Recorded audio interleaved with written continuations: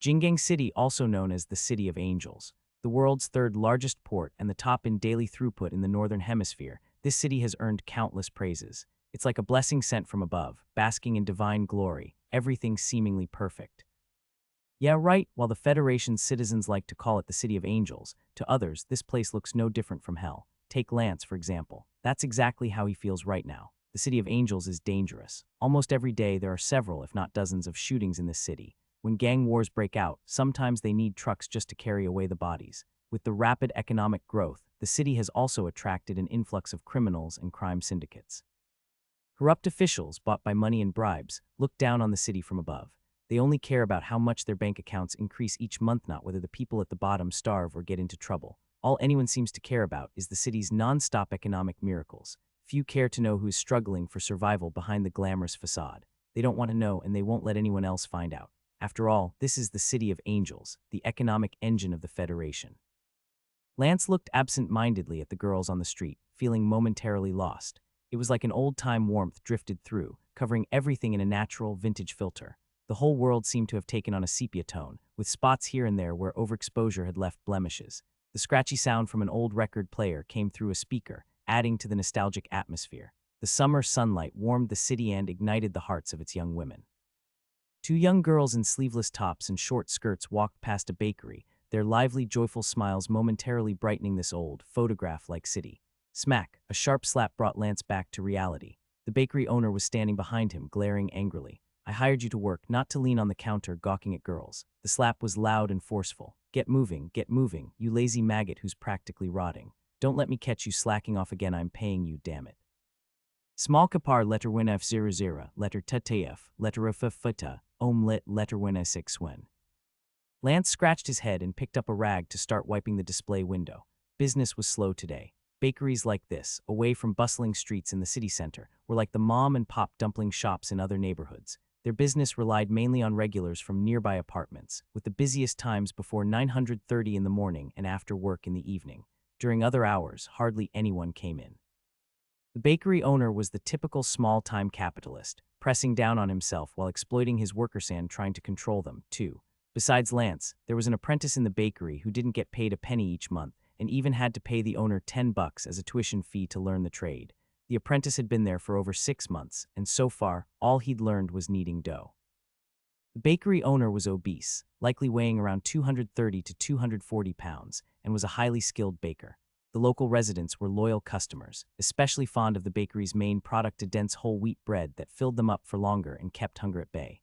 Lance had caught him sneakily adding extra bran into the bread to make it drier, harder, denser, and more popular among the poor. For those struggling financially, filling their stomachs was the priority. He didn't care much for the owner, whose sharp tongue and stinginess grated on him. Lance earned $15 a month, whereas the average wage in the City of Angels was around 60. They'd even added a subject called statistics in universities just to keep track of this average. Most workers actually only earned 45 to 50 a month. Lance's pay was barely a third of the standard. He didn't want to do all this never-ending work for so little pay, either. But he had no choice, was undocumented. Somehow, he'd ended up on a ship that docked here. According to the people on board, they'd all paid handsomely to be smuggled into the Federation. Despite all the talk of automation, the Federation's rapid growth still demanded labor, and factories often had people working alongside oxen and horses. Sometimes it was hard to tell which was which. The economy was booming, and the labor shortage was massive. The president was pushing a non-regular immigrant legalization act. In plain terms, it was about giving undocumented immigrants a chance to become legal citizens, complete with voting rights. Because he had no legal status, Lance had no choice but to work here, earning less than half of what others made. This situation was common in Jingang City. People loved hiring undocumented workers if you obeyed. These up-and-coming capitalists might even cut your pay by $2 next month. If you didn't behave, they'd just call the cops and claim you harassed them. This trick worked very well on undocumented workers. One of Lance's hometown acquaintances, who came over with him, was already getting free meals behind bars. He spent the entire afternoon working around the bakery. The smell of baking bread made his stomach growl as the hours dragged on, but he had to wait until the day ended to get his hands on any leftovers. The boss refused to keep unsold bread overnight as it turned rock hard. While reheating it made it edible, it wasn't as good as fresh bread, so leftovers became their food.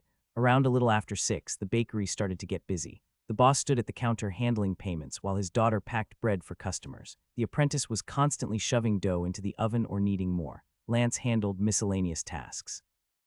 Though the boss's daughter wasn't very attractive, she was plump and flavorful, a kind of rancid flavor. If she hadn't reeked so much, Lance might have braced himself to become part of the family, but her overpowering scent was simply unbearable. By 8:30, the bustling business finally wound down. Exhausted, Lance cleaned up the bakery. He wasn't allowed in the kitchen, so most of his work was out front. The hefty boss sat at the table counting the day's earnings, a warm, relaxed smile on his face. It was hard to imagine such a stingy, bitter man smiling so gently, but money had a powerful effect. After ensuring everything was clean and all tools were properly stored, Lance walked over to the boss. The boss looked up, sensing someone approaching, a wary look on his face. "What do you want?" Lance forced a small smile. "It's been a month now, boss, about my..." The boss, who looked wary, nearly jumped up as if he'd been poked with a hot iron. "Pay? What pay? You weren't feverish from that rain the other day, were you?" "No fever," Lance replied, looking a bit puzzled. "We agreed on $15 a month." The boss glared at him. "Yeah, sure, but did you consider how much you've cost me, staying here and eating my bread every day?" He flipped a page in his notebook. "The cheapest in around charges 25 cents a night, but I let you stay here for 20. 31 days in a month. February only has 28 days, boss. Shut up and listen. 31 days at 20 cents a night."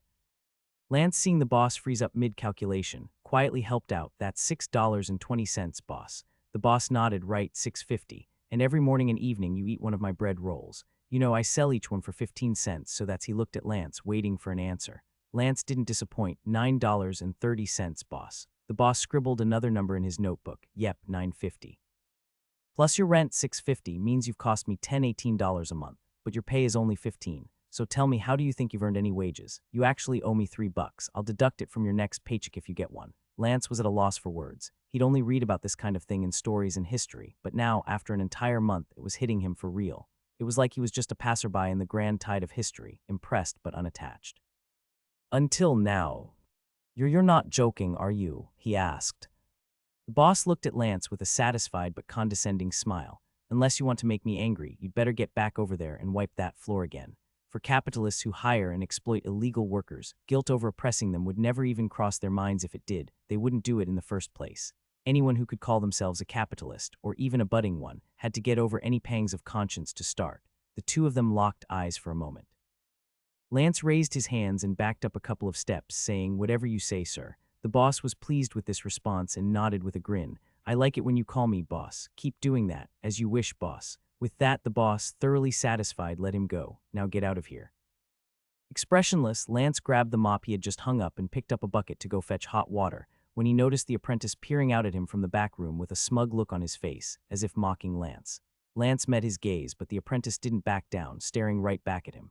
"I only have to pay him $3 this month, but you were stuck paying him 10. The apprentice seemed ready to retort, but Lance didn't give him the chance. "In my hometown, we have a saying, 'Good dogs don't block the road.'" The apprentice instinctively took a step back, though his face immediately flushed red with anger. Ignoring the curses behind him, Lance headed for the boiler room. The bakery's large oven wasn't an electric one or a standard household appliance. It was a massive wood-burning oven, continuously stoked with firewood. To make the most of the heat, there was a copper pipe inside. The pipe held water, which heated up and sent steam through a pipe connected to the base of another large water tank, heating the water inside. This 300-gallon tank was filled at 4 in the morning and boiled by around 8, maintaining a steady 90 degrees throughout the day. To save on cleaning supplies, the boss insisted Lance use this nearly boiling water for mopping. Not only did hot water clean up oil stains and clumped bread crumbs better, but it also dried faster, allowing the boss to save a fair amount on detergent costs. So with a bit of extra effort, Lance started scrubbing the floor he'd just cleaned. Over the next couple of days, Lance silently endured the boss's harassment. For now, he needed a place to stay. Leaving was easy enough, but where would he find food or a place to rest? He figured he'd leave once he found a more stable solution. As for the exploitation and mistreatment, he'd make sure to pay it back. He wasn't the type to swallow his grievances quietly. That weekend, at around 10 in the morning, the bakery was bustling with customers. Since the Federation introduced a 2-day weekend policy a few years ago, more people had time to enjoy their weekends. They'd go out for a trip to the suburbs or a meal, and even the poorer folks in the lower city had more opportunities and choices for weekend activities. Our Retroflex Alpha Small Cap Pen, Audible Acute Letter 1D41B, Eomlouts. Sweating from head to toe, Lance kept working non-stop. Just as noon approached and the customer flow began to thin out, the bell above the door jingled as two men entered, both wearing shirts, vests, and flat caps. They looked to be in their 20s with a hint of menace about them, and their sharp gazes could cut like knives, making anyone uneasy. In the corner, the boss quickly moved over to the cash register. The two young men walked up to him with casual, confident strides, and one of them took off his hat, pinching the brim as he held it toward the boss. Without hesitation, the boss pulled out a stack of cash from the register, counted out $50, and placed it in front of them. "Add $10, the rate's gone up," said the shorter man, his face stony. The boss looked like he wanted to argue, but eventually stayed silent, counting out another 5 $2 bills. The taller man put his hat back on, casually grabbed a 25-cent loaf of bread, and left with a grin, tossing a quick goodbye at the boss. Perhaps it was because Lance had seen the boss's softer, almost submissive side that his once docile and pitiable face twisted into a mask of rage. "How long are you planning to just stand there? Can't you see all the work that still needs to be done? Remember what I told you, don't make me keep yelling at you, or you'll regret it." Seeing the boss fuming with shame and anger, Lance just smiled and got back to work. Today seemed to be an unlucky day for the boss, not that he was injured, but his luck was clearly not great. Around 1 in the afternoon, during the bakery's quietest time, the doorbell rang, stirring the dozing Lance awake. The boss and his daughter were already on their lunch break. Despite being so overweight, they still insisted on napping. Perhaps that was part of why they were so fat. The newcomers were two police officers, dressed in sharp, well-fitting uniforms. Their silver-gray badges gleamed brightly in the well-lit room. "Gentlemen, how can I help you? We've got freshly baked donuts, double-sugared. If you buy a box, we'll even throw in a free cup of coffee." The free coffee was made from the cheapest ground coffee beans, which cost $1 for 6 pounds. During processing, many beans got crushed and sieved out. The intact, larger beans sold for the highest price, while the lowest-grade beans, mixed with roasted twigs and bean shells, went for $1 per 6 pounds. Despite the quality, customers rarely noticed the difference. As long as the coffee wasn't too bitter and came with a freebie, they'd happily drink it. Seeing no other customers around, the chubby officer turned the open sign to closed and took up guard at the door. The tall, skinny officer made himself comfortable in a chair. "Where's Johnny?" Johnny was the boss's name, and Lance nodded toward the back room. "He's napping. Go wake him up and tell him an old friend's here to see him." Lance felt no attachment to the bakery and could tell these cops were here to cause trouble. He was more than happy to watch the boss squirm. He promptly went to the break room and knocked on the door. It wasn't long before the boss's cursing echoed from inside, and about 2 minutes later he yanked the door open, his face full of rage. "Is someone dying or what? Don't you know skipping a nap ages you faster? If you don't have a good reason for disturbing me, I'll dock $2 from your pay." Lance waited until the boss had finished venting his anger, then pointed over his shoulder. "An old friend is here to see you. He's a police officer." The boss's expression shifted from anger to unease in an instant. He patted down his clothes as if considering retreating back to the room, but ultimately decided to face them. It was clear he wanted to avoid this. When they returned to the main room, the officer was already enjoying a piece of bread. He'd taken the most expensive loaf and opened a pack of premium ham, savoring his meal with a surreal calm. It was like this wasn't his true face. A police officer shouldn't be sitting in a bakery's dining area, savoring a meal slowly and politely during what appeared to be work hours. The bread's good, and the ham's high quality. "You've got the best skills in the area," the officer remarked, stuffing the last of the bread in his mouth. He chewed a few times, swallowed, and then pulled out a handkerchief, carefully wiping away any remaining crumbs or grease. "Time to pay this quarter's dues." The boss, speaking with a rare hint of humility, completely lacked the loud, imposing tone he used with Lance or the apprentice. "Isn't that supposed to be next month? January, April, July, and October were the protection fee months." Not that they called it that, of course. 8 was an insurance fund that went to the police chief in the area, who ensured their safety. If someone robbed a shop, the police would try to catch the thief and return the money, but only if possible. So far, there'd been at least 30 thefts and robberies on this street alone this year, with not a single person caught. Some whispered that the cops had actually nabbed the culprits but kept the money for themselves. Some shop owners had tried resisting but quickly faced retaliation. Their stores were broken into repeatedly until they resumed paying the fees and often had to pay even more. In the end, they had to comply to run their businesses in peace. The officer tilted his head, looking at the boss. "I've kept you all safe for years, which held back my career, but now I've got a good opportunity. If it works out, I'll be promoted to the district office, but I'm a little short on cash to make it happen. You won't make things difficult for me, will you?" The boss's lips twitched, but in the end he chose not to argue. "I'll get it for you." The officer's face broke into a bright smile. "I knew you'd understand. Once I'm in the office, I'll make sure the gangs don't bother you anymore." Not that anyone believed it. A short while later, the boss returned with $200. Perhaps Lance's presence offered some reassurance, as the boss hadn't sent him away. The officer counted the money, mostly in $10 and $20 bills, finishing quickly. Another $200 for half a year's payment this time. The boss's face twisted in shock. There's never been such a rule. The officer placed his soiled handkerchief on the table, looking directly at the boss. There is now. Blocking the bakery door with his bulky frame, the fat officer turned and glared at the boss with a vicious glint in his eyes. Sometimes, the police in the City of Angels were even worse than gangsters, looking less like the good guys and more like something much darker. Facing an unspoken but terrifying threat, or the option of losing $200, the boss chose to give up the cash to protect himself. This bakery made about $400 a month. After covering regular expenses, there was roughly $350 left. Every month, the boss paid $50 in sanitation fees to the gang and about $65 to the police. Recently, the gang raised their cut to $60, so after everything, his profit was only around $225. Once he accounted for his and his daughter's wages, the net profit was barely $100. For most working-class people, this might still be a substantial sum, but for a business owner, it was nothing to boast about. But at least it was still profitable. Taking a deep breath, the boss forced himself to stay composed. "No problem, I'll go get it now." A short while later, he returned, clutching the $200 he painfully pulled from his hidden cash stash and set it on the counter. The officer gave it a casual glance before pocketing the money. "Johnny, don't worry, I play by the rules. You're not losing out here. I won't charge you anything else for 6 months. You haven't been extorted by anyone you just paid a bit early." The boss looked slightly more at ease after hearing this explanation. But Lance, watching from his corner, knew the truth. This sudden early collection wasn't just because the officer needed the money urgently. Most likely, the guy really was about to transfer out and wanted to make one last haul before leaving. But Lance felt no obligation to warn the boss even if he did. There wasn't much the boss could do. Some people had tried reporting corrupt cops before, but those cases always ended in silence. The officer glanced between the boss and Lance, then tossed his handkerchief into the trash by the counter. "If you run into any trouble, just have the station call me." With that, he patted the fat officer at the door on the shoulder, tipped his hat, and walked out. The closed sign was flipped back to open. Lance watched them through the bakery window as they headed to the next shop. The officer clearly had an appetite for more. From this street down to the corner, there were at least 30 shops. If each one paid him $400, that'd be $12,000. For the average person earning $40 or $50 a month, $12,000 was an astronomical figure. Those footsore mongrels, those filthy bas ds, the boss cursed in a low voice. He muttered so cautiously, even in his swearing, that Lance couldn't help but find it laughable. "Letter winde fa 00 letter fa fayef, up in a letter winde fayata." Suddenly the boss looked up, his eyes bloodshot as he stared at Lance.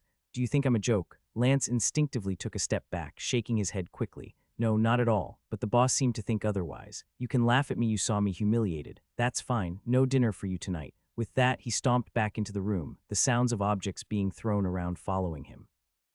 Lance looked at the half-open door, the cursing coming from inside, and the apprentice smirking at him from the back room. All of it gave him a clear understanding of the times he lived in. Power was the foundation. Whether it was the young men collecting protection fees, or that 30-something officer in his righteous-looking uniform strip away the trappings, and they were all the same. What kept him working for free for a month, ending up $3 in debt to a greedy capitalist, while those guys pocketed a big cut every month without lifting a finger? It was power. Power created order, and those without power they had to obey. Lance wasn't the type to follow rules, not entirely. Later that afternoon, as he pondered how to make the boss pay for his arrogance, he saw a short guy in a flat cap rushing toward the bakery, hands on his hips and out of breath as he peered inside. Spotting him, Lance immediately went out to see what was up. On the journey over, Lance had met plenty of guys his age of 17, 18, 19 who were quick to form a group. Just a few words and a nod to see if they could hang was enough to make fast friends. Most of these refugees from the same homeland stayed in the area, doing the hardest, dirtiest work at the port where undocumented workers congregated most. The locals despised that kind of work, and capitalists preferred hiring undocumented workers for lower wages. They were the top choice for rough labor. There was even something called job leasing now. The port's bulletin board listed notices like these. The Federation's laws and regulations supposedly protected the working class, but in practice, they served as tools for better exploitation. To work, every laborer needed one of two documents: a Federation Social Security number or a work permit for immigrants. If you were native-born or a legal immigrant, you had at least one of these. Undocumented folks had neither, but they still needed work, so what did they do? Some locals leased out their jobs to them. The most common example was boat scrubbers. The port office didn't care who actually did the scrubbing, as long as the boats were clean on time. Scrubbers made $35 a month. The undocumented worker had to pay 15 to lease the job, then do all the work. They kept the remaining 20. $20 was already considered high-pay. Some job cards now cost as much as 18. This meant someone officially unqualified to work could lease a job, toil away for a month, and only make 17.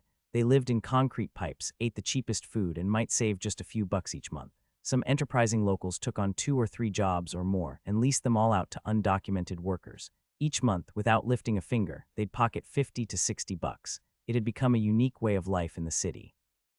Short guy in front of him, Elvin, was one of Lance's old acquaintances.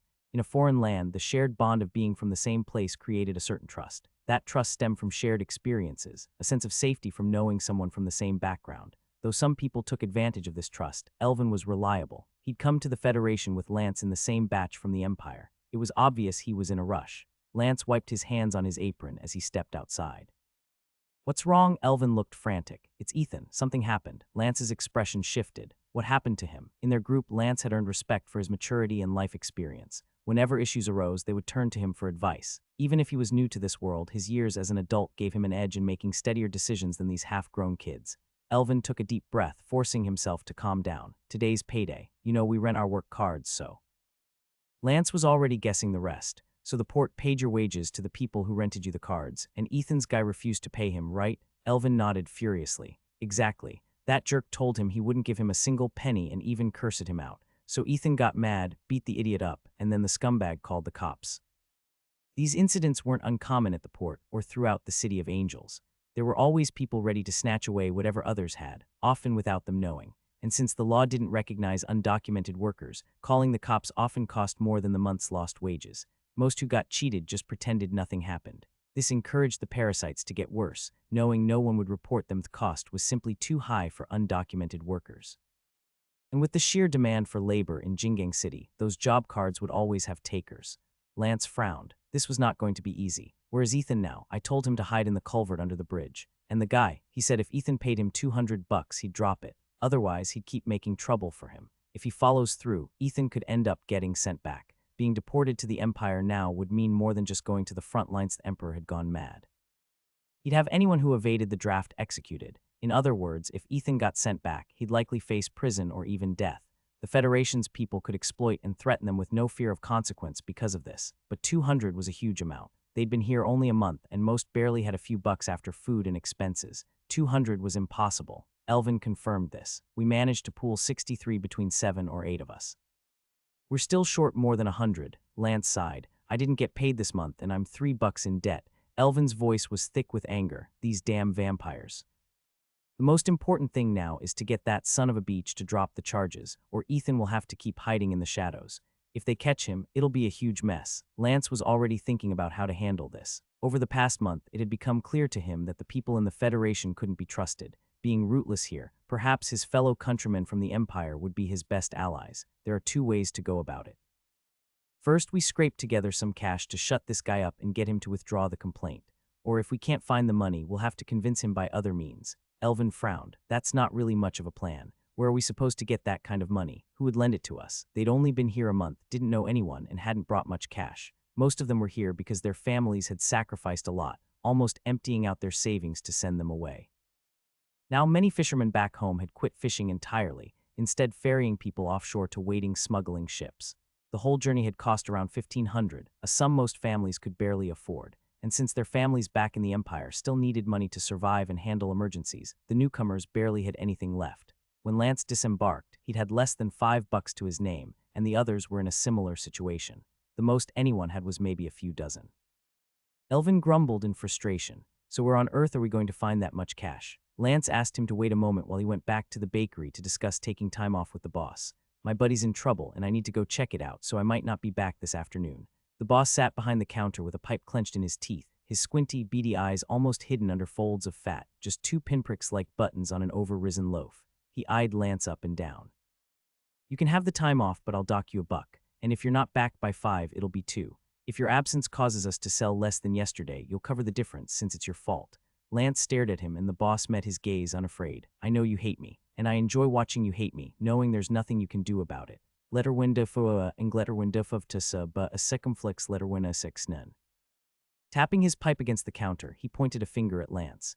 If you run off or don't come back, I'll call the cops and say you stole from the store. You get me?" Lance maintained a respectful demeanor, even managing a slight smile. "I understand, boss," the boss sneered. "Then get out. And remember, I want to see you behind that counter by 5. Oh, and by the way, you now owe me $4. I'm charging interest. If you don't pay by the end of the month, it'll be $4.60. A 15% monthly interest rate equivalent to a 180% annual rate, practically murderous. Sometimes, people standing on the edge of a cliff feel the urge to jump. Some resist it, others take the plunge. Lance was silent for a moment but didn't refuse. "I'll keep that in mind, boss." The boss, no longer able to draw satisfaction from lording over him, waved him off irritably. Scram. Lance took off his apron, and he and Elvin headed out together. Not far off, their friends were waiting, about a dozen or so, crouching in the cool shade of an alley. When they saw him, they stood up and greeted him anxiously. "I've got $5 here. How much did we pool together?" A guy named Mello dug into his pocket and pulled out a faded handkerchief bulging with coins. When he opened it, nearly all of it was small change, though surprisingly there were also two $2 bills. Seeing this camaraderie in a foreign place, facing a crisis, Lance felt a sense of power stirring within them. Like seeds planted in dark soil, it would one day push through to the surface. "With yours, we've got $77. The young men exchanged a mix of expressions on hearing the total. In this period, inflation in the Federation was low, and with the economy booming, the dollar's purchasing power was strong. $77 was not a trivial amount. But it was still a ways off from 200. Anyone know where the nearest finance company is? After thinking it over, Lance decided to take out a loan, a high-interest one. Sure, the interest was harsh, but with 14 of them pitching in, even at a 15% monthly interest, each of them would only shoulder about 1/15 of 150, meaning around $1.50. If they paid it back with interest, each would only need to contribute $3 a month, and they'd clear the debt in less than half a year. He explained his plan to the group, and after some discussion, they agreed it was the best option, though it'd mean tightening their belts a bit. But after working for a month, they'd gotten used to the city and learned a few tricks to survive. They knew where to find shelter, where and when free meals were handed out, and where they might snag used clothes on a lucky day. The longer they survived in the Federation, the better they'd manage. And recently, the news had been abuzz about Congress passing a new bill concerning illegal immigrants. Once it was signed, they'd be able to register at the immigration office and get their own work permits. Then every dollar they earned would be theirs, and they could pay off any debts in no time. Lance led the way, with about a dozen young men trailing behind him, and entered a finance company. Finance companies were everywhere in the Federation, especially in a fast-growing city like Jingang.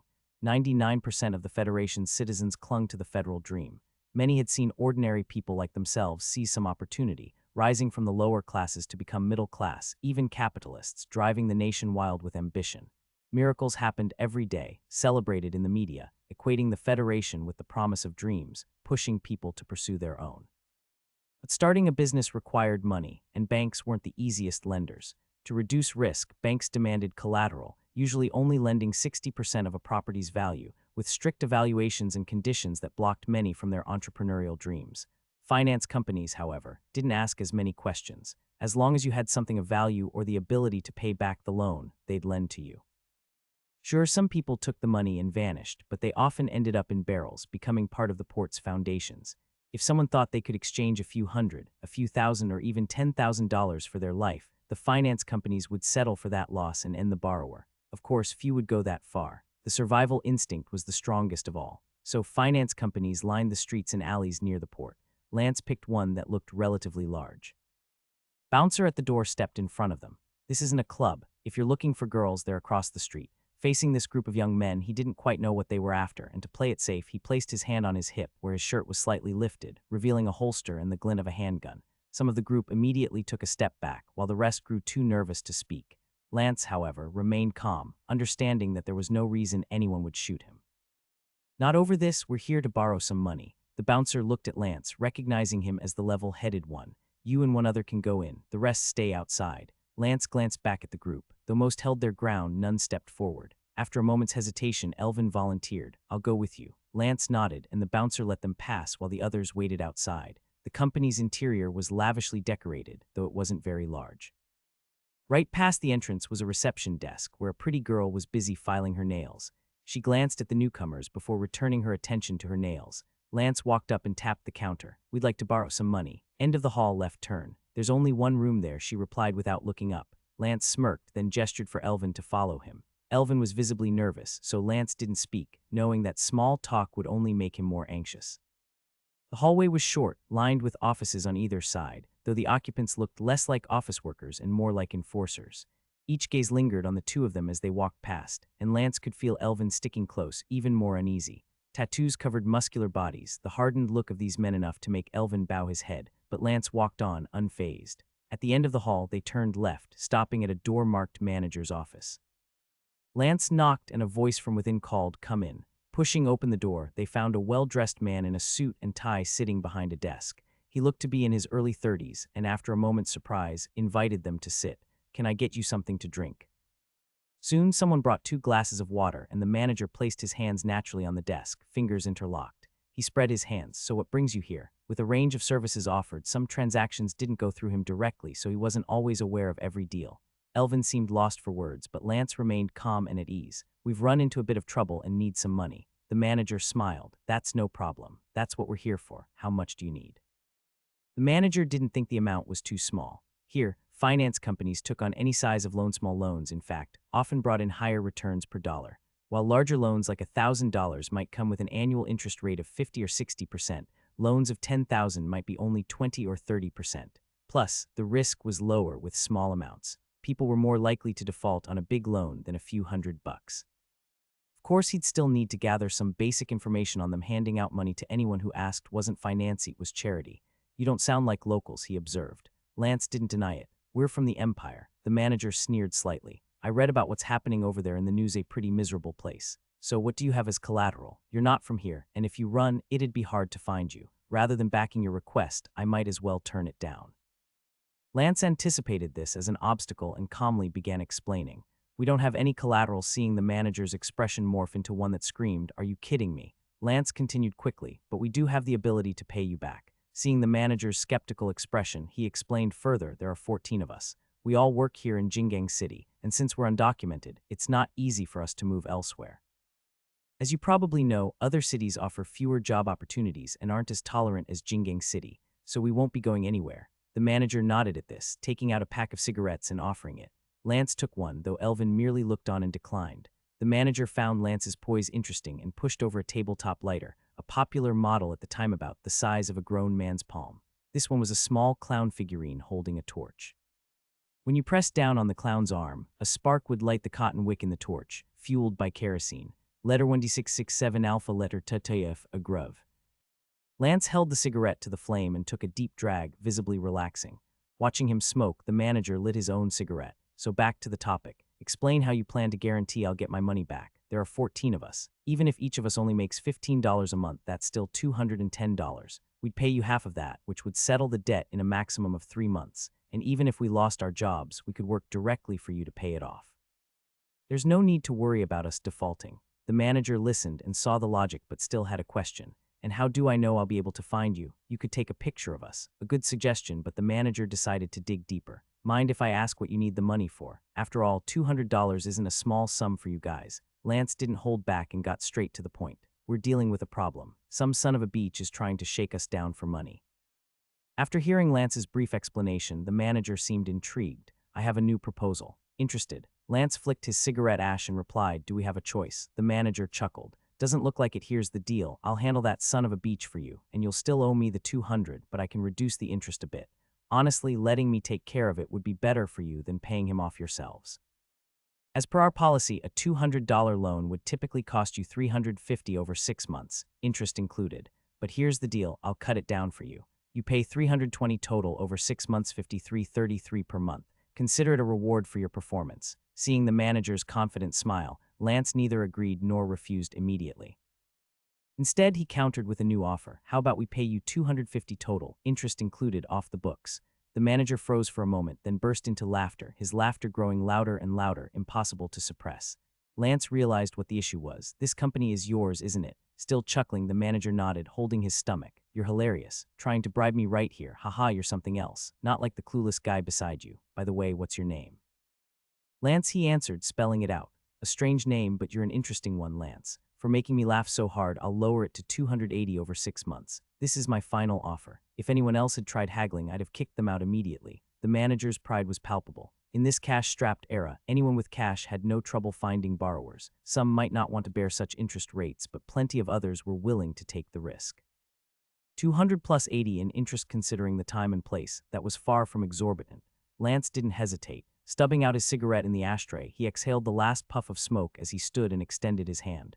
Glad we could reach an agreement, sir. The manager blinked, then shook Lance's hand. You're a fascinating one, Lance. Now I'm your creditor. He called out toward the door. 40s, get in here. A burly man soon entered, standing at attention. Yes, boss. The manager released Lance's hand and gestured to him.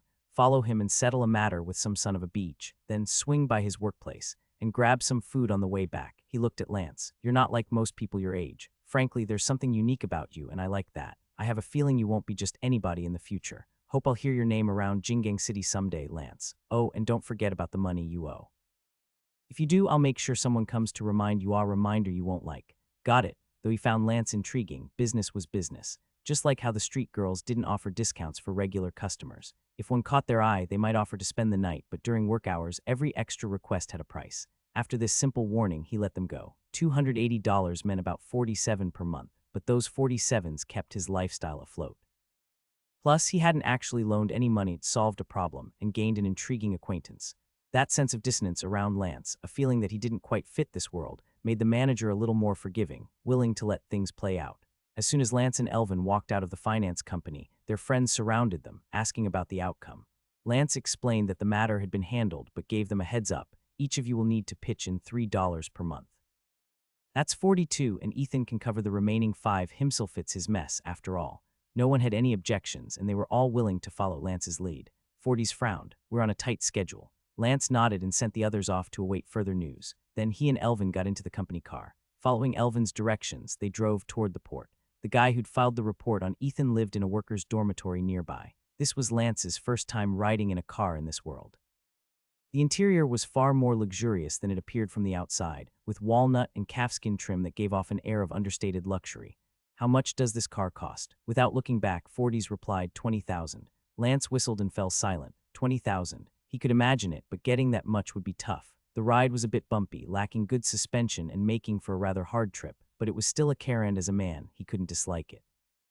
The car pulled up outside the workers' dormitory. 40s followed Lance and Elvin up to the 4th floor, where they knocked on a door. It's you. The Guya drunk who reeked of booze sneered at Elvin as soon as he opened the door. You got the money. Lance pulled Elvin aside, and 40s stepped in front, speaking in a calm but firm tone. Go to the station and withdraw your report. This ends here. The man, clearly drunk, was in no mood to comply. He shoved 40s and sneered. Who'd you hire to act tough? You smuggled in rats think I'm scared of some muscle. If you want me to drop it, find $100 in my hand, or...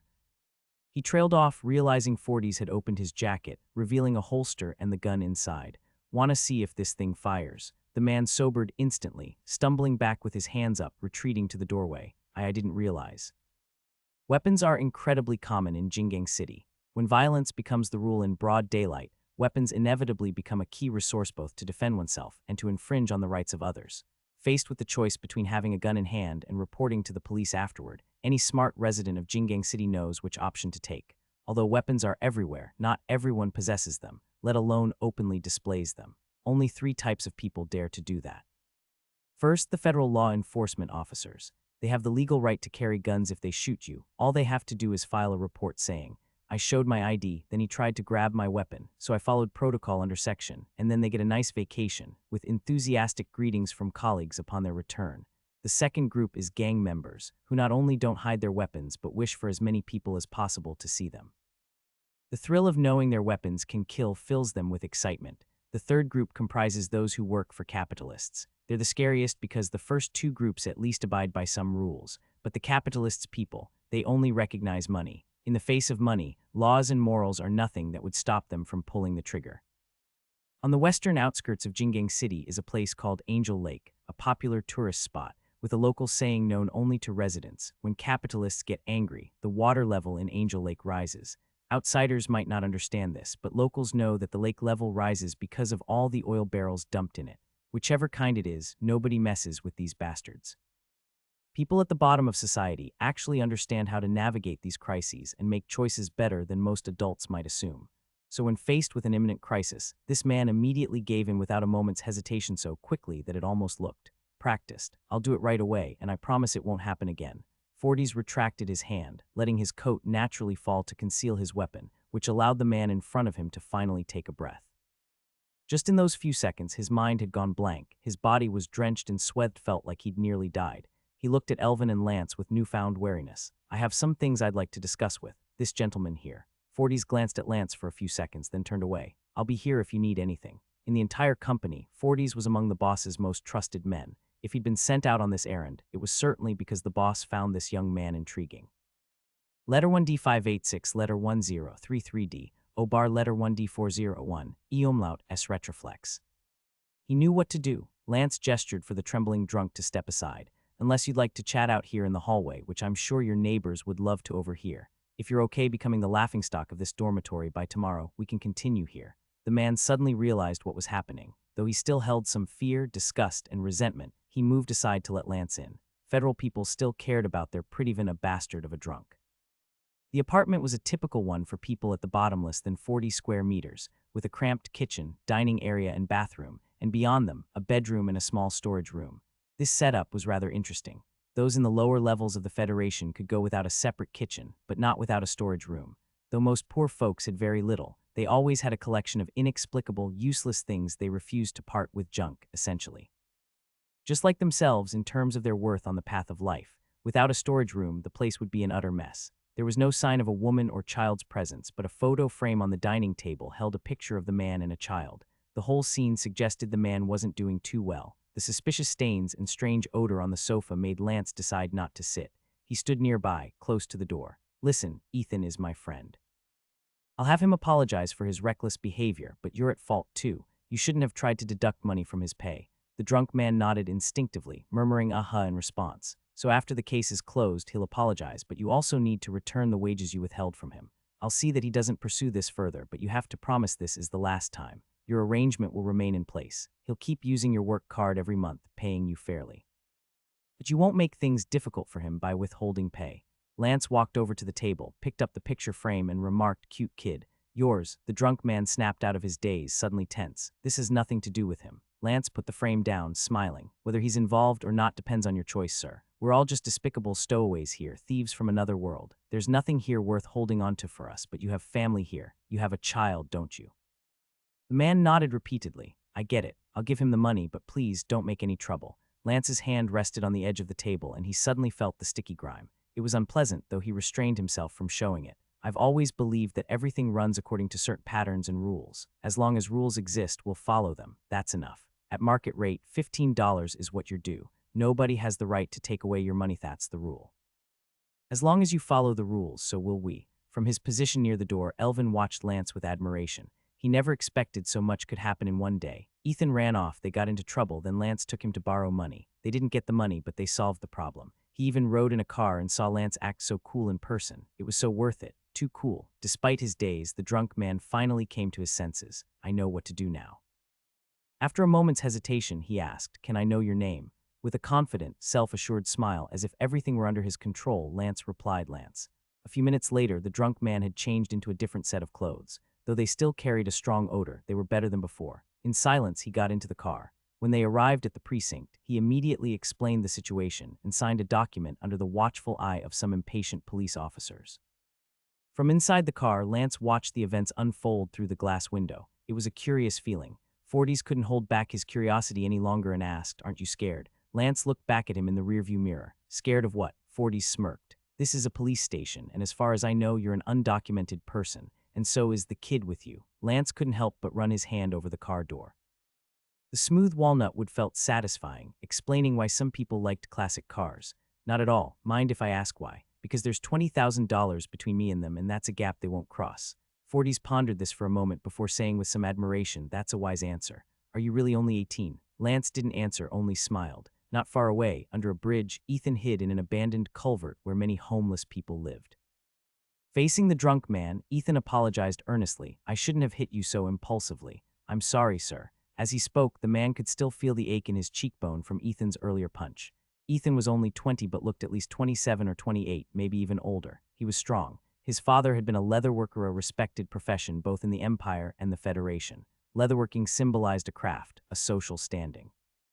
It's hard to imagine leatherworkers having social status, but looking back at historical shifts in social class, it did exist. Because originally, those who could afford leather goods were usually nobles. so leatherworkers initially served the nobility, giving them a status above ordinary people. The drunk, now facing this intimidating young man, watched Ethan bow with an expression of relief. He glanced at Lance and Forties, finally facing reality. I made some mistakes, too. It wasn't all your fault, we're even. Ethan received his $20, not a cent short. The man had planned to give him a bit more, but Lance refused. Rules are rules, and it's best not to break them when you lack Powerthat's survival.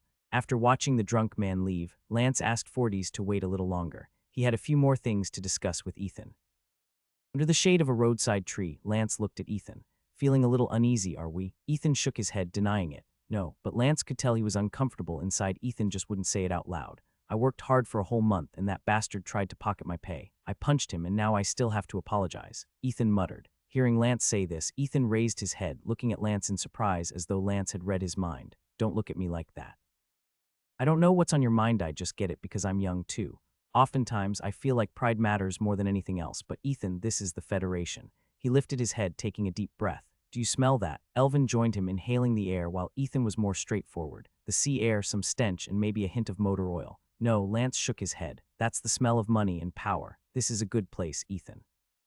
It's a place where you can do whatever you want as long as you have money, but you need money first. Do you have money? Lance asked. Ethan shook his head and Lance patted his arm. So you're still not in a position to do whatever you feel like, whether it's punching that bastard or anything else. I asked you to apologize because I don't want this to escalate, Lance explained, glancing at Elvin. The number of work cards at the docks is fixed, but outside the docks, there's a countless number of people like us waiting to start work. If that jerk twists the story and spreads it around, Ethan, Jingang City might not have a place for you anymore. People won't give jobs to someone who could punch their employer at any time. Why would they pick you to pay $15 when they could pick someone else? Because they're asking for a beating. You could take all his money, but it'd mean maybe all of y'all won't be able to find work at the docks afterward. We're too easy to recognize. They can spot us among others, so here's today's lesson rules. Take only what's rightfully ours. As long as we follow the rules, no one can use those same rules against us. If he doesn't lie or cause trouble, no one will know what happened and it won't impact you. But if he does stir up trouble, the rule makers will deal with him for causing unnecessary chaos. This isn't the Empire where you could go complain to your family, your uncles, or aunts and have them stand up for you. Here, we have to bear it ourselves. Lance turned to Elvin, giving his shoulder a squeeze. Ethan's not the brightest sometimes, so keep an eye on him and get through this stretch of time. Recent events had made Elvin admire Lance to the point of near total obedience. I will. Lance nodded. If there's anything you don't understand, just say it. We crossed the ocean to be here. We share the blood of our ancestors. We're brothers, we should be open with each other, united together. Lance chuckled and gave him a light punch on the chest, but Ethan didn't even flinch, standing solid as a rock like a little ox. All right, I should be heading back. If anything comes up, don't act impulsively. Come find me. Even if you feel like killing someone one day, make sure to talk to me first. Don't throw your life away over some stupid impulse. He gave Elvin's arm another pat and headed off by car. As Lance departed, Elvin rolled his eyes at Ethan. Do you even know everything that went down today? Ethan scratched his head, looking a bit embarrassed. Sorry for dragging you guys into this. Elvin waved a hand dismissively. We're brothers and fellow villagers. Lance was right, we should stick together. Then he recounted what happened after Ethan went into hiding, including how several friends from the first wave of arrivals chipped in money to help. Even two strangers from their hometown pitched in $3. Letter 24D, letter 1D400, letter 1D428, letter 1D587, E circumflex. Ethan burst into tears. He felt deeply moved and guilty because his foolish actions had saddled everyone with debt. Now, as the shame gave way to guilt, reason began to return, making him calm down. He realized how stupid it had been to hit that bastard in a moment of rage.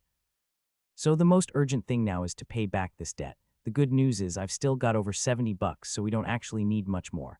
As the car sped down the bustling street, Lance sat in the front passenger seat. Got a smoke, Forties. Forties gave him a sideways look. You should add, sir, to that request. But he still pulled open the glove compartment, revealing a pack of cigarettes. Lance took one, lit it with a match, and inhaled deeply. Thick smoke filled his lungs, carrying the scent of summer, a whiff of nostalgia of time and of history instead of just tar and toxins. He rested his right elbow on the open window, leaning his head out, letting the hot summer wind ruffle his hair and blow through his heart. A new world, a new life, a new beginning. For once, his calm face showed a hint of a genuine smile. Whatever brought him here, he'd use this world as his canvas to paint his wildest dreams. At 455, the car stopped in front of a bakery. When Lance got out with Forties, the chubby bakery owner's eyes nearly popped out. He hesitated, looking unsure. Lance, you didn't get me in any trouble, did you? And who is this gentleman? Lance was an undocumented immigrant, a stowaway. The boss had figured that out long ago otherwise. No legitimate person would take a job for barely $10 a month, even as a minor. The Federation had never prohibited child labor, only set shorter work hours and required proper wages. Lance had nothing, no work card, no social security number, so he was definitely undocumented. Seeing Lance return in a luxury car couldn't help but make the boss feel suspicious, even a bit uneasy. Lance kept things simple. A new friend, Mr. Forties, just stopping by to grab some bread. I didn't miss my shift, did I? Since he hadn't figured out who Mr. Forties was, the boss reined himself in a bit. Of course not, I was just joking with you. He paused. Go get your apron on, I'll attend to Mr. Forties. Taking in Forties' clearly expensive attire, the boss was reminded of his middle-class knack for knowing these things. Who else were those magazines targeting, if not the aspirational middle class? Certainly not the high-spending wealthy. Lance is a diligent kid. If the floor's been mopped once, he'll mop it again just to stay busy. I always use him as an example to show others how good he is. Although he's a bit shy socially, I had no idea he knew someone as important as you, Mr. Forties. The boss's attempt at probing was clumsy. Forties shot him a glance, said nothing, and stepped into the bakery. Though annoyed, the boss kept a smile on his face, gazing at the luxury car and Forties' fine clothing.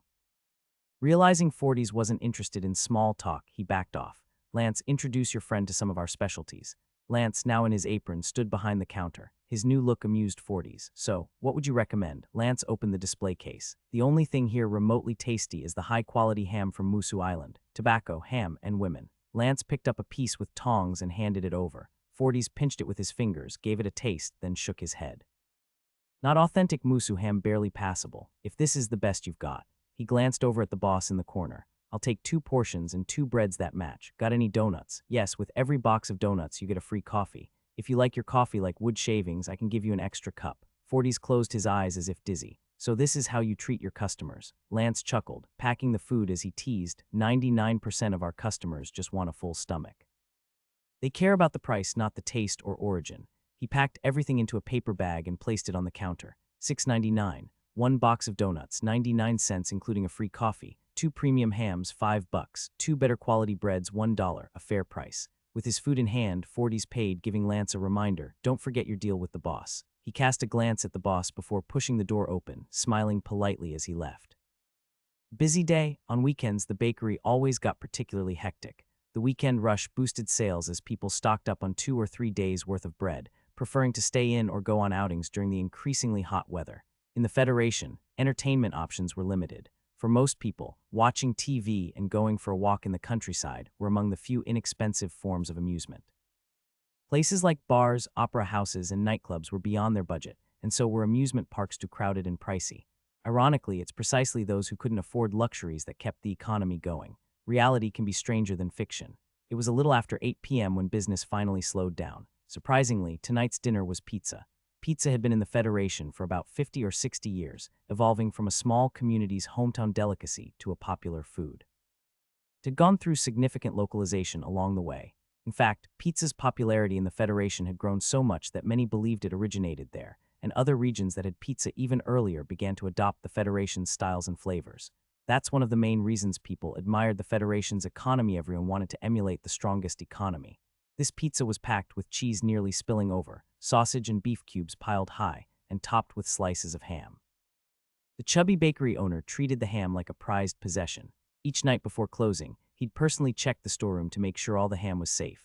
Though Forties thought the bakery's Musu ham wasn't authentic, it was still worth the $4.99 it cost for the whole 55-pound block. Selling ham was more profitable than selling bread. 150-gram serving sold for $2.5, so a whole ham brought in about $1,250. Yet only a few customers splurged on ham. Most people couldn't or wouldn't spend that much. Even spending $2.5 for a few slices gave them pause. There was also a cheaper option, a ham that sold for $1 a serving. It wasn't as flavorful, but it was affordable and made the bakery the most profit. The ham, roasted over charcoal, released an indescribably complex aroma mixed with the sense of melted cheese, sausage, beef, and baked dough. Lance had to admit when it came to making pizza, Johnny was a pro. Have a seat, Lance. Lance, who was mopping the floor, whistled, took off his apron, and sat at the table. The bakery owner's daughter glanced at her father and then at Lance, blushing with excitement. But the boss didn't notice he was focused on Lance. Want some? You're not going to charge me extra, are you? Lance asked, not touching the pizza. The owner looked a bit embarrassed. Is that really how you see me? I know I'm strict with you, but you can't deny that you get food, drink, and a job here. Lance interjected and owe you $4. The boss's face turned stern. I was just joking. Don't you have any sense of humor? Just then, the sweaty apprentice came out from the back room. With the weather heating up, work was getting tougher. The bakery's ovens were like mini suns, radiating lethal heat. In fact, summer newspaper articles often reported bakers fainting by their ovens, a measure of how hot the summer was. Having changed his clothes and wiped his hands, the apprentice was about to sit down when the boss looked up at him. What are you doing here? The apprentice looked at the fragrant pizza, stammering, You said we were having this for dinner. The boss pointed at Lance, his daughter, and himself. We. Then he pointed at the apprentice. You, we, and you, are they the same thing? I wonder if your elementary school teacher had water on the brain to have taught you this way. Your dinner's in the back cabinet, yesterday's bread. Letter 1E5F, letter 1D400, letter 1D40D, Obreve letter 1D587, letter 1D668. The leftover bread was rock hard, saved every day for their dinner. The apprentice looked stunned. He couldn't believe that Lance got to sit at the table while he, a local apprentice who worked unpaid and even paid $10 a month to learn, couldn't have a slice of pizza. He glared at the boss, but the boss didn't budge. If you don't like it, you can leave. Just don't let your mother come begging me on her knees later. That hit a nerve. The apprentice, who had been clenching his fists in defiance, suddenly deflated like a spineless creature. With his head hung low, he turned back toward the kitchen. That was his place, not here. Lance grabbed a slice. This cheesy, meaty pizza was the best meal he'd had since arriving here. He took a bite. His teeth first crunched through the crispy, oily ham, then the sausage, still soft on the inside but crisp on the surface. Then came the gooey cheese, exploding with rich, creamy flavor like a volcanic eruption. Beef cubes crushed under his bite, each taste bud firing from the distinct texture.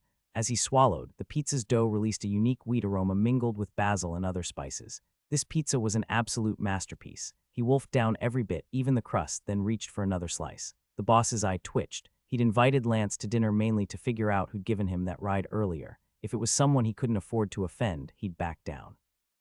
As a low-level member of society trying to rise, he knew his place. In operas, anyone challenging authority ended up as a mere historical footnote. Only nobility or those with privilege could successfully avenge themselves. People had long understood that the poor were fated for tragedy, while happy endings belonged to the elite. The enlightened king, the joyful princess, the fallen noble realizing his dreams, and the poor young man crushed by society's rules. People knew this all along but kept encouraging poor young men to daydream. Though the bakery owner was wealthy in some people's eyes, he was still at the bottom of this society. Lance grabbed another slice, eating heartily, and just as he reached for a third, the boss stopped him. If you like it that much, take your time, the rest is yours. But could you satisfy a little curiosity of mine? Lance licked his lips, savoring the lingering taste of meat and cheese. He pushed away the boss's hand, grabbed the third slice, and said, In the Empire, there's a custom to avoid talking while eating. It's a sign of manners. Whatever you want to discuss, wait until after dinner. Seeing he couldn't stop him, the boss hurriedly grabbed 2 slices, giving one to his daughter and stuffing the other in his mouth. In seconds, all 3 were racing to eat faster. In under 5 minutes, all that was left of the large pizza were crumbs. Lance pressed his finger on the plate, gathering up the crumbs and licking them off. When not a single crumb was left, he patted his stomach with satisfaction. A cigarette would have been perfect right now. So what was it you wanted to ask? The boss repeated his question. The guy who brought you back this afternoon, you were close with him. Lance didn't lie. We get along. I know his boss. Wait, he has a boss. The owner's eyes widened in shock. In his mind, 40s, dressed sharply and driving a luxury car, was already part of high society. The idea that 40s had a boss who Lance actually knew was mind-blowing. He regretted all the terrible things he'd done to Lance without knowing his background. If that person decided to retaliate, he couldn't imagine it, but curiosity also tugged at him, making him wonder about this mysterious boss. Maybe he'd made a mistake exploiting Lance. Or maybe this could be his big break-in introduction to someone powerful. Leaning forward with a flattering smile, he asked, So your friend's boss? Lance sipped his coffee, surprised to find it wasn't the usual bitter stuff. The coffee's rich oils thoroughly coated every sip, letting him savor its full charm. After taking a big sip, he set down his cup, burping contentedly. My friend had some trouble this afternoon, and I needed to raise $200 fast. I don't know any big shots around here, so I went to a finance company nearby. Finance company. The boss already had a bad feeling, but he had to confirm it. Lance nodded seriously. Yeah, a finance company. I borrowed $300. He drove me back to make sure I had a job just so he could find me if necessary. The boss's eyes turned red with anger, and he glared at Lance, gritting his teeth as he spat out his name. Lance, go mop that floor again, and that pizza. $5. You now owe me $9. If it's not done by 9 o'clock, you can sleep outside. The sound of a scrubbing brush scraping the floor echoed through the back room as the apprentice stood by the door, juggling a freshly baked, still warm loaf of bread in his hands. He looked at Lance with a trace of mockery in his eyes, as if to say, even if a chicken gets a rare chance to fly, it'll end up back on the ground. That was likely the gist, though the apprentice himself probably wouldn't be able to express it so poetically. Lance straightened up, holding the brush. "How's yesterday's bread treating you?" Room still held a strong aroma of cheese and ham, and the grin hadn't even faded from the apprentice's face before it vanished. His mouth began to tighten, and his expression soured as if he'd tasted something awful. He looked like he had words to say, but over the past month, he had lost every single one of these exchanges. He was always the one left in an uncomfortable silence. This time, he'd learned his lesson and with a huff, simply turned and left, keeping what little pride he had intact. The apprentice didn't argue because experience had taught him that, no matter what he did, he'd end up feeling worse. Everything in the world seemed against him, and the feeling of being rejected was even stronger as he tasted the dry, nearly inedible bread in contrast to the rich scent of cheese and ham. Lance knew Johnny wasn't a good person, but he needed a place for now. He could have gone elsewhere, but dealing with Johnny was far less stressful than the trouble he might face in other places. Johnny was just a fool, annoying, but ultimately harmless. Money, it was sitting right there in the drawer, and once he decided to leave, no one would stop him from taking what was rightfully his. The bakery was packed during the 3-day weekend rush, and the apprentice, likely still bitter over the pizza, stayed holed up in the back. His mood seemed to be spiraling, but the chubby boss paid it no mind. All he needed was a fool to help out without demanding pay. He'd never had any intention of teaching this kid his craft. The only reason he'd even let the kid stay was because his mother, though older, still had tight skin and was good at sweet-talking him. Whether the apprentice learned anything or not wasn't the boss's problem. That's how the trade worked. Smart ones could pick up the craft, fools could just keep working. Without Lance, this might have been the ideal life for the bakery owner, but things were what they were. For Lance, frustrating the boss with his helpless rage had become a small source of entertainment. On Monday morning, when the fewest customers were around, Lance opened up the newspaper the boss had already read and quickly spotted news from the Empire. Letter 1D411, letter 1D4B6, yeah, oh acute epsilon. The Emperor and his crazed army were being crushed by the rebel forces. His Majesty had issued the harshest conscription order in history, requiring every Empire male over 14 to fight for the nation. They might even conscript women, given that fewer people were willing to fight for the Emperor or the royal family. Even the nobles were staying neutral now. Otherwise, the rebel army made up of the Empire's lower class wouldn't have defeated the royal knights so many times, forcing His Majesty to flee the capital. Madness was the only word for the Emperor's current state. The Federation had reported on this because the intensity of the Empire's war was affecting 2 trade routes, leading to a steady rise in the price of certain goods. The stock exchange warned that prices for these goods would remain high unless the war ended soon. Below that article was a mention that more refugees were expected to arrive in the Federation to escape the war. The number of illegal immigrants in just 6 months had already far exceeded that of previous years, sparking heated debate over whether to deport these black market immigrants. Jingang City and a few other prosperous cities were economically booming, creating new jobs so that the conflict between illegal immigrants and locals hadn't erupted yet. But in areas with slower growth, tensions had already begun. The paper noted that 3 Midwestern states had decided to crack down on illegal immigrants, imposing strict deadlines for them to leave the Federation or face imprisonment. Lance didn't think much of this plan for most illegal immigrants. Prison itself could be a way of making a living. Even in Jingang City, things were shifting. Work card fees were on the Rycian unmistakable sign. In the afternoon, Elvin arrived with Ethan, Mello, and a few others. It wasn't a busy day at the bakery, so everyone had requested time off to relax together. Lance went out to greet them, exchanging hugs and calling each of them brother. This made the young men visibly excited, each one hugging Lance back, slapping his shoulder or back and calling him brother in return. Passers-by cast glances their way, but quickly looked away, as it didn't seem out of the ordinary. They'd gathered partly because Ethan wanted to thank Lance in person, and also to strengthen their bond. After all, Ethan's trouble had ended up bringing them all closer. It made these young souls far from home feel like a united group of feeling that was both attractive and reassuring. Lance requested leave from the bakery, and the boss deducted $1, but he didn't care about that. A group of young men strolled down the lively streets, surrounded by sleek cars and fashionable women everywhere. The whole city pulsed with a unique vibrancy. You could feel the city's heartbeat, its growth, and its progress. This was the first time Lance had really explored Jingang City, and he wandered through it with his friends. The more streets they crossed, the more they saw. The blurry image in their minds was slowly taking form. Lance lit a cigarette, a cheap one that cost 5 cents. It was harsh, and the smoke stung a little. Ethan, curious, asked to try it. "Let me have a go." Lance handed him one, and soon everyone wanted to try. Back home, none of them would have dared. The thought alone would have earned them a beating from their fathers. But here in the Federation, the chains were breaking and they felt bolder, more free. Unsurprisingly, they all choked after the first puff. Ethan tried to hold it back, but his face turned red before he finally gave in and coughed. Lance laughed as he watched them, a raw energy stirring within him as he saw their youthful playfulness. He flicked his ashes and asked, "So, what do you guys want to be in the future?" Still coughing, Ethan raised a hand. "I want to get rich, buy a big house, and bring my mom over." Lance looked at Elvin, who tilted his head thinking, "I want to be a lawyer. I hear lawyers make good money." One of the guys laughed, "But you didn't go to school. You'd need college for that, and you can barely read." Annoyed, Elvin turned and punched him. "Then I'll get rich like Ethan and hire a team of lawyers to work for me." Others said they wanted a beautiful girlfriend or to win the lottery. Mello, a bit older at 22, sat apart from the rowdy group, smiling as he watched them. Lance looked over at him. "What about you, Mello?" Mello scratched his head. "I just want legal status. I don't really crave money that much. My family's always been modest, not rich, sometimes even poor. But that brings me peace. Sometimes I think having too much money isn't good. I'd rather earn wealth and everything I need by my own hands. But the way things are, sometimes I feel like I can't even breathe. All I want is to stand up and face life, not bend over to it." His words were heavy, and the others fell silent, each one reflecting on their own struggles and ambitions. Some sighed, others muttered complaints about their jobs, but all felt an even stronger desire to achieve wealth and status.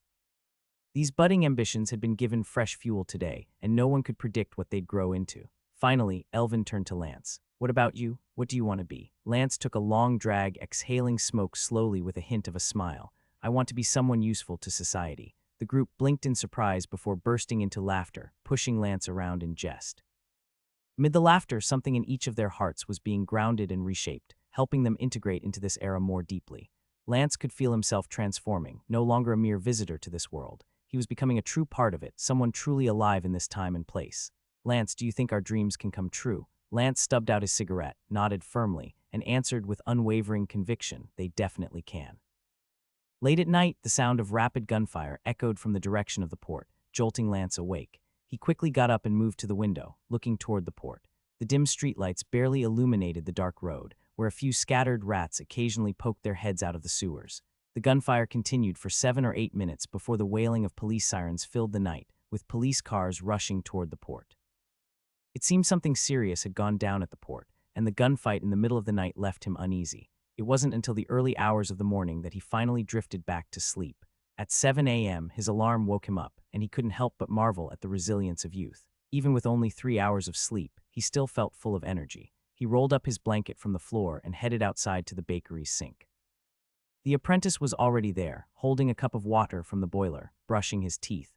Federation citizens were a paradox. Everyone knew how important it was to take care of their teeth, yet few people were serious about it. The apprentice made a few lazy strokes with his toothbrush, barely making any foam before rinsing his mouth, calling it brushing his teeth. There were even mouthwashes on the market for people who pretended to care about dental health but didn't even want to brush their teeth, claiming to be more effective than brushing. Whether that was true was anyone's guess. Customers at the bakery that morning were all talking about the previous night's gunfire. The Jingang Daily had a story on what happened: smuggling boat in violent clash with coastal patrol, multiple officers injured and killed. It was the top headline in bold print. The picture showed a smuggling boat that had been towed to shore, riddled with bullet holes. In the black and white photo, some stains might have been blood or maybe not. The boat looked like it had been torn apart in a storm of bullets. Based on a tip, the Coastal Patrol received word that a smuggling boat from the Eastern Ocean was attempting to approach the port at midnight. The patrol acted immediately to intercept the boat. During the operation, the smugglers and their handlers resisted arrest with firearms, leading to a fierce confrontation. Multiple officers were injured or killed. The other bakery patrons gasped, and even the chubby boss and his daughter couldn't help but exclaim, "Oh my God." The guy reading the newspaper wore a satisfied smile. Attention seekers are like that. Other people can die as long as they're in the spotlight. He kept reading aloud. After more than 10 minutes of intense fighting, the city police finally joined forces to wipe out this group of violent smugglers. But as a result, 4 police officers have died so far, with more in critical condition. When he finished reading, he flicked the paper with his fingers. They must have had heavy firepower. Let's hope those wounded officers receive the Lord's blessing. These smuggling boats are disgusting. They don't just bring rats, fleas, and cockroaches, they bring swarms of illegal immigrants. If you ask me, Congress should legislate the death penalty for these people. These comments received applause from the locals. Local residents enjoyed the benefits of illegal immigrants who, without work permits, contributed to the city's growth. At the same time, they stood atop the economic marvel built on countless sacrifices, lashing out at the very people who'd made it possible. Arsadilla, Yeogrov letter 1D51F. It was like the way the middle class looks down on the lower class, calling them lazy worms rotting in the mud. Several undocumented immigrants in the bakery quickly left, clearly uncomfortable with the atmosphere. The boss joined in the criticism, cursing while keeping his eyes on Lance, as if his words were directed specifically at him. In the afternoon, rumors started circulating that a total of 11 officers had D9 from the Coastal Patrol and 2 from the local police. The people on the smuggling boat weren't ordinary immigrants, they were from the Empire, heavily armed, likely a part of a small paramilitary group. There was no doubt that, once in the Federation, such dangerous people wouldn't do any good. Their only real options were to form gangs or become ruthless bandits. Thankfully, the city's guardians eliminated the smugglers, securing the city's peace and protecting the lives and property of its citizens. But Lance felt this matter wasn't over yet. Later that afternoon, he went to find Elvin, completely unfazed by the boss deducting yet another dollar from his pay. Be careful over the next while, he warned them. It'd be best if you all stuck together when you go out. Some who had come from the Empire, though not on the same boat, also wanted to join their circle. With Lance's approval, they had been welcomed in. By now, there were about 20 of them, and Lance had memorized each of their faces. Elvin, the heart of the group, stood by Lance's side. What's any of this got to do with us? Now, with more than a dozen officers dead in what's likely the most severe case in recent years, there are bound to be people using this incident to stir up public opinion. Once a wave of xenophobia rises, we'll be in real danger. You all know that if anyone attacks us, our only choice is to take the hit. Even if it's self-defense, the police will come after us. The docks are complicated. Stick together to stay safe. Many people didn't understand the power of movements. They could make a closed society embrace new things or twist a righteous cause into something harmful. There had been many instances in history of manipulating events through movements, and though the outcomes varied, the processes were always bloody. The players seated at the game board looked grand, and few realized the carnage on the board itself. Elvin looked puzzled. Aren't you overthinking this? I don't think so. Anything that concerns our lives is worth watching closely. After giving his warning, Lance left, but not before seeing several people gathering around the bullet-riddled boat that had run aground. A few young men were there, raising their fists and shouting. By the next day, even the Federation Times had covered the story, and its impact was undeniable. As the Federation's economic powerhouse, anything that happened in Jingang City quickly made national news. This horrific case had already drawn the attention of the President and Congress. Though the big shots hadn't yet started maneuvering around the issue, the tension was building.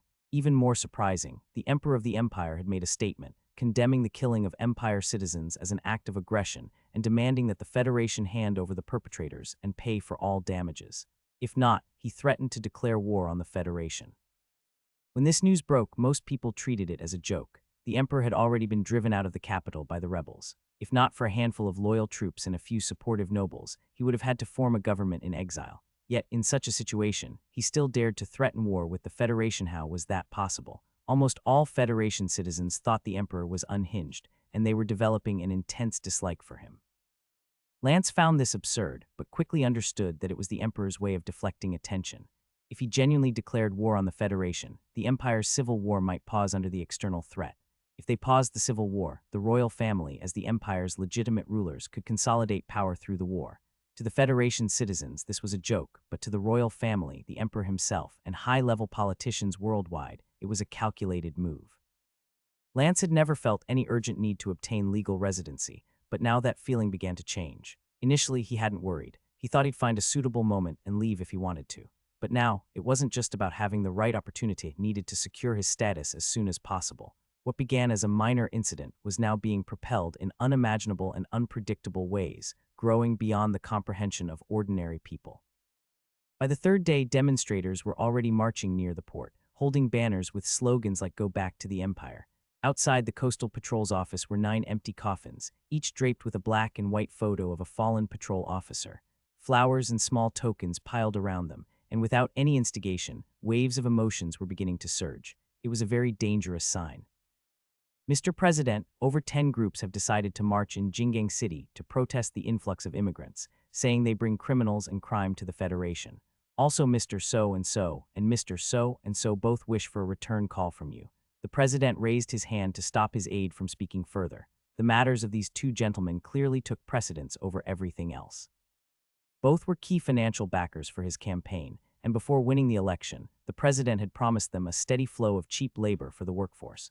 In fact, they weren't the only supporters given such assurances. Many campaign backers had received similar promises. The Federation's economy was advancing rapidly. As technology improved, the costs of raw materials and semi-finished goods had decreased, but labor costs continued to rise year by year. 4 years ago, they only needed to pay $28 to hire a willing worker. Now, at least $35 was needed just to hire someone lazy enough to cut corners. To get a diligent worker, not under $40. By next year, wages would likely start at $40 for most roles, with some positions requiring even more. For large factories with thousands, even tens of thousands of employees, saving just $3 per worker could amount to tens of thousands saved each month, hundreds of thousands in a year. The president's push for the legalization of illegal immigrants was rooted in this need, had to honor his promises to deliver a cheap workforce for society. There was no way he could ask citizens to give up high wages and work physically demanding jobs for less than the societal wage standard. Thus, the only choice was to turn to these undocumented workers. Then, he made a second call, then a third. Afterward, he summoned his team of aides, and a group of people held an early meeting in his office. "You all must find a way to tackle this problem. We are running out of time." The presidential office remained as busy as ever, with everyone appearing to have endless tasks at hand. The aides discussed solutions, though few viable ideas emerged. "Mr. President, I believe the priority is to contain the incident in Jingang City. 11 law enforcement officers were killed, and the social impact of this result is tremendous. Our opponents are already using this news to gain momentum. We either need to stop them or be even more aggressive ourselves." The aide didn't continue. While it seemed like the president had two options, in reality, no choices remained. After a moment's consideration, the president said, "Let's figure out how to resolve this issue. Stop drawing people's attention to these conflicts. Cover some positive news. People need uplifting stories. As for that news, find a way to downplay it." Just as the president contemplated how to dilute the impact of this incident, his opponents were trying to stir up even more trouble for him. Their aim was simple and harmless: to ensure he lost the election. They weren't concerned with what might happen along the way or what societal changes might result. Even if the house burned down, it didn't matter. If they could become the house's new owners, they'd rebuild it to their taste, at least with new decor. If they didn't own the house, why would they care? A few days later, several sizable protest groups emerged within Jingang City, condemning the local government's leniency towards illegal immigrants and criticizing the Federation government's disregard for the harm caused by smuggling and illegal immigration. Indirectly, they were attacking the president's policies and decisions. Letter to Unwundi Letter FF41 New Beta Yas. The Federation, as a free country, allowed people to speak their minds. Even if these protests seemed a bit extreme, both their actions and their words were within legal bounds. Driven by capital and political clout from campaign teams, what should have been a short-lived incident showed no signs of abating. A parade of protesters holding placards marched past the bakery, each looking furious as they demanded all illegal immigrants be sent back to their homelands, labeling them as thieves, prostitutes, and criminals, as if every thief, prostitute, and criminal was an illegal immigrant. If the Federation's citizens were genuinely so virtuous, this country would have fallen apart long ago. Lance observed from behind the counter as the public sentiment in Jingang City grew more complicated. There weren't many customers in the bakery that morning, only 3 or 5 old men. They would order a 10-cent piece of toast and a 15-cent coffee, which would let them sit around for most of the day. The chubby shop owner had seemingly gotten wiser lately, rarely bothering Lance. He had hoped to pressure Lance into submission, but had achieved nothing but a stomach full of frustration. Now he watched with interest, curious to see if Lance, who owed him more and more each month, would still be able to laugh by month's end. Lance's current debt to him was $12. At 10% monthly interest, this debt would rise to $15 by the end of the month, plus $1.50 in interest. It didn't seem like much, but if Lance continued to receive no wages, he'd be working for free for the rest of his life. "I wonder when these protests will end. It's already affecting our lives," one customer remarked, holding a newspaper as he chatted with his friend nearby. This was the true nature of the Federation Bakery. It wasn't just a place to sell bread, it also had a social atmosphere, similar to a tea house or a cafe. Some people would buy bread and sit there, order a coffee, and chat while enjoying their snacks. For the elderly, this slow-paced lifestyle was essential, and for some, this was the most relaxing part of their day: talking, boasting, reading the newspaper, and sharing their views. The customer beside him sighed as well. Who knows, maybe things will settle down before the election. As he spoke, a newspaper boy in worn-out shoes dashed past the bakery door, waving a paper and shouting, "The Empire has withdrawn its diplomatic envoy. Major international changes are on the way." The people in the bakery were stunned for a moment, followed by a long silence. Without a doubt, the decision to withdraw the diplomatic envoy stemmed from the empire's emperor and his eccentric ideas. By this point, many people at the grassroots level were beginning to realize that the so-called declaration of war might not just be the emperor's joke. Rationally, most people didn't believe this war would happen, but the looming threat still left them feeling suffocated. The customers who had been happily chatting left money on the tables and got up to leave. The chubby shop owner, coming back to his senses, looked at Lance with a complex expression. "Do you think there'll be a war?" This was perhaps the first time in a while he had spoken to Lance without intending to get him to do more work. As Lance wiped the glass, making it spotless, he answered, "No, unless the president."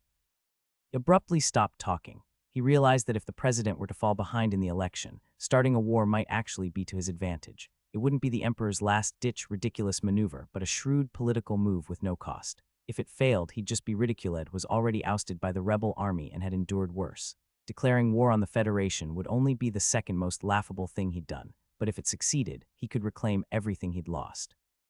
And it wasn't a random gamble, there was a significant chance of success. According to the Federation's constitution, elections do not take place during wartime, allowing the president to automatically stay in office until the war ends. He wouldn't even need to maintain the war for very long. 3 months would be enough to secure his re-election. Lance's sudden silence conveyed an ominous tension, and the shop owner, feeling the weight of it, wiped his hands. "I'm going out for a bit. Watch the shop." He returned to his room with a grave expression and changed his clothes.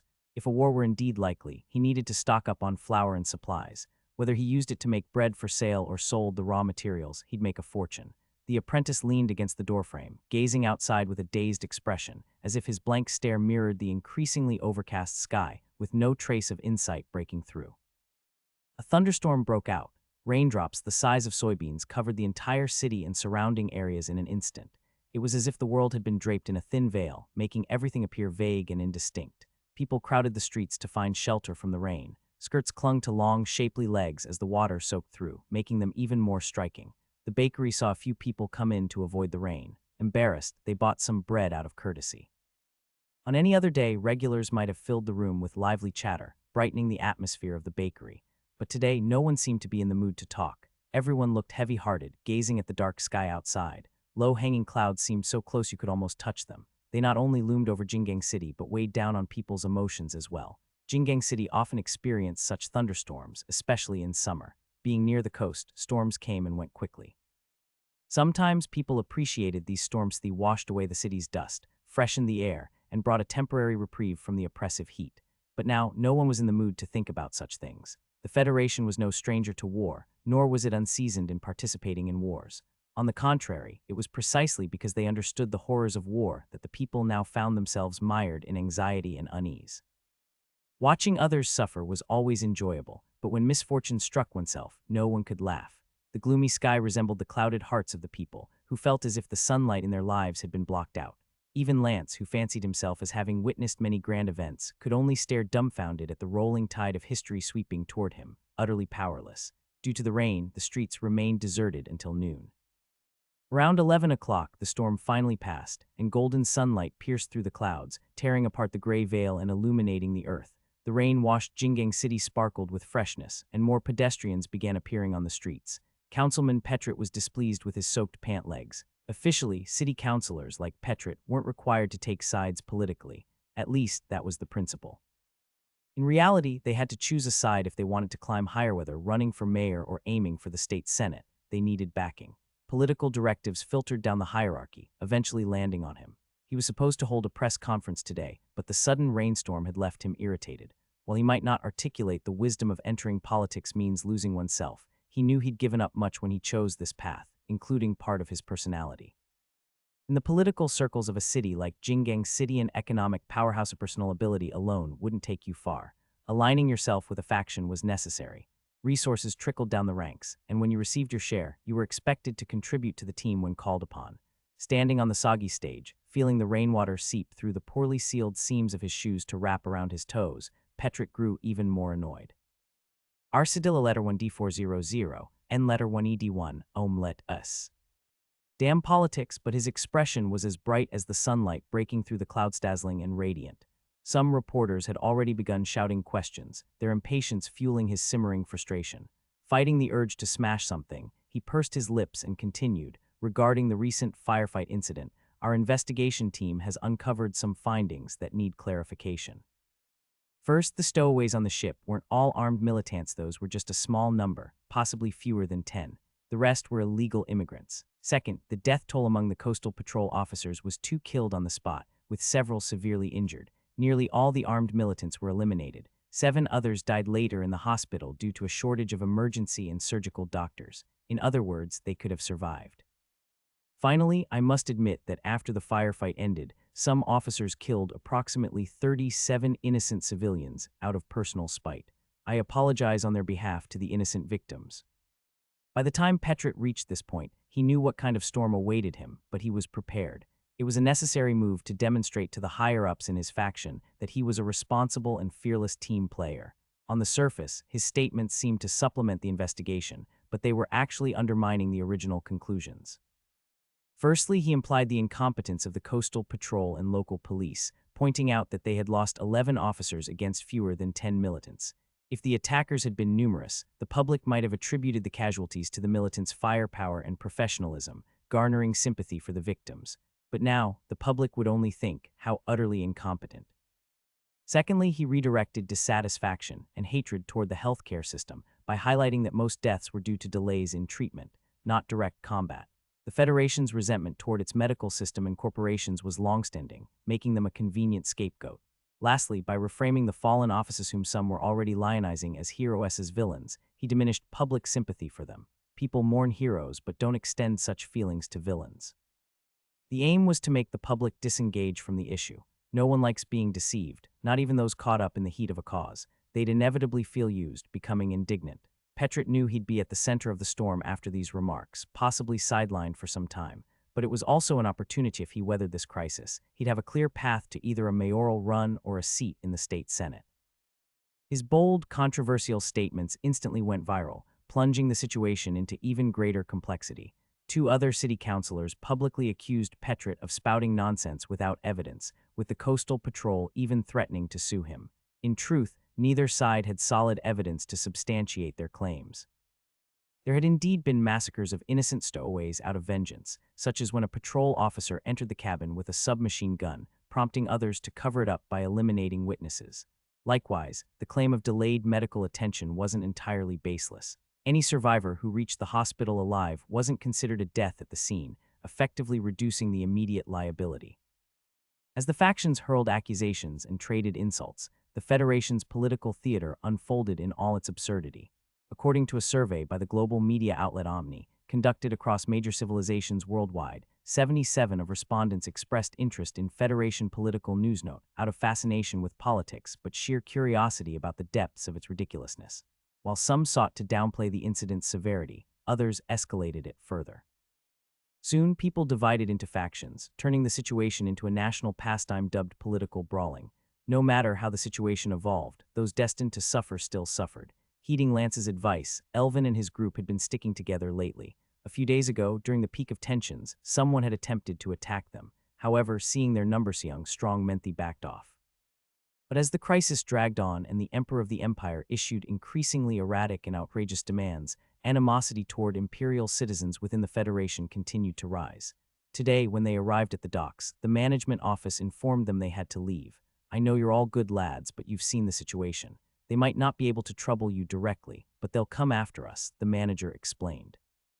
There are already people protesting at our company's gates, demanding we stop hiring you, and this isn't personal. Anyone without a social security number or work card is being barred from dock work. We respect and abide by Federation laws. The dock worker responsible for job assignments wore a regretful expression. Truthfully, he had a fondness for these undocumented workers. They were hardworking and willing to do anything, even jumping into sewers to clear clogs. Local workers, on the other hand, made demands and expected extra pay for tasks outside their job description. But compliance was unavoidable. It was clear to everyone that Jingang City had become the epicenter of multiple competing forces. Even though the dock company had influential backing, ensuring stock price stability by temporarily laying off undocumented workers was the more practical choice. Capitalists always knew the right move. This decisive action made Elvin and his group realize one thing: they were now unemployed. They hadn't even had time to enjoy the freedoms of the Federation before losing their jobs. Perhaps this job loss was a lesson for these young men, teaching them a harsh truth: Even if they endured exploitation and oppression, fate would never favor them, simply because they stood at the bottom of society, powerless against the forces above them. When someone cannot resist being plundered, others don't sympathize with their plight, they just join in the plundering. Ethan wanted to argue with the dock manager, but Elvin firmly grabbed his shirt, staring him down with a look more menacing than he'd ever shown before. Slowly, he shook his head, signaling Ethan to stay quiet.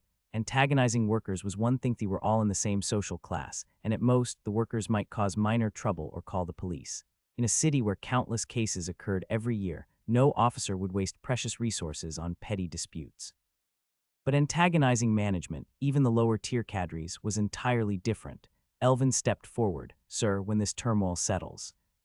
The manager looked at Elvin for a moment, then nodded. "Of course, you're always welcome here. Elvin, you're a smart man, so I'll level with you," he continued. "You've seen how much we need you all here. I don't think this storm will last too long. You just need to lay low for now." Elvin forced an awkward smile. "And during this time, our wages." The manager acted as though he hadn't heard, continuing with what he wanted to say. "The company will ensure the docks remain operational, and City Hall will cooperate as well. Just be ready to return to work anytime we call on you." It was a gentle but clear way of telling Elvin there'd be no pay. Half a month's wages for thousands of workers was no small amount, and withholding pay was both legal and reasonable after all. These men were undocumented. The manager raised a hand as if to pat Elvin on the shoulder but stopped short, noticing the dust covering him. He withdrew his hand. "Good luck, Elvin." As for the others, the manager didn't even spare them a glance. The group's anger was palpable, but they were helpless. Over the past month, while they hadn't fully grasped the Federation's social hierarchy, they'd begun to get the picture. "So what now?" one of them asked. Elvin plucked a strand of hair and twisted it in his fingers. "Let's find Lance. Maybe he has an idea." The main entrance to the dock was surrounded by protesters. Some young demonstrators looked unstable, striking railings and gates with sticks. Not far away, police officers munched on donuts and sipped coffee, casually chatting while half sitting on the hoods of their cars, as though oblivious to the brewing violence. Letter 1E5B, Letter 1F00, O circumflex, Letter 10331, E grave, Letter 23F. Spotting Elvin's group, the largest in number, protesters seemed to discover a new target. Several young leaders turned toward them, and soon, the crowd of 30 or 40 people, armed with sticks, began advancing. Unaccustomed to such confrontations, the group panicked. Seeing the police's indifference, Elvin gave Ethan and Mello a shove and shouted, "Run," before bolting into the docks. They knew the area well, familiar with every hiding spot. Outside, the police remained unfazed, continuing to savor their overly sweet donuts and coffee. Their chief had instructed them, letting people vent their frustrations would yield positive results. As long as no one was killed, well, even if someone was killed during this storm, it wouldn't be a big deal. The societal tension, amplified by politicians and capitalists, had spilled over to affect more and more people. Some who weren't even locals had joined this so-called crusade against illegal immigrants, turning it into a celebration of sorts. By 2 p.m., the dock management decided enough was enough and called Jingang City Police. Soon, a fleet of police cars arrived, and baton-wielding officers with shields began detaining those attacking undocumented workers. They arrested the attackers, but ignored the wounded or bloodied immigrants lying on the ground. While their actions appeared lawful, the justice they served carried a distinct stench of rotting fish. Elvin's group fared relatively well. Having outnumbered their assailants, they tried to minimize harm by restraining attackers rather than injuring them. Even so, many had bleeding wounds and injuries. Covered in blood, their faces showed traces of fear. Only days ago, they'd dreamed of a brighter future. Now, those dreams seemed shattered. The mayor gave an emergency speech, ordering citywide patrols to prevent further escalation. He authorized officers to shoot looters or arsonists who resisted arrest. Gunfire echoed sporadically throughout the afternoon, finally quieting down after 7 p.m. Lance was absent-mindedly cleaning the bakery when the chubby owner returned with a truck, unloading supplies into the storeroom. The day's extraordinary events prompted the owner to close shop early. At 7 p.m., he instructed Lance to flip the open sign to closed. Lance was finishing the last of the cleaning when the doorbell jingled. Without looking up, he called out, "Sorry, we're closed." The visitor didn't leave, instead asking, "Is Mr. Johnny here?" Stopping his work, Lance straightened up to see a woman in her mid-30s. She wore an outdated round collar blouse paired with a burgundy skirt. Though her attire was far from fashionable, her figure and features gave her an appealing charm that transcended trends. "He's in the back. Should I call him for you?" She nodded, and Lance went to the window overlooking the storeroom.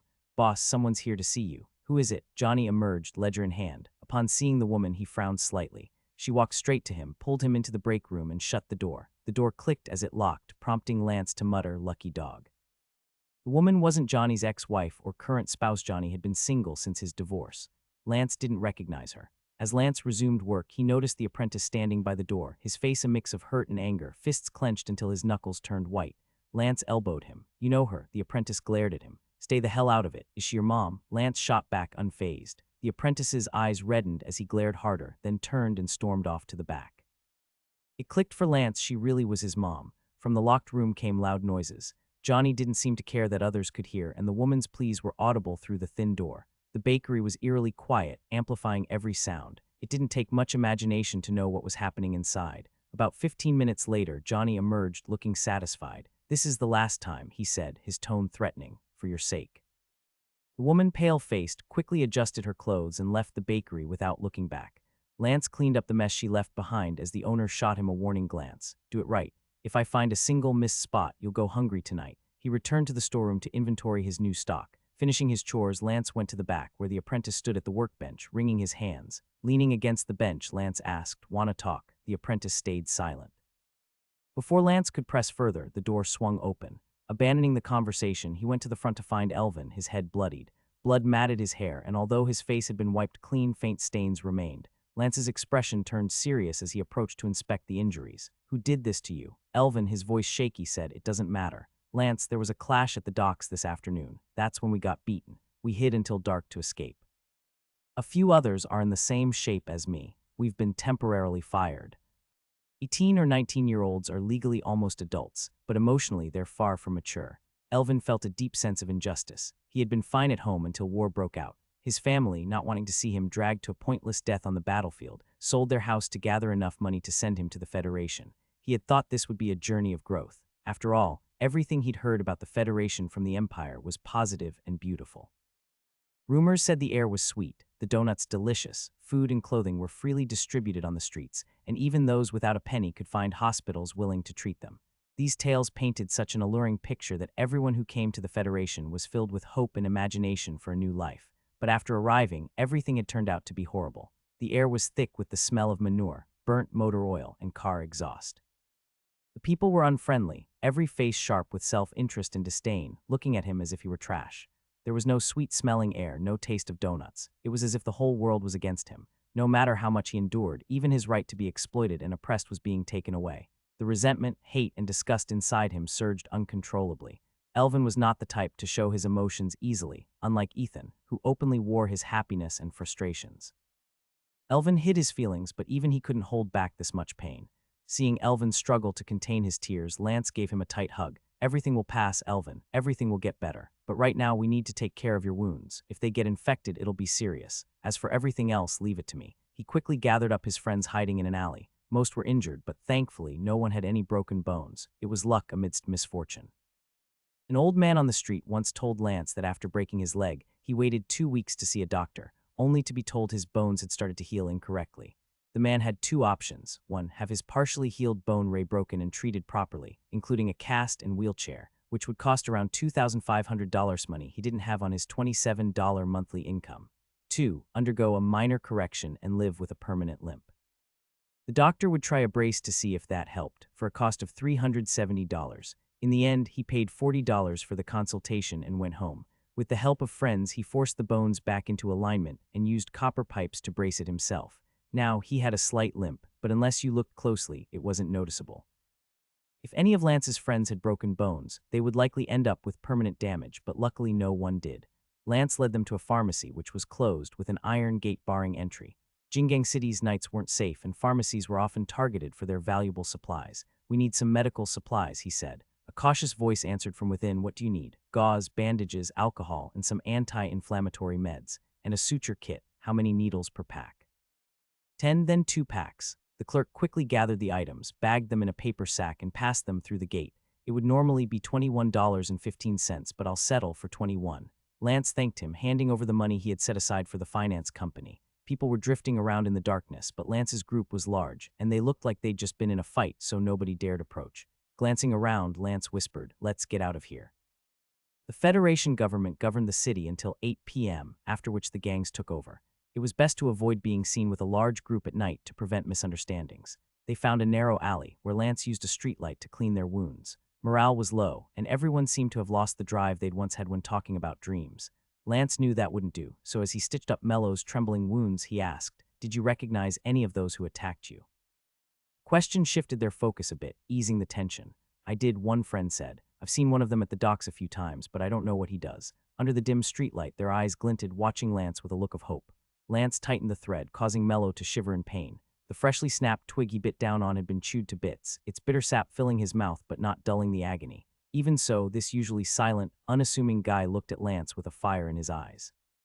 "We can't just let this go," Lance said, applying the last of the antiseptic powder, which cost a hefty $19.80 for a small 10-milliliter bottle. "You didn't get hurt for nothing. We're going to pay them back. An eye for an eye, blood for blood. If we don't stand up for ourselves, people will keep walking all over us." In that moment, a surge of determination swept through his friends, replacing their exhaustion with a sense of purpose. Ethan stamped his foot. "Lance is right."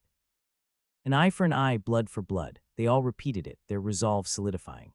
After a while, when the adrenaline wore off and reason returned, they started thinking about what to do in the coming days. Lance already had a plan. "You don't need to worry too much about money. For now, hide in the storm drains. This chaos won't last long. Jingang City is one of the Federation's most important economic hubs. The big shots won't let things spiral out of control over this.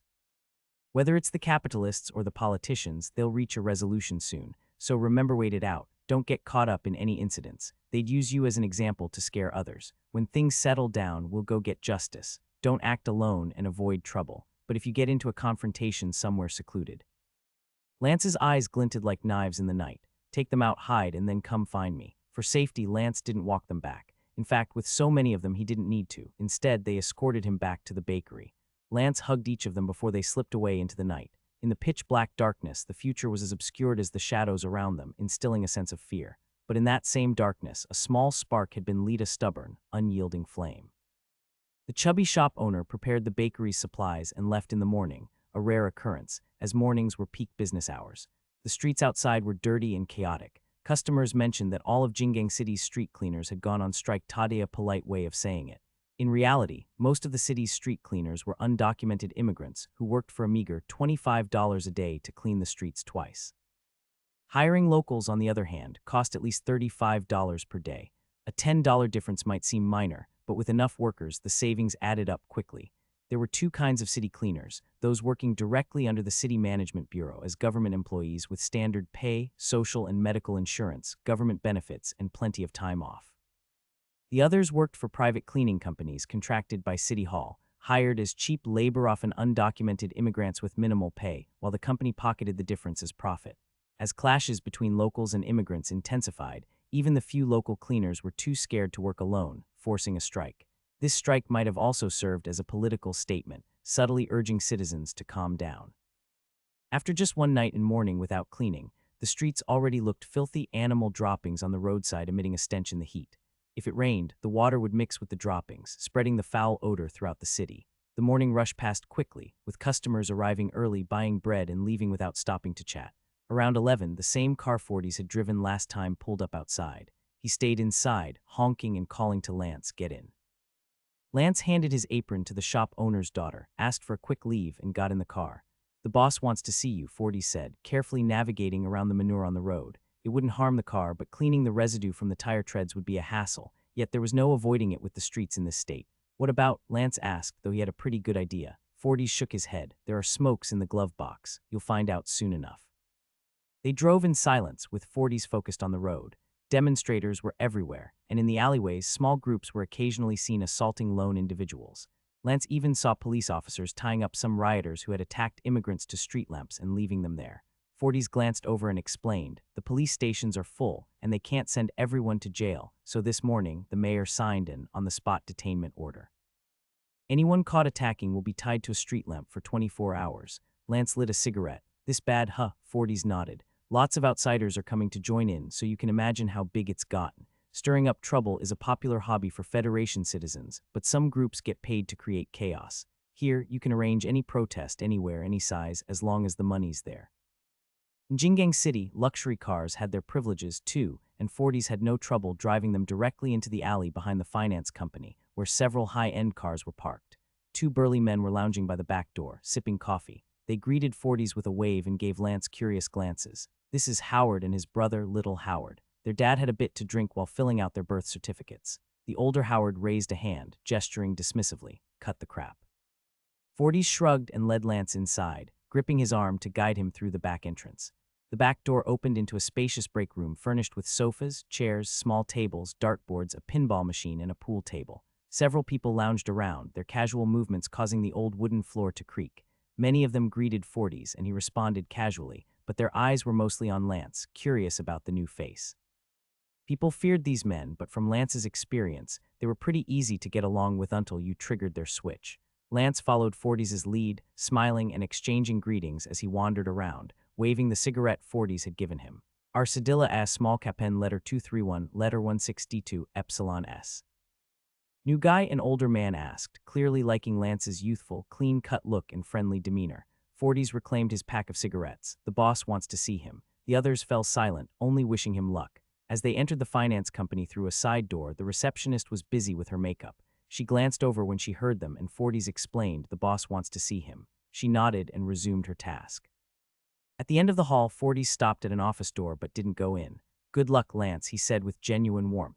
Forties liked Lance, but all he could do now was hope for the best. Inside, the boss was watching the news. The police chief was on screen, repeatedly warning the public against crime and boasting about the day's work, how many people they'd detained, how many crimes they'd thwarted. But when the city would truly stabilize remained unsaid. Watch the news. The boss asked, gesturing without turning around for Lance to sit. Grab a drink at the bar if you want. I'll finish this segment first, and I think you smoke cigarettes are in the box. Lance lit a cigarette and leaned against the table, his eyes following the screen. At the end of the broadcast, the chief pledged his best efforts to restore order in Jinggang City. To Lance's surprise, he noticed the same officer who'd once shaken down the bakery owner, standing right behind the chief. What's that guy's role? Lance asked, pointing at the screen. The boss looked a bit surprised but obliged. That's John. Don't let the name fool you. Goes by Vulture. They recently made him assistant commissioner. Not a good guy by any means. Everyone in their circle knew who took bribes and who didn't, so hearing a loan shark call a crooked cop a bad guy had an ironic ring to it. When the broadcast ended, the boss turned around and motioned for Lance to sit down. I forgot to introduce myself last time. I'm Alberto Corti. Call me Alberto or Mr. Corti. Lance nodded. Alberto touched his lips thoughtfully. I've been following the news. Heard there was a large clash at the docks yesterday. Seems like your people aren't allowed to work there anymore. It's temporary, Lance explained. Of course, he owed it to Mr. Corti to clarify things and offer reassurance. Alberto chuckled without explanation, then sighed. These outsiders have made a mess of the city, and we're short-staffed. You made me a promise earlier that if I needed, you'd work for me. Is that still good? Lance was surprised, but not entirely. Of course, Mr. Corti. My promise stands anytime, but Lance hesitated. Given the situation outside, some things might be a little difficult to manage. Alberto raised a hand, stopping him. I'm not stupid. I know what kind of work to assign you. I have 2 accounts here. Both guys are trying to skip out. Can you collect what they owe me? If you can handle these 2, then I'll clear the debt you owe me. Lance didn't agree immediately. How much do they owe? Alberto pulled 2 loan contracts from a drawer and tossed them on the desk. Lance picked them up, noticing the contracts were very formal, likely drawn up with a legal advisor's help. One borrower had taken a loan of $1,000, now worth $3,500 with interest. The other had borrowed $2,000, now totaling $5,000. Lance whistled softly. There was no business more profitable than high-interest loans. Before I decide, Mr. Corti, do they actually have the money to pay? Alberto spread his hands. Of course they do. If you can't squeeze it out of them, just bring them here. That'll count as a job done. So what's your answer? Looks like I don't have much choice, Lance said, neatly placing the 2 contracts back on the desk. But this is probably my best option. He paused briefly. So when do I start? Alberto didn't send him out right away. Instead, he asked, what about your bakery job? It's just $20. I'll manage. Alberto pulled open a drawer, took out a roll of bills, and handed Lance $40. Here's $40 as an advance. I hope it's worth every penny. Lance accepted the money. I promise you won't regret it. Go find Forties. He'll set you up with some tools to help collect those debts. Now get to work. I'll be waiting for good news. Lance stood, straightened his clothes, and headed out. When he reached the main hall, Forties was already waiting for him, having been briefed by Alberto. Forties led him to a small shed near the parking lot. What kind of weapon do you prefer? Baseball bat, knife, or hunting blade? But I don't recommend anything too lethal to start. If you accidentally kill one of our valued clients, the boss will have your hide unless you can cover the loss. Forties chuckled, opening the door to reveal an assortment of weapons, baseball bats, knives, hunting blades, metal pipes, and steel bars hanging everywhere. Got any guns? Forties' smug grin faltered. Firearms are with Stone. You'll meet him eventually, but not now. You need permission from the boss for guns, though you're free to buy one yourself. 40s then pointed to a bat decorated in red, blue, and white. Here, try this, official bat of the Jingang City Sailors. I love their game this season, they're winning it all. 40s handed over the bat with enthusiasm. First, learn how to handle a bat, then think about other weapons. Our job is to help people who need cash get through tough times, and then when they've made it through, collect what's owed. We don't harm anyone who doesn't deserve it. Got it. 40s emphasized this point, and then led Lance back out. Pick a car. Can't have you and your friends running around on foot to do our work.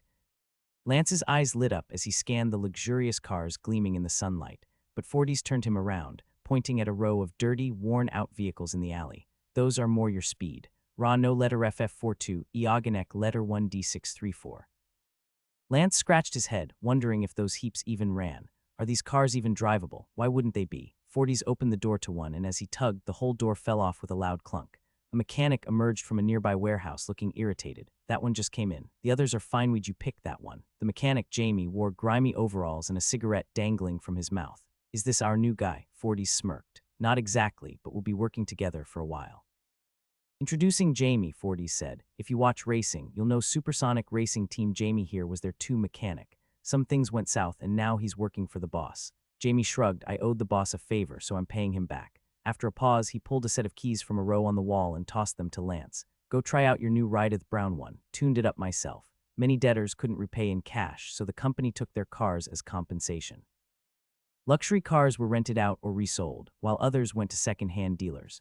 Those that didn't sell stayed here, ready for future use. Lance awkwardly started the car, adjusting to its quirks. It was an old model with a hand throttle relic that had its throttle control on the right side of the steering wheel. You pulled back to accelerate, and it had a simple cruise control system using notches to keep the throttle steady. After a bit of practice, he got the hang of it. While unusual, the hand throttle wasn't too inconvenient once he adjusted. Lance stashed the bat in the trunk, bid farewell to 40s and Jamie, and drove off.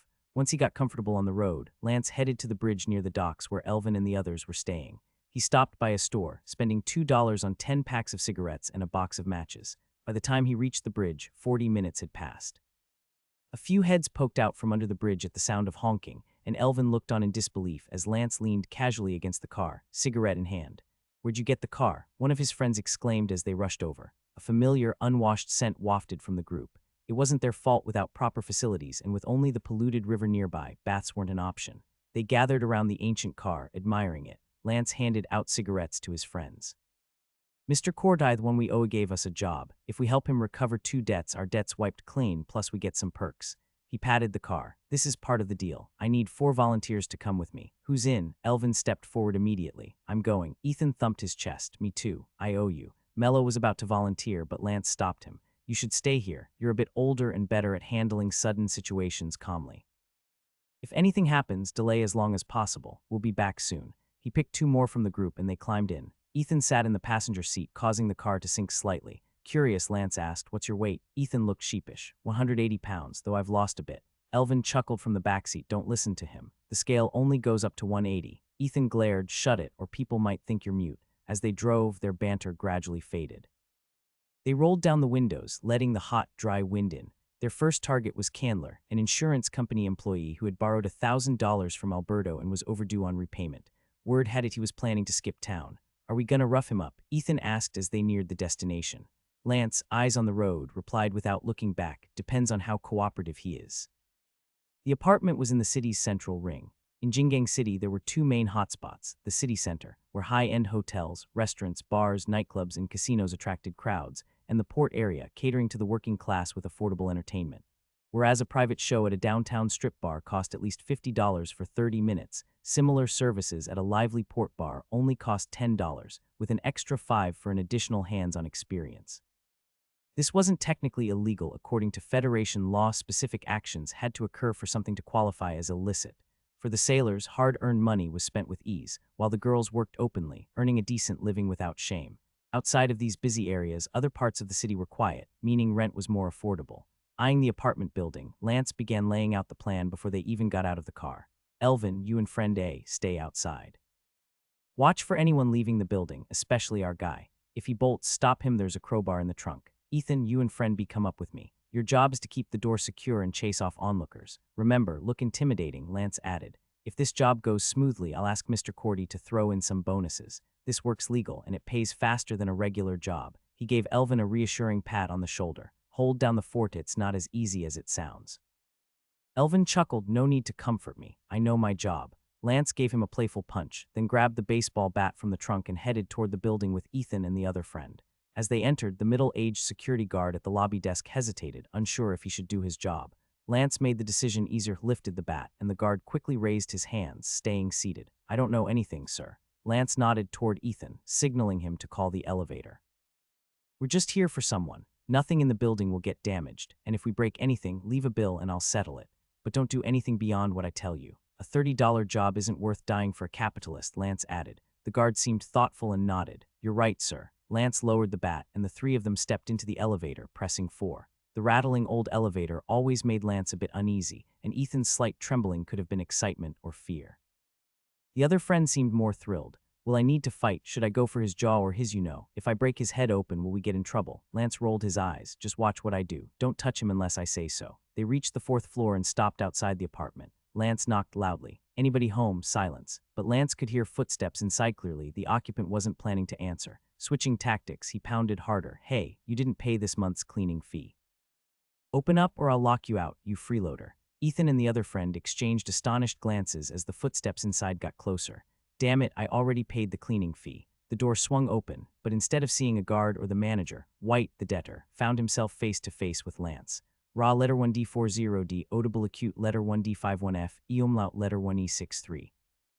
Realizing the trap, White tried to slam the door shut, but Lance was quicker. He shoved the door open, and White grabbed anything nearby a green moldy fish tank, a vase, books, and other objects and threw them at Lance. Lance dodged as best as he could until he got close enough, landing a solid bat strike on White's back. White hit the floor with a thud, letting out a howl as Lance shook his shoulders and stepped forward. White's cries caught the attention of neighboring tenants. Lance turned to Ethan and the other friend, tell them to get back in their rooms. If anything comes up, shout for me, I need a word with Mr. White. With that, he shut the door, muffling the sound of White's screams. The bystanders, seeing Ethan's scowl, quickly retreated into their apartments. In a place like this, nobody cared if their neighbor was in trouble as long as it didn't affect them. Inside, White lay on the floor, moaning. Lance lit a cigarette, ignoring the pungent smell of fish tank water now soaking his clothes and the cut on his arm from broken glass. With a menacing look, he approached White, who crawled back in terror. I don't know you, White stammered, inching back 4 or 5 feet. Lance held up the contract, $3,500. Remember, White's eyes darted away. I was forced to sign that. I can't pay it back. Lance glanced at the contract. But you had no problem taking that $1,000, did you? Mr. White, I don't work directly for the finance company. They pay me to settle debts. If you have a problem with the contract, sue them. But don't let your issues keep me and my friends from eating. I'm giving you a choice. Cooperate and I'll leave with $3,500 and you stay here. If you don't, I'll take you with me. Mr. Cordy told me that even if I don't collect the money, I need to bring you back. The big shots sometimes care more about respect than cash. If I take you to them, I can't guarantee you'll survive or escape without lasting damage. So tell me what's it gonna be, Mr. White. White looked petrified. He'd owed the debt for 2 years, and Alberto had long stopped charging interest. He knew guys like White wouldn't care if interest piled tenfold. He never planned to repay from the start. People who took high-interest loans signed without a second thought, knowing repayment was unlikely. Many borrowers harbored delusions, believing collectors wouldn't go so far for just a little money. Seeing White's hesitation, Lance held the bat in both hands, raising it high. White's face turned white as he cried out, his voice breaking. I don't have it. Liar, Lance roared, bringing the bat down on White's thigh. There was a sickening crunch as White's thigh bone cracked, sending him rolling on the floor in agony, nose dripping. Lance watched him writhe, then glanced at the kitchen and fetched a dinner knife, intensifying White's terror. I'm an imperial and undocumented immigrant, Lance said. If immigration drags me back, I'd rather take my chances with murder. Are you prepared to die, Mr. White? Watching Lance spread out a bedsheet on the floor, White's body trembled uncontrollably. Even his fractured leg seemed to hurt less as panic took over.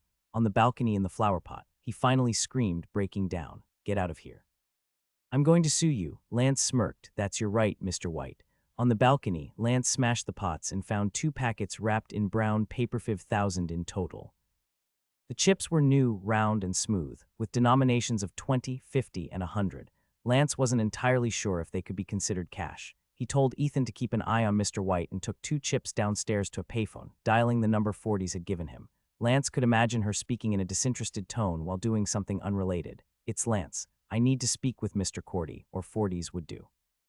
Recognizing Lance, her tone shifted sharply, and she shouted, 40s, phone for you. Heavy footsteps approached, and soon Forty's voice was on the line. Having trouble, he asked. Forty's assumed Lance's call meant things hadn't gone smoothly. Maybe Mr. White was missing, or simply refusing to pay up. He'd seen plenty of first-timers run into these issues before, but he was wrong. Mr. White agreed to pay, but only with chips. I'm not sure if they're worth the full amount. Lance described the chip's appearance and the small print on the back. It says Kodak Family on them. Forty's laughed. No problem at all. Kodak Family chips can be cashed in at their counters with no proof needed. He paused, curiosity getting the best of him. How'd you get him to pay up? The company had sent people after this debt before, but they hadn't managed to collect. Otherwise, Lance wouldn't have been assigned to the case. I reasoned with him. Mr. White's a reasonable guy, so he agreed to settle the debt. Do I need to give him a receipt or the contract back? No need, Lance. Bring the chips and contract back here. The company has people to handle the follow-up. Don't steal their job. I'll pass the good news on to the boss. Quick work go might just surprise us all. Hanging up, Lance returned upstairs and in front of Mr. White counted out $3,500 in chips. This is what you owe the company, so I'm taking it. He glanced at the remaining chips. The rest is yours. I'm only taking what's due, and I despise rumors, understand. Sitting slumped on the couch, Mr. White nodded, looking defeated. Yes, I understand. I won't say anything. Good. Lance handed the paper bag of chips to Ethan. Sorry to have taken up your time, Mr. White. Have a nice day. Mr. White looked anything but happy and was unlikely to enjoy the rest of his day. Leaving the apartment, the three of them headed back to the company in high spirits. On the way, Elvin asked what had happened upstairs, and friend A and friend B were buzzing with excitement. Ethan was still giddy, saying just one glare, and they ducked back inside like turtles pulling into their shells.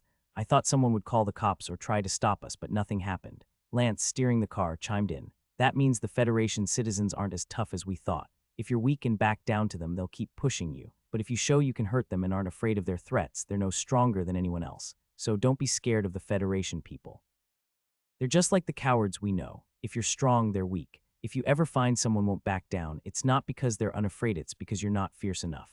The words sank in, a powerful lesson that felt true and proven. Soon they arrived outside the finance company, and Lance led them inside, suggesting they rest in the lounge. But seeing the intimidating characters in the lounge, they opted to wait in the hallway instead. In the office, Lance set the paper bag on Alberto's desk, who opened it and quickly counted the chips, displaying a meticulousness that left no room for error. He counted down to the last $50 chip, 3,500 perfect. He confirmed, looking at Lance with a nod. The White I know isn't exactly a reasonable man. Mind telling me how you convinced him? Lance settled into the chair across from him, looking relaxed. We started by talking about the Jingang City sailors. Turns out he's a baseball fan, too. Then we chatted about cooking. We found common ground, so communication got easier. I asked him where the money was, and he told me in the flower pot. Simple as that. Alberto laughed heartily. I bet he never wants to see you again. He paused, then pulled out three $50 chips from the stack, pushing them toward Lance. Here's your share. Alberto knew White had the money. His own casino staff kept tabs on high rollers. Gamblers rarely bargained over interest or repayment terms, but only cared about getting enough chips to return to the table. Rumor had it White had recently won over $4,000 at the Kodak Family Casino, an amount equivalent to 100 months' pay for a regular worker. The finance company's initial attempts to collect had failed because White wasn't liquid, but Alberto always believed that with enough persistence, he'd get the money back. He hadn't expected it to happen so quickly. Lance had accomplished it in half a day. I'm excited about your next job, Lance, Alberto said after a pause. We usually reward our agents 5%, and you've earned it here. But this next task might be trickier than White's case. Alberto explained the second job. Mr. Anderson runs a restaurant in the Bay Area. Last year, he hit a rough patch financially and came to me for help. Now he denies ever signing a contract, refuses to pay interest or repay the principal, and has even sued us. If we approach him directly or harm him, he'll file charges. Our lawyer says there's a high chance we'd lose. So this one's different from White's. You can't use force. Understand, you can't hurt him, not even threaten him. You'll need to get creative. If you can solve this, I'll double your reward. No matter what you recover from him, I'll give you 10%. Alberto held up both hands to emphasize his excitement. After discussing the second job, Alberto packed up the chips on his desk, ready for his Kodak Family Casino agent to exchange them for cash and return with it. He then placed two $20 bills on the table, sliding them toward Lance with a firm finger. Take your friends out for a nice drink and pick up some clothes. You're representing the company now as well as yourselves. Alberto could only imagine what they looked like and was relieved Lance hadn't brought them in city, otherwise his nose would have suffered. Although he'd given Lance a total of $190 that day, this money was technically Lance's own earnings and a small investment in his team's appearance. If Lance could handle Mr. Anderson, more debts would be passed his way, and Alberto sensed that in time, Lance could make a name for himself in Jingang City. Not long after, Lance said his goodbyes to Alberto and returned to the lounge, where his friends were mingling with the company staff. Ethan was in an arm wrestling match against 40s, with the room cheering them on and small bets piling up. Both men's faces were red with strain as the table shook under their effort. Gradually, Ethan's arm began to falter, and amidst the crowd's groans, 40s emerged victorious, happily collecting his modest winnings. He took $5 from his winnings and handed it to Ethan, clapping him on the shoulder. "You've got potential, Ethan. Stop by any time and I'll take you to the gym. You'll love the place." Lance shivered at the thought of him and 40s in muscle hugging gym attire. "Done with the boss?" 40s asked, nudging Lance. Lance nodded with a grin. "Where's the Kodak family casino? You planning to cash in the chips?" "Of course." 40s gave him the address, then added, "The bouncer will check your ID. Just flash him the chips, and if he asks who sent you, give him my name. The Kodak family is big in Jingang City. Don't cause trouble, or nobody can help you." Jingang City had 5 dominant families. They weren't political dynasties or coalitions around a big-name mogul. They were powerful clans functioning as organized crime families. The Kodak family was one of them, and these 5 families had established the structure of the city's underworld. Their influence might seem subtle, but underestimating them would be costly. Every year, a third of the oil drums sinking into Angel Lake were courtesy of these families, and another third was indirectly connected to them. Jingang City's wealth attracted people worldwide, and it was tough to survive here without serious connections. The Kodak family controlled 70% of the city's casino business, offering private high-stakes games for elites. They weren't always good or bad. Their legal, licensed casinos were major businesses, and their head was actively involved in charity. Ironically, the Kodak family pried every last dollar from gamblers, only to funnel funds into charity groups they happened to run. After thoroughly cautioning Lance, 40 sent him on his way. Back in the car, Ethan said, I could have won. Everyone seemed caught off guard, so Ethan continued, "I just needed to push a bit harder, but I held back." Lance raised an eyebrow. It seemed Ethan was starting to think tactically, or maybe he was just following his gut. "Good choice, Ethan. Winning wasn't worth making him look bad in front of everyone. His position in the company is solid, and if he'd lost to you publicly, he'd have been embarrassed. You did the right thing, but I don't mean you should lose face. It's more about being able to read the situation. That's more important than winning." The light turned red and Lance took his foot off the gas, pressing the brake. "Mr. Cordy gave me $150. For every job we complete, we get 5% of the recovered debt as a bonus. I plan to rent us a place and give everyone $5. Sound fair?" Everyone nodded in agreement. They were more than happy with the easy $5 for a single outing. Elvin had a question, but it wasn't about the money. "Honestly, the storm drains aren't bad. Do we really need a place?" "Yes, we do. We need a safe, relaxing place with showers, beds, and storage. The storm drains might be free, but they're not meant for living. I'm thinking of renting a house in the western outskirts." Jingang City was a coastal metropolis, and the prime real estate was along the coast and downtown. The city's growth pushed east, prioritizing the shoreline, leaving the western edges underdeveloped and affordable for renting or buying. With that explanation, the group had no complaints. Given a choice, nobody would sleep in a storm drain if they could have a bed, despite the coolness of the drains in summer. Since it was already late in the afternoon, Lance decided not to start any new work, opting to buy a ton of food and bring it back to the storm drain. His friends cheered at the sight of all the food, and as Ethan bragged about his role in the debt collection, the others crowded around Lance, eager to join him on the next job. Lance didn't turn them down. They'd be the backbone of his future, and training them was essential. He also shared his plans for renting a place and how they'd split earnings. Under the new system, 30% of the income would go to Lance, 30% to a communal account held by Lance for now, and the remaining 40% would be split based on individual contributions. This structure established Lance as the core leader and ensured a fair distribution based on work. To earn more, they'd have to work harder. Money lit a fire in his friends, raising morale and rekindling their spirits. The lure of income turned discouragement into excitement, as wealth often does. They discussed plans until nightfall, after which Lance took his leave. Though it was getting late, he had a car. While Jingang City's nighttime safety was questionable, carjackings were rare, as intercepting a vehicle at night was risky. Most drivers wouldn't stop and might even speed up. Lance made it back to the bakery without incident. As he walked in, the apprentice, busy mopping the floor, called out without looking up, "Sorry, we're closed." "Where's Johnny?" The apprentice rolled his eyes at the familiar, irritating voice and looked up at Lance. "You can't just call him by his name. You should say boss or sir. And you missed tonight's peak hours. The boss is furious and says he's docking your pay, a lot of it." The apprentice smirked, his expression one of petty satisfaction. Though his own life was miserable over 6 months in the bakery, and all he'd learned was kneading dough, the chubby boss was meticulous about protecting his recipes. The apprentice knew the basic ingredients but had no idea about proportions or the sequence. His time had been spent laboring over dough, shaping loaves, and putting them in the oven. Beyond that, he'd learned nothing. Despite this, he carried an inexplicable sense of superiority, especially toward Lance. Teasing Lance was his twisted way of finding solace, though ever since his mother's humiliating visit, his sense of superiority had started to crumble. Still, his habit of mocking Lance persisted. Lance didn't bother taking the apprentice's words to heart. Instead, he delivered a verbal punch. Just because he slept with your mom doesn't make him your dad. If I were your dad, I'd be disappointed in Yao hasn't even earned the title based on frequency. The apprentice froze, stunned by the venomous comeback. Lance walked past him, tossing another barb over his shoulder. Better mop that floor before he shows up, or your mom might have to pay the price again. The apprentice stood paralyzed, his face first red with rage and then pale. His life was indeed worse than it seemed. 6 months at the bakery hadn't taught him anything useful, and the financial burden on his family was growing. His mother's recent visit had been a desperate plea to stop paying tuition fees, but the boss had refused, offering instead a degrading deal. Monthly tuition would be waived in exchange for her providing services. She agreed, ensuring her son could stay, though the situation humiliated them both. The apprentice couldn't afford to leave now. The sunk costs of his family's money and sacrifices were too great. He was desperate to learn something useful, to prove their efforts hadn't been in vain. Lance knocked on the boss's door, and it opened to reveal Johnny in a tattered undershirt. Upon seeing Lance, his face twisted with anger. "You little worm, missing peak hours tonight. I'm docking $3.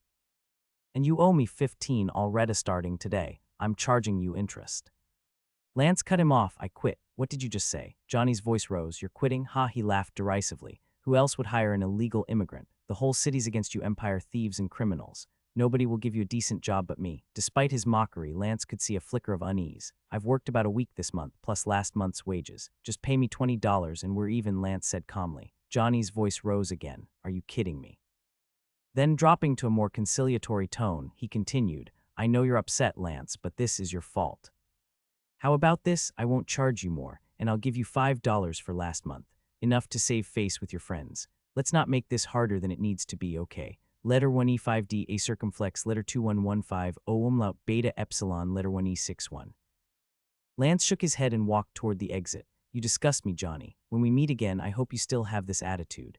As Lance headed out, Johnny followed, calling after him. "Nobody works harder than you for free. Where am I supposed to find another one like you?" The apprentice watched their exchange from the front room. "Get out of my way, you idiot, and mop that floor before bed or you're out tomorrow," Johnny barked, shoving past the apprentice. By the time he reached the street, Lance was already in his car. Johnny shouted, "I'll report you for stealing from me." Lance stared at him through the window, his gaze so calm it sent a chill down Johnny's spine. He fell silent, and Lance drove off. Johnny stood fuming on the sidewalk, muttering curses and wondering how he'd find a new free worker. Returning to the bakery, he vented his frustration on the apprentice, spewing insults about his intelligence and his mother. Finally, Johnny stormed back to his room. The apprentice, red-eyed, clenched his fists so tightly his nails dug into his palms, yet he remained silent. Lance found a cheap inn near the docks. $1 a night with limited hot water included. The wooden building smelled musty, a common problem for poorly maintained coastal structures. The soft bed felt unfamiliar, but the real challenge came after midnight. The surrounding rooms came alive with noiseless moans and cries that grew louder as if competing. When one room quieted, another began.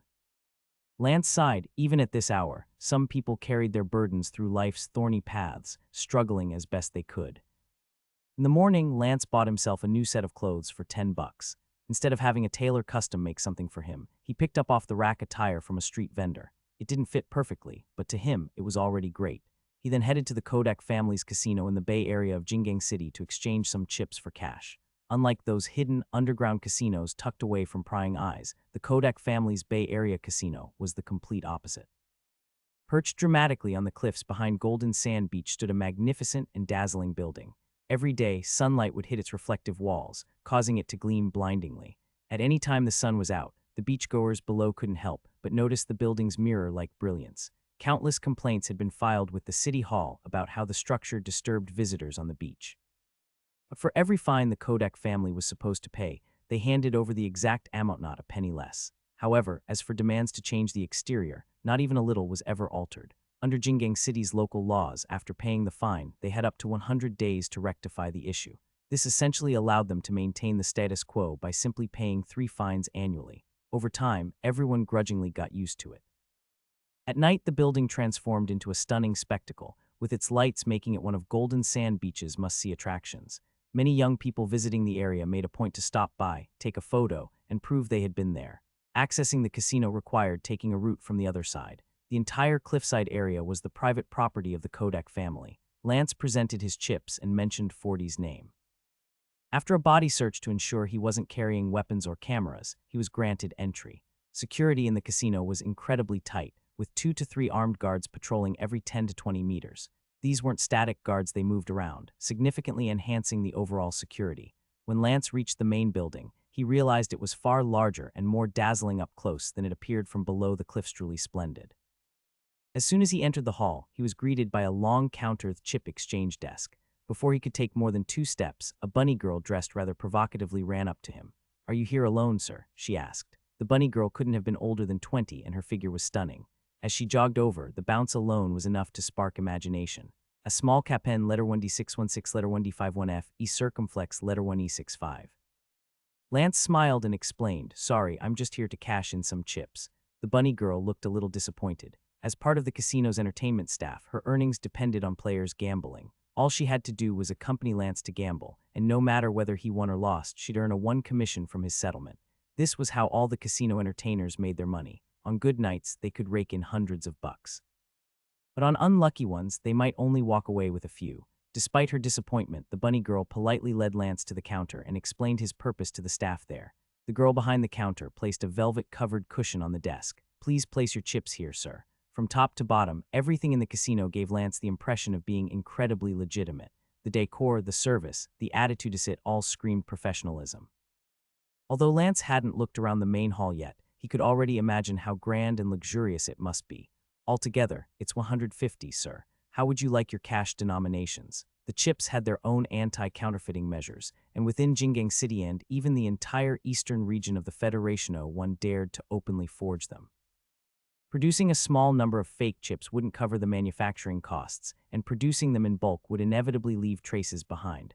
While the Kodak family seemed like just a legitimate business running casinos and paying taxes, they were also highly respected in the Federation's underground circles. This respect wasn't simply due to their wealth. "Do you have 5 bills?" Lance asked. "Yes, sir. Please wait a moment."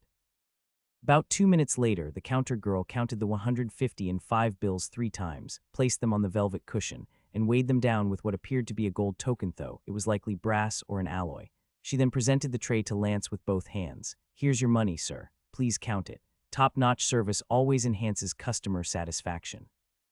Even though Lance hadn't intended to gamble, he made a mental note to bring someone here someday to experience the opulence firsthand. After leaving the casino, Lance drove to pick up Elvin, and the two headed straight for Mr. Anderson's restaurant in the Bay Area. It was lunchtime, and the restaurant was bustling. 17 or 18 tables were fully occupied. The manager guided Lance and Elvin to a small table, and soon a waiter arrived with the menu. The moment Elvin opened the menu, he gasped. He flipped through several pages, struggling to decide. "It's too expensive," he finally exclaimed. "A 6-month-old green calf rib costs $7.98. Add a dinner roll, and that's another $1. If we add anything else, this meal for the two of us could easily cost 30 or 40 bucks. DMN it. 30 or 40 bucks could buy me a feast at the braised beef stall by the port." A woman at the neighboring table couldn't help but chuckle, but quickly apologized with an embarrassed expression. The port was home to many manual laborers, and their demand for meat far exceeded that of the general population. As a result, small stalls and restaurants catering to laborers sprang up around the port, offering quick and affordable meals. Calling them restaurants was a stretch. They were more like fast food joints. Their main offerings were braised beef stew and bone-stripped beef, all cut into small pieces. This meat was cheap. $1 could buy 3 pounds. The vendors would cook it in large pots with plenty of soy sauce and a handful of spices, resulting in an aromatic, hearty stew. No matter who walked in, they'd get a big bowl for 60 cents. For 70 cents, they could have unlimited bread to go with it. Of course, the bread wasn't particularly good, just filling. Most laborers treated themselves to a meal like this every 2 or 3 days, enjoying the satisfaction of eating their fill of meat.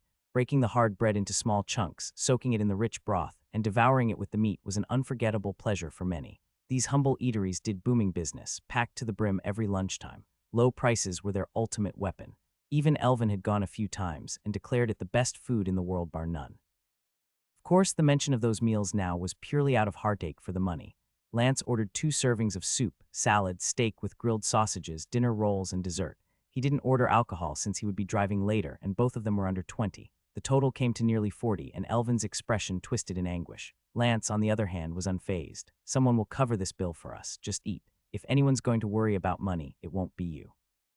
Perhaps Lance's reassurance helped, as Elvin seemed less distressed. The restaurant was doing excellent business. By 1230, all the tables were full, and some guests had to leave due to a lack of seating. The entire place exuded vibrant energy. As long as there was money to be mad, even if it wasn't going directly to the servers or chefs, it was still enough to boost morale. Earning money for the bosses and feeling happy about it was a universal experience across all social classes and ideologies. Not that such shared sentiment held any real meaning. It had to be said that a steak worth nearly 10 was indeed leagues ahead of those braised beef scraps. The carefully crafted sauces elevated the steak into a truly delightful experience. Even Elvin couldn't bring himself to claim that the steak wasn't better than the stew, it was just too delicious. When they were almost done eating, Lance pulled a cockroach out of his pocket, a big one, and handed it to Elvin. "Bite it in half," he instructed. Elvin stared at the thumb-sized cockroach in disbelief. "What did you just say?" "I said bite it in half." Elvin looked at the still wriggling cockroach in his hand, and suddenly the steak didn't taste so good anymore. "So this is your plan?" Lance nodded. "I need your genuine reaction. Don't worry, I bought this from a pet store. It's healthy, clean, and perfectly hygienic." After a long moment of mental preparation, Elvin cursed under his breath, then closed his eyes, stuffed half the cockroach into his mouth, and bit down hard. The woman at the next table was utterly shocked. Next, Lance instructed the gagging Elvin to place half of it in his soup spoon, letting it blend subtly into the thick broth while the other half was spit onto the table. He then turned to the pale-faced Elvin. "Feel like throwing up?"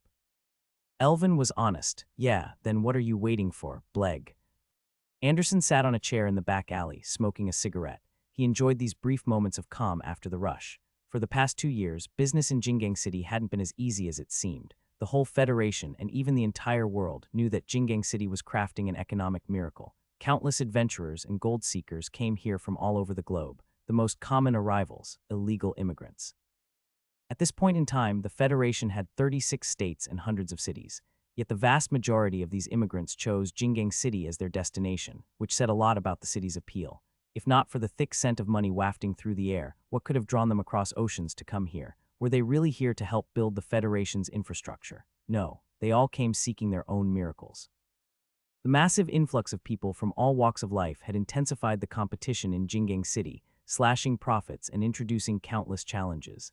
Last year, Anderson's restaurant faced a few setbacks. First, his business partner left him, forcing Anderson to spend all his remaining money to buy out the partner's shares and gain full ownership of the restaurant. Then, his wife suffered an accident and was injured. The insurance company refused to cover her expenses, claiming she had failed to disclose her slightly elevated blood pressure when purchasing the policy. Without proof that her hypertension had developed after she got the insurance, the company argued that her undisclosed condition directly contributed to the accident. Anderson fought them in court, but ultimately lost. The most infuriating part, the insurance payout was supposed to be around $8,000. Yet the company spent over $10,000 fighting him in court just to avoid paying. In the end, not only did Anderson fail to receive compensation, but he also had to cover his wife's medical bills and legal fees himself. At that point, he was completely out of money. He tried applying for a bank loan, but since he'd just lost a lawsuit, the bank flagged his application as risky. They told him it would take at least a month to process the loan. Anderson couldn't wait that long. He needed cash immediately to keep the restaurant afloat and cover family expenses, so he abandoned the bank loan idea. Through a friend, he approached several finance companies, but these greedy hyenas sought to devour his assets, offering just a few $1,000 in exchange for shares in his restaurant. Arhachek no omelet. Eventually, he found a company called Forties Finance. Although their interest rates were slightly high, they didn't ask for collateral or covet his restaurant. After a year of hard work, the restaurant began to recover. Recently, his new manager suggested a series of marketing strategies that kept the place bustling with customers. Just that morning, Anderson had spent $400 to purchase ad space in Jingang Daily and was planning to rent the shop next door to expand his business.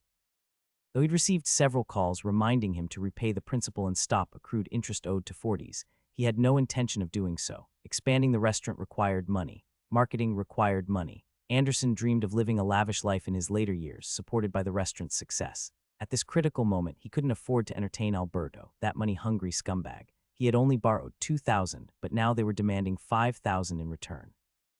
Anderson found the interest rates outrageous and refused to pay. He was even ready to take the matter to court. As his lawyer had assured him, there was no need to worry. Forty's finance might threaten legal action, but the cost of pursuing a lawsuit would far exceed any potential recovery, and if they tried anything illegal, Anderson could sue them directly and potentially win damages, so all he needed to do was stall. With his lawyer's assurances, Anderson had no intention of repaying the $5,000. I borrowed that money fair and square. Why should I have to pay it back? This mentality is common among those who refuse to repay debts. While contemplating how to negotiate for the property next door, his manager suddenly came rushing in. Mr. Anderson, there's been a situation in the restaurant. Anderson turned to him. Someone's boots catch fire. He was implying the manager was making too big a fuss, but the manager didn't have time for jokes. A customer found a cockroach in their soup. Worse, they bit it in half and spat it everywhere. Anderson froze for a moment, then quickly stood up, dropped his cigarette, and hurried into the restaurant. When he arrived, his blood pressure spiked. The sour stench of vomit hung in the air, making it impossible for most customers to continue eating. People crowded around a particular table, whispering amongst themselves. On the table was a pristine white napkin holding two halves of a cockroach. Judging by the pieces, they could easily be reassembled into a whole insect. Anderson had spent his entire life in the restaurant industry. From apprentice to chef, and eventually head chef at a renowned establishment, he had worked his way up. A few years ago, he'd saved enough money to open his own restaurant, where he served as both head chef and owner. To him, this restaurant was more important than life itself. Having dealt with various restaurant-related crises in his younger years, Anderson knew how to handle situations like this. As he instructed staff to clean up the vomit, he approached Lance, intending to wrap the cockroach pieces in a napkin, but Lance blocked him, trying to destroy evidence. The scrutinizing gazes from the crowd made Anderson's scalp tingle. I just want to resolve the issue, Anderson said calmly. If you don't mind, we can discuss this in my office. I'm sure we can come to an agreement. It was obvious he was offering money to settle things quietly, and Lance saw right through it. He raised his voice. You think I'm trying to extort you? My friend and I came here to eat, and now there's a cockroach in our soup. And you think we're extortionists. If you truly want to address this, you should do so here in front of everyone. After all, we might not be the only victims. Authors may just not know it yet. Lance's words caused Anderson's expression to shift, and the spectators' faces grew uneasy. If a cockroach had made its way into someone's soup, could it mean their utensils or food had also been exposed to roaches? Some customers began voicing complaints, demanding the health department be called to inspect the restaurant. A public health scandal could spell disaster for any restaurant, especially one that had just bought ad space. Though it seemed inevitable that the incident would spread, Anderson still hoped to minimize the damage.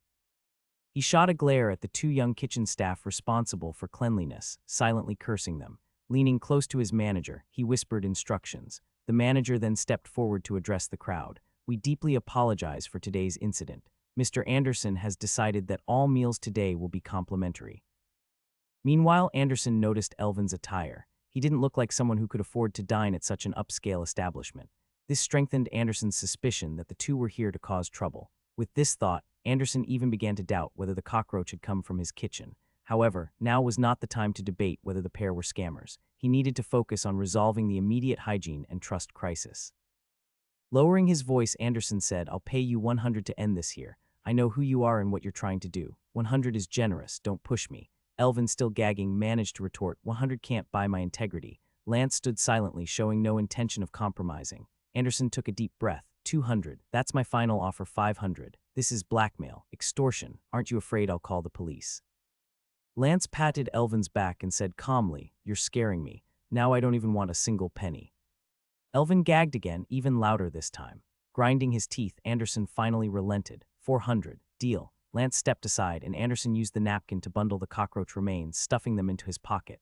Meanwhile, the manager smoothed things over with the other diners. These two individuals have been incredibly unreasonable, he explained. They've gone far beyond what we expected, but the restaurant sincerely apologizes for today's events. All meals today are free of charge. He then handed out signed cards to each diner. Next time you visit, present this card for a complimentary bottle of wine valued at 10, he said. The wine, listed on the menu at 9.99, cost the restaurant less than 5 wholesale. The manager knew that offering a free bottle of wine would likely lead customers to order 20 or more in food, ensuring the restaurant still made a profit. Most diners accepted his explanation, though a few remained skeptical. When they saw the two customers leave with Anderson, they assumed the matter had been resolved, but in truth, it wasn't over yet. Standing in the alley next to the restaurant, Mr. Anderson handed Lance the 400, his expression a mixture of cold indifference and disgust. By now, Anderson was convinced that these two were hired to stir up trouble. He had no shortage of enemies in Jingang City. Alberto, that greedy dog, was certainly one of them. Then there was his former business partner. Recently, the partner had noticed how well the restaurant was doing and reached out 2 weeks ago, hoping to repurchase the shares he'd sold to Anderson at the original price. Naturally, Anderson had refused. It wouldn't be surprising if that petty man, who resorted to extortion when facing difficulties, had orchestrated this. And of course, there were rival restaurants in the area. Nobody would complain about having too much business. They'd rather see customers waiting an hour outside their own establishment than going to a competitor's restaurant and spending less for a full meal. The better his business did, the more likely his competitors would resort to dirty tricks. He needed to figure out who was behind this. Here's your money. Let this matter end here. Lance counted the final 20 bill, stacked the cash neatly, and slipped it into his pocket. His smile, reflecting the sunlight, was unbearably dazzling. Of course, Mr. Anderson, we're people of our word. Anderson sensed there was more to that statement but couldn't quite pin it down. After some hesitation, he finally asked, "Who sent you?" He expected Lance to dodge the question, lie, or spew nonsense. He imagined many possibilities except what Lance actually said. 200, Mr. Anderson, Lance replied casually. For 200, I'll tell you the truth, no haggling. Anderson was so furious he nearly choked. I've never met someone as shameless as you in my life. Lance took a step back and gave a slight bow. I'll take that as a compliment. I have other things to do this afternoon. If there's nothing else, we'll be leaving. My poor friend still needs to see a doctor, and I'm not even sure 400 will be enough. Anderson's temples throbbed as he lowered his voice, seething with anger. He thought Lance was just being greedy, trying to extort even more money. Listen, you little bee, if you dare set foot in my restaurant again, I'll call the police. I know powerful people who will make you regret ever being born. Letter 25 F alpha omicron letter F fata, agrov letter winda 6 fa. With that, Anderson turned and stormed off, but only made it a few steps before coming back. His hands trembling with rage, he counted out another 200 and threw it against Lance's chest. Now tell me that son of a bit H's name. Right now, Lance quickly counted the money, grinning ear to ear. Alberto Cody, sir. I currently work for him. FCK, Anderson roared as he stormed away. Elvin, looking puzzled, tugged on Lance's sleeve. Won't Mr. Cody be mad that we sold him out? Sold him out? Lance waggled his finger, taking 60 from the pile and handing it to Elvin. This isn't betrayal. If Mr. Cody wants his money back, he has to put enough pressure on Mr. Anderson. If we didn't tell him who was behind this, Anderson might blame someone else entirely. In the end, he needs to know exactly who's causing him grief and where to go to fix it. Lance pocketed the remaining cash, then led Elvin back to the car. The blazing sun hung overhead, scorching everything on the ground. As soon as they opened the car door, a wave of stifling heat poured out, reminding Lance of the oven in a bakery. He frowned, waited a moment, and finally slid into the seat.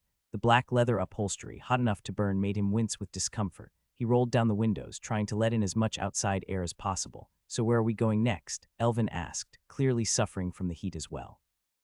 Lance started the car, glancing in the rearview mirror, to find people who want to make some money. The car soon returned to the culvert where they were temporarily staying. Lance had brought some food with him since they hadn't rented a proper place yet. The culvert, surprisingly cool with its constant draft of air around 10-15 degrees, was a stark contrast to the outside heat. Some of the thinner residents even had to wear extra layers. No wonder so many people chose to live in culverts during the summer. When Lance pulled up, the group of companions quickly gathered around. We made some money today. Mello, when it cools down a bit tonight, take everyone out to buy some clothes. Lance handed Mello 80. With about 20 people in the group, that came to at least 4 per person. That's too much. Over by the port, there's a second-hand market where you can get a whole outfit for just one. Port area had several markets like this, catering to the many poor residents. Most of the clothes sold were either recycled from other regions or outright stolen. There were thieves who specialized in swiping clothes off drying lines or even stealing them from laundromats. Some were salvaged from dumpsters in middle-class or upscale neighborhoods. The nicer-looking clothes were pricier and usually not affordable for port residents. The standard offerings were 1 per outfit or 60 cents per piece. Lance shook his head. No, buy something decent like what I'm wearing. We're going to be moving in higher circles soon and we can't look shabby.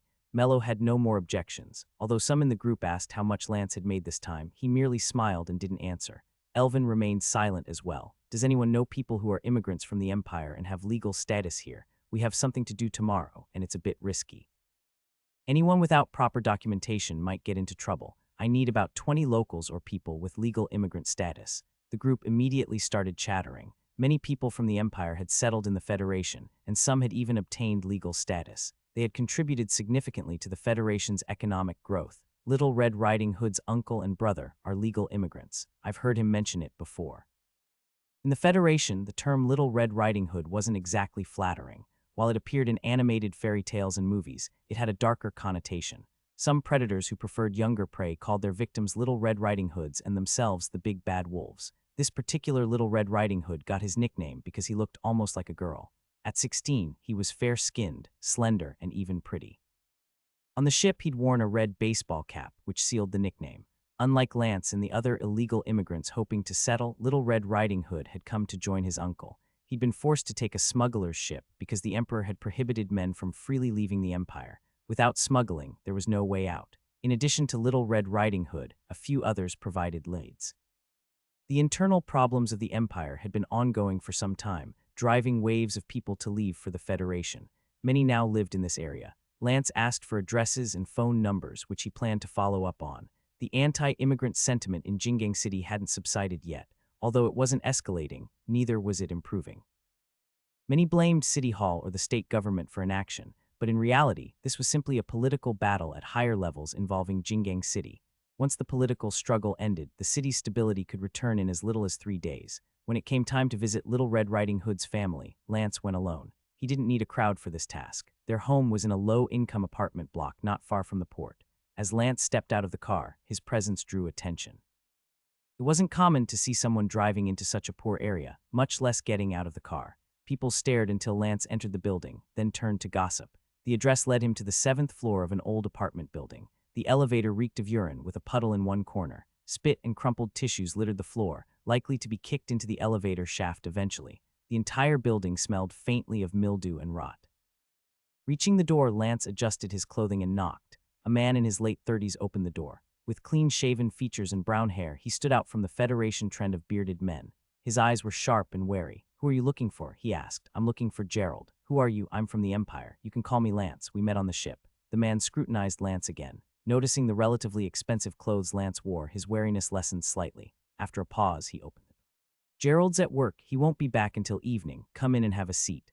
Lance entered, glancing around. The space was modest and cramped. He set the fruit he'd brought on the table in a visible spot. He knew how to handle interactions with people at this level. "You can call me Bolton." "I'll call you Lance, all right. Want something to drink?" Bolton checked the cabinets and apologized. "Sorry, we only have water." He poured a glass of tap water and set it on the table.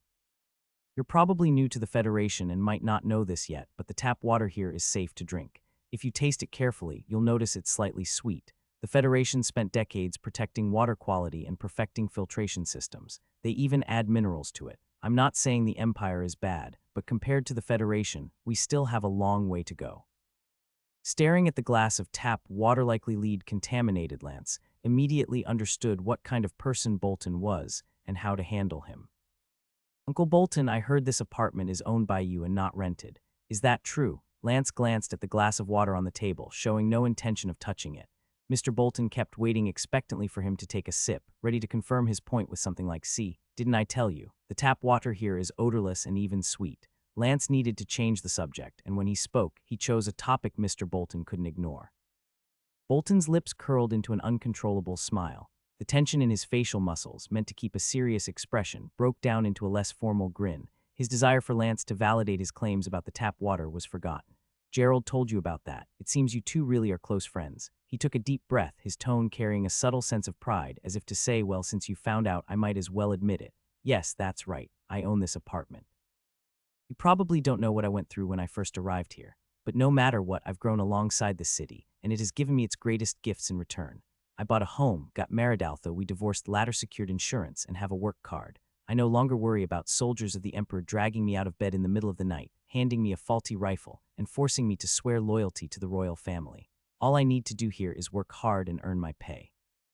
He chuckled a few times before continuing, "I'm not trying to brag, Lance. This is the Federation dream. It came into my life, and I hope it can do the same for you. Work hard, endure, persevere. This society will reward you for it. If it hasn't yet, it just means the reward will come later. No matter how late, it will come. This is the Federation. Put in the effort, and you'll reap the rewards."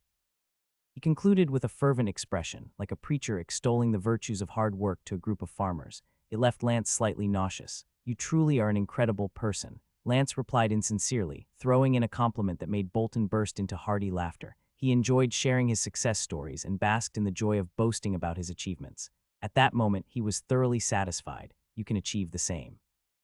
Buy your own property here, build your life, and get your immigration status, Bolton declared.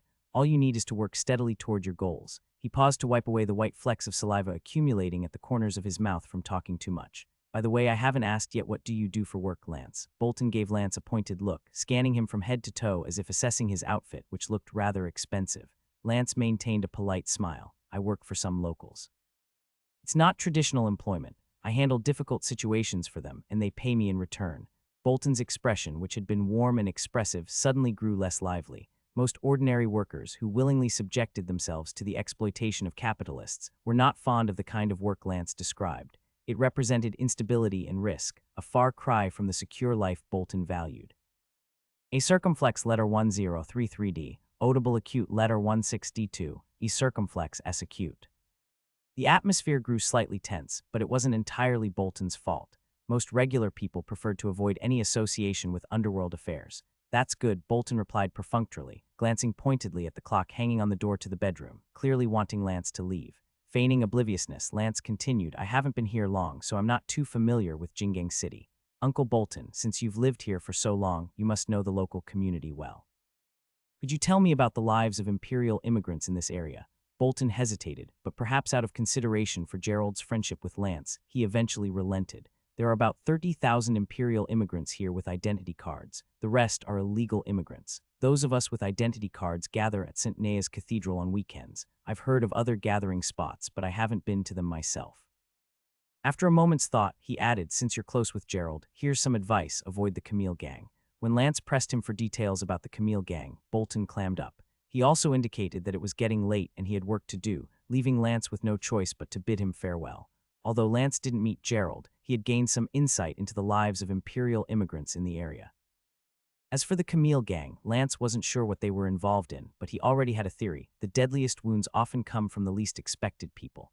People remain wary and cautious around enemies, but when dealing with their own, they lower their guard, leaving an opening to be stabbed right in the heart. Fortunately, the weekend was just a day away. In the meantime, Anderson could stew over whether he wanted to settle his debts. That afternoon, Lance went to the company. Although he had assured Elvin that selling out Mr. Cody wouldn't be a problem, he still felt the need to inform the man.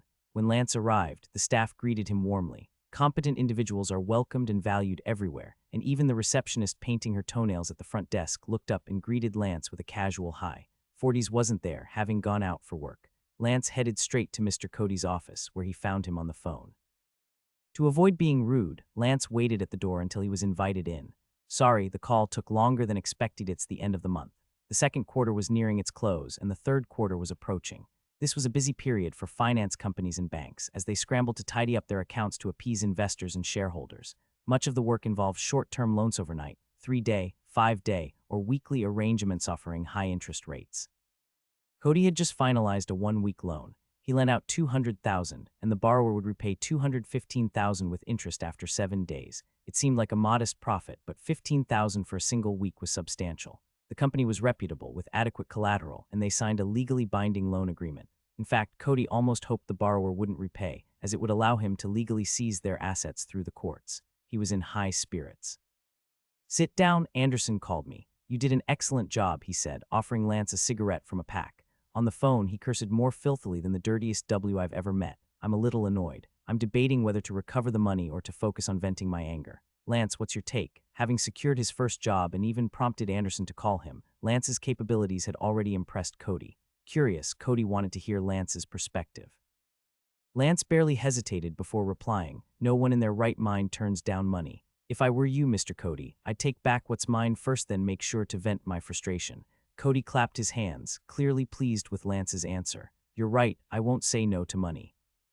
He pondered for a moment before asking, what's your follow-up plan? Lance didn't hold back. Mr. Anderson cares deeply about his restaurant, so I plan to keep targeting it. Alberto crossed one leg over the other as he lit a cigarette. Lowering his head, he inhaled deeply before leaning back and exhaling a plume of smoke toward the ceiling. Lance picked up where he left off. So I plan to find some locals with legal status, maybe some homeless folks, pay them a few bucks, and have them dine at Mr. Anderson's restaurant. Then I'll involve a few journalists to frame it as a human interest piece. Something like, the restaurant most loved by homeless people. Alberto froze for a moment, then slowly nodded in approval. That's a brilliant idea, Lance. No one wants to share a dining space with a bunch of stinky homeless people. It won't take long before his restaurant's reputation is ruined. He tapped the desk enthusiastically. What about using our own people? Lance politely declined. Mr. Cody, it's not that I don't want to give our guys something to do, but I'm certain Mr. Anderson will call the police. If we use our own people, it might cause complications. Alberto thought it over seriously before a smile spread across his face. You're absolutely right, Lance. This is why I admire you so much. You think and act far beyond your years. He pulled open a drawer, counted out 200, and slid it across the table along with a business card. I don't believe in making others spend their own money to get things done for me. Consider this your new budget. And that card, reach out to the guy on it. We have some dealings with him. See if he can help. My only demand is to make Anderson furious yet completely helpless. I want him to call me begging. Lance glanced at the money, then smiled confidently. You'll see him raging and groveling, Mr. Cody. The next morning, Lance appeared at St. Nea's Cathedral. On the lawn outside, there were at least 400,500 people gathered. While this was far fewer than the 30,000 imperial immigrants Bolton had mentioned, these individuals represented at least 200 families. Through these families, the influence could reach thousands more, accounting for a significant portion of the legitimate immigrant population. Though the number seemed small, their impact wasn't. Most of those attending these gatherings were relatively successful. Bolton noticed Lance. Initially, he didn't plan on interacting with him, didn't particularly like gang-affiliated individuals. But when he saw Lance arrive in a car, Bolton reconsidered. Letter 1D597 A tilde new letter 1ED7 E hatchek letter 219. He walked over and, speaking loudly enough for others to hear, greeted Lance warmly. Lance, have you parked your car properly? Lance, who had been preparing to find a way to break the ice, turned back, puzzled. His car was parked perfectly fine in the lot, but he quickly caught on and responded just as warmly, Uncle Bolton, I made sure it's locked. Bolton was pleased with Lance's reaction. Almost immediately, someone nearby leaned in and said, Bolton, why not introduce us to this young man? Where are you from, lad? Bauman State, Lance replied, stepping forward to shake the man's hand. Bolton quickly took over the introductions. This is Lance, a young man new to the Federation. He currently has a very flexible job. He then introduced the man to Lance. This is Mr. Jobov, considered a pride of imperial immigrants in Jingang City. If you have extra money and want to store it somewhere safer than the Federation banks with better interest rates, Mr. Jobov is your best choice. Over 40 of imperial immigrants trust him with their savings. Hearing this, Lance enthusiastically extended both hands to shake Mr. Jobov's. A pleasure to meet you, Mr. Jobov. Are you a banker? Jobov laughed heartily, retrieving a cigar from an associate and taking a long puff. Not quite. I just try to do what I can for our people. With me, you don't need an immigrant card, a residence permit, or a work card. As long as you're from the Empire, you can entrust your money to me. His eyes subtly darted toward Lance's car in the parking lot. Though it was an old model, likely worth only $400-500 from a second-hand dealer, the fact that Lance owned a car at all, paired with his decent attire, marked him as a young man with potential, and who wouldn't want to expand their network with someone promising. After a brief chat, Jobov excused himself to let others meet Lance. He shook Lance's hand again before leaving. Soon, other people approached, facilitated by Bolton's introductions. In the Empire, wealth alone wouldn't have drawn this much attention. But after years of living in the Federation, many imperial immigrants at the bottom of the social ladder were desperate for a way up. While Lance's car wasn't new, it set him apart from those who arrived on bicycles or buses. Most of those who came to meet Lance were in their 30s and had been in the Federation for 78 years. Though some hesitated about Lance's work, most exchanged contact information or business cards with him. Half an hour later, having dealt with these introductions, Lance asked, "Did Gerald come today?" He wasn't keen on continuing as Bolton's trophy for social bragging. While he found the bragging childish, he also knew some people couldn't resist the urge to flaunt their connections. Bolton, who had been enjoying himself thoroughly, replied, "Of course. Youngsters like him don't enjoy hanging out with us older folks. He's over by the side lawn. Shall I take you?" Lance quickly declined, jogging toward the side of the cathedral where the younger crowd had gathered. There, about 40 young men and women were chatting in groups. As Lance approached, Gerald spotted him immediately. "Lance," Gerald shouted, waving his arms excitedly. This drew everyone's attention toward Lance. "Is that the best friend you were talking about?" Gerald's cousin, Rob, sized up Lance critically. "He's dressed so old-fashioned and not at all youthful." Rob's jealousy was poorly concealed. Most of the group wore outfits costing 2-3, at most 4-5. Lance's 10-plus attire instantly outclassed them, and for people their age, appearing more mature was often a goal, which Lance had clearly achieved. Gerald ran over and gave Lance a warm hug. Lance felt slightly awkward. Gerald was so pretty that the hug felt odd. Fortunately, it was brief. Gerald then introduced Lance to his friends. "This is my cousin Rob, this is my cousin Nancy, and this is Rob's girlfriend, Selena." Lance greeted them all warmly, shaking hands as other eyes lingered on him. His demeanor was markedly different, carrying an intangible toughness that set him apart from the crowd. "Lance, do you have family here?" Rob was the first to ask, his jealousy flaring as Selena continued to glance at Lance. "No, I'm alone here," Lance replied casually. Rob's expression softened slightly. "So you haven't obtained permanent residency yet?" "Not yet," Lance admitted openly. Hearing this, Nancy lost interest. For her, a man without legal status lacked long-term potential. Rob, sensing Selena's waning interest in Lance, felt his jealousy subside, replaced by a smug sense of superiority. "So what kind of work do you do?" he asked. "I work for a company that assigns me tasks. I complete them and earn commissions based on the job," Lance explained straightforwardly. Rob smirked. "So a salesperson, more or less." Rob pressed further. "What do you sell? Maybe we could help you earn more commissions." Lance smiled but didn't elaborate, prompting Rob to try again. "Does your work even pay well? Recently, I earned $200 from a single job." Rob fell silent, while Gerald exclaimed in surprise, "That much? Is it a lot?" Lance shrugged. "That was just a small job. You'll see bigger ones eventually." Rob's emotions grew complicated, his face reflecting the same inner turmoil. "Look, if you're not earning much, no one will think less of you. But if you're lying just to impress us, that's not cool at all. Do you really think an illegal immigrant without legal status can make that much from one job? You should be more grounded."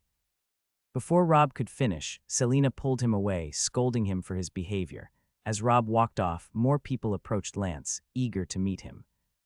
"Who's that?" In another corner, 7 or 8 teenagers surrounded a young man in his early 20s, wearing a baseball cap. It was clear that he was the center of this small group. A younger boy whispered, "I heard his name is Lance, an illegal immigrant from Bauman State. He claimed he just finished a job that paid him $200. That's why Rob got into a fight with him earlier. So annoying." Bauman State wasn't exactly a prosperous region in the empire. The economy was primarily agricultural, and although there were developed cities, they couldn't compare to the bustling imperial capital. Here in the empire, most permanent residents who had obtained citizenship came from affluent areas like the capital. Only these individuals could smoothly secure permanent residency and citizenship. So when Lance's hometown was mentioned, the youngest boy didn't seem very impressed. "Doesn't matter where he's from. As long as he's at odds with Rob, we can be friends." "About that $200 job, we can go hear what he has to say. Maybe get to know him too." Rob wasn't particularly popular around here. He had inherited Mr. Bolton's shrewdness and snobbishness, but lacked the tact to conceal those traits. He often mocked or ridiculed the poor, people he looked down upon, giving off an air of superiority. Yet, when it came to children from wealthy or socially prominent families, he acted like a lapdog, wagging his tail and saying flattering things. This behavior only made people dislike him more, whether they were the ones he looked down on or the ones he tried to ingratiate himself with. Of course, while people didn't like Rob, it wasn't to the extent of outright hatred. They just found him unpleasant, which explained why he was still tolerated here. As the group approached Lance, they overheard him speaking. "I've got a job that needs doing, and I'd rather not let anyone else take this opportunity. Naturally, I thought of us first." The young man in the baseball cap interrupted. "Can I ask what kind of job it is, and how much you're offering for it?" Lance turned to face him, a clean-cut young man, about 1.73 to 1.75 meters tall. In this era, that was considered quite tall. He had a lean build and wore a white shirt, dark trousers, and suspenders. His shoes, though slightly worn, were polished to a shine, and he had a gray baseball cap. "Our retroflex letter 1D51E, new letter 1D664, letter 1D51F, egrov letter 1D412.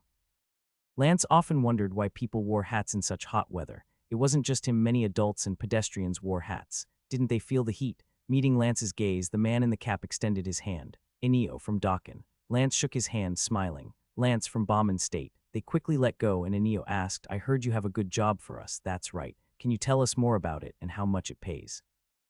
The surrounding teenagers were all curious, otherwise they wouldn't have gathered around. Even though most of them had permanent residency and citizenship, that didn't mean they were wealthy or middle class. People like Mr. Bolton, living in cramped apartments in the slums, represented the majority of these immigrants.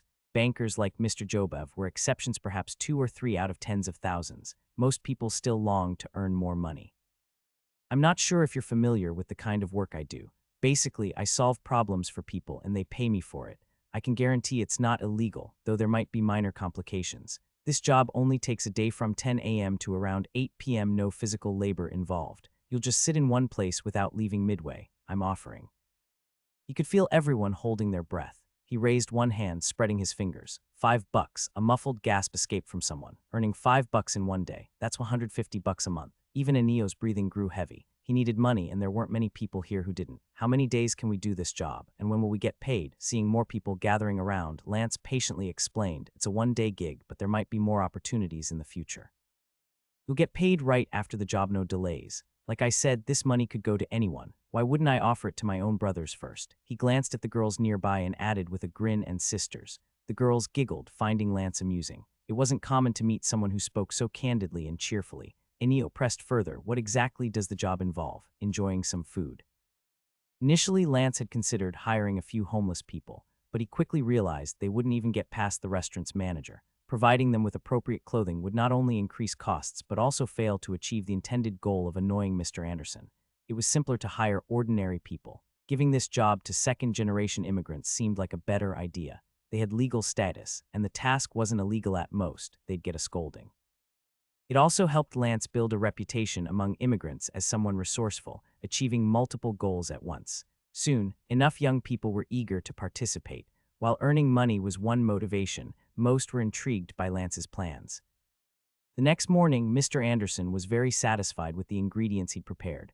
The purpose of recruiting apprentices was simplito, get the most work done for the least pay. Unlike the fat boss Johnny, who not only refused to pay apprentices but made them pay him, Mr. Anderson offered each apprentice a salary of $15. However, they practically lived in the restaurant, with no days off. Starting at 6 a.m. and working until 10 p.m., they spent nearly every moment working unless the restaurant had no customers. Despite the harsh conditions, many scrambled for the chance to become apprentices. Mr. Anderson himself was a testament to starting as an apprentice and rising to become a restaurant owner. Both the apprentices and their families believed they could learn real skills here and eventually achieve middle-class status like Mr. Anderson. After inspecting the ingredients, it was almost 10 a.m. Weekend lunch hours started a bit later, around noon, and lasted until 2 or 3 p.m. Dinner preparations would then begin at 5 p.m. every weekend was the restaurant's most profitable time, and Mr. Anderson hoped to earn even more today for his future expansion plans. At precisely 10 a.m., the manager greeted customers at the door. Mr. Anderson thought it was a bit early, but who cared about the time as long as customers were paying? Soon, a waiter brought in an order. The kitchen staff were ready for a busy day, but when they saw the menu, they were dumbfounded. The total was just $1.99, a 99-cent bread basket and a $1 mixed salad. The bread basket contained a pound of bread, enough to fill 2 or 3 people. The mixed salad, a bestseller, featured crunchy vegetables and tender shredded meat, tossed in a tangy, sweet, saucy, refreshing appetizer. However, it was rare for someone to order it alone. Upon inquiry, they learned the customer was alone. While it was enough food for one, Mr. Anderson had seen this type before, people wanting to experience a high-end restaurant but too broke to afford it. He didn't comment, simply instructing the staff to maintain the quality of the dishes. No slacking just because the customer spent less. After an early start and a busy peak period, Mr. Anderson felt drowsy. He informed the manager and retreated to the lounge for a quick nap. He didn't know how long he'd been asleep when loud knocking startled him awake. Sitting up abruptly, he stared blankly for a moment before heading to the door. "Are we short-staffed?" he asked, grabbing an apron from the wall. "I'll help out right away." The manager, however, looked frantic. "There's trouble out front." Another incident. Mr. Anderson froze for a moment, but then a shiver ran down his spine and his eyebrows shot up. "That bastard is back again." The manager quickly shook his head, knowing exactly whom Mr. Anderson was referring to. "Not him. I don't even know how to explain it. You need to see it for yourself." Mr. Anderson yanked off his apron and strode toward the main hall, but the moment he stood in the doorway, he was stunned. The restaurant was packed, yet at each table there was only one person seated. The problem, most of them had ordered no more than $3 worth of food, and many had only spent 2. A bread basket, an appetizer, or maybe a bowl of soup. "I thought they'd leave quickly, so I didn't bother notifying you," the manager explained, "but they haven't budged since they came in. Worse, they're refusing to share tables, and now outside customers are leaving because we have no open seats." Mr. Anderson's blood pressure surged. The restaurant had 17 tables, which meant they'd make less than $40 for the entire lunchtime service. The restaurant's daily operating costs exceeded $150. Even if they were packed during dinner, they'd still lose a significant amount of money today. His temples began throbbing again, a familiar sensation. Struggling to contain his rage, he lowered his voice and hissed, "Call the police. Call them right now. I want every one of these freeloaders thrown into the garbage where they belong." Mr. Anderson was something of a local celebrity. His culinary skills were renowned, and the former mayor had once publicly praised his dishes during a visit to the restaurant where Anderson was head chef. In the Federation, fame mattered. The mayor's endorsement had given Mr. Anderson the confidence to open his own restaurant, believing his cooking skills alone would secure his success. As someone who was highly skilled in his trade, Anderson was used to respect, whether in the kitchen or otherwise. 2 police cars arrived quickly, with 4 officers stepping out. Initially, they were on edge. Given Mr. Anderson's frantic and incoherent report, peppered with expletives, they had assumed an attack had occurred. But once inside, they were greeted by a deafening silence. The restaurant was so quiet they could hear their own breathing. "Mr. Anderson, you mentioned someone disrupting your business. Where are they? Did you see them run off in a certain direction?" Mr. Anderson suppressed his fury and pointed toward the diners. "Right there. They're all working together to ruin my business. Arrest them all. Not a single one is innocent." The officers glanced at the diners' young people quietly nibbling on bread. Each bite was small, but they were in fact eating. "Have they paid for their food?" one officer asked. "They have," the manager confirmed. "Are they causing a disturbance?" The manager shook his head. "They're just sitting at the tables, eating." The officers exchanged glances, their expressions souring. Resting their hands on their belts, they said, "So, you called us here just to mess with us. Letter 1D586, letter 2115, letter FF4F, letter 1D40, 1 open ed, letter 1E63. Mr. Anderson took a deep breath and explained through gritted teeth, "These people have spent $2 each and are hogging the tables, blocking other customers. Isn't that causing trouble?" The officers stood in stunned silence for a moment before one replied, "They've paid for their food and you have no rule that specifies how quickly they must eat. Without such a rule posted, how can you demand that they leave in a certain time frame? Then what am I supposed to do about these parasites?" Mr. Anderson fumed. The officer adjusted his hat. "Honestly, there's not much you can do. They haven't broken any laws, haven't refused to pay, and are simply eating slowly. There's no law against that. And just so you know," the officer added, lowering his voice, "if you try to forcibly remove them before they finish their meals, you might face legal trouble yourself." Pulling Mr. Anderson aside, the officer continued, "I can try intimidating them, but there's a chance it won't work. If the department finds out I bent the rules, it'll be my neck on the line." The officer's greedy stare was unmistakable, one Mr. Anderson had encountered many times before. Swearing internally at the corrupt system, he reluctantly pulled 2 $5 bills from his pocket and handed them to the officer discreetly. "Not enough. We brought 2 cars. Glaring at him, Mr. Anderson begrudgingly added another $10. Finally, the officer smiled. "Even if they punish me for bending the rules, I believe my family won't go hungry. You're a good man, Mr. Anderson." He straightened his hat and approached one of the tables, sitting across from a visibly nervous young man. The officer leaned in, his gaze predatory. "You know these people?" The young man shook his head. "I don't know them. I know someone put you up to this. If you don't want to spend time in jail, you'd better tell me the truth." Though nervous, the young man remained calm. Lance had prepared them for this exact scenario and taught them how to respond. Seeing the youth remain composed, the officer grew frustrated. "Are you an imperial citizen?" "Yes, show me your permanent residency card. I think you're an illegal immigrant. Who carries that around all the time?" But the young man retrieved his card, and the officer, inspecting it, realized it was legitimate. Now the officer was certain this was organized, but the potential risk involved in unraveling this mess wasn't worth it. Still, he'd taken money, so he needed to do something. "This card might be fake. You'll need to come with me for verification," he finally said. The young man didn't flinch. "Do you have a summons or arrest warrant? If you insist on taking me, I'd like to call my lawyer first." The officer's casual smirk vanished. Placing the card back on the table, he glared at the young man before standing and walking away. Returning to Mr. Anderson, the officer whispered, "They're prepared. My advice: close the restaurant for now, if you can." Without waiting for a reply, the officer exited the restaurant with his colleagues. That evening, after the young diners finally left, Mr. Anderson stepped out, only to witness something that made his eyes nearly pop out of his head. Across the street, Lance was shaking hands, hugging the youths, and handing each of them $5. That scoundrel. He knew it was all Lance's doing. Marching forward, Mr. Anderson paused, realizing the dangers of confronting the group late at night. Who knew what these youths might do? As Lance calmly finished distributing the money, he turned to face Mr. Anderson, hands in his pockets, flanked by Ethan and Elvin. "You think I'll give in?" Mr. Anderson shouted, his face flushed. "You little bastard. Neither you nor Alberto will get a single penny from me." Lance smirked, unfazed. "Mr. Anderson, you don't really think this is over, do you? I've got thousands of ways to make every day a new nightmare for you. If you're set on losing your restaurant and reputation over $5,000, we can keep playing." His calm, confident gaze made Mr. Anderson feel like he was staring at his own defeat. "Looking forward to tomorrow's challenge," Lance teased. "Care to guess what I'll do next?" Monday morning, Mr. Anderson was up early, and so were the apprentices, cooks, and waitstaff had demanded everyone arrive earlier than usual. The previous night, he had hired someone to make a large sign. Due to high demand, the maximum dining time is 2 hours. Customers exceeding this limit may be asked to settle their bill and leave. Single diners may be required to share tables during busy hours. The restaurant reserves the right to refuse service to suspicious individuals. The sign was prominently displayed at the entrance, and Mr. Anderson kept a watchful eye on it throughout the day. To his relief, Lance didn't appear, and nothing unusual happened.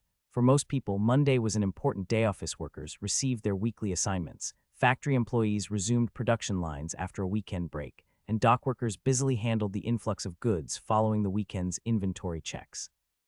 The restaurant saw only 4 tables by noon, amounting to less than $60. While this was a mid to high-end restaurant, not all the food was expensive.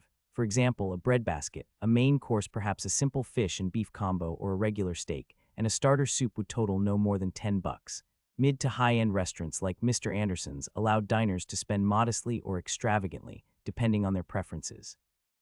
By evening, business was slightly better, with 9 tables bringing in $133. Calculating gross profits, they had barely broken even, losing around $10 to $20. Mondays were always like this, so Mr. Anderson wasn't surprised. Lance's threats from the previous day seemed like empty boasts. As the day passed without incident, Mr. Anderson let his guard down slightly. What he didn't know was that Lance, fully aware of Monday's slower business, had scheduled the next round for Tuesday. On Tuesday morning, Mr. Anderson was up early again. Tuesdays often saw more dining groups, workers catching up after the weekend, chatting about where they'd gone, and sharing a meal to strengthen bonds. By 11 a.m., the restaurant had a couple of tables occupied, and everything seemed normal. Feeling optimistic, Mr. Anderson grabbed a cloth and gave the sign at the entrance a good wipe. Meanwhile, across the street in a shadowed alley, Lance stood at the corner, watching Mr. Anderson and his restaurant. "It's that one, the guy cleaning the sign," Lance confirmed, before turning to face the group beside him, a band of homeless individuals. Each of them emitted a strong, unpleasant odor. The previous night, Lance had treated them to a hearty meal: beef, pork, and refined carbs.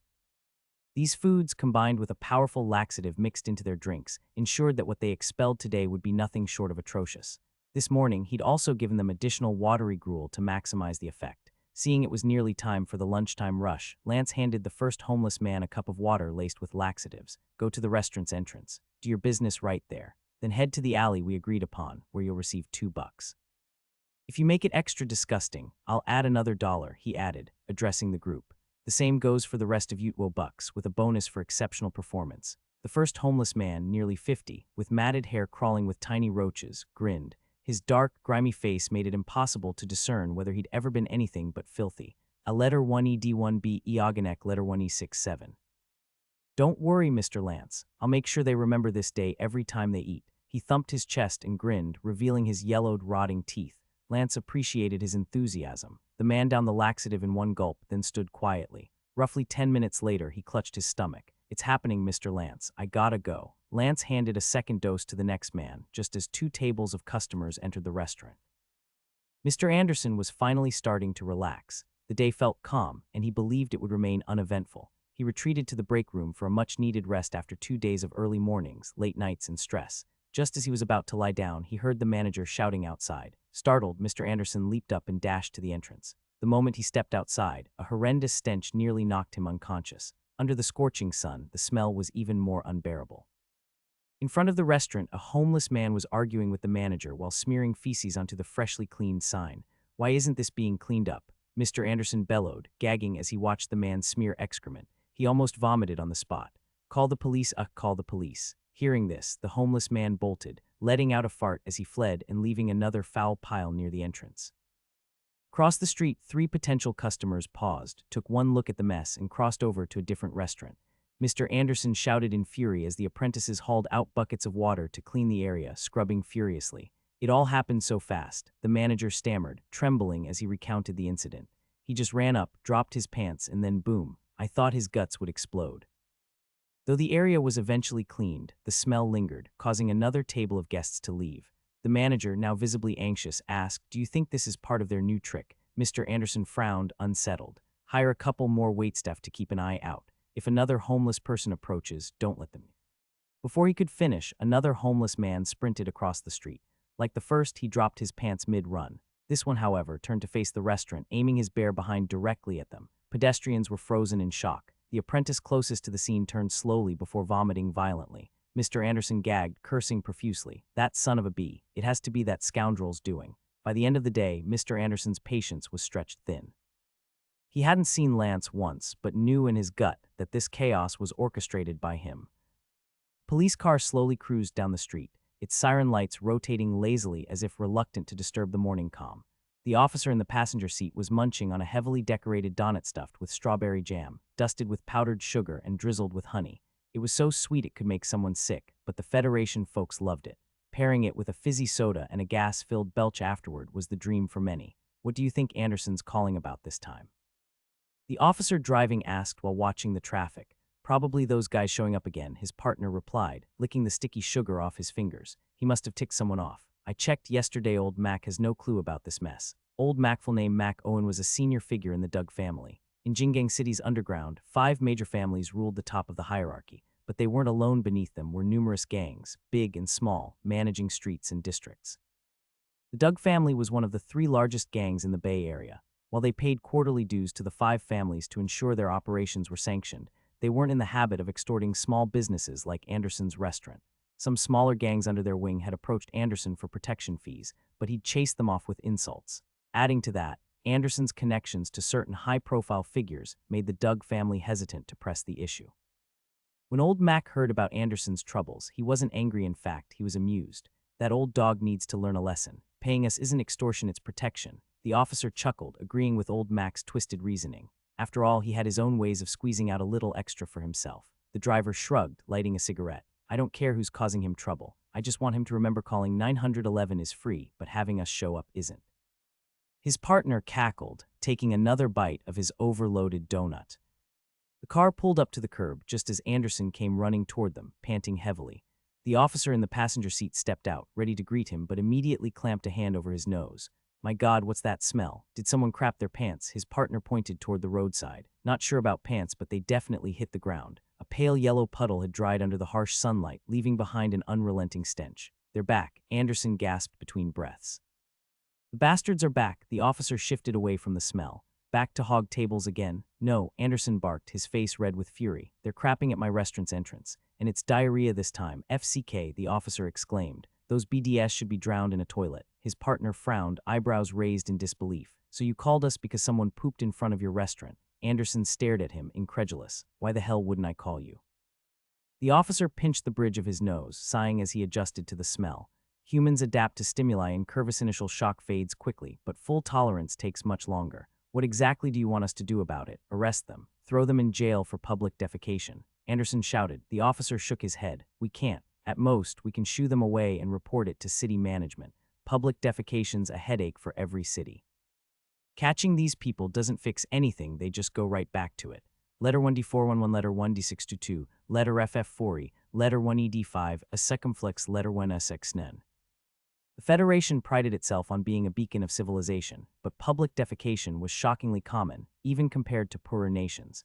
Despite attempts to crack down, the cost of police intervention often outweighed the benefits. Arresting vagrants meant providing them with meals, showers, and sometimes new clothes. Higher-ups hated such inefficiencies, labeling them stupid pig moves. Anderson's fury boiled over, days of frustration spilling out. I gave you $20. The officer's face darkened. He hated dealing with difficult citizens like Anderson. His partner, meanwhile, approached from the other side of the car, resting his hand on his holstered gun. He wouldn't draw it, but the implied threat was usually enough to intimidate. Want me to refund your $20? The officer snapped. Realizing his mistake, Anderson stammered, I didn't mean that. I'm sorry. The officer didn't reply. Instead, he threw the $20 bill on the ground, walked back to the car, and radioed in. GPPD responding officer. Incident reported as a false alarm. No issues at the scene. After receiving confirmation, he climbed back into the car. Rolling down the window, he glared at Anderson. File another false report and I'll escalate this. Remember, this is my patrol zone. With that, he floored the gas, driving off. Anderson's manager had been silently observing the exchange, his expression one of quiet resignation. He picked up the $20 bill from the ground, sighing. Though Anderson's cooking was unparalleled, his handling of people and business was a disaster. Last year, poor management had nearly forced the restaurant to shut down. It was only after hiring the manager that things began to improve. Greedy mutts, Anderson muttered, flipping off the departing police car. Turning, he caught sight of the manager. I'll file a complaint, Anderson declared. I have a connection to someone with ties to the precinct chief. The manager raised an eyebrow. And how much would that favor cost you? He asked. Instead of answering, Anderson dismissed the question. What else can I do? Sighing, the manager pressed further. Why are these people targeting us every day? Anderson waved for the staff to resume cleaning and spoke in a low voice. Last year, I ran out of cash and had to take a loan. The restaurant needed funds, so I borrowed from a loan shark. The manager's heart sank. How much? 2,000 bucks, but they're demanding 5,000 now. I'm not paying, Anderson shouted. Maybe if you paid, this would stop, the manager suggested. Anderson's temper flared. Pay them, over my dead body, let them come. Let them mess all they want. We'll see how much they can produce. Across the street, Lance observed the scene with a grin. Two homeless men nearby were sweating profusely, struggling to hold themselves together. Lance gave them a signal, and they bolted toward the restaurant entrance. Anderson and his manager saw them coming but hesitated to intercept, haunted by memories of apprentices covered in filth. In that brief pause, the two men unleashed another vile mess onto the freshly cleaned ground, and then, as if scripted, two reporters appeared out of nowhere, snapping photos before anyone could react. The manager instinctively gave chase, but the reporters were gone before he could catch up. He stopped, panting heavily, and looked back at the restaurant. His faint hope for a better future now felt like it was sliding into a bottomless abyss. By midday, the stench still lingered around the restaurant, attracting a crowd of curious onlookers.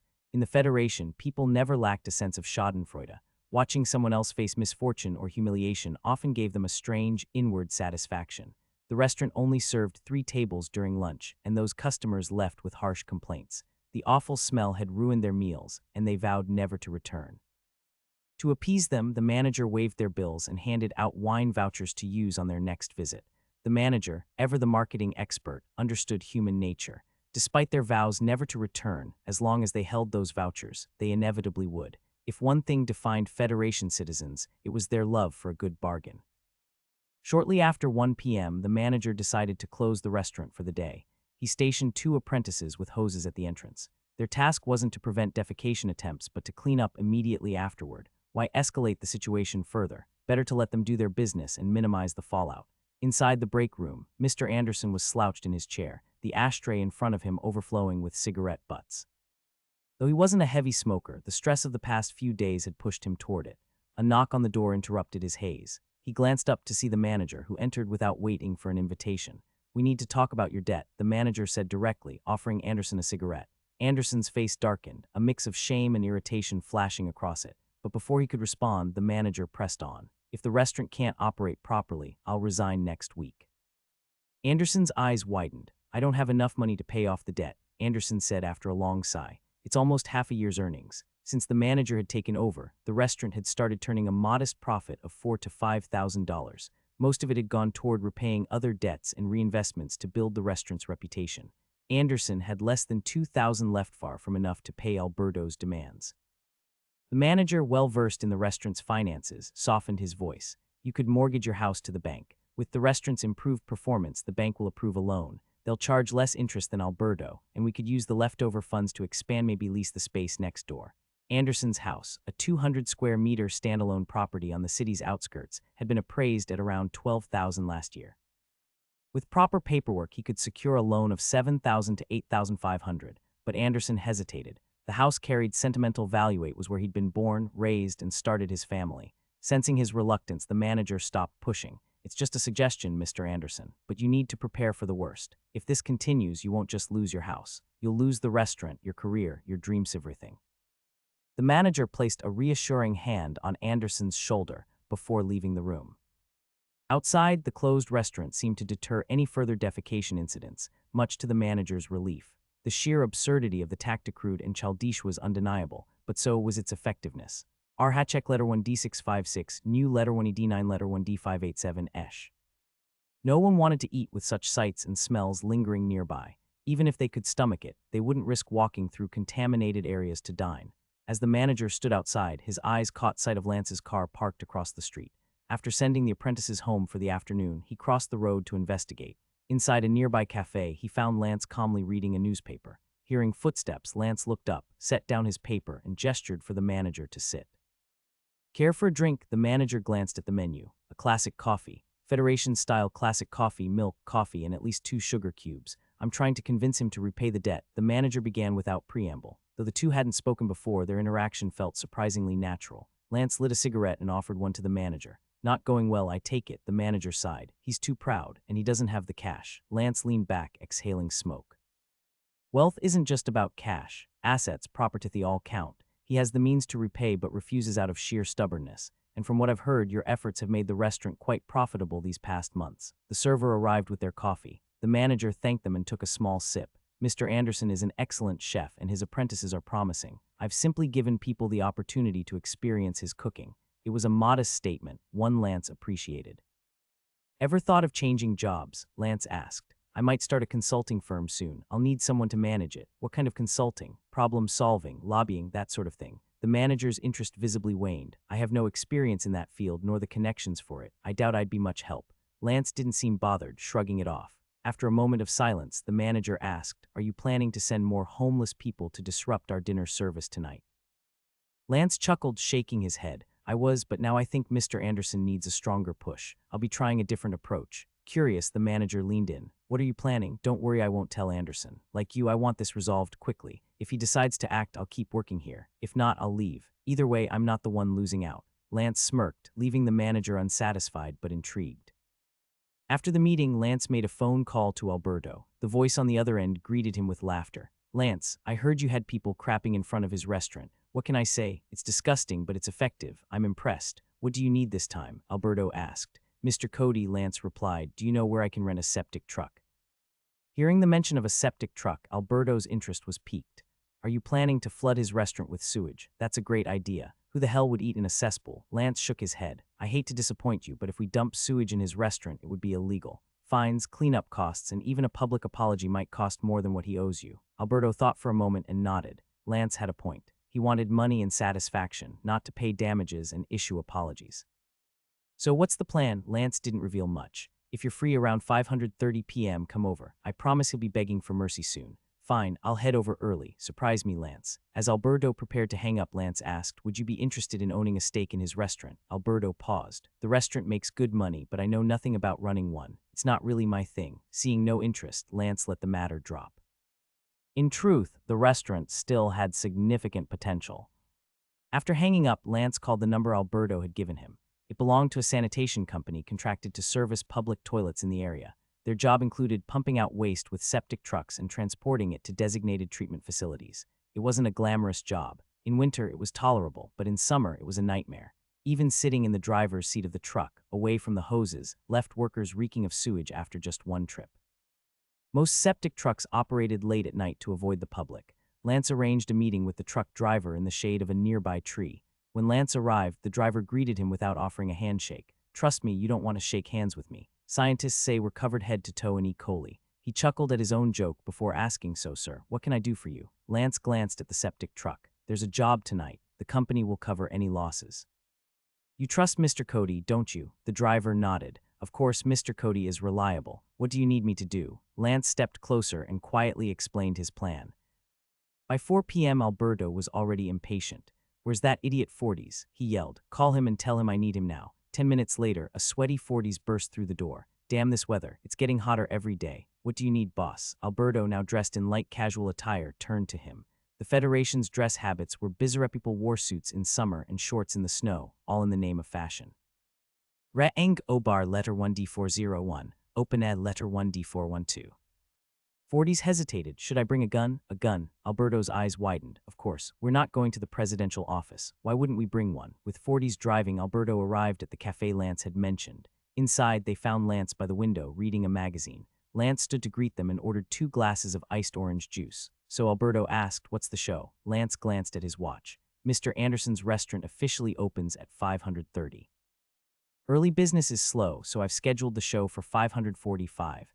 By then, nearby businesses will be closing and people will be looking for dinner. Perfect timing. Alberto shrugged. You're the director, your call. Lance changed the subject. Mr. Cody, I've noticed that Federation law has regulations on usury. Alberto nodded. And so technically speaking, Mr. Alberto, your business is illegal. Alberto didn't deny it. True. Even with a contract, Anderson could default on the principal and interest, and we'd have little recourse beyond making his life miserable. The economy thrived on overconsumption, and the government, unwilling to rock the boat, turned a blind eye to usury as long as no major scandals or deaths occurred. Of course, Alberto added, if he takes us to court, there's not much we can do. Bringing things into the spotlight forces the government's hand. They'll act to preserve the Federation's image of fairness and justice. Lance filed the information away for future use, sensing potential opportunities, but for now he focused on the evening's event. While Alberto and Forties chatted enthusiastically about the upcoming baseball season, Lance let the conversation flow. Baseball was a favorite pastime, heavily promoted by the government to instill resilience and competitiveness in the population. As the clock neared 540, Lance interrupted their discussion. "The show's about to start, Mr. Cody. You won't want to miss this." Alberto, intrigued, finished his orange juice and ordered another. "So what's going to happen?" Across the street, Anderson's restaurant lit up its neon sign. The animated design made the chef's frying pan appear to sizzle with movement. The sun was still up, though dimming slightly, creating the perfect backdrop. A septic truck appeared in the distance, rumbling slowly toward the restaurant. Lance smiled. "I've arranged for a little traffic accident. A truck will collide with the septic truck, spilling its contents all over the street in front of the restaurant. Reporters are ready. It'll be on tomorrow's front page. The driver is one of us. This kind of accident isn't a criminal offense, so no one will be arrested. I've spoken to the driver. Even if the truck tips over, insurance will cover it. Worst case scenario, repairs won't exceed $50. Alberto and Forties stared at Lance, their awe mingled with a hint of fear. At 545, the septic truck reached the restaurant's corner. From another direction, a cargo truck sped into view and slammed into the side of the septic truck. Already top-heavy, the septic truck toppled. The moment it hit the ground, sewage burst from the partially sealed tank, flooding the street. The mess didn't stop at the pavement. It splattered the restaurant's windows, front door, and even inside. A woman screamed in horror, and the street erupted into chaos. Amid the commotion, Alberto could almost hear Anderson shouting, "FCK." The restaurant manager looked at the feces smeared across the glass walls. The yellow sludge splattered through the front door, and the road outside covered in filth. For a moment, he felt like laughing, but seeing Mr. Anderson's furious expression, he held it in. He walked over to Mr. Anderson, who was currently busy directing the apprentices in cleaning up the mess. Surprisingly, after the morning's relentless assaults, the apprentices seemed to have developed a psychological immunity to feces. None gagged, vomited, or even protested. Though clearly disgusted, they donned gloves and began scrubbing the feces off the glass walls. The task wasn't easy. If a scientist had been present, they might have explained why the waste was so stubbornly stuck to the glass. The high-pressure impact from the septic truck's collision had caused the feces to hit the glass like bullets. Upon contact, air was expelled, creating a vacuum-like seal between the glass and the fecal matter. To remove it, merely spraying water wasn't enough. Physical force was required to break the vacuum, and with feces the more you scrub, the messier it gets. No wonder there were stories of Federation citizens using up an entire roll of toilet paper for one sitting. Mr. Anderson's face was as dark as the filth he was surrounded by. He cursed incessantly at the apprentice's incompetence, at the driver responsible for the accident, and possibly at life itself. Mr. Anderson. Anderson wiped the white foam forming at the corners of his mouth. "What?" The manager looked at him seriously. "Don't you see? This is part of their strategy." Anderson froze. "I've considered that, but..." No laws were broken, the manager emphasized. It was an accidental traffic collision. Insurance will cover their costs, maybe just $50, but for us, we'll spend hundreds, maybe thousands trying to recover. It won't be long before people start calling us the sewage restaurant. Once that label sticks, we'll lose customers for good. And who knows what they'll do next. The manager was a sharp Mansomion who had brought the restaurant back from the brink of failure. He understood that fighting back against this campaign was futile. Today it's a septic truck. Tomorrow, who knows? And the day after that. Forgive me for not siding with you on this, Mr. Anderson. If the loan shark decides not to collect his money and instead keeps funding stunts like this to ruin you, everything you've invested in this restaurant will be for nothing. As long as you keep running this place, you'll always be at a disadvantage in this fight. We've seen what they're capable of. I've already told you, if you can't resolve this, I'll resign at the end of the week.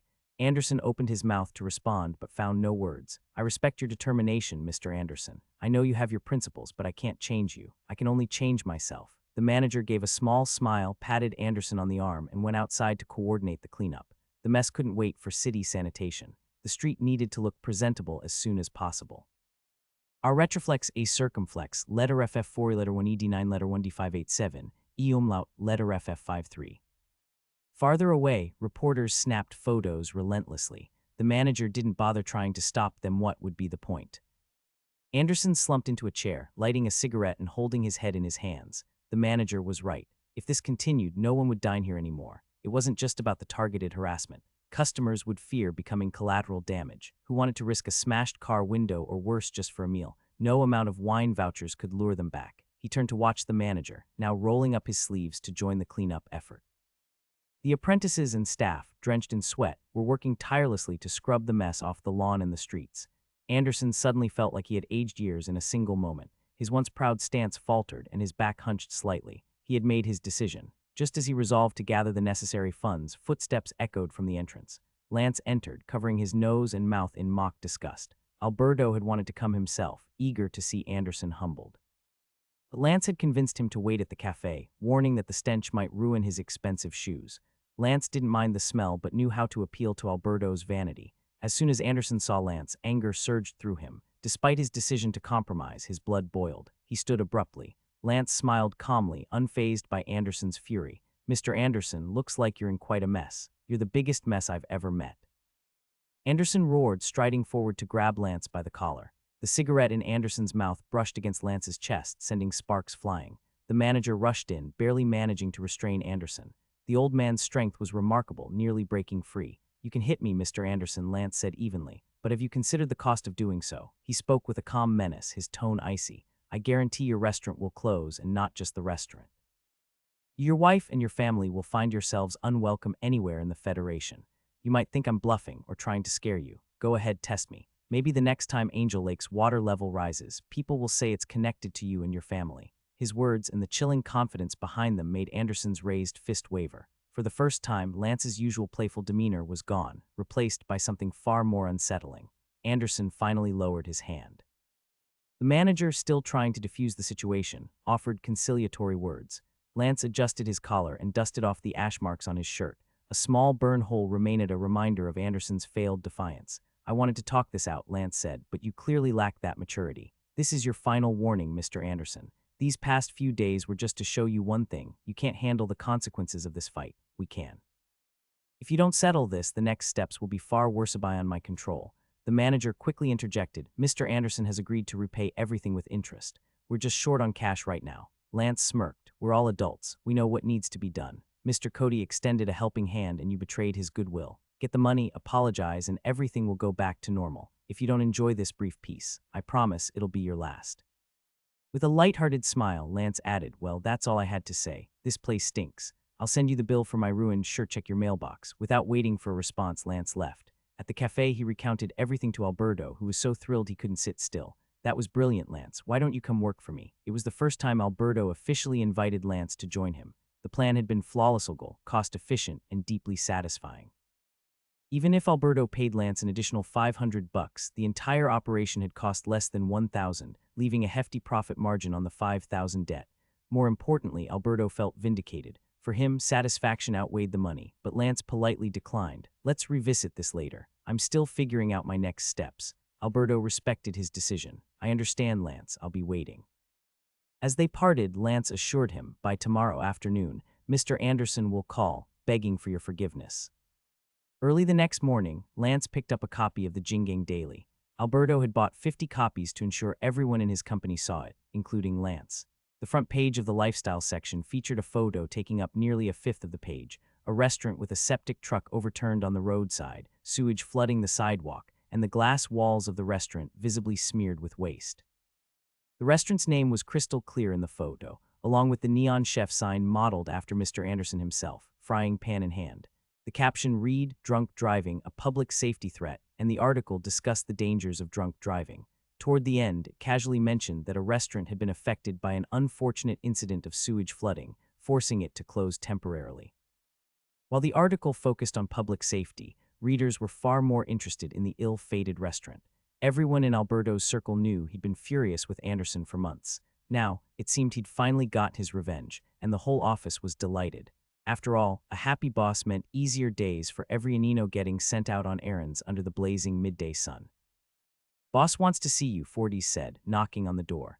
Lance, who was playing pool with a few others, put down his cue and turned to his opponent. "Don't forget the $1 you owe me." Yes, they were playing for money, 25 cents per point. After 4 rounds, Lance had earned $1 from his opponent, who muttered bulls under his breath, clearly itching for a rematch. Ignoring him, Lance followed Fordyce to the manager's office. Inside, Alberto was visibly satisfied. "He just called me, groveling, and addressed me as Mr. Cody. He promised to have the 5,000 on my desk by Friday. Lance, you did an excellent job. Not only did you recover the debt, but you also gave me a much-needed release of frustration.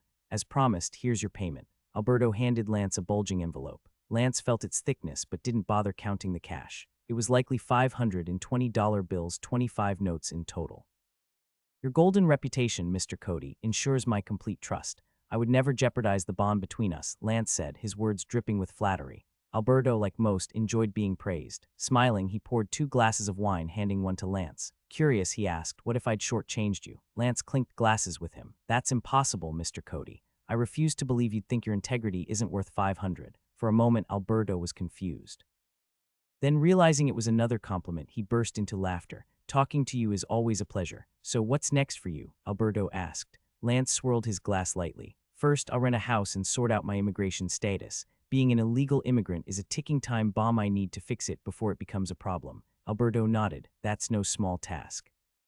The Federal Immigration Office only grants permanent residency through a few channels. You're either a world-renowned scientist, sitting on millions in investment capital, or politically useful to someone in power. Maybe a distant relative of your emperor." Lance smiled but said nothing. Though he lacked those credentials, he had successfully navigated similar challenges before. Law, he believed, was full of loopholes, patchwork fixes to human flaws.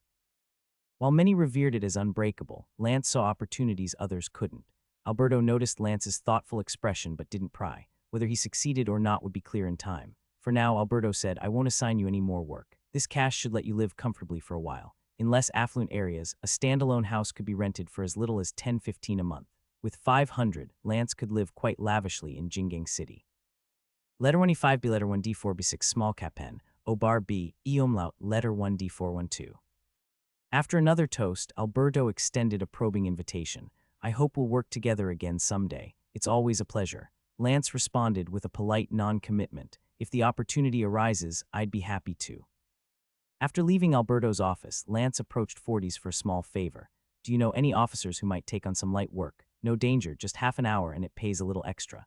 Forties studied him for a moment. "So this means we're not coworkers anymore. There'll be other chances," Lance reassured him without closing the door completely. Forties sighed, clearly disappointed. He liked Lance sharp, tactful, and resourceful. Grabbing a notepad, he jotted down a number and handed it over.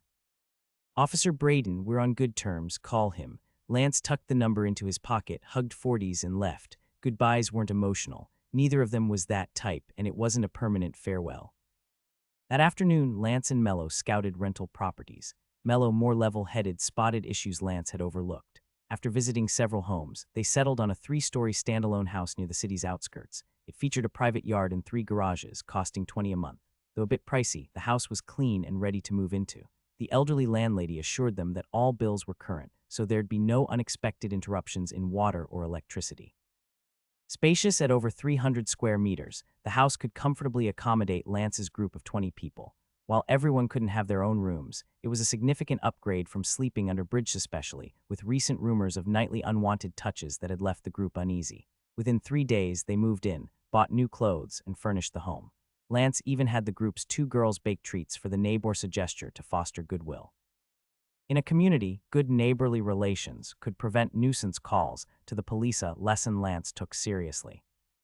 On Friday, Alberto called Lance to confirm the payment had been received. Anderson's completely broken fight left in him. He even promised to repay the interest. "Of course, I offered him another loan, $10,000 repayable at $22,500 over 9 months. Anderson had refused outright. Such terms would wipe out his profits entirely, and he was done dealing with Alberto and Lance. His hatred for them burned strong, even if he'd chosen to submit. Later that morning, Lance met Officer Braden at a small diner within the officer's patrol zone. As the police car pulled up, Lance recognized Braden instantly. The officer epitomized the classic federal type: reddish-brown hair, a thick mustache, fair skin, and a clean-shaven chin. He wore oversized sunglasses and exuded confidence. Braden approached the diner, glanced around, and entered with his partner, who stood in the aisle to block the view of onlookers. Relaxed, Braden ordered a coffee and burger, leaning back against the booth with his legs crossed. "So what do you need?" Lance slid an envelope across the table. "Forties sent me." Braden raised an eyebrow and stared at the envelope for a few seconds before picking it up. "What I hate most is knowing I'll have to count this." He emptied the envelope onto the table, a neat stack of 100 bills. Braden whistled softly, clearly impressed, before stuffing the money back into the envelope and placing it on the table. Generous for a first meeting, he remarked. "Lance, was it? Tell me, what's the issue you need solved?" Lance leaned forward. "I have 2 favors to ask, Officer Braden. I promise both are completely legal, with no risk or danger to you." Braden's expression turned serious. "Go on."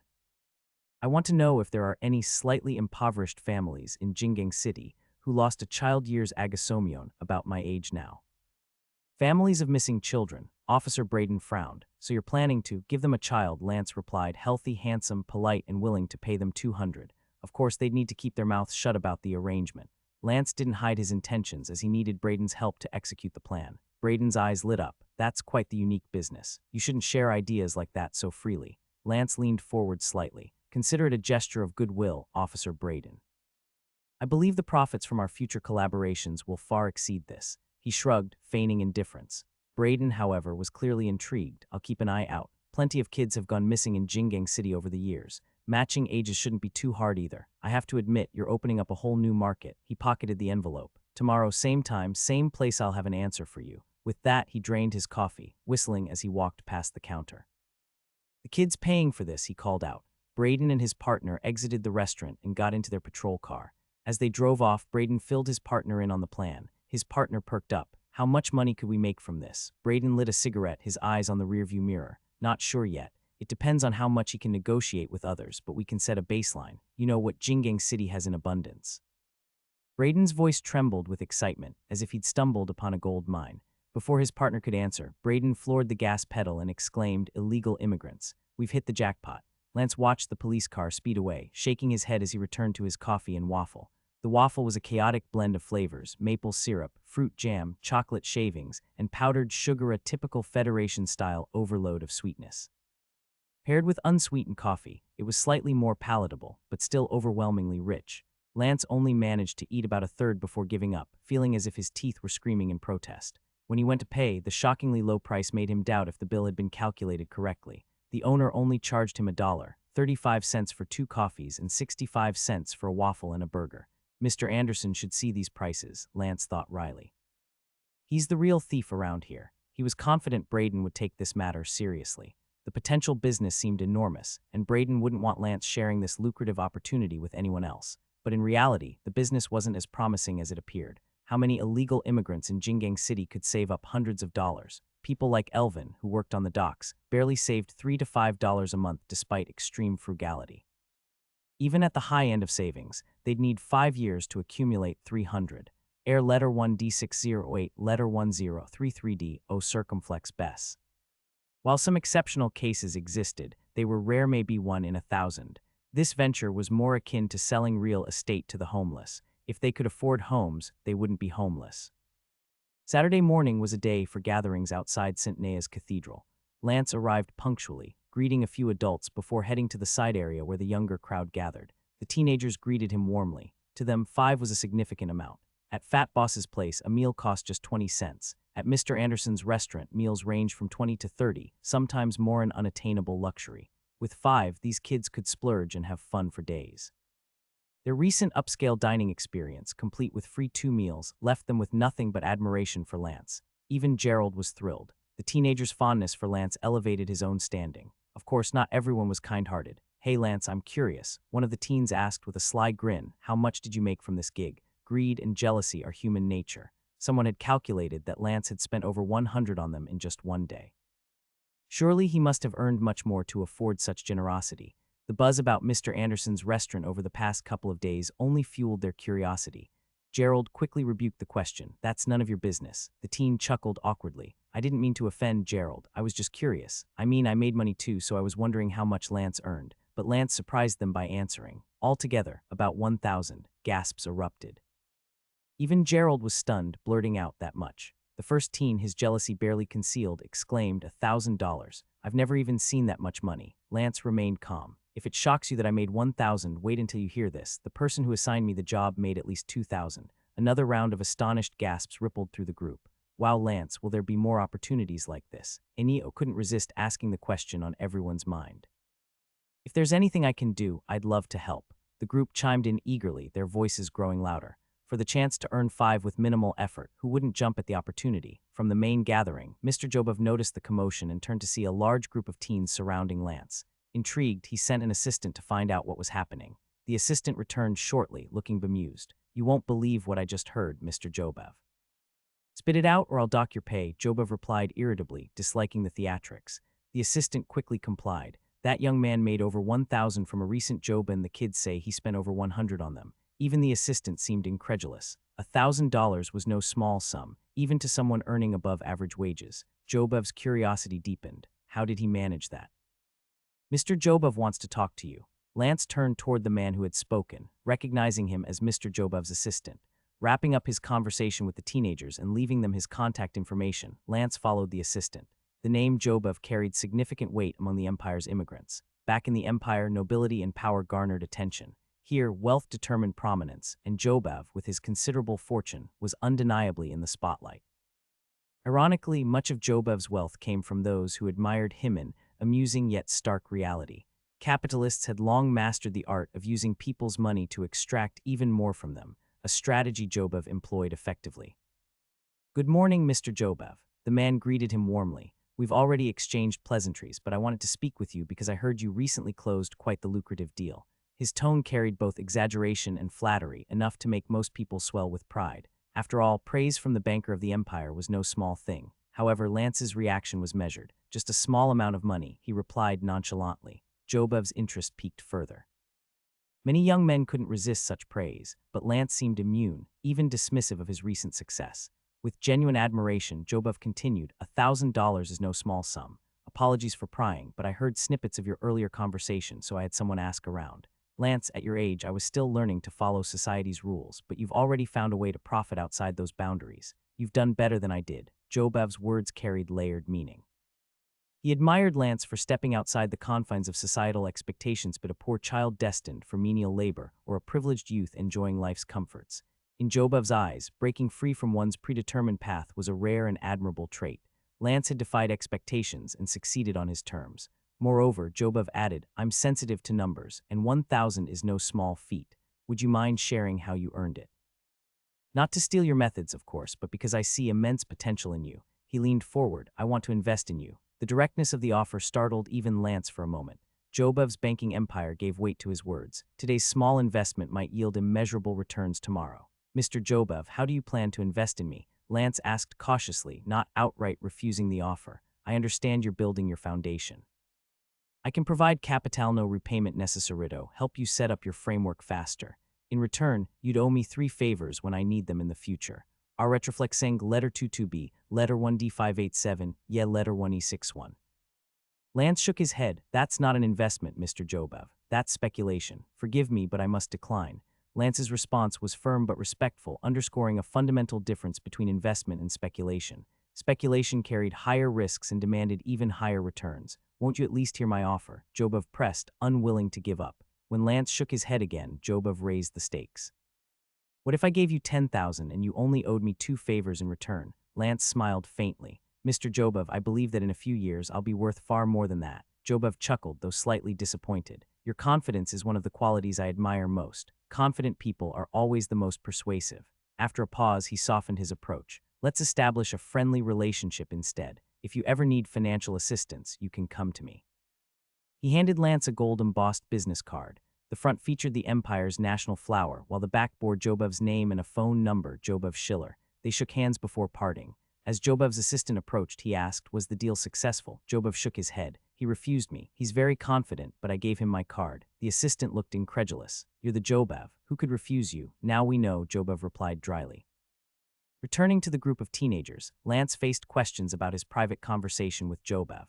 Among the Empire's immigrants, Jobov was an iconic figure, and anything involving him drew attention. "He gave me a business card," Lance admitted. The group erupted into murmurs and exclamations. Owning one of Jobov's cards was akin to holding a golden ticket. Rumors swirled that possessing his card granted a wish, though this was mere speculation. After the gathering, Lance left the teenagers to meet Officer Braden, who had already arrived at the diner and parked outside. Seeing Braden's punctuality confirmed Lance's belief. People are more committed when they feel they're in control. The diner was nearly empty, save for 2 elderly patrons at the far end. Braden sat at a booth, a file folder on the table before him. Lance slid into the seat across from him. "Meet the Whites," Braden said, tapping the folder. Mr. White is 42, Mrs. White is 39, and their son, Stephen White, went missing 12 years ago when he was 5 years and 7 months old. Opening the folder, Braden handed Lance the documents inside. The Whites' photos bore a slight resemblance to Lance enough to pass casual scrutiny. While scanning the file, Lance asked, "They didn't try for another child?" Braden smirked. "Oh, they did, 2 more, actually. Their second son also went missing, and their third child, a daughter, is about to graduate elementary school." "Is Jingang City's security really that bad?" Lance asked, raising an eyebrow. "Most missing children cases have nothing to do with public safety," Braden explained. Statistics show 80 of cases involve kids running away after arguing with their families. Less than 5 are actual kidnappings. He paused before adding cryptically, in the Federation, anything can be bought for the right price. People with money avoid unnecessary risks. What's the White situation now? Lance asked. They're struggling financially. I'd say there's a high chance they'll agree to your plan. Braden trailed off, a sly grin spreading across his face. Mr. White was a typical middle-aged man of the Federation, carrying an air of gloom about him. His pale complexion made the dark circles under his eyes even more pronounced. His unkempt, light brown hair hung messily over his head, and he wore a short-sleeved white shirt that had been washed so many times it was now yellowing. His light blue pants bore the telltale signs of numerous repairs. His wife, Mrs. White, looked timid and uneasy. She dared not lift her head to meet Lance's gaze or that of the 2 officers beside him, keeping her head lowered at all times. Even when Officer Braden asked them questions, it was always Mr. White who answered. This gentleman says he has vague memories of getting lost when he was about 5 or 6 years old. Someone took him to a carriage and hid him under a pile of hay, Braden explained. He was sold to a regular family and worked for them without pay. Recently, his adoptive father passed away. He now hopes to find his biological parents. I was moved by his desire to return home, so I went through the missing persons reports in Jingang City from that time. Among them was your report. When I compared his description with your family, there does seem to be a resemblance. Mr. White, his half-closed eyes scrutinizing Lance, nodded. Yes, he does bear some similarity to me when I was younger, but that doesn't confirm he's Stephen. Besides. Mr. White hesitated before continuing. As a father, though I don't want to admit this, I believe my child might already be dead. Despite mentioning the possibility of his son's demise, Mr. White's tone lacked sadness. Perhaps his grief had already been consumed by countless moments of sorrow over the years. He stated his beliefs calmly, but Officer Braden wasn't ready to accept that. Mr. White, I understand that suddenly gaining a family member might be hard to accept, but I must mention Thisthi's child inherited a sum of money from his adoptive father. These words made Mrs. White glance up at Lance for a brief moment. Her plain face was pallid, and after holding her gaze for 3 or 4 seconds, she lowered her head again. Mr. White's expression shifted subtly. I'm sorry, but can I ask, how much did you inherit from your adoptive father? $200. $200 wasn't an enormous amount in some contexts, but considering the average monthly income of ordinary folks was about $35 to $40, it represented about 6 months of wages. And after paying taxes and covering daily expenses, managing to save $10 a month was often a testament to diligent living. $200 nearly 2 years of savings might not mean much to the wealthy, but for a struggling family, it could be transformative. I'd like to talk with Mr. White alone, Lance requested. Mr. White considered for a moment and agreed. The two moved to the side of the house, which was a standalone structure with a C-shaped yard that included a front, side, and backyard. The backyard was lush with shrubs and some small crimson flowers Lance couldn't identify. The yard was clean and well kept, with no fallen leaves in sight. The side yard held an old swing set, clearly aged. Without even sitting on it, Lance could imagine the rusty metal joints creaking noisily when swung. However, being located in the outskirts, the standalone house with its yard wasn't worth much. You can tell I'm an Imperial, Lance said bluntly, getting straight to the point. This was a transaction, plain and simple. Mr. White nodded. Yes, and that's why I know you're not Stephen. He wasn't an Imperial. Lance pulled out a pack of filtered cigarettes. At this time, not all cigarettes in the Federation had filters. Tobacco companies denied smoking was a primary cause of lung diseases and even presented evidence to back their claims non-smokers with severe lung issues. This rebutted medical findings linking smoking to lung disease. Still, to ease public concerns, they started adding filters to some cigarettes. These filters were rudimentary, often just compressed cotton, and could make smoking more effortful. Yet seeing the tar caught in the cotton gave smokers a false sense of security. Filtered cigarettes were also more expensive than unfiltered ones. Want one? Lance offered, holding one out. Mr. White hesitated for a few seconds before accepting. Lance lit the cigarette for him, noticing Mr. White's hand trembling slightly as he held it. Not much different from the ones we roll ourselves, Mr. White remarked. The flavor's weak. Lance smiled but didn't respond. Instead, he continued, we were saying I'm an Imperial and your son Stephen was from the Federation.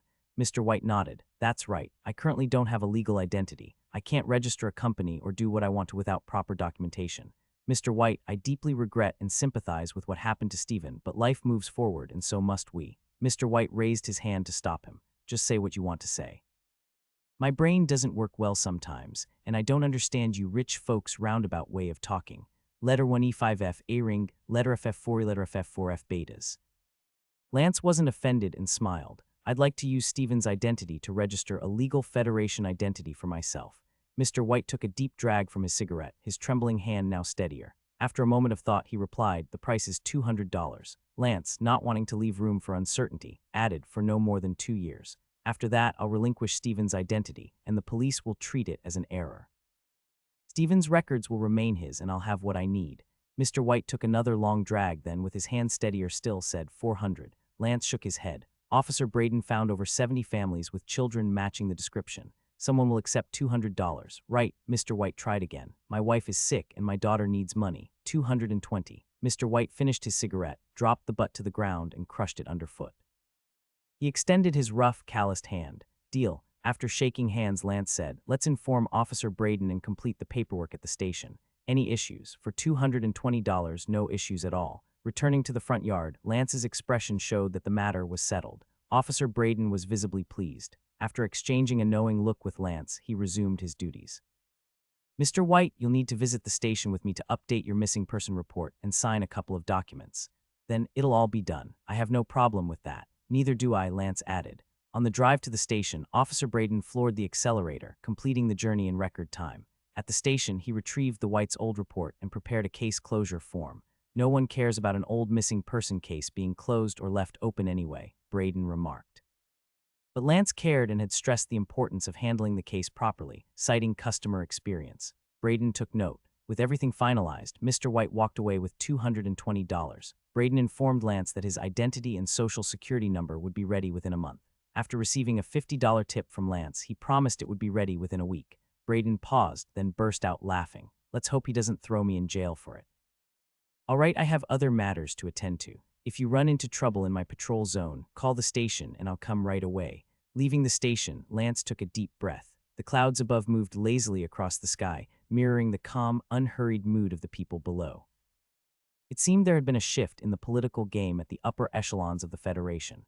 On live television, the president finally issued a direct response to the Empire's accusations against the Federation. The Federation has never condoned any discrimination against immigrants from the Empire, whether they arrived legally or not. Previously, the Federation president had avoided responding to these accusations. But this time, he declared that such claims were baseless rumors. Even if isolated incidents existed, they were not political campaigns or events. The Federation, he emphasized, was a highly open, free, tolerant, and inclusive nation, a place welcoming to all peace-loving people from around the world. As for the Empire's unilateral threat of military action, the president stated firmly that the Federation would not engage with such immoral tactics. However, if the Empire dared to invade Federation territory, they would respond with a fierce counterattack. The president's impassioned speech, delivered from the podium with fist raised for emphasis, was met with waves of cheers from a densely packed crowd. Television screens echoed with endless streams of political rhetoric, painting a picture of the Federation on the brink of becoming the happiest nation on Earth. After finishing his cigarette, Lance turned off the cabinet-mounted TV and started his car to head back to the house. Alberto hadn't reclaimed the car, though it was worth no more than $200. By all rights, taking it back would have been fair and legal, but he let Lance keep it. In return, Alberto considered it a small price to pay for a favor, a trade that was well worth it. Back at the house, Lance's companions were sitting in the living room in deep discussion. When he walked in, they all stood up. "Since leaving the Empire, all we have is each other. We're family, brothers, and sisters." "No need for this," Lance said, gesturing for them to sit down as he made his way to Mello. Rather than taking the chair reserved for him, Lance sat cross-legged on the floor with the others, showing no intention of distancing himself, despite being the one who rented the house and solved their survival issues. His decision not to sit on the chair was simple but impactful sometimes. Touching gestures are easy to make, yet they resonate for a lifetime. "What are you discussing?" he asked, glancing at Ethan, who was sitting by the door. "In the car, there are 2 packs of cigarettes, a few bottles of alcohol, and some snacks. Go grab them for me." Ethan broke into a wide grin, his yellow teeth showing as he chuckled. Dinner consisted of plain greens mixed with beans and coarse grains of beans, kidney beans, chickpeas, and other cheap legumes. These were typically sold as livestock feed, but were edible for humans and far more affordable. Many impoverished families relied on such meals to fill their stomachs. Learning that dinner had been greens and beans, Lance frowned. "Didn't I tell you to make sure everyone ate better?" He directed the question at Mello, who had been given funds to manage their living expenses. Mello, a bit older and more grounded than the others, handled household affairs reliably but now looked sheepish. "If we eat bread or anything better, we'll go through a lot. Since we're not working right now, there's no need to eat so well." It was a simple, honest reason. Lance patted Mello's shoulder, understanding his intent. With 20 or so young adults in their late teens and early 20s, an unrestricted meal could easily consume 40 or 50 pounds of food or more. Even with basic food, a single meal could cost $2 or $3 or up to 5. Multiply that by 3 meals a day, and they'd be spending $7 to $10 daily. Who could sustain such costs? A $300 monthly food budget was outrageous, especially when they had no income and were burning through reserves. Mello wanted to save money, opting for the cheapest, most filling option. Even Ethan, who usually had a hearty appetite, found himself full after eating less than 2 pounds of greens and beans. Don't worry about work. On my way back, I saw the news. Things will recover soon, Lance assured them. He didn't elaborate, but he believed his prediction was accurate. For the president, the best response to the emperor's provocations was to invoke the threat of an imperial invasion, plunging the country into a state of readiness. This would activate presidential privileges and virtually guarantee his re-election. The real question wasn't whether the president could secure another term, he likely could, but what costs he would be willing to incur to make it happen. The unrest in Jinggang City was just one small piece of this larger political struggle. The economic engine was stalling, and soon the forces of capital would step in to broker a compromise. With their coordination, political factions would reach an agreement, and the president would secure his re-election. But for people at the bottom, this high-stakes game was invisible. They only saw the president declaring the Federation's greatness, which filled them with misplaced excitement and cheers. They had no understanding of why their lives were so chaotic, or why a better life always seemed out of reach. Letter 211D, letter 1D400, new letter 1D594, small cap B epsilons. $1 could buy 3 pieces of fragrant, crispy fried chicken. Who could resist that? Paired with other foods high in sugar and fat, their happiness soared. As they smoked, drank, and chatted, Mello asked a question. Once all this commotion settles down, should we go back to working at the docks? The others turned to Lance. In this small group, he had become their de facto leader. How much can you earn working a job? Lance asked. The group remained silent. After covering living expenses and enduring exploitation from bosses, saving $3 to $5 a month was the most they could hope for. They all understood that regular jobs weren't a solution, but they didn't know what else they could do. Lance lit a cigarette, and Mello immediately struck a match to light it for him. The sharp hiss of the match added a faint, gunpowder-like tang to the room. I used to work at Johnny's bakery, Lance began, his cheeks flushed from the alcohol. Even if he didn't short my pay, I'd only make $15 a month. But the gangs and police took at least $30 from him each month. There are dozens of shops on that street. Even if others aren't paying as much, maybe $20 or even just $10, it all adds up to a fortune. Of course, I'm just giving an example. I'm not saying we should do this. It's dirty work, doesn't pay much, and makes you a target. When things go wrong, the ones collecting money are the first to be abandoned. What I'm saying is there are many ways to make money and big money. Don't fixate on a job's meager wages. Look at the Federation's capitalist tycoons and political dynasties. How many of them worked their way up? Mello looked puzzled, as did the others. Then what should we do? Start a company. Start a company? Mello scratched his head. But I thought you need a permanent residency card or citizenship to register one. Are you planning to have someone register it for you? Lance shook his head. My identity will be updated soon. I'll register it myself. You'll all be my employees. But before that, you need to prepare yourselves. Making more money means taking on greater risks mentally and physically. Get ready for that. Then join me in facing the storm of this new era. By Wednesday, Officer Braden had successfully entered Lance's identity information into Jinggang City's records. Now, anyone searching his personal details would find a file associated with the White family.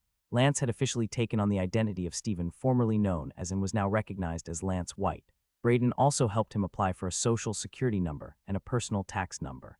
With these 2 pieces of documentation, Lance was now a legitimate citizen of the Federation.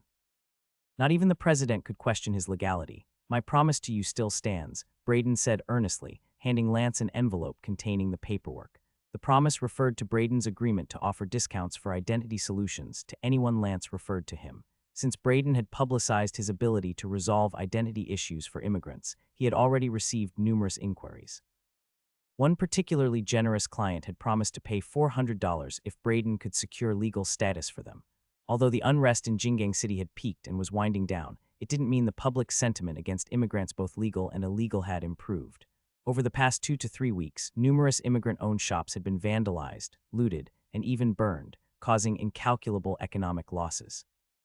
Last week, the Federation Times ran a front-page photo capturing the chaos. In the image, 5 police officers stood with their hands on their hips behind a police car, watching a dozen hooded figures fleeing a jewelry store. Scattered on the ground were jewels and silverware the looters had dropped during their escape. The store owner, clutching a head wound, stood helplessly in the doorway. The image, dynamic and impactful, resonated across the Federation, causing widespread outrage.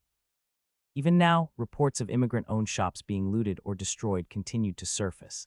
Notably, this time the looters hadn't discriminated based on ethnicity. Native Federation citizens also fell victim.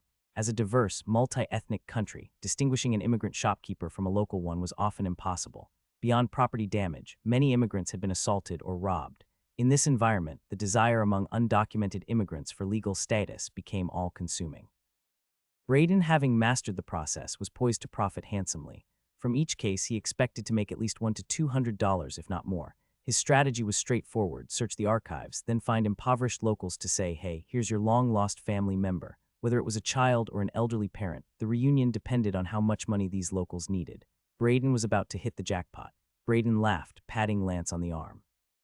You saying that makes me feel stingy. From the heart, Lance replied with a grin. Moving on, Braden asked, now that you're a Federation citizen, what's next on your agenda? Lance didn't hesitate to share his plans. He knew he'd need Braden's help again in the future. I'm planning to start a company or maybe several. Doing what? Anything and everything. Braden raised an eyebrow. Lance's response sounded overly ambitious, yet something about it carried a spark of confidence.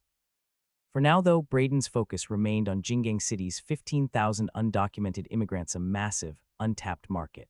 As the president had announced plans to gradually address illegal immigration, Braden found himself transitioning from a supporter to an opponent. Legalizing immigrants en masse would effectively kill his lucrative side hustle. He resolved to earn as much as possible before the opportunity disappeared.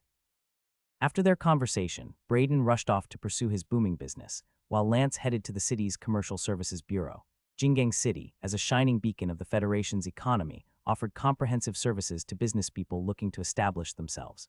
The Bureau provided everything from company registration to tax number issuance, all under one roof. When Lance arrived, there was already a line. Every day, gold seekers from around the world came chasing their Federation dreams. A few might eventually make their mark on history, but most would simply become sustenance for the city's insatiable appetite. Sir, how can I help you? Asked a sweet-looking woman at the counter. Her voice was pleasant, though her attire was notably conservative.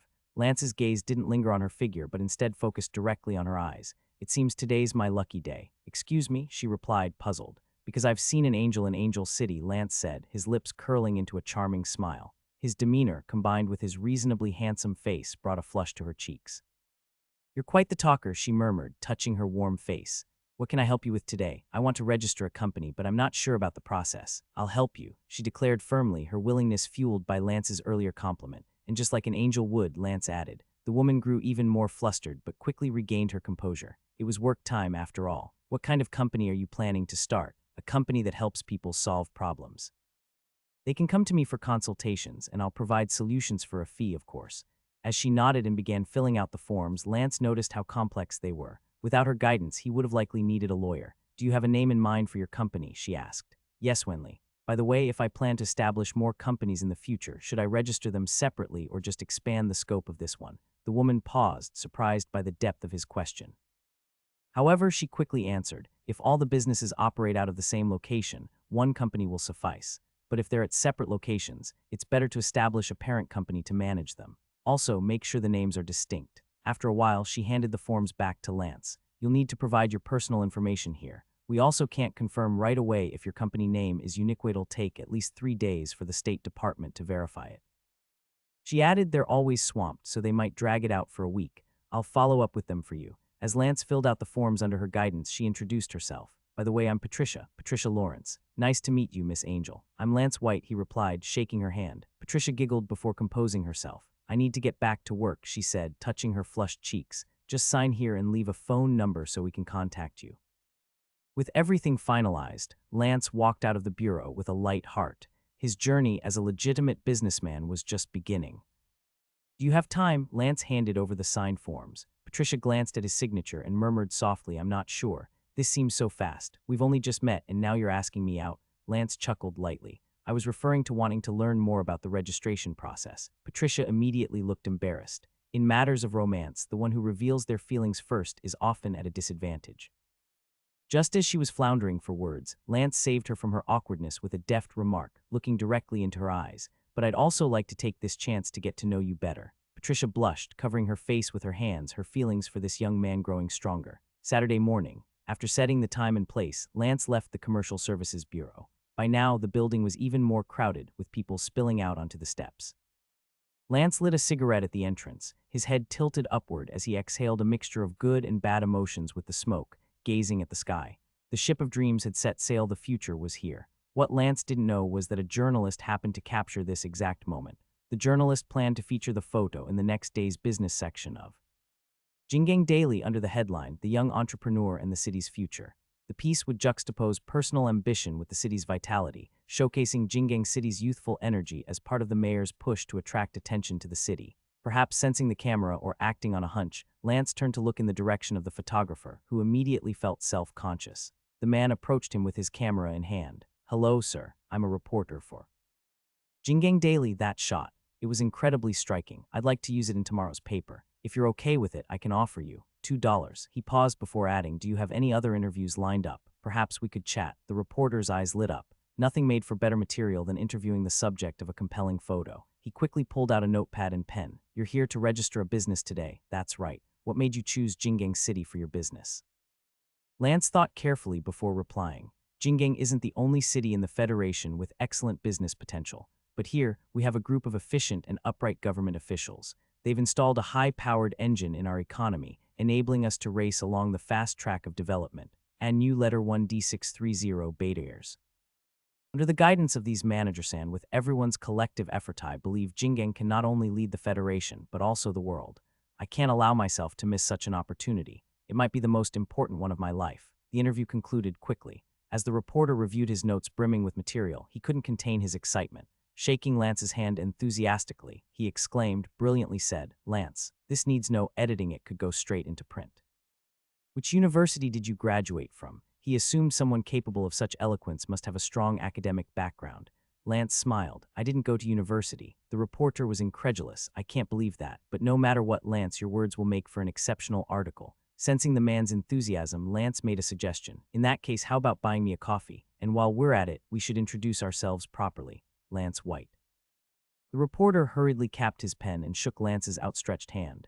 "George Smith, Jingang Daily." They sat down at a nearby cafe, where George ordered 2 cups of coffee at 39 cents each, along with a small tray of pastrizaltos or less than $1.50. Despite being the cafe's more upscale items, most patrons only opted for the 10 or 20-cent coffees, avoiding pastries entirely. "Are you from Jingang originally?" George asked after taking a sip of coffee. "I hear a trace of something in your accent." Lance nodded. "Yes, but there's a story behind that. As a child, I was sold to another state after an accident. I was just a few years old when they put me to work. Later, when I grew older, they locked me in a small workshop alongside people from all over the world. You know, as long as someone's willing to pay, there's always labor to exploit. That's why my accent is so muddled, it's something many people notice." George nodded sympathetically. "What a nightmare." "And after that, not long ago, my adoptive father, at least that's what they called him, passed away. I left, wandered in search of my real family, and eventually found a match. Well, I still find it hard to call them that, but I met Mr. and Mrs. White. We really do look alike. I've come home." George was astonished. "Unbelievable. No wonder you speak with such depth. Life has been your greatest teacher. Lance, it's an honor to know you. And I include your story in the article. It's so inspiring. Plus, it fits perfectly with what certain politicians want to see. It might make your path ahead smoother." George, fully taken in by Lance's demeanor and story, wanted to build a more compelling profile of him. Lance saw no reason to refuse. The Federation was a giant stage for fame and fortune, and both were critical. "I'd prefer not to dwell on the past, but I'll admit my adoptive father didn't leave me disabled or dead. Still, I don't want those days to haunt me or my family." George nodded fervently. "I understand. I'll use pseudonyms and alter details about locations and times. Don't worry, I'm an experienced journalist, I can handle this." After providing George with additional material, the two exchanged contact information. George assured Lance to keep an eye on tomorrow's paper would ensure the article stood out. For Lance, meeting George was an unexpected boon. In an era when information technology was still underdeveloped, newspapers were a primary means for people to learn about the world. Magazines were too expensive for the working class, and while television offered broader content, most laborers only caught glimpses of shows through shop windows. Radios, though widely used, had time and equipment constraints, but newspapers, costing only 5 cents, could be read on commutes, buses, subways, or even in the restroom. By cultivating media relationships, Lance took a crucial step forward, faster than he anticipated. Reporters, the most significant information channel of the time, were far more accessible than one might think. The next morning, the director of the City Commercial Services Bureau arrived at his office with a box of donuts, only to be interrupted by a call as he sat down. "Mayor, I haven't read today's paper yet." "All right, I'll check it immediately." Puzzled, he asked his assistant to bring in a copy of Jingang Daily. Opening to the business section, the director found a photo of the bureau's front entrance, packed with people engaged in quiet chatter. But amidst the bustling crowd, one figure stood out: a young man, holding a cigarette, gazing skyward. The image exuded an unexplainable charm, as if reminding viewers to occasionally lift their heads and dream. The article began with statistics detailing Jingang City's economic growth over the past quarter, year, and decade: tax revenues, business registrations, and economic expansions. These numbers painted a compelling picture of prosperity. Then came the interview, where the young man repeatedly emphasized teamwork in the city's success. Yet, to the director's discerning eye, every statement subtly placed bureaucrats at the forefront of the effort. It was a deft blend of humility and clarity. After reading, the director felt a surge of pride, as if he could hear the city's powerful heartbeat. He called in his deputy. Pointing at Lance's photo, he asked, "Is this our guy or something we arranged?" The deputy shook his head, clearly unfamiliar. "This wasn't arranged by you, it must have been spontaneous." The director pursed his lips. "The mayor believes this article perfectly aligns with Jingang City's image and shifts focus away from recent incidents. Since this wasn't our doing, fine. But get his application reviewed immediately." As the deputy left, the director studied Lance's youthful face. Somehow, he felt certain their paths would cross again. From the barely open door came stifled breaths, an oppressive sound that made the apprentice's fingernails dig deep into his palms, drawing blood that seeped from the cuts. The dark gap in the doorway seemed to hold everything he loathed. He despised it, wanted nothing more than to storm in and plant his fists on that fat face, but cowardice held him back. All he could do was seethe in silence, letting his hatred fester. Sometimes he wondered what was wrong with the world. Every misfortune seemed to fall on him. His parents had divorced long ago. The man he once idolized as a role model had left Jingang City with a woman nearly a decade younger. The court granted custody to his mother, as he was still a minor, and his father explicitly refused to take responsibility. After a brief consultation with a lawyer, his father had washed his hands of him, leaving him to live with his mother. Life was far from easy. With more and more illegal immigrants arriving, jobs were scarce, wages low. Everyone touted Jingang City as a beacon of economic success, but as a native, all he felt was crushing competition. 6 months ago, his mother decided he needed to learn a trade. Having just graduated high school, he went through research to determine that Johnny's Bakery was the most successful business nearby. Earning $100 or $200 a month from such work would be astronomical for a single-parent family like his, so he was sent there. Over 6 months, most of his mother's meager income had gone to his training, but he'd learned nothing: no dough making, no bread preparation, no techniques to make bread tasty, and certainly nothing about crafting high-quality pastries. Instead, he worked long hours for free and still had to pay Johnny $10 a month for the privilege. He hated everything about the Placid Bakery, Johnny, and even himself, and now he had to add his mother to that list. To save money, she was in the back room with Johnny. He knew exactly what was happening and was powerless to stop it. A few minutes later, she emerged, adjusting her disheveled blouse. She caught the fierce look in her son's eyes, and her expression shifted slightly. Without speaking, she gave him a small nod and prepared to leave, but the apprentice followed her. "Why?" he asked. In the alley behind the bakery, she stopped, turned to face him, and replied, "Because Johnny is the best baker around. If you learn from him, you'll at least have a way to survive. This was your decision." He didn't understand. He asked again, Why did you do that?" Her face remained calm. "Because we're out of money." The apprentice fell silent. His mother, undeterred by his quiet rage, continued, "You don't have many options left. Either leave here, find a job, and take care of yourself." She hesitated, then added, "Or stay. Johnny promised me he'd keep you on for at least 3 more months. He wanted to say something, but no words came. He had drained their savings, and now she had made sacrifices to keep him there. Leaving wasn't a simple matter anymore. On the surface, it seemed he had a choice, but in reality, there was none. He didn't know what sunk cost meant, but he understood that leaving now would render all their sacrifices meaningless. Seeing her son's continued silence and recalling the repressed anger in his eyes earlier, the woman's expression softened. "You're grown up now. There's something I haven't told you. I'm planning to leave this place." He looked up abruptly. When are we leaving?" She shook her head. "Not just me. I've met someone while working. He's a tourist from out of town. He wants me to go with him, and I've agreed. So, you don't have much time left." She turned and left after saying this, believing it to be the best choice. She had sacrificed enough time, youth, money, even her dignity for her son. Now it was time to live for herself. Letter 1d5 to F letter 1d4b6 new e circumflex. The apprentice stood there, speechless, as her figure disappeared into the alley. His father first and now her. That night he worked mechanically, scrubbing the bakery's floors twice before collapsing into bed, exhausted. His mind churned with thoughts of how to change his circumstances, of how to learn Johnny's baking secrets. He had always believed he'd eventually learn them, but now he realized how naive he had been. Half asleep, a thought struck him: if Johnny couldn't bake, then maybe he could take over. Perhaps that was how he could learn the recipes and techniques. In his dreams, Johnny was injured, rendered unable to bake. Left with no choice, he entrusted the task to the apprentice, who quickly mastered the craft. Soon he opened his own bakery, offering cheaper, better bread. Johnny and his despicable daughter were left destitute. The apprentice woke the next morning staring at the cracked ceiling. It had been just a dream, but the idea lingered. It was Thursday, and business was picking up.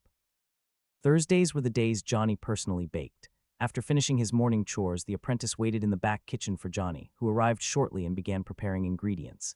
Johnny turned to him with a sneer. "What are you still doing here?" In his dreams, the apprentice had struck Johnny with all his might. In reality, he cowered. I thought I might help you." Johnny laughed derisively. "Trying to steal my techniques? Get out, you little brat.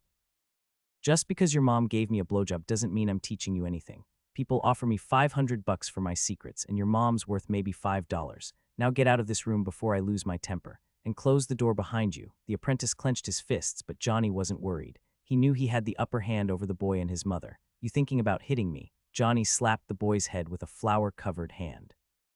"Pack your stuff and leave, or get back to stoking the boiler." The apprentice reluctantly released his fists. "Yes, boss," he muttered. It was yet another humiliation. Johnny insisted on being called boss. Leaving the kitchen, the apprentice's hatred only deepened. By afternoon, Johnny's work time had ended. He had prepared the dough for high-end pastries and breads, leaving the apprentice to handle the simpler tasks like baking.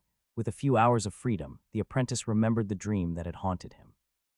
Changing into clean clothes, he left the bakery. Being a local had its advantages. Had friends. Though work consumed most of his time, he occasionally caught up with them.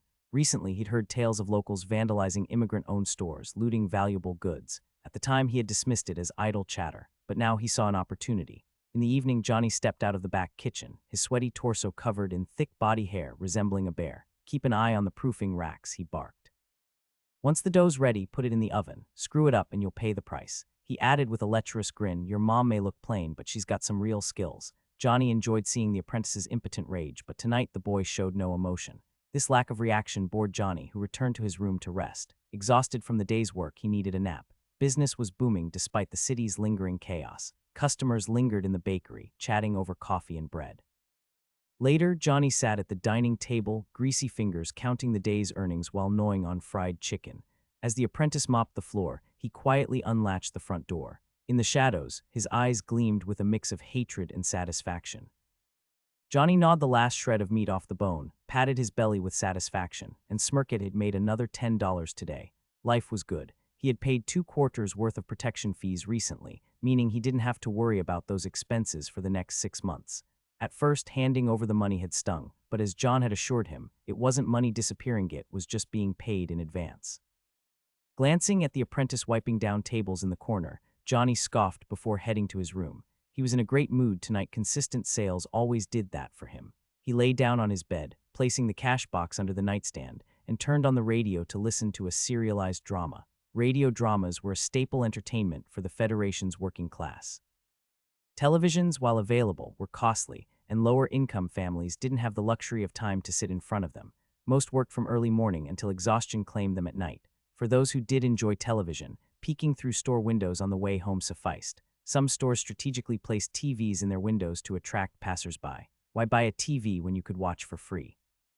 The drama, co-hosted by a male and female narrator playing the story's characters, used rich dialogue and voice acting to immerse listeners completely. It was one of the most popular programs, airing from 8:30 to 9:25 p.m. a solid 55 minutes, enough to entertain without disrupting sleep schedules. Johnny, his belly full of greasy, sugary food, began to drift off as the narrators spun their tale. Half asleep, he heard footsteps outside and growled, "Damn brat, what the hell are you doing wandering around at this hour? If you don't get to bed right now, you're skipping breakfast tomorrow." The footsteps ceased immediately, and Johnny turned over, slipping into that half-dreamy state he relished. Outside, under the dim glow of the nightlight, the apprentice stood with 5 young men around his age in the bakery. The group tore into leftover bread from the day, particularly the high-end varieties. Topping their slices with ham, they devoured the food ravenously. It was as if their purpose tonight wasn't theft but indulgence. The apprentice joined in. Despite working in the bakery for months, he'd never tasted the nut bread or the mouth-watering ham slices. He ate with reckless fervor, as though consuming not just bread and ham, but also his hatred, disgust, and despair. When the group had their fill, the clock struck 10 and faint snores began to emanate from Johnny's room. The apprentice wiped his mouth. There's only one bed inside, and his daughter hasn't been staying here lately. The money's with him. I know Johnny can't sleep unless he can see his stash. I don't want to share, he added, but I have one condition. The leader of the group licked his fingers. I know you've said it a million times, break both his arms. He motioned toward the cabinets. Now help me pack up this bread. And those ham slices, too. Damn it, this bastard makes them so damn good. The others chimed in, agreeing that the bread was incredible. They'd heard rumors about the bakery's quality, but had never been able to afford it. Even the slightest markup, a penny more per pound, was enough to deter their families. The apprentice quickly packed the goods, then retreated to his room, locking the door and burying himself under the covers. His heart pounded in his ears, but for the first time the darkness brought him peace rather than dread. He felt secure, even excited. Meanwhile, the leader twisted the doorknob to Johnny's room and found it unlocked. He exchanged a surprised look with his crew. What they didn't know was that Johnny saw the apprentice as a broken dog, incapable of defiance. Johnny never worried about him and assumed he would slink away at the first shout of "Get out." With the windows locked, he felt secure in his fortress. The room was pitch black and eerily quiet. Someone bumped into something, sending it clattering to the floor. Johnny jerked awake and snarled, "Who's there?" He switched on the light. The scene froze for a moment. His hand hovered over the nightstand while 5 young men stood before him, each holding a club. A chilling realization crawled up Johnny's spine. Just as he tried to react, the leader swung his club directly at Johnny's head. Johnny raised an arm to block the blow, but the impact snapped the bone with a sickening crack. He howled in pain, clutching his broken forearm as he scrambled into the corner where the bed met the wall, screaming for help. Letter 1D64D, A tilde audible acute, letter 10331, open a, letter 1D61A. One of the men quickly shut the door, trapping the sounds of chaos inside. "Where's the money?" The leader barked, jumping onto the bed and pressing Johnny's head against the wall with his foot. Fear consumed Johnny. The pain from his broken arm was nothing compared to the terror these young faces still carrying traces of innocence instilled in him. His mind blank, Johnny stammered the first thing that might save him. "In my pocket, me coat pocket. I'm injured, take whatever you want. Just don't hurt me." The leader's foot pressed harder, eliciting another agonized scream. "If you're lying, you'll regret it." 2 others rifled through Johnny's coat, pulling out a handful of crumpled bills, just $15. The leader's expression darkened. He turned back to Johnny. "I meant the cash from your shop, hundreds of dollars. Don't play dumb." Johnny's heart sank. I don't know what you're talking about. There's no such money," he lied, hoping to protect the rest of the stash in the cash box. The leader stepped back, giving Johnny false hope to raise his club high and swing it down with all his might. Instinctively, Johnny raised both arms to shield himself, despite one already being broken. Another sickening crack filled the room, followed by his blood-curdling screams. His obese body jerked violently on the bed, flailing as if trying to escape the unrelenting blows. The gang pummeled him mercilessly, their inexperienced hands swinging with reckless abandon. Clubs blurred as they rained down on Johnny, reducing him to a sobbing, pleading mess. "I'll talk, stop. It's under the pillow, stop hitting me," he wailed, his voice cracking with desperation. The leader kicked aside the pillow and yanked off the blanket, revealing a battered tin cookie box. He opened it and inhaled sharply. Johnny, who hadn't cried during the beating, suddenly burst into tears. The money meant everything to him. Its loss was a wound far deeper than any broken bone. The others crowded around, their faces lighting up with astonished glee at the sight. The leader didn't bother counting. He snapped the lid shut and stuffed the box into his coat. With a nod, one of the others began thrashing Johnny's arms again, battering them until they were grotesquely misshapen. Satisfied, the leader gave the signal to leave. As the sound of retreating footsteps faded, Johnny, sobbing uncontrollably, began screaming into the night, "You miserable bastards, get back here." The sharp knock on the door startled Officer Lucar out of his half-asleep daze. Muttering a curse, he forced a smile as he looked at the duty officer standing outside. "So the rebels have stormed the presidential office, have they?" The recent uproar surrounding immigration issues had been intense. Protesters were gathering outside the presidential office, accusing the government of inaction on illegal immigration and smuggling. Some joked about storming the presidential office as a rallying cry for action against government apathy. Waking up during his night shift to deal with yet another case warranted some sarcasm, even if it was just venting frustration at the system. The duty officer, initially stern, couldn't help but chuckle, quickly covering her mouth to regain composure. "There's been a violent home invasion and robbery. The precinct needs you." In Jingang City, criminal investigations were overseen by the main headquarters. Precincts would handle immediate responses to crimes, but forward all investigative work to the Centralized Criminal Investigation Division (CID). This system optimized resources for solving cases citywide. Officer Lukar was one of 3 CID officers on duty that night, though the other 2 had already left. Jingang's nights were far from safe. Stretching and groaning, Lukar rubbed his face, grabbed his cigarettes, and walked out the door. The duty officer handed him a slip of paper with preliminary details as she followed him to his car. The crime scene was Johnny's bakery. Donning gloves, Lukar crossed the police tape and entered the shop. Several officers were already working the scene, collecting evidence. The precinct's night shift patrol officer in charge greeted Lukar with a nod. "Hey," Lukar said, offering a cigarette. The 2 lit up, sharing a smoke as Lukar asked, "What's the story?" The patrol officer summarized. Someone called it violent home invasion and robbery. The hospital says the victim has over 20 fractures and the suspects made off with more than $1,000. Lukar noticed several labeled evidence bags on a table. One contained neatly packaged brown paper bags. "What's in these?" "Bread and ham." Opening one bag, Lukar let out a whistle. "Looks like they forgot their midnight snack."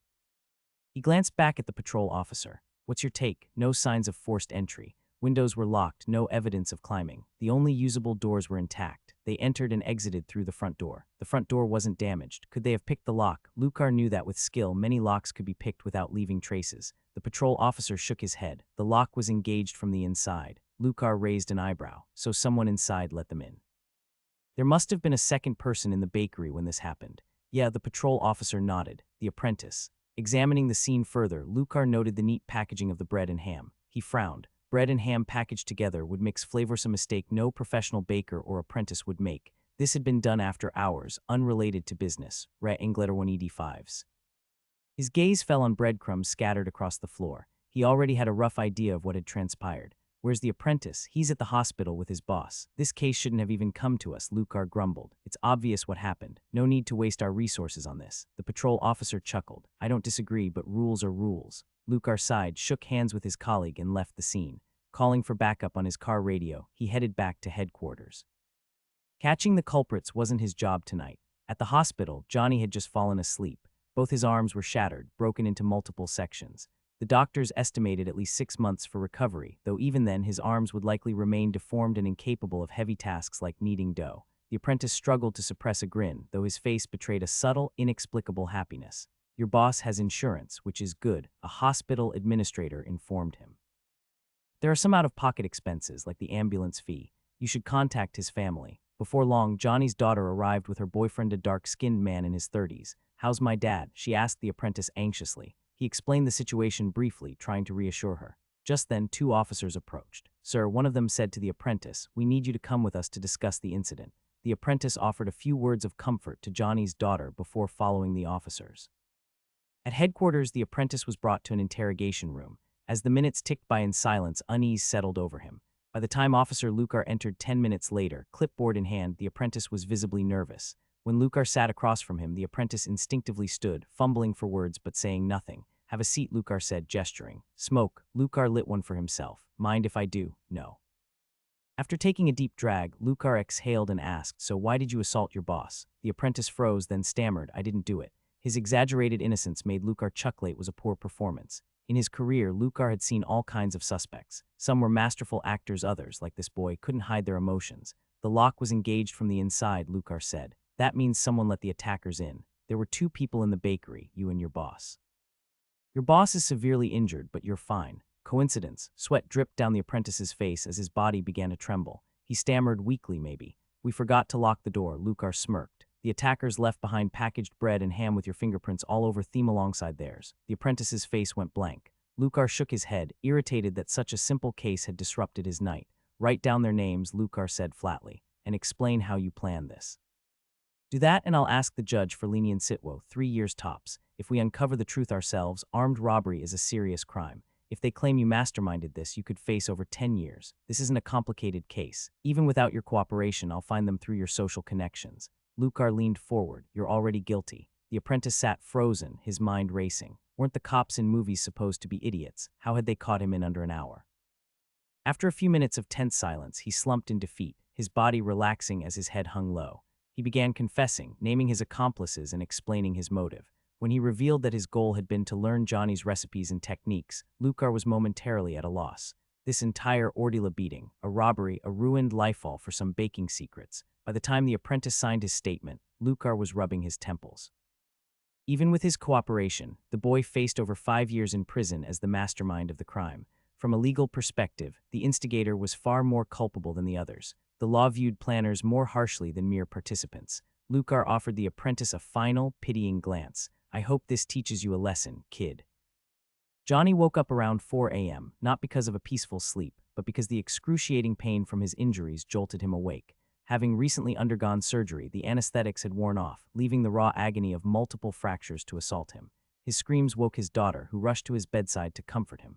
"It's over now," she said soothingly. "You're safe." Johnny's scattered thoughts gradually coalesced as he blinked through the haze of pain.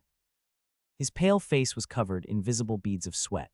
"It hurts so much," he groaned. "Get the doctor, I need them now." His overweight daughter hurriedly complied, bringing the doctor, who gave Johnny a quick checkup. The surgery was successful, the doctor explained. "Pain is expected when you've got over a dozen fractured or broken bones. It's unavoidable." Johnny couldn't take it anymore. Groaning and writhing, he pleaded, "Isn't there something for the pain? I can't stand it. I feel like I'm dying." The doctor nodded. "We do have effective painkillers, but they're not covered by your insurance." The message was clear: pain relief would come at a price. Johnny, about to blurt out, "Give me the shot," caught himself. Gritting his teeth, he asked, "How much per dose?" The doctor smiled. "There are two options. One provides longer-lasting but milder relief. It won't eliminate severe pain at best. It'll take you from screaming to quietly enduring. It costs 50 cents per dose. The other is a premium option, completely blocks the pain, but it's short-acting, only 4 to 6 hours. Each injection costs $3. I don't recommend either," the doctor added. "Pain peaks during the first 48 hours. After 2 days, it'll subside to a bearable level." Johnny wasn't listening anymore. "Give me the best one. No, I can't take this anymore." The doctor, well practiced in selling non-insurance treatments, instructed the nurse to bring the premium medication and administered the injection himself. A miracle unfolded. Within 2 minutes, Johnny, who had been alternating between howls and groans, was silent. "It doesn't hurt anymore," he exclaimed, almost disbelieving. The doctor smiled. "That's the value of $3, Mr. Johnny. Call me if you need anything before 9 a.m. After the doctor left, Johnny turned to his daughter. "Where's the apprentice?" "The police took him," she replied. "And what did they say?" She hesitated, embarrassed. "I'm not sure." Before she could elaborate, a police officer knocked on the door. With Johnny's permission, he entered the room. "Mr. Johnny, we've solved your case," the officer began. "Your apprentice conspired with some acquaintances to stage this crime. I wanted to inform you personally. A kitnya a butta a hatchik a sedilla. By sunrise, we'll start arresting the suspects. The case isn't complex, so we'll be withdrawing officers from the scene. Your family can visit headquarters tomorrow for case details. You should hire a lawyer," he advised. Johnny's face turned pale. "Are you sure the apprentice was involved?" The officer nodded. "I'm afraid so." His daughter had expected him to explode in anger, but was surprised by his silence. He simply lay there, saying nothing. She sat quietly by his side, unsure of what to say. By morning, the sun streamed through the window as Lance stretched, relishing the comfort of a wooden bedframe over cheap accommodations. After a quick wash, he found his companions awake. The previous night, they had discussed his plans in depth. In this errand, indeed, any Arakash flow was king. But for most people, finding ways to generate wealth quickly was a lifelong struggle. For Lance, however, the solution was straightforward. Whether starting with little or much, there were always ways to grow money. Inspired by Alberto's booming finance company and the government's lenient stance on small-scale private lending, Lance decided to take a similar route to secure his first big break. But unlike Alberto, Lance planned to avoid the pitfalls. The government's permissive attitude wouldn't last forever. Maintaining social stability was every ruling class's goal. Small finance companies might soothe the lower classes temporarily, but their high interest rates made them unsustainable. This was Lance's opportunity. While others chased exorbitant profits, he aimed to attract wealth by offering slightly lower rates and building trust. Later that morning, Lance and Elvin scouted the city for a suitable office location, not too remote, yet not in the expensive city center. Eventually, they found a 2-story roadside building between the Port District and Bay Area. Formerly an electronics shop, it had closed due to poor management. With 300 square feet across 2 floors and a monthly rent of just $18, it was a bargain. For the era, this was a golden opportunity. Even real estate was cheap. Lance sent Elvin to gather their friends. Together, they scoured the second-hand market for furniture. By afternoon, their consultancy was born. Gathered in the ground floor lobby, Lance addressed his team. "For now, we're focusing on one thing, financial consulting," he began. "Simply put, if someone urgently needs money but has none, our job is to solve their problem." He divided the work into 2 categories: loans under 100 handled by the team, loans exceeding 100 handled by Lance personally. "Your responsibility," he continued, "is strictly loans below 100. Elvin raised a hand. "Do we have that much money?" Lance pointed at him. "Good question, but not your concern. I'll handle that." Let me explain how this works. I take 50 of the profits. You get 20 and 30 goes into a shared account. Additionally, I'll pay each of you 20 monthly. The 2 women handling reception will earn 30. At the end of each quarter, you'll receive a half-month's salary as a bonus. Any questions? The group exchanged glances and shook their heads. The offer was far better than their previous earnings. With meals covered by the company, even without commissions, they could save 10-15 monthly, a substantial sum. Satisfied, Lance nodded. Now let me teach you how to create wealth and add value. Unlike traditional finance companies, we'll be proactive, seeking clients rather than waiting for them to stumble in. That afternoon, Lance visited Alberto's office. Upon entering, familiar faces greeted him warmly. Despite his short tenure there, he had earned their affection. Forties, engrossed in a game of billiards, set down his cue to give Lance a bear hug. Trouble? No, just here to discuss business with Mr. Cody. Forties' eyes lit up. So your company's operational? Almost. I'm waiting on the final registration call from the Commercial Services Bureau. Walking together, Forties asked, what's your line of work? Microloans, plus bringing large clients your way. Forties whistled. That's a great gig, but you'll face more competition than you expect. First, you'll need money. Second, you'll need one of these. He mimed a gun. In Jinganger, anywhere in the Federation, your competitors aren't exactly law-abiding citizens. I'll need you to introduce me to a seller, Lance replied. Consider it done. Forties knocked on Alberto's door. Come in, came Alberto's voice. I'll leave you to it, Forties said, stepping aside. Catch me later. Inside, Alberto wasted no time. I've hit a snag these past couple of days. Maybe you can help. Alberto watched Lance seated confidently across from him. His initial irritation began to ease as he observed the young man's composure. Grabbing a cigarette, Alberto tossed one to Lance. I've been troubled by something these past few days. You may not know yet, but our state is about to join the Prohibition Alliance. Lance whistled softly. Prohibition, huh? Alberto nodded grimly. That's right, Prohibition. I own bars and nightclubs, places that thrive on alcohol sales. Jingang City enforces Prohibition. Those businesses are done for. He took a deep drag, exhaling slowly. Since my father's time, we've built our livelihood on loans, liquor, and, let's say, personal services. But now they're slowly squeezing the life out of us, Lance. 2 years ago, they passed the Usury Act. Now they're about to ban the most profitable alcoholic beverages. Next, they'll probably outlaw personal services entirely. I heard someone's proposing a full ban on all adult services. It's murder, I tell you. Alberto leaned forward, his voice rising with frustration. I feel like a drowning man gasping for air. Lance carefully measured his response, avoiding any remarks that might further agitate Alberto. So you're asking me to figure out how to stop the state government from joining the Prohibition Alliance? Alberto blinked, momentarily taken aback, as if he hadn't fully grasped Lance's words. What? Why would you think that? Lance exhaled in relief. For a moment, I thought that was what you were asking since you mentioned needing my help. Alberto waved dismissively. I know exactly what you can and can't do. If you ever become president of the Federation, maybe you could solve this problem. But now, no chance. He leaned back calmer. I'm just venting. What I actually need your help with is something else. Alberto pulled a contract from his desk and slid it over. Someone's refusing to repay their loan. The usual deal, 5% for you. Lance glanced at the paperwork. A $1,000 loan, overdue for 4 months, had ballooned to $2,000 with interest. It was a blood-sucking rate, squeezing borrowers dry. This wasn't a job Lance would handle personally, but it was a good starting point for Elvin and the others. They needed experience. Their future depended on facing challenges like this. He agreed with Mr. Bolton's philosophy. Rewards come to those who have endured hardships first. I'll handle it, Lance replied smoothly, setting the contract aside. I was planning to discuss my company with you anyway. It's in the process of being registered, and it should be official soon. Alberto raised an eyebrow, intrigued. What kind of business? Maybe we can collaborate, Lance offered. Financial consulting, Lance continued. It overlaps with your work. I can refer borrowers to you who need significant funds, so you'll earn a referral fee, Alberto asked, popping a small snack into his mouth. Being a middleman doesn't pay much. You'd make more working for me directly. Lance shook his head, agreeing only in part. You're right that middlemen don't earn much, but my role doesn't stop at referrals. I'll also handle repayment issues. All you'll need to do is sign the contract, lend the money, and wait for repayment. If someone defaults, I'll take care of it. I'll return your principal and interest, so unpaid loans won't bother you anymore. Alberto considered this, frowning slightly. You're asking for a cut of my profits. Lance held up the contract Alberto had just handed him.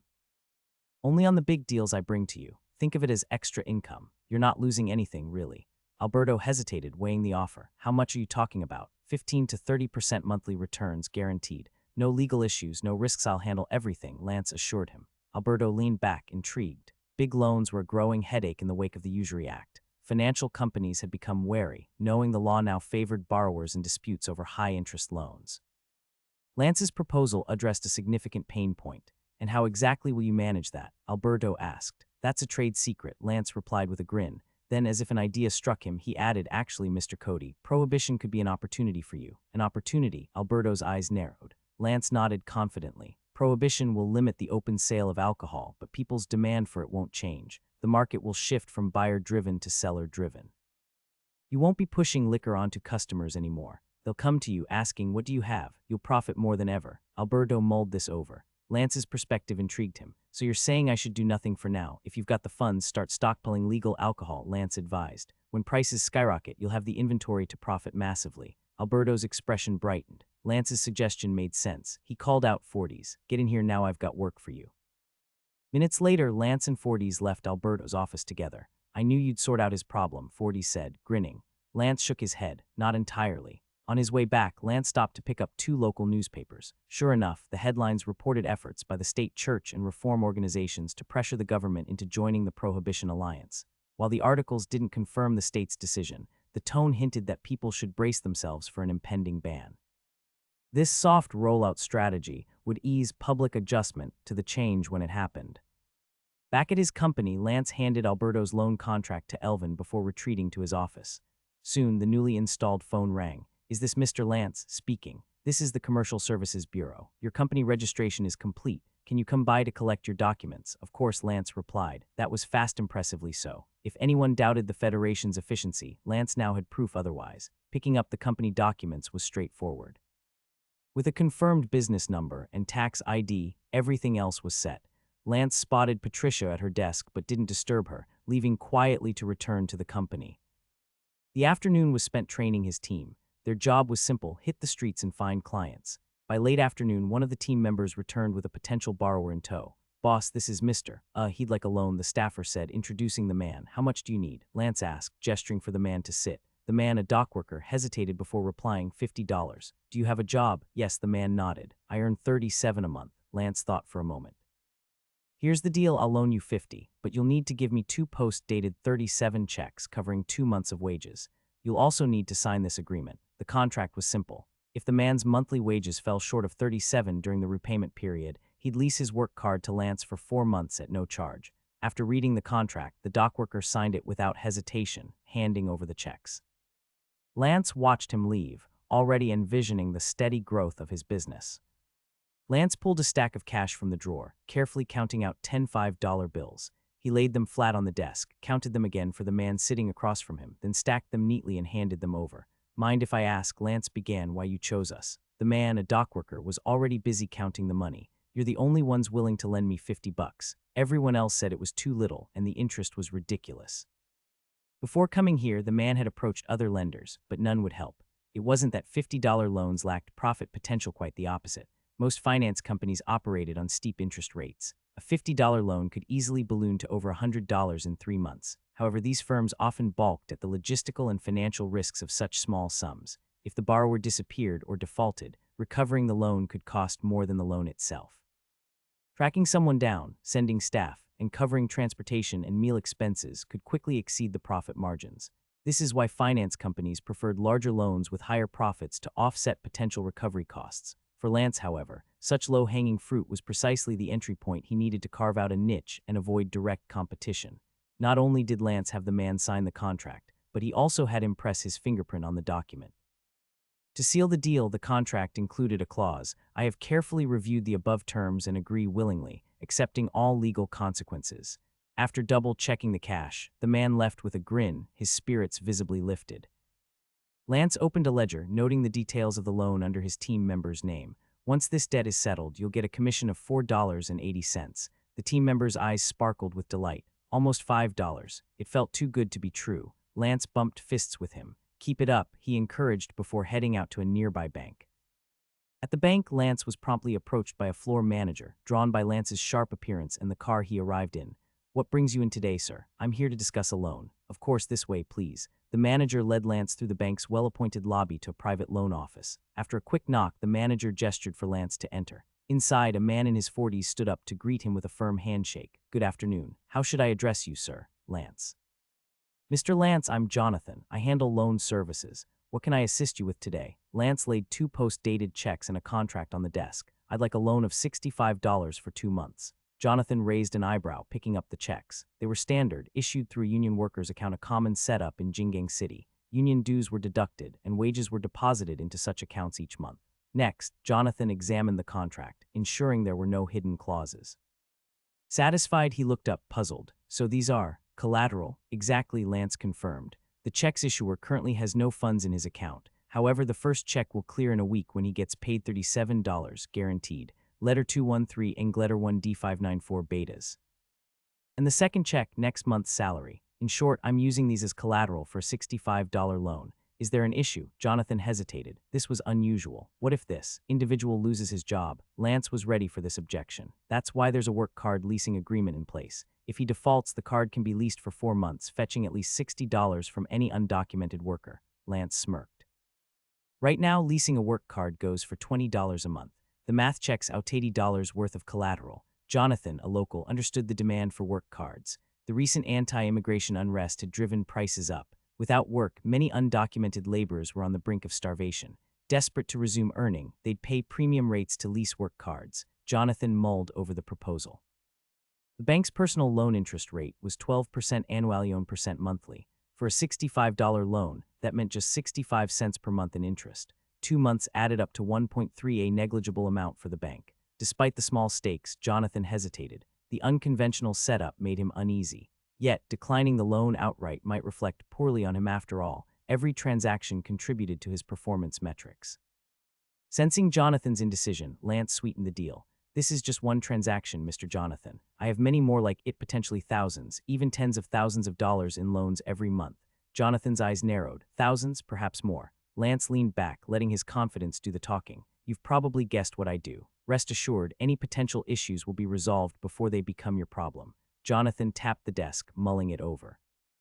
He glanced again at the checks and contract. A week from now, you can cash the first check directly, Lance cut in. Nobody processes payments faster than you. Jonathan's expression softened at the reassurance. With the account locked for deposits only, there was virtually no risk. And the second check, same deal. Deduct what's owed, then deposit any excess into my account. Jonathan finally smiled, extending his hand, cash or check. Also, Jonathan added, I'll need an authorization letter allowing us to process these checks. In case anything goes wrong, we need clear accountability. Lance shook Jonathan's hand firmly. Consider it done. You've just made the best decision of your day. Jonathan chuckled, let's hope so. The loan was approved without issue. Lance walked out with $65 in cash, knowing he'd just earned $15 in profit with minimal effort. Even after deducting the $1.3 in bank interest over 2 months, the net profit was substantial. The true power lay in scalability or ability. This process with volume would amplify returns exponentially. By keeping the cash flow rolling and reinvesting strategically, Lance was already proving the viability of his model. Back at the office, Elvin had fretted over Lance's earlier liquidity concerns. He needn't have worried. Lance's confidence wasn't misplaced. In fact, if funds weren't so tight, Lance wouldn't have bothered brokering deals through Alberto'd have handled it all himself. The small loan business was booming. Federation citizens had abandoned the habit of saving money, or rather, years of rapid economic growth had shifted their mindset toward spending instead of saving. In the past, people did save, but with the booming economy, experts constantly reminded them money left sitting in the bank would depreciate. 5 years ago, when people earned only $20 a month, $15 could buy a bicycle. Now, a bicycle cost more than $20. That $5 depreciation reflected inflation, making saving seem futile. Spending promptly was seen as a way to maintain the value of one's wealth. A bicycle purchased for $15 5 years ago could now sell for $7 or $8 in the second-hand market, essentially $1 per year for riding it. You couldn't say the experts were wrong, their examples were valid. As the economy flourished, more cash circulated in the market, and the Federation printed more money to meet demand, leading to price changes. However, to say they were entirely correct wasn't accurate either. Measured by purchasing power, spending 3/4 of one's monthly income versus half showed the actual value of goods like bicycles was declining. But people didn't care about that. They only saw that bicycles had become more expensive. This mindset of living for the moment, coupled with a proliferation of finance companies offering installment plans and loans, nurtured a culture of immediate consumption. It also fueled the Federation's rapid economic growth. Factories never lacked customers for their products, and experts predicted this economic prosperity would last another 10 years or more. Everything seemed perfect except when unexpected expenses arose. Many dock workers at the port were fans of the live for the moment philosophy. A typical evening involved a drink at the bar, admiring the optimistic and energetic strip dancers who worked there for the love of performing, and tossing them a few coins in approval. By the end of the month, little remained in their pockets. When they needed money urgently, things got tricky. Borrowing from coworkers, forget it, they were just as broke, asking their employer for a loan. That wasn't an option, and it risked disputes. Finance companies were a possibility, but without assets or valuables, and with a monthly income of just $30, finance companies wouldn't lend them money. The steep interest rates also deterred borrowers. This was where the Wanley Financial Consulting Services stepped in, quickly becoming a hot topic among the working class in the port area. For loans under $100, they offered same-day full disbursement, accepting both cash and checks with reasonable interest rates and installment options. One man borrowed $100 and only needed to repay $190 over 6 months. That broke down to just $38 per month, significantly lower than standard finance company rates. The key difference, Wanley really lent out money. They didn't worry about default because work cards were rising in value, averaging $18 or $19, sometimes even $20. Workers could lease their work cards for extra shifts and pay off loans without working themselves. A single full-time job brought in even more income. Many workers considered their future before borrowing. Would this decision make life unbearably hard? Would they default? The answer was no. If they couldn't repay, Wanley's policy allowed them to hand over their work cards temporarily. The company would hire replacements to work off the debt. With no major risks, even those who didn't need money borrowed $20 or $30 just to try it out. Some people, realizing that merely owning a work card enabled loans, took advantage of the system. For them, borrowing from Wanley was better than dealing with illegal immigrants, which had become taboo following recent anti-immigration movements. Renting work cards to immigrants was seen as unpatriotic by some old Federation citizens. Arsadilla A-ring letter 1D40D letter 22B letter 1D401 Hatchek. Instead, letting a company use their work card to pay off debt caused no such concerns. This arrangement became a solution for many. Amid this success, Lance considered opening a second business, a labor services company. In just a few days, Wanley had issued over 200 loans, ranging from $20 to $100, totaling more than $13,000. With an average term of 3 months, this would bring in about $9,000 in profit. Moreover, the loans and vouchers allowed Lance to secure $16,000 from the bank. The more he lent, the more he held. This was the secret of wealth. Money begets money. Sometimes life is ironic. Financial success doesn't necessarily depend on hard work or noble character. That's the cruel truth. On the weekend, Lance invited Patricia for an outing. The girl, though shy, wasn't as rebellious as some might expect. In this era, most Federation citizens still valued virtue. Conservative women remained the majority, and even holding hands could make them blush. Lance had chosen the amusement park in Jingang City for their date. Its attractions brought laughter from young people and children alike. While the Empire's impoverished struggled with daily survival, Federation citizens were already riding roller coasters. In a way, they weren't so different. They all experienced heart-pounding highs and lows. That was so intense. Patricia clutched her chest, leaning against Lance. "My legs are shaking. I swear I'll never get on one of those again." It was clear the ride had terrified her. The roller coaster at Angel Amusement Park in Jingang City wasn't the most extreme, but it still brought joy and fear to many. The numerous signs reading "Please do not vomit here" testified to its polarizing effect. Patricia leaned heavily on Lance, her trembling legs barely supporting her. Despite the layer of clothing between them, he could feel the heat radiating from her body.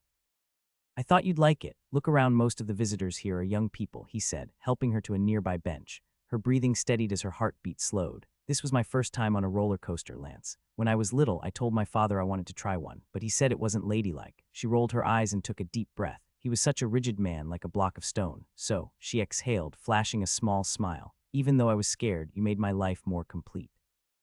Lance chuckled. "You're my angel, and I'm your genie in a bottle, here to grant all your wishes." "So my angel, what's your next wish?" Patricia laughed, her radiant smile outshining the summer sun. "You're too sweet, Lance. Sometimes I wonder if this is all just a dream." Looking into her eyes, Lance leaned closer. The distance between them shrank, and Patricia's face turned red as her breathing quickened. She felt his breath near hers and grew dizzy. It was all too fast.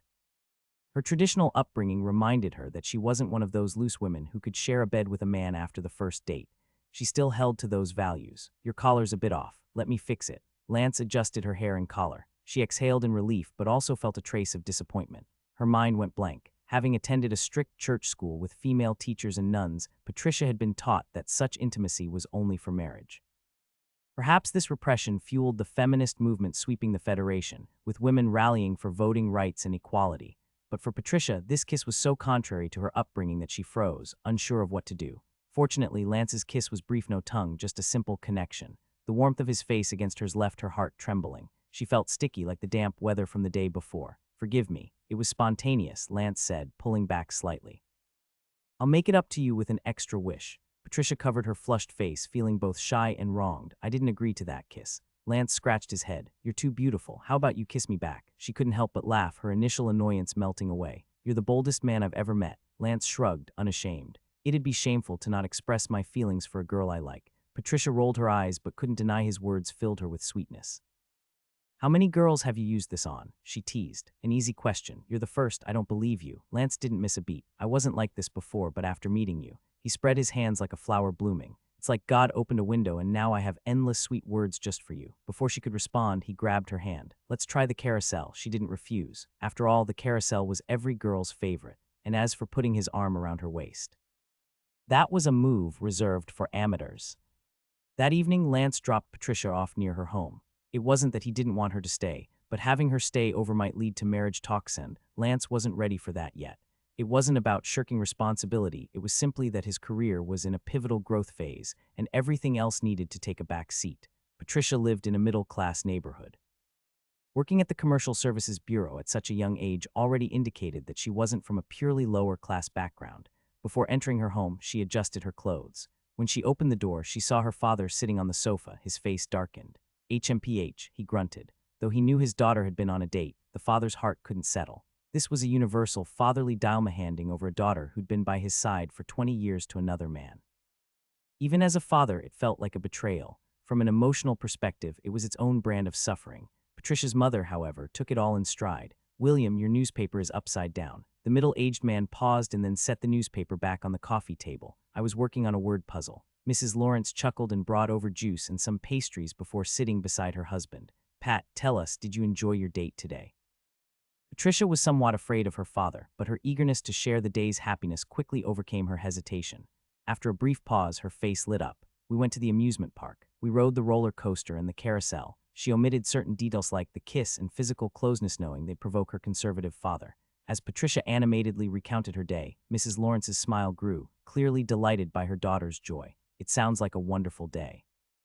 Even just listening makes it sound like so much fun." She glanced at her husband. While he still wore a stern expression, she could sense his demeanor softening slightly. "What's his name?" Mr. Lawrence sat up straighter, pretending not to care, though his ears were clearly tuned in. "Lance. Lance White. He's a local." Mrs. Lawrence sliced an apple, divided it into slices, and placed them on a plate with 2 fruit forks. "So does he have a job, or what does he do?" "He started his own business," Tricia said, her tone brimming with pride. "He registered a financial consulting company, helping people solve problems. He told me today that he might register another company next week. He even asked me about tax filing." Chewing a crisp apple slice, her words became slightly muffled. "But I don't know much about taxes, so I gave him my cousin's contact info." At this point, Mr. Lawrence cleared his throat. "You didn't?" Patricia quickly interrupted. "No, we just held hands." Standing up abruptly, she said, "I have some things to do," and hurried upstairs. Watching their daughter disappear upstairs, Mrs. Lawrence frowned. "You shouldn't ask such questions." Mr. Lawrence disagreed. "There are too many bad people out there, and those subversive ideas are corrupting young girls' minds. They're linking things like sex to oppression of women. It's ridiculous, dear. You may not have seen their twisted logic, but many girls are becoming promiscuous. I won't let my Pat become like that or be led down that path. My stance remains the same. Before marriage, I don't want her staying out overnight. I'm protecting her. You should understand that." Mrs. Lawrence didn't want to argue. She had attended some community gatherings where these topics inevitably came up. While some ideas were indeed outrageous, others like giving women more autonomy seemed reasonable to her. Letter 211, letter FF4E, oh yes, acute. But she knew Mr. Lawrence was a rigid traditionalist, and she wasn't about to challenge his authority over trivial matters. After a brief pause, Mr. Lawrence added, "If he's already asking about taxes, it seems this Lance fellow knows a thing or two about making money. I think we should meet him," he suggested. Mrs. Lawrence straightened up, her demeanor sharp, like a protective lioness. "Don't you dare. Until she brings it up herself, I don't want her hurt. Whether the harm comes from outside or within this family, you've controlled her for far too long. She's 20 now. She should have her own life. She's not your pet or toy. Thinking you can dictate her life is fundamentally wrong." With that, she stood up and took the apple plate, leaving none behind. She intended to talk to her daughter. While she didn't want Patricia hurt, she also knew that when emotions ran high, some things were inevitable. She needed to teach her daughter how to protect herself when the time came. Mr. Lawrence sighed deeply. Who could understand the heart of a father? On Saturday morning, Lance attended a gathering of Imperial citizens as usual. By now, he'd integrated well into this community. People were generally welcoming to their compatriots. After greeting several gentlemen, he found Enio and his group. "I've started a business and can offer you some extra work," he said, diving straight into the topic. These young men cared about fun, cigarettes, alcohol, women, and above all money. Discussing anything else would be meaningless. As soon as Lance mentioned money, the group quickly gathered around. What kind of work? Enio, the group's informal leader, asked first. He had earned respect among them by standing up for others in fights, making him an authority figure. Lance explained his business. There are two types of jobs. The first is small loans. If someone urgently needs a small amount of money and finds finance company rates too high, you can refer them to me. I don't charge excessive interest. For every successful referral, you'll get 5% of the interest as commission. If someone borrows $100, you'll earn $5. There are some conditions. The borrower must be a Federation citizen and have a work card. The second job involves work card leasing. I have some work cards available for rent. If you know any Imperial newcomers without permanent residency who need jobs, refer them to me. I offer $18 a month per card, and you'll earn a one-time commission of $1 per referral. For non-Imperial clients, I offer $19 per month with the same $1 commission. If you negotiate $20, you'll keep $2 as your share. Of course, stock is limited. Check with me before committing. He handed out a stack of business cards. If you run into trouble, don't act recklessly. Contact me immediately whether it's work-related or not.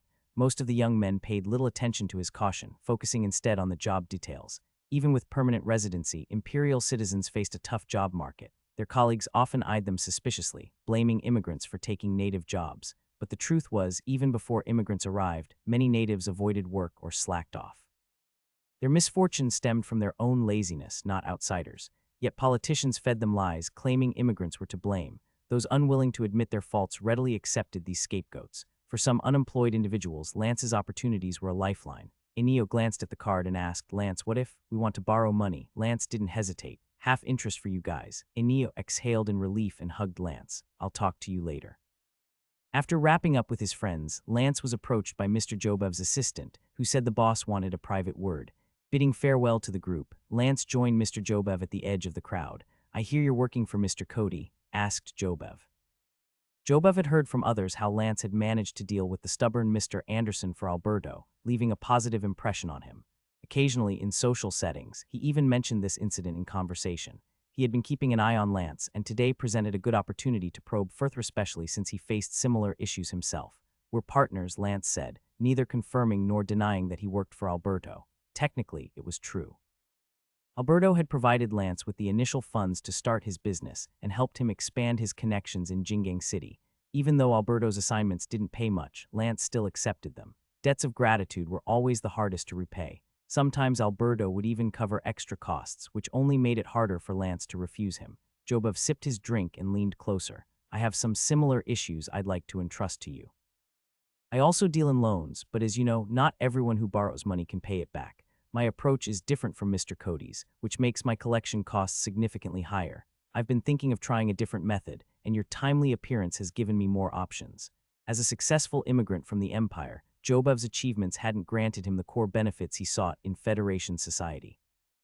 While his wealth earned him a certain level of respect, local capitalists never treated him as one of their own. Instead, they eyed his fortune with undisguised greed. It wasn't his physical presence they coveted, but the money in his pockets. Being an outsider made local capitalists wary of him, but also emboldened them to covet his assets. He had to tread even more carefully than others. In the ruthless world of capital, any slip-up could make him a target. The escalating tensions between immigrants and natives, stoked by politicians, had further strained his position. More borrowers were refusing to pay, finding excuses, delaying, or forcing him into costly lawsuits. Litigation in the Federation was prohibitively expensive. Winning against a native borrower required hiring a Federation lawyer, those mercenary litigators who demanded exorbitant fees.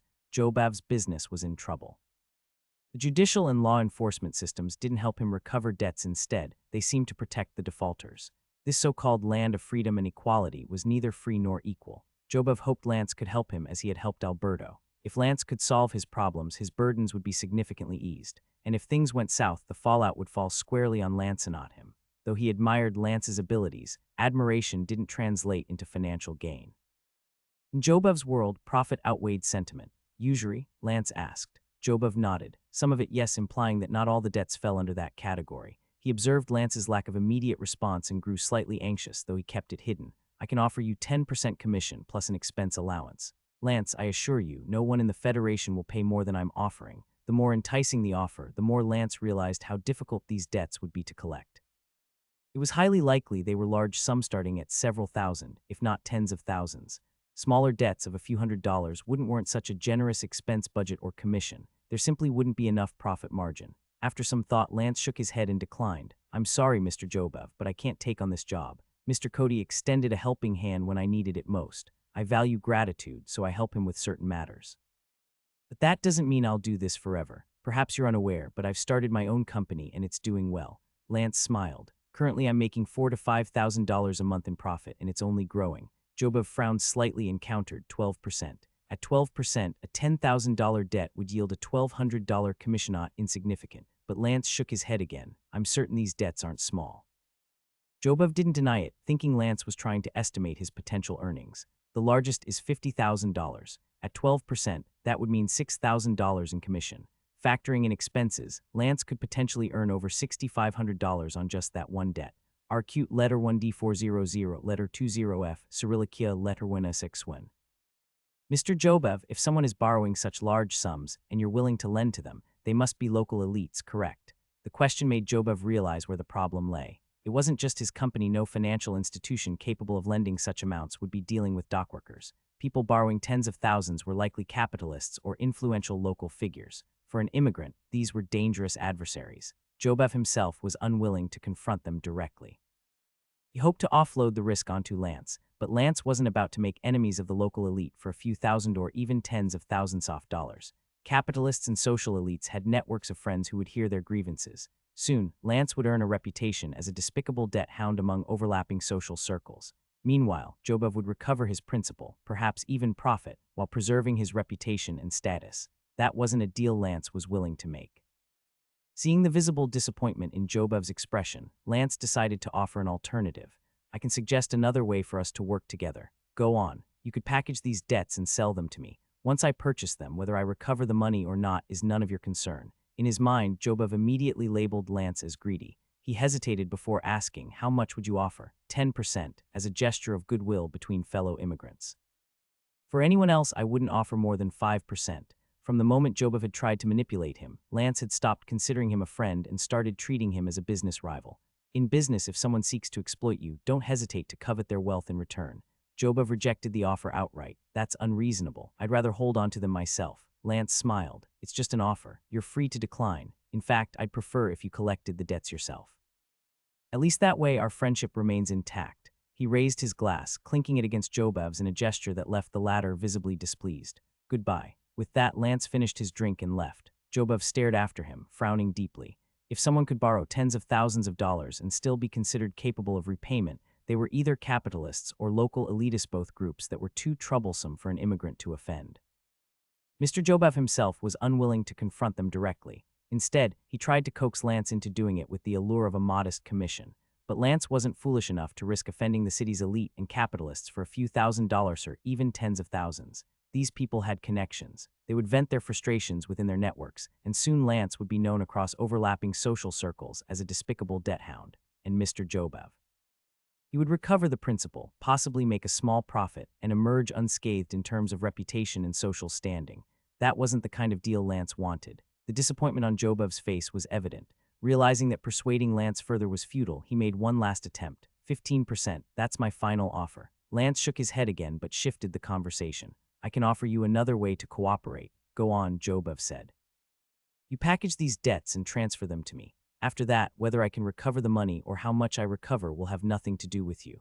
In that moment, Jobov mentally branded Lance as greedy. He remained silent for a while before asking, how much would you pay? 10% because we're both from the Empire. For anyone else, I wouldn't offer more than 5%.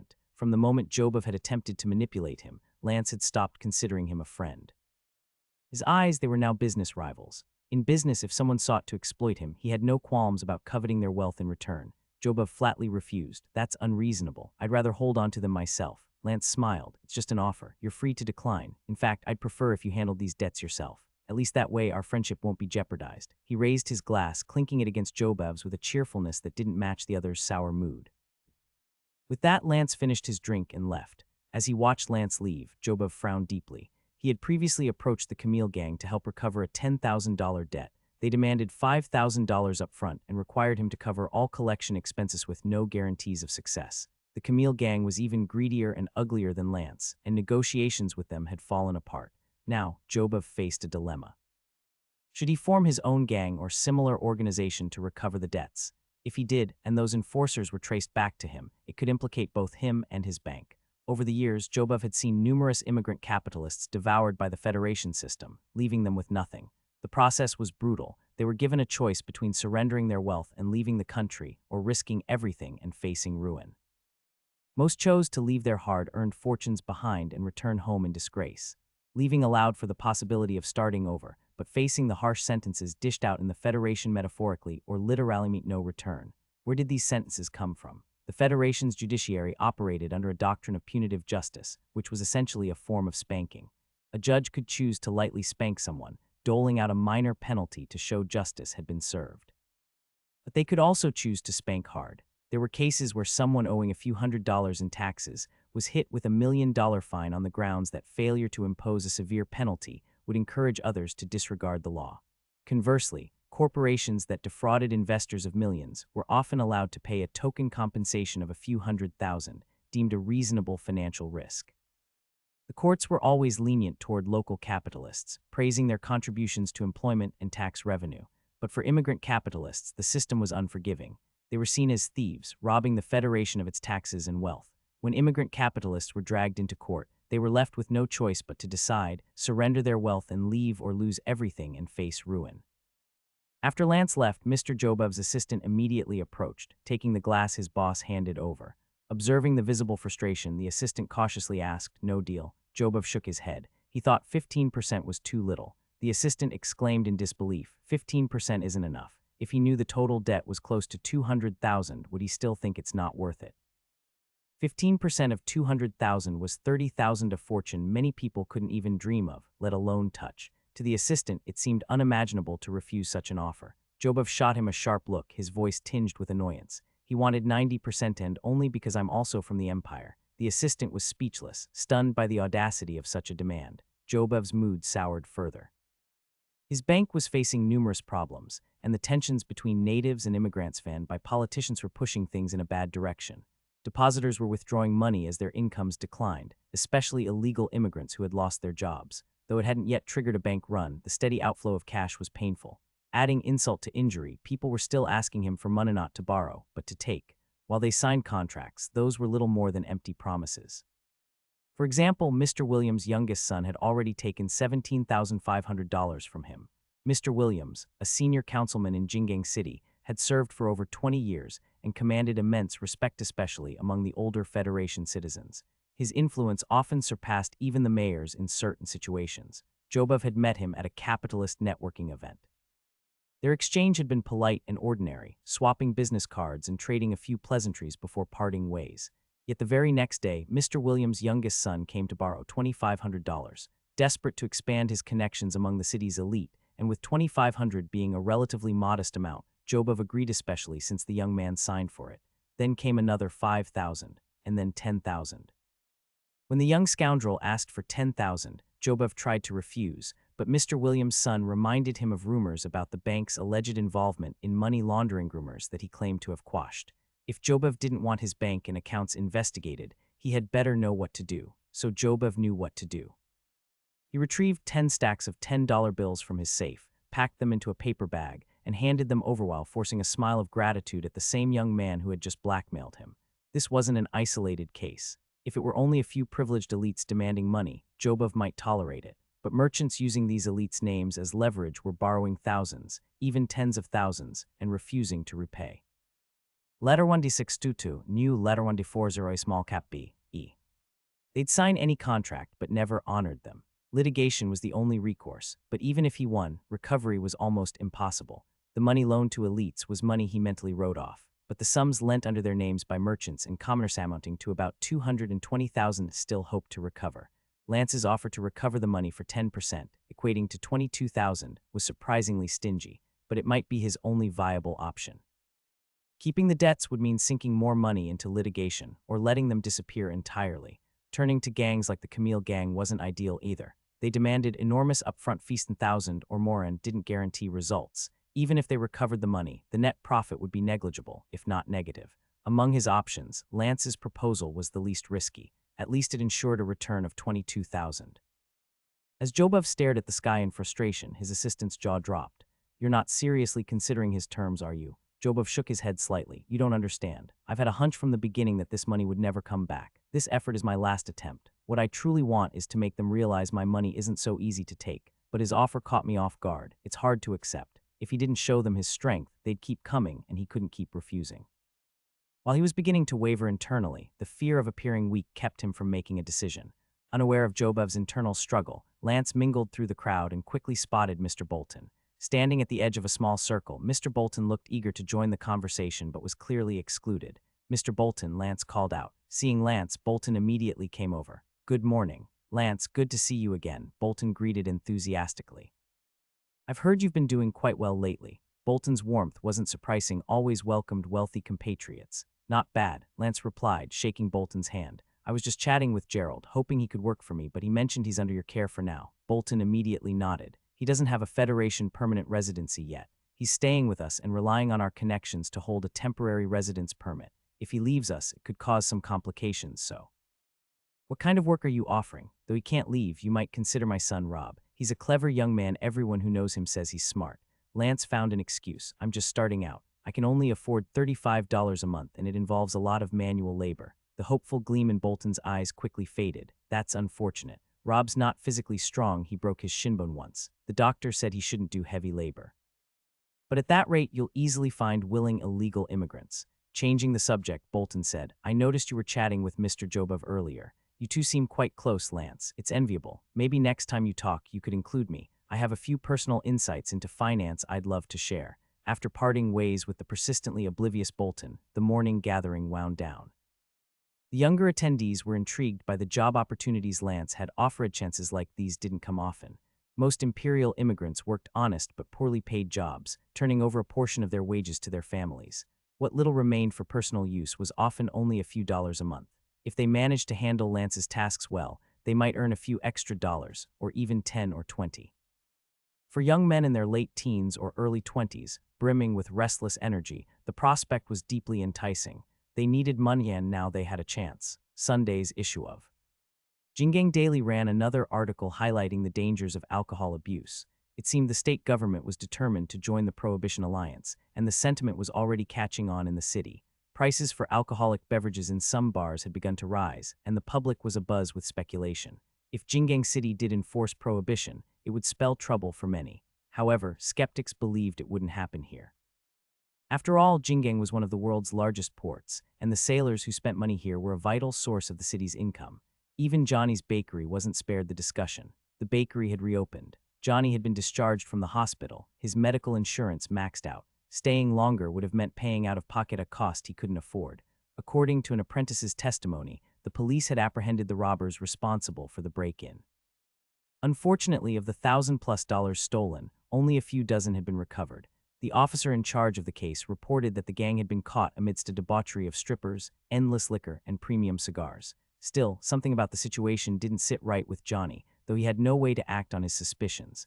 Back at the bakery, Johnny's injury shattered arm bones meant he could no longer bake bread.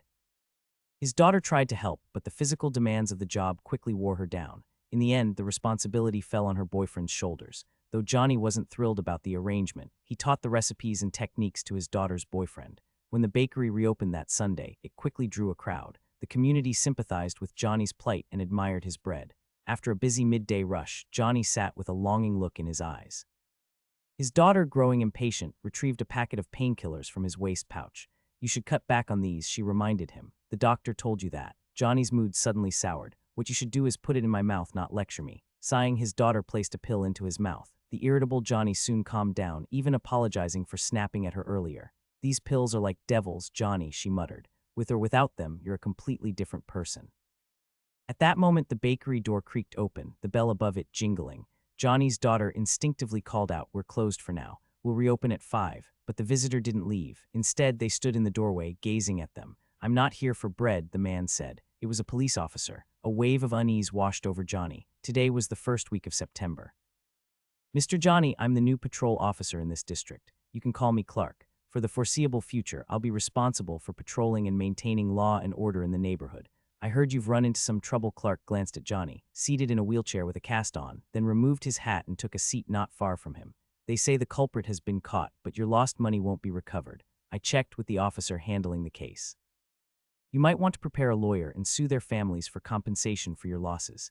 His eyes flicked to Johnny's arm, and he almost burst out laughing. Johnny had already become the neighborhood joke. The story of his misfortune spread like wildfire. A miserly and abrasive man like him was a rarity, so the incident was seen as a bloody yet ironic tale. Although a joke, it was indeed bloody. "By the way, I'd like to ask, will they hire a lawyer?" After multiple amendments to the Federation Constitution, all parties involved in legal disputes had the right to hire legal representation to defend their interests. However, the law was of little benefit to the poor, as most couldn't afford a lawyer. The Federation's justice system had effectively become a toy for the wealthy. Ordinary people, lacking legal knowledge, stood no chance against professional attorneys. Even as victims, they could end up behind bars. Currently, hiring a criminal lawyer in the Federation was far from cheap. Even a guaranteed victory in a case required a minimum of $100 with no upper limit. Additionally, lawyers often demanded 15 to 30 of any court-ordered compensation as a service fee. Johnny hoped the other party couldn't afford a lawyer either. That way, he wouldn't have to spend extra money and might even secure some compensation. Clark shook his head. "I'm not sure about that. It's a major crimes unit case, and I'm not authorized to inquire." He paused before adding, "There's something else I wanted to discuss with you today, before Officer John left this district." Johnny cut him off. "I've already paid. I prepaid 6 months' worth. Maybe Officer John didn't mention it to you." The smile on Clark's face visibly faded. His eyes grew cold as he stared at Johnny. "That's between you and John. He's no longer in charge here. I'm not like John. Everyone knows how greedy he was. From now on, you only need to pay $50 a month. Pay monthly." This was the only viable solution. Before John left, he had drained every merchant in the area. After taking over, Clark assessed the situation and spent half an hour cursing John with his partner. But they still needed to find a way to collect the money. They decided to lower the fees and collect monthly. This seemed more feasible. John was indeed a greedy scoundrel who charged significantly higher dues than other districts, though his ruthless methods played a role in this. Clark didn't want a nasty reputation for himself. Eventually, they settled on a monthly fee of $50 for thriving businesses and $30 for others. Shops barely making $30 a month in profit. Clark and his partner would force them out, handing the space to more capable merchants. For Clark, the initial collections were crucial. If he couldn't get Johnny to pay, others might resist too. Securing the most lucrative and challenging shopkeeper would set an example for the rest. Letter 1d64 d alpha, letter t thruin, v agruv letter win de fa. Inwardly cursing John for leaving such a mess and cursing Johnny for not seeing the bigger picture despite his injuries, Clark's expression hardened. Taking a deep breath, Clark said, "Johnny, you know there are many eyes on us out there. Don't make this difficult for me, and I won't make it hard for you. It's just $50. Johnny stared at him for a moment, his voice hoarse with frustration. "I hope you're not all talk, unlike John." Clark's smile returned. "You'll see me keep this neighborhood safe and sound." Johnny gathered all the loose change in his money box, though he was still a few dollars short. Clark didn't seem to care about the small bills. He grabbed the money, pocketed it, and added, "You're short $5. Let's call it my injury visit fee. Hope you recover soon. I'm looking forward to your bread again. Johnny, you're a smart man. I'm glad you didn't embarrass me, and I won't make things hard for you either. If you need anything, just call the radio. They'll find me." Outside the bakery, Clark tossed the collected money into a burlap sack held out by his partner through the car window. Watching shopkeepers cursed Johnny for caving under pressure while reluctantly preparing their own cash. These blood-sucking bastards, they thought, deserved to rot in hell. That afternoon, worse news arrived. A court notice informed Johnny of the hearing date and that the opposing party had hired a defense lawyer. Without a lawyer of his own, Johnny stood a significant chance of losing the case despite being the victim. Fortunately, Johnny had some savings, around $700 or $800. He withdrew a portion and visited a modest law firm, paying $20 for a consultation. The lawyer assured Johnny there was no need to worry. His apprentice had planned and executed a violent robbery. As the sole victim, Johnny's position was solid, even against a top-tier lawyer from Jingang City. The lawyer explained that the opposing side could only aim to reduce their client's sentences and fines. To achieve this, they might offer compensation to seek Johnny's forgiveness, which would work in his favor. Reassured, Johnny thanked the lawyer and left, although the wasted $20 still stung. He hadn't planned to hire a lawyer anyway, making the consultation unnecessary. That evening, business at the bakery was brisk as always. Johnny wasn't just a skilled baker, he understood his customers' needs. His bread was both filling and long-lasting, key to his success. By 6 o'clock, the rush was over. After closing up, Johnny had his daughter wheel him to the display window. He gazed at the city, its colors coming alive in the darkening sky. Lost in thought, he only noticed the small card on the table beside him when his daughter came to clean up. Wanley Financial Consulting, solving your financial worries. Morning arrived, and Enio and a few friends met outside his home, their faces alight with genuine smiles. Yesterday, they had wrapped up 2 deals, earning a total commission of $11. While $11 might not seem like much, considering the times, it was significant. Illegal immigrants renting work cards from others often ended up with only a little over $10 in actual income. To put it into perspective, $11 was roughly equivalent to a month's income for an illegal immigrant, yet they had made that much in a single afternoon. The speed of earning money like this could make anyone envious. Lance ensured immediate payment, distributing commissions right away to motivate his workers. In this world, nothing was immune to the lure of profit. If it didn't work, it simply meant the incentive wasn't high enough. For these young immigrants without stable jobs, $11 was more than enough to get them to work hard for him. Enio handed out cigarettes to his buddies. Today, he bought a pack for 25 cents, a rarity for them as they usually smoked homemade rolled cigarettes. Those were not only harsh but stained their teeth yellow. The small packaged cigarettes, in contrast, were smoother and didn't yellow their teeth as much. During this time, all cigarettes were made from raw tobacco. Flue-cured tobacco wasn't widely available yet, as the market for female smokers hadn't grown enough for cigarette companies to take notice. When women began linking smoking with the fight for women's rights, cigarette companies would start promoting smoking among women. But that was still far in the future. The group of young men stood at the street corner, puffing away. Passers-by instinctively veered off to avoid them, a silent show of resistance or even disdain. Yet to these youths, this avoidance was a sign of their power and coolness. The area was predominantly populated by immigrants from the empire, so most locals were familiar with one another. As the group chatted about who in the neighborhood might need a loan, a small, silent figure named Morris suddenly spoke up. "I know a place where people definitely need money." Morris was short, only about 1.5 meters tall even with shoes on. At 17, he was unlikely to grow much taller. He looked malnourished, his hair yellowed, and he wore an old, battered cap. His clothes were hand-me-downs from his brother, faded from too many washes. Enio's interest was piqued. His father had divorced his mother after moving to the Federation, and now Enio lived with him. Enio harbored no gratitude toward the man, only resentment. His father was prone to violence, especially against family members. Working as a salesman at a company, his father earned a base salary of $20 a month, but only if he closed at least one deal. Each additional sale brought in a commission. Enio's mother had once tried persuading his father to find a higher-paying, stable job like a factory line worker. Such jobs came with union protections and better pay, which could provide the family with financial stability. But his father dismissed the idea, believing it would ruin his potential future. He had read too many self-help books about sales legends and believed he would become the next big success in his office, his company, even his brand. However, his reality was far less glamorous, often buying his own product just to meet sales quotas. Anyone who suggested he switch jobs was treated as an enemy trying to crush his dreams. At work, he tolerated insults and even physical affronts to make sales, his self-respect completely absent.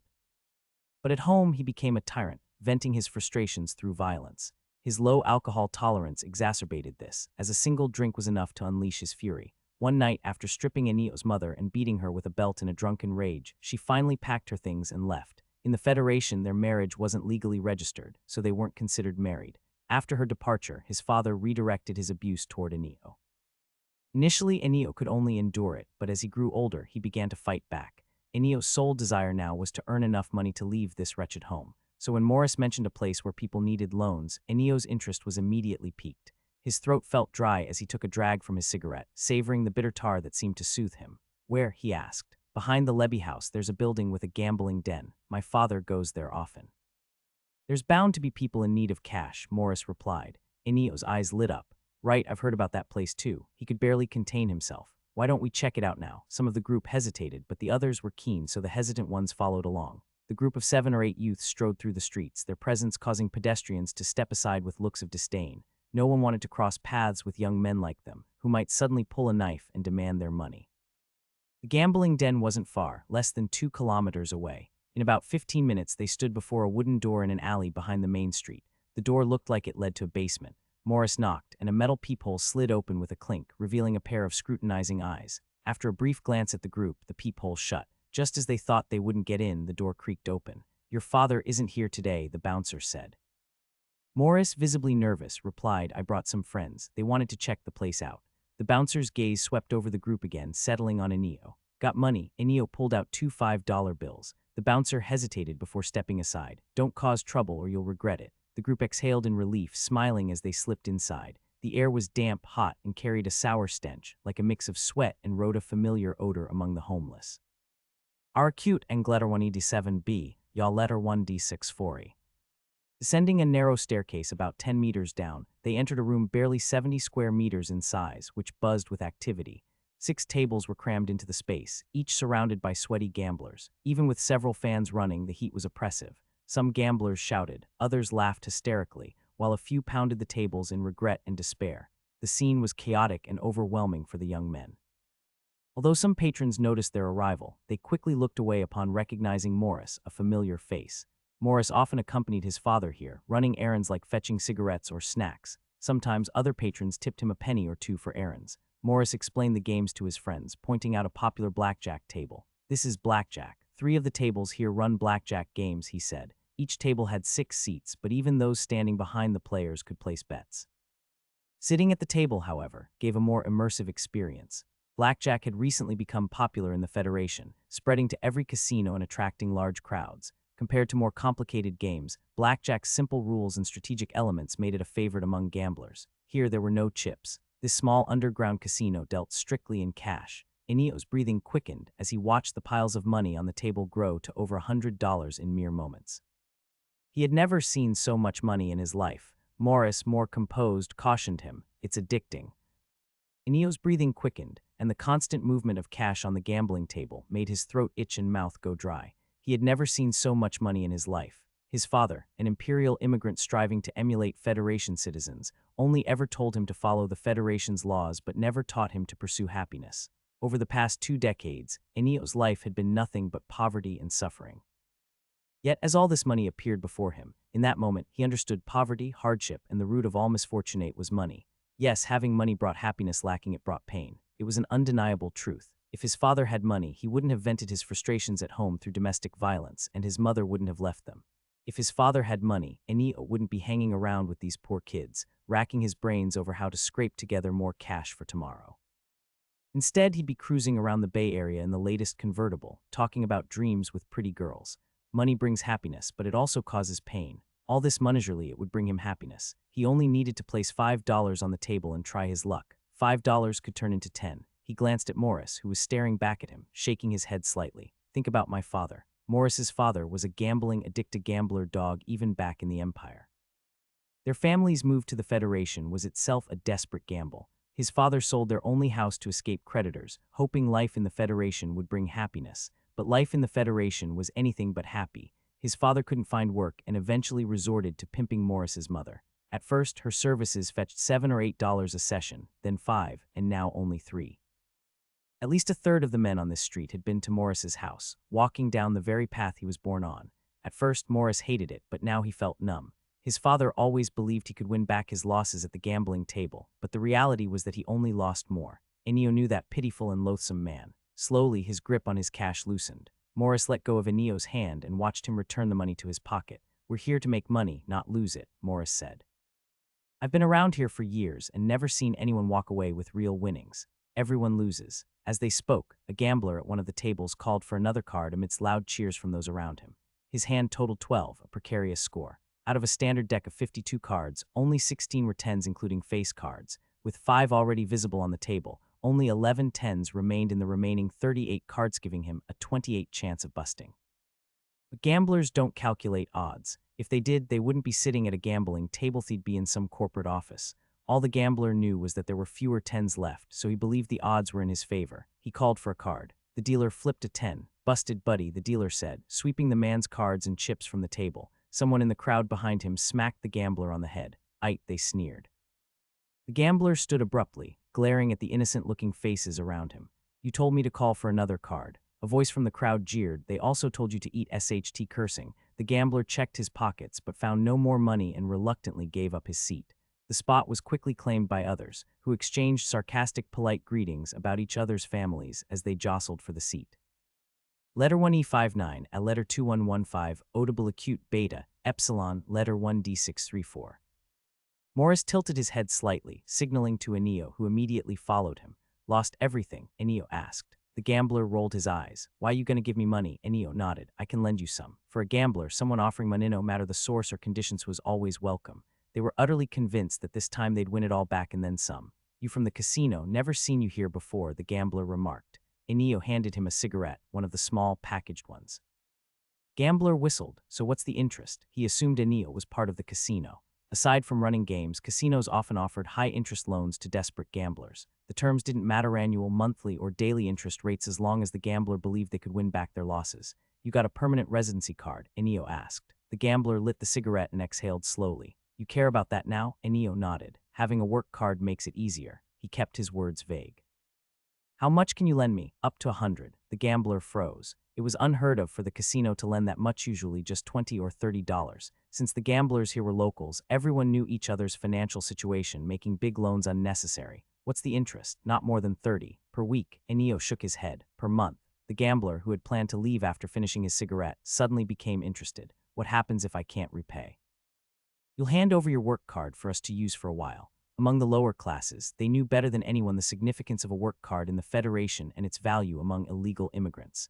The gambler hesitated. "How will I get the money? Is there a contract?" Enio explained the terms simply, then motioned to Morris. Together, they escorted the gambler outside. The bouncer at the door let them pass without a word, recognizing Enio as an imperial immigrant. No way would someone so young be working for the police. Enio made a call, and Lance arrived shortly after with a contract in hand. Lance gave the gambler a once-over. "He knows the terms?" The gambler smiled obsequiously. "Yep, work card is collateral, and you'll cut me a check." Lance presented the contract, detailing that the gambler owed $100 and was to repay $38 monthly for 6 months. If he defaulted, his work card would be retained for at least 9 months, up to a year. After some hesitation, the gambler agreed. The terms were steep, but he could manage $38 a month. His primary job paid $35.50, and his side gig brought in an additional $17, giving him $52.50 in total, more than the average Federation citizen. With his income, he could survive on the remaining $15 after payments. And with this $100, he was confident he'd double it at the table. After signing the contract and handing over the required collateral, Lance handed the gambler $25 bills. The gambler cursed under his breath but strode back to the casino, ready to win it all back. As the gambler disappeared, Lance handed Enio $6.50 commission. Lance patted his arm. "Mutual benefit. Business is good here. I might consider opening another branch nearby.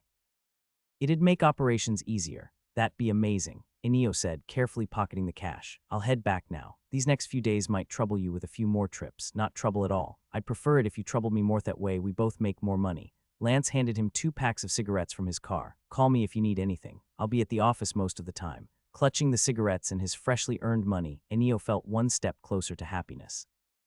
As Enio walked away, Lance drove back to his company. Only 2 or 3 employees were lounging inside, the rest were out drumming up business. The nearby area was relatively easy to work in, just bring people in. For clients further away, things were trickier. Lance realized he needed to expedite plans for his team to learn how to drive or rent small offices elsewhere with just 2 rooms. That way, everything would be more efficient. With a loud clang, the door swung open. The burly man inside stood with his hands on his hips, glaring at Enio. "This isn't a playground. Coming in and out like this might bring unnecessary trouble." "You know what I mean." Casinos in the Federation required a special operating license to function legally, so most were technically illegal. However, Jingang City was unique. Its strategic location attracted sailors and travelers from around the world, prompting the state government to authorize casinos under strict regulations. To operate legally, casinos needed full documentation and special licenses. Legitimate casinos paid hefty taxes. 83% of their income went to 3 levels of government: local, state, and federal. For the Kodak family, which ran legal casinos in Jingang City, this left about 9% profit. Yet even that was an astronomical amount, making them one of the cleanest families in the city compared to others steeped in illegal activities like smuggling, kidnapping, extortion, and protection rackets. While the Kodaks weren't completely uninvolved in such crimes, their casino profits largely met their financial needs. Compared to the other families, whose very essence seemed steeped in corruption, the Kodaks appeared almost saintly. But precisely because of the massive profits, the Kodak family dealt with illegal casinos more ruthlessly than the government. To maintain their dominance in Jingang City's gambling industry, they gave illegal operators two options upon discovery: install a Kodak accountant and hand over 70% of their revenue as an authorization fee, pay a hefty fine, shut down, and leave Jingang City permanently. There was, of course, a third, unofficial option: conflict. Gunfights often erupted, leading to another miracle rise in Angel Lake's water level. Illegal casinos sought to avoid such risks by frequently relocating and carefully screening patrons. Inio pulled out a cigarette from the pack Lance had given him and handed it to the bouncer. "I went out to buy some smokes," he explained. The bouncer scrutinized the cigarette, then Inio, before stepping aside to let him in. "Don't make things difficult for me," he warned. The gambler he had lent money to was back at the blackjack table, waving cash as he placed his bets. Blackjack's appeal lay in its semblance of fairness, at least compared to other games. The gambler was having a lucky streak, already up $12. It seemed he had recouped his losses. Inio didn't care. Even if the gambler repaid the loan early, the agreed interest was still owed. The noisy atmosphere, thick with the smell of cigarettes, sweat, bad breath, and foot odor, wove a web of desire, trapping everyone in the basement. By evening, they had closed 4 deals, earning $14 in commissions. Not everyone borrowed the full 100, many only took 30 or 50, which reduced the payouts slightly. Even so, $14 kept the young men euphoric. They were simply standing around, watching for anyone who ran out of money and offering loans, barely lifting a finger to make money. The ease of earning made them giddy. "Money is so easy to make," was their unanimous thought. Morris, however, seemed less thrilled. "My mom can make $3 in 15 minutes, he joked darkly. As night fell, the casino grew busier, but Inio and his friends left. The company had closed for the day, and Lance had gone home. Seeing the success of Inio's loans, Lance decided to rent a small property nearby to set up a branch office. A cheap place costing $2 or $3 a month would suffice. It was for business, not comfort. When the casino closed, the dealers gathered to chat. "Did you hear? That gambler lost over $100 today," one blackjack dealer said, laughing. The others chuckled. As skilled professionals, they had techniques to ensure the house always won. For instance, they often placed 3 10-point cards at the bottom of the deck during shuffling, enabling them to control who busted and who didn't. A circumflex, letter FF4E, letter 1D2, letter 16D2, E umlaut, letter 10314. Additionally, they always ensured the top card in the deck was an ace, which could count as either 1 or 11 in blackjack. Combined with the last 3 cards, it guaranteed a house win. Gamblers rarely noticed these tricks, focusing instead on their own hands. The owner of the casino, gnawing on a beef bone, perked up. "Where'd he get that much money?" he asked. He knew most of his patrons and was familiar with the gambler in question, who usually wagered just a few dollars before leaving. The dealers shrugged. "No idea. He went out for a bit and came back with cash." Another dealer chimed in. "Yeah, someone at my table did the same, left broke and came back with money." The casino owner frowned, wiping his mouth. "Find someone who knows them. I want to know what's going on." If patrons resorted to crime to fund their gambling, it could bring trouble to his doorstep. The police loved raiding illegal casinos not just to confiscate cash, but to extort the operators for leniency in court. Before long, they brought in one of the gamblers for questioning. "How much did you lose today?" the owner asked, his tone calm yet firm. $37, the gambler replied with a grimace. The owner suppressed a laugh. After expenses, dealer cuts, and other costs, he'd netted about $25 in profit from this fool. No wonder people called the Kodak family a cash cow. They raked in unimaginable sums daily. "Shame about your luck," the owner said. "Why'd you bet so much?"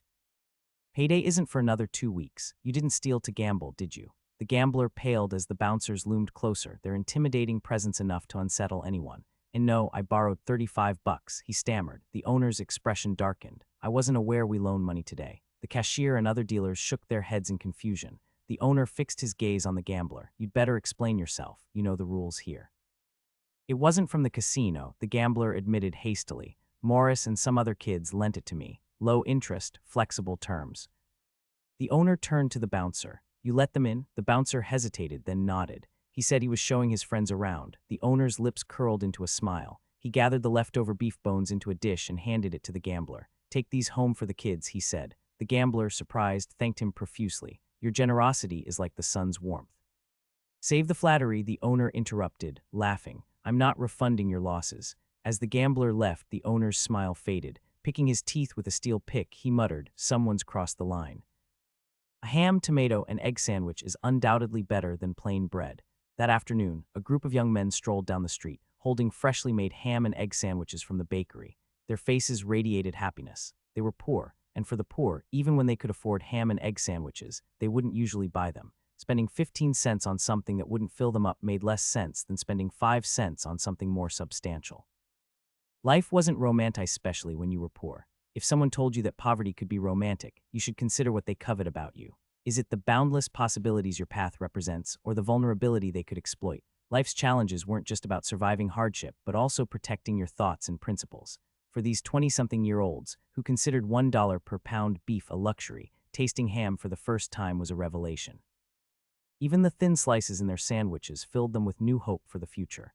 "This is amazing," Enio exclaimed, his cheeks stuffed like a chipmunk. "I've never had anything like this. It's even better than I imagined." He stared at his sandwich. "I can't describe this flavor. There's a smoky taste and another unique aroma that keeps filling my mouth." Breathing out, he sniffed the air. "My breath smells like ham now." The combination of his usual bad breath mixed with the ham nearly made him gag.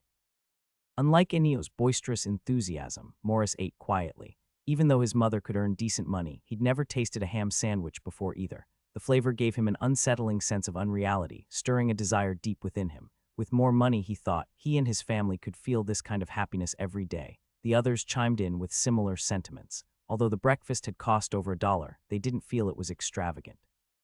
After all, they now earned $10 or more daily, about $2 per person. Spending 15 cents on a delicious treat didn't seem unreasonable. After finishing their sandwiches, the group stood at the alley's entrance. Enio pulled out a cigarette, handing one to each of his friends. Leaning against the wall, they smoked together, their exhales forming clouds in the air. They arrived at the alley destined to be their path of wealth. Enio knocked on the wooden door. A clinking sound signaled the metal peephole sliding open, and a pair of eyes appeared behind it. "We're here for some fun. We came by yesterday, you should remember us," Enio said casually, glancing at his companions. The peephole snapped shut and the door creaked open. This time the guard was someone unfamiliar. He looked stern and scanned the group impolitely before sluggishly stepping aside to let them in. Enio lingered for a moment, sizing the man up before leading his friends inside. The bouncer didn't close the door. Immediately, he stepped outside to survey the area before returning to lock the door behind them. Letter 1D597, a letter FF4E audible acute letter 1D401, egrave letter 1D634. As they descended the stairs, they noticed an unusual silence. Yesterday, the noise from below had been audible halfway down the staircase, but now only their footsteps echoed. Reaching the casino, they found it eerily empty. The once crowded room was deserted. A few bouncers lounged near the tables, and the dealers were tidying up the games. In the center of the room, a man sat on a couch, leaning forward and fiddling with a pistol. Enio sensed something was wrong and tried to back away, but the bouncer had already blocked the staircase. They were trapped. The casino owner looked them over. He recognized Morris, a familiar face at the casino. The others seemed vaguely familiar, perhaps seen somewhere before. Leaning back into the couch, he stated, "Yesterday, you offered loans to my customers in my casino." His tone was cold and assertive, brooking no argument. "You broke the rules. You crossed the line." The bouncers stood, some wielding bats, others holding knives. The young men froze in fear, trembling. Enio's body shook slightly. His most violent act before this had been schoolyard brawls, which seemed trivial compared to facing these lawless men. "I didn't know there were rules. This is my first time doing this," Enio stammered, trying to explain. The casino owner pulled a half-smoked cigar from his pocket, relit it, and gestured with his chin. "Teach these kids a lesson." That afternoon, Lance had just returned from the Commercial Services Bureau. He had successfully registered a labor agency under the name Wanley Labor Agency, specializing in hiring workers and leasing labor. Of course, the paperwork didn't state these purposes explicitly. Jingang City had many such agencies, some already well established. The largest share of the market had long been claimed, but Lance wasn't too late. He had his resources.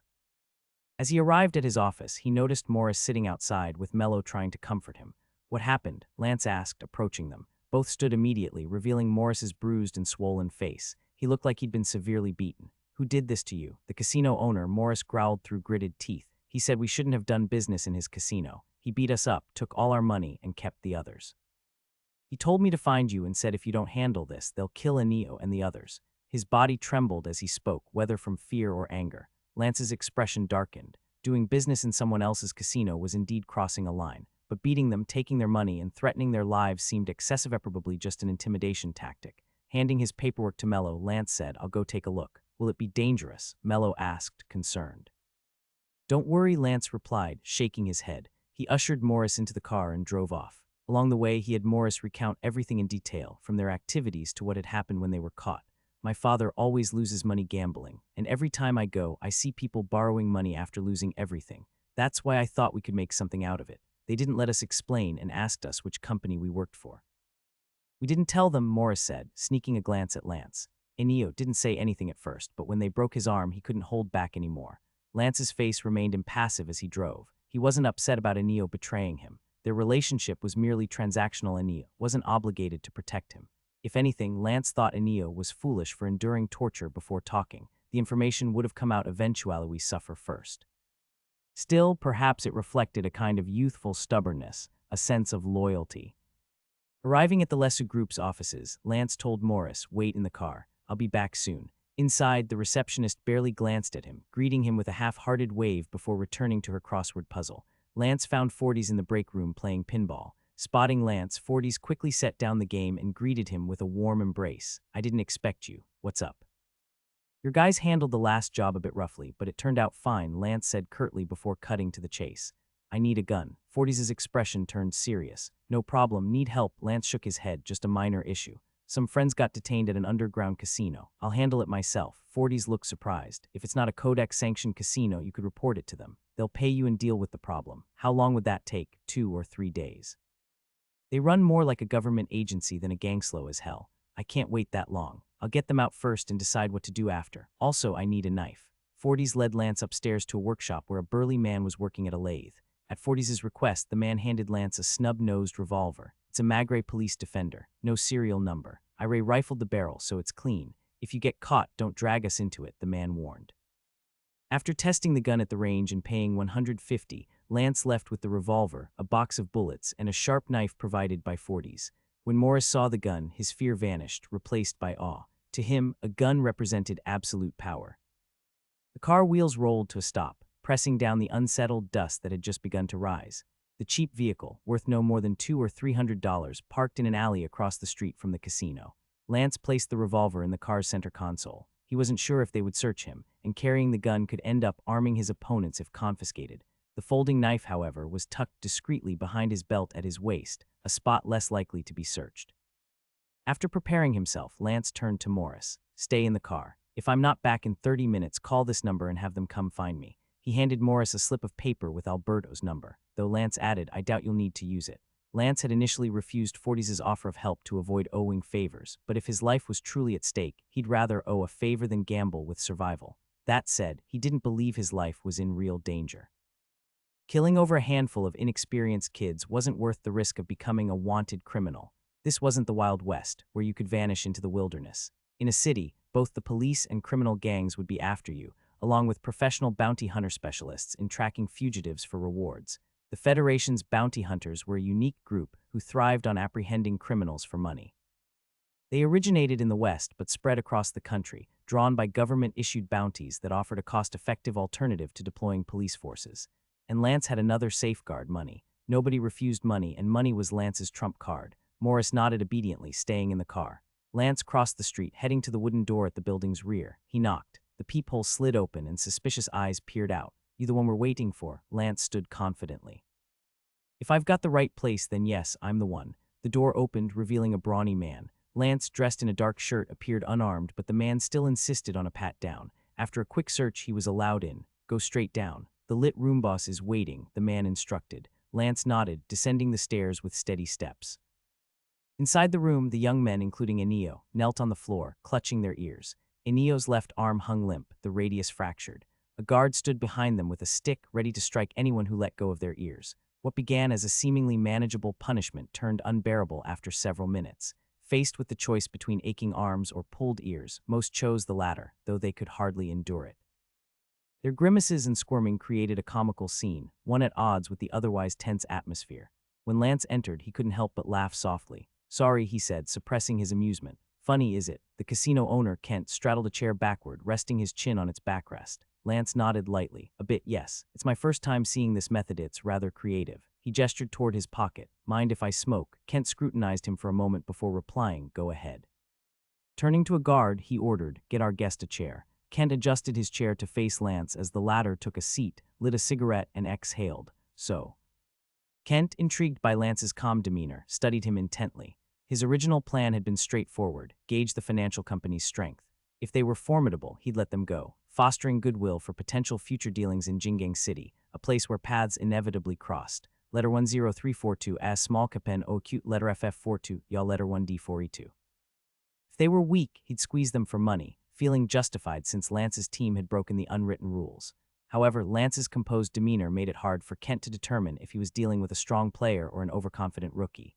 You broke the rules, Kent began. Your people lent money in my casino without my permission. That's your mistake. It was customary for loan sharks to negotiate terms with casino owners, offering 20-30% of their profits to operate on site. Neo and his friends bypassed this process entirely, disrupting the established order.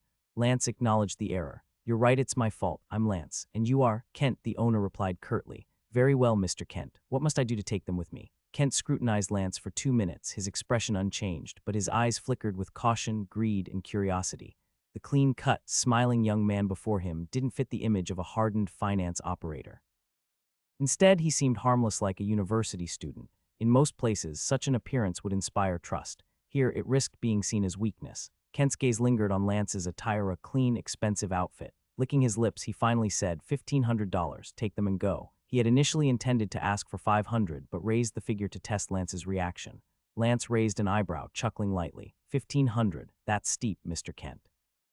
That kind of money could buy several lives, yet you're only asking to take them away, he continued, his tone conversational. Perhaps we could be friends instead. Kent detected a subtle undercurrent in Lance's words of veiled threat. His expression hardened. Are you threatening me? Not at all, Lance replied evenly. I'm just noting the price is difficult to accept. Kent reiterated his position firmly. Your people made a mistake in my casino. If you want friendship, fine, but only after I get paid. The guards began moving closer, ready to act on Kent's command. Lance remained unflustered, showing no signs of fear or anxiety. Like a stray dog confronting an unfamiliar person, Kent hesitated. Lance's calmness suggested he had hidden resources, making Kent uncertain. Where's Morris? Kent asked suddenly, glancing at the bouncer near the stairs. I didn't see him, the man replied. Only this gentleman came. Kent grew thoughtful. His tone softened slightly. My father always taught me, when you make a mistake, you must take responsibility. That's your duty, Mr. Lance. 1,500, or he glanced at the kneeling boys. I break their legs and you take them as they are. Lance turned to look at the group. They avoided his gaze, embarrassed by their capture, their injuries, and their betrayal in revealing Lance's name. Lance, don't, Enio began, only to be silenced by a blow that left him writhing on the floor. The guard stepped back at Kent's signal. Lance didn't react emotionally, maintaining his composure. After a moment, he turned back to Kent with a smile as if discussing a pleasant topic.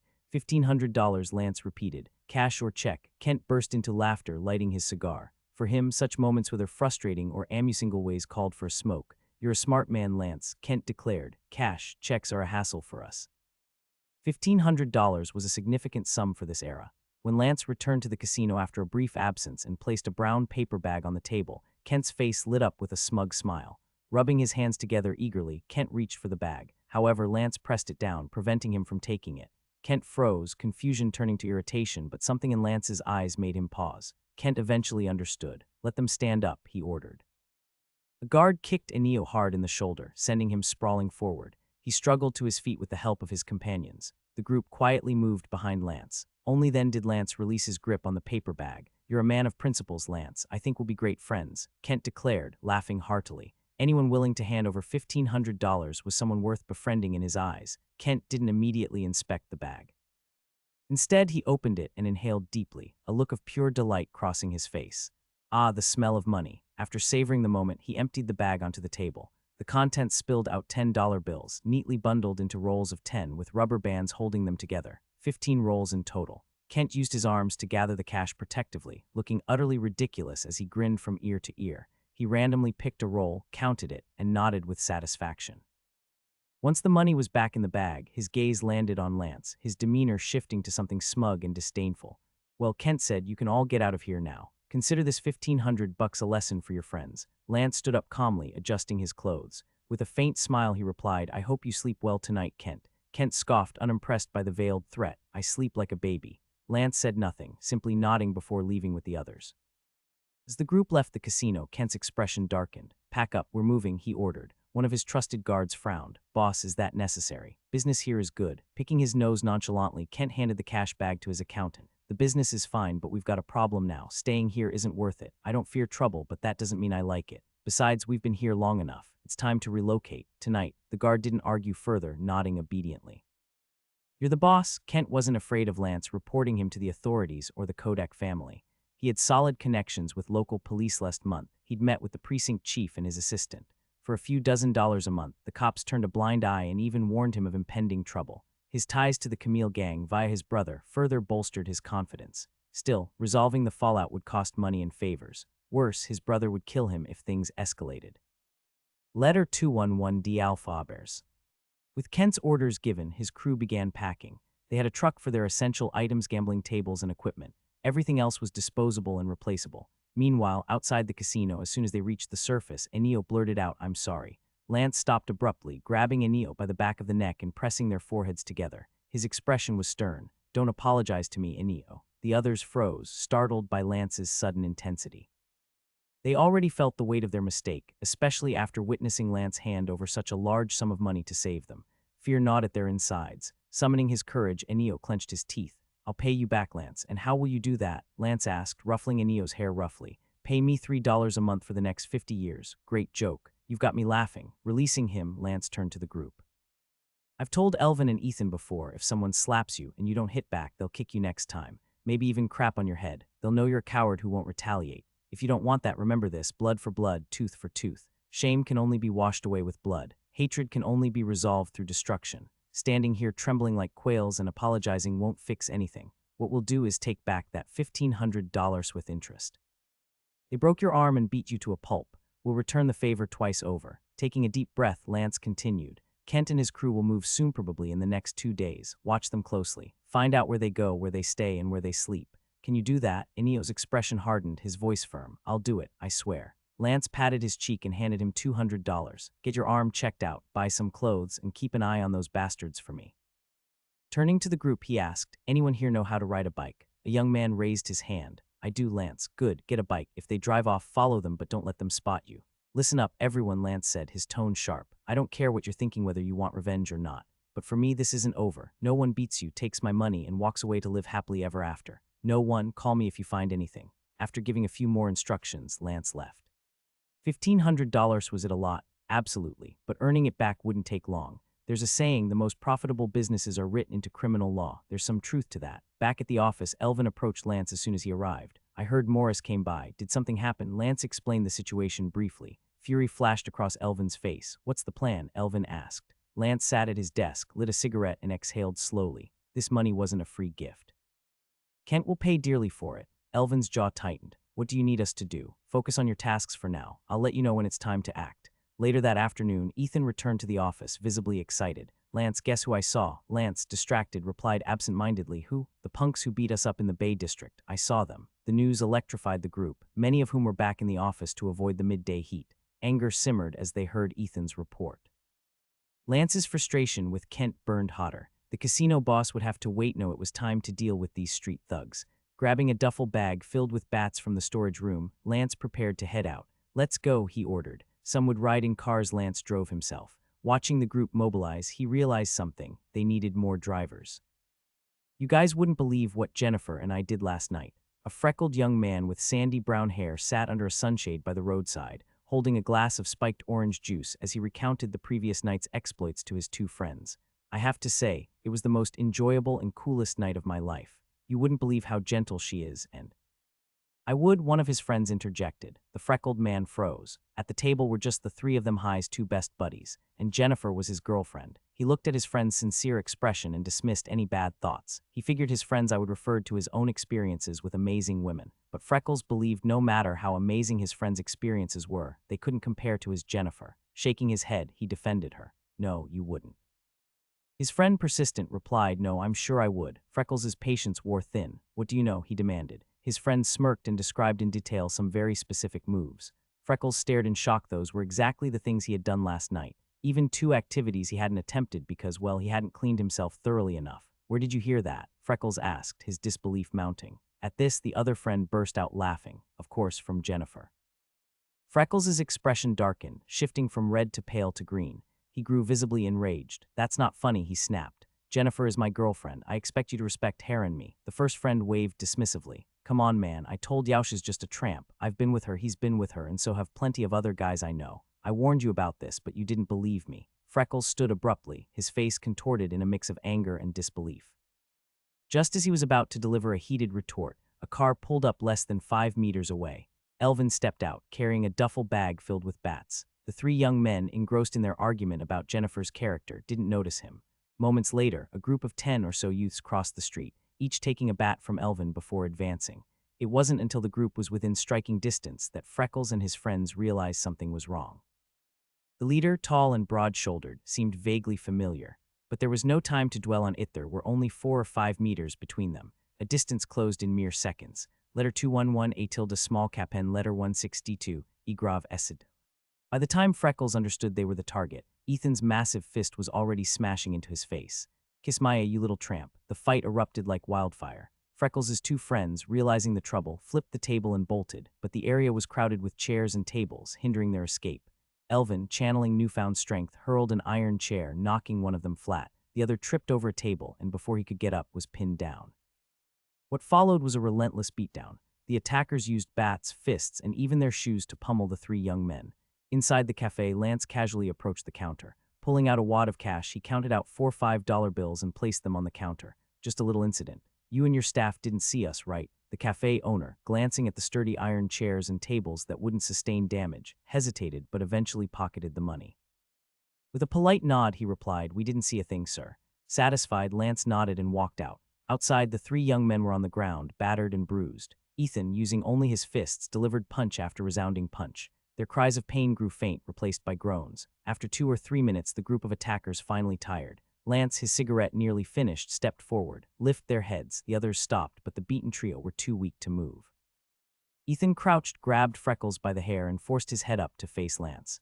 Though dazed, Freckles glared at Lance with pure hatred, his face swollen and bloody. "You don't look happy," Lance observed. Freckles remained silent. Lance continued. "A month ago at the Bay District, you joined the protesters and attacked my people. Does that ring a bell?" Freckles' glare faltered. Though he didn't speak, his expression confirmed he remembered. He had even bragged about it in recent weeks.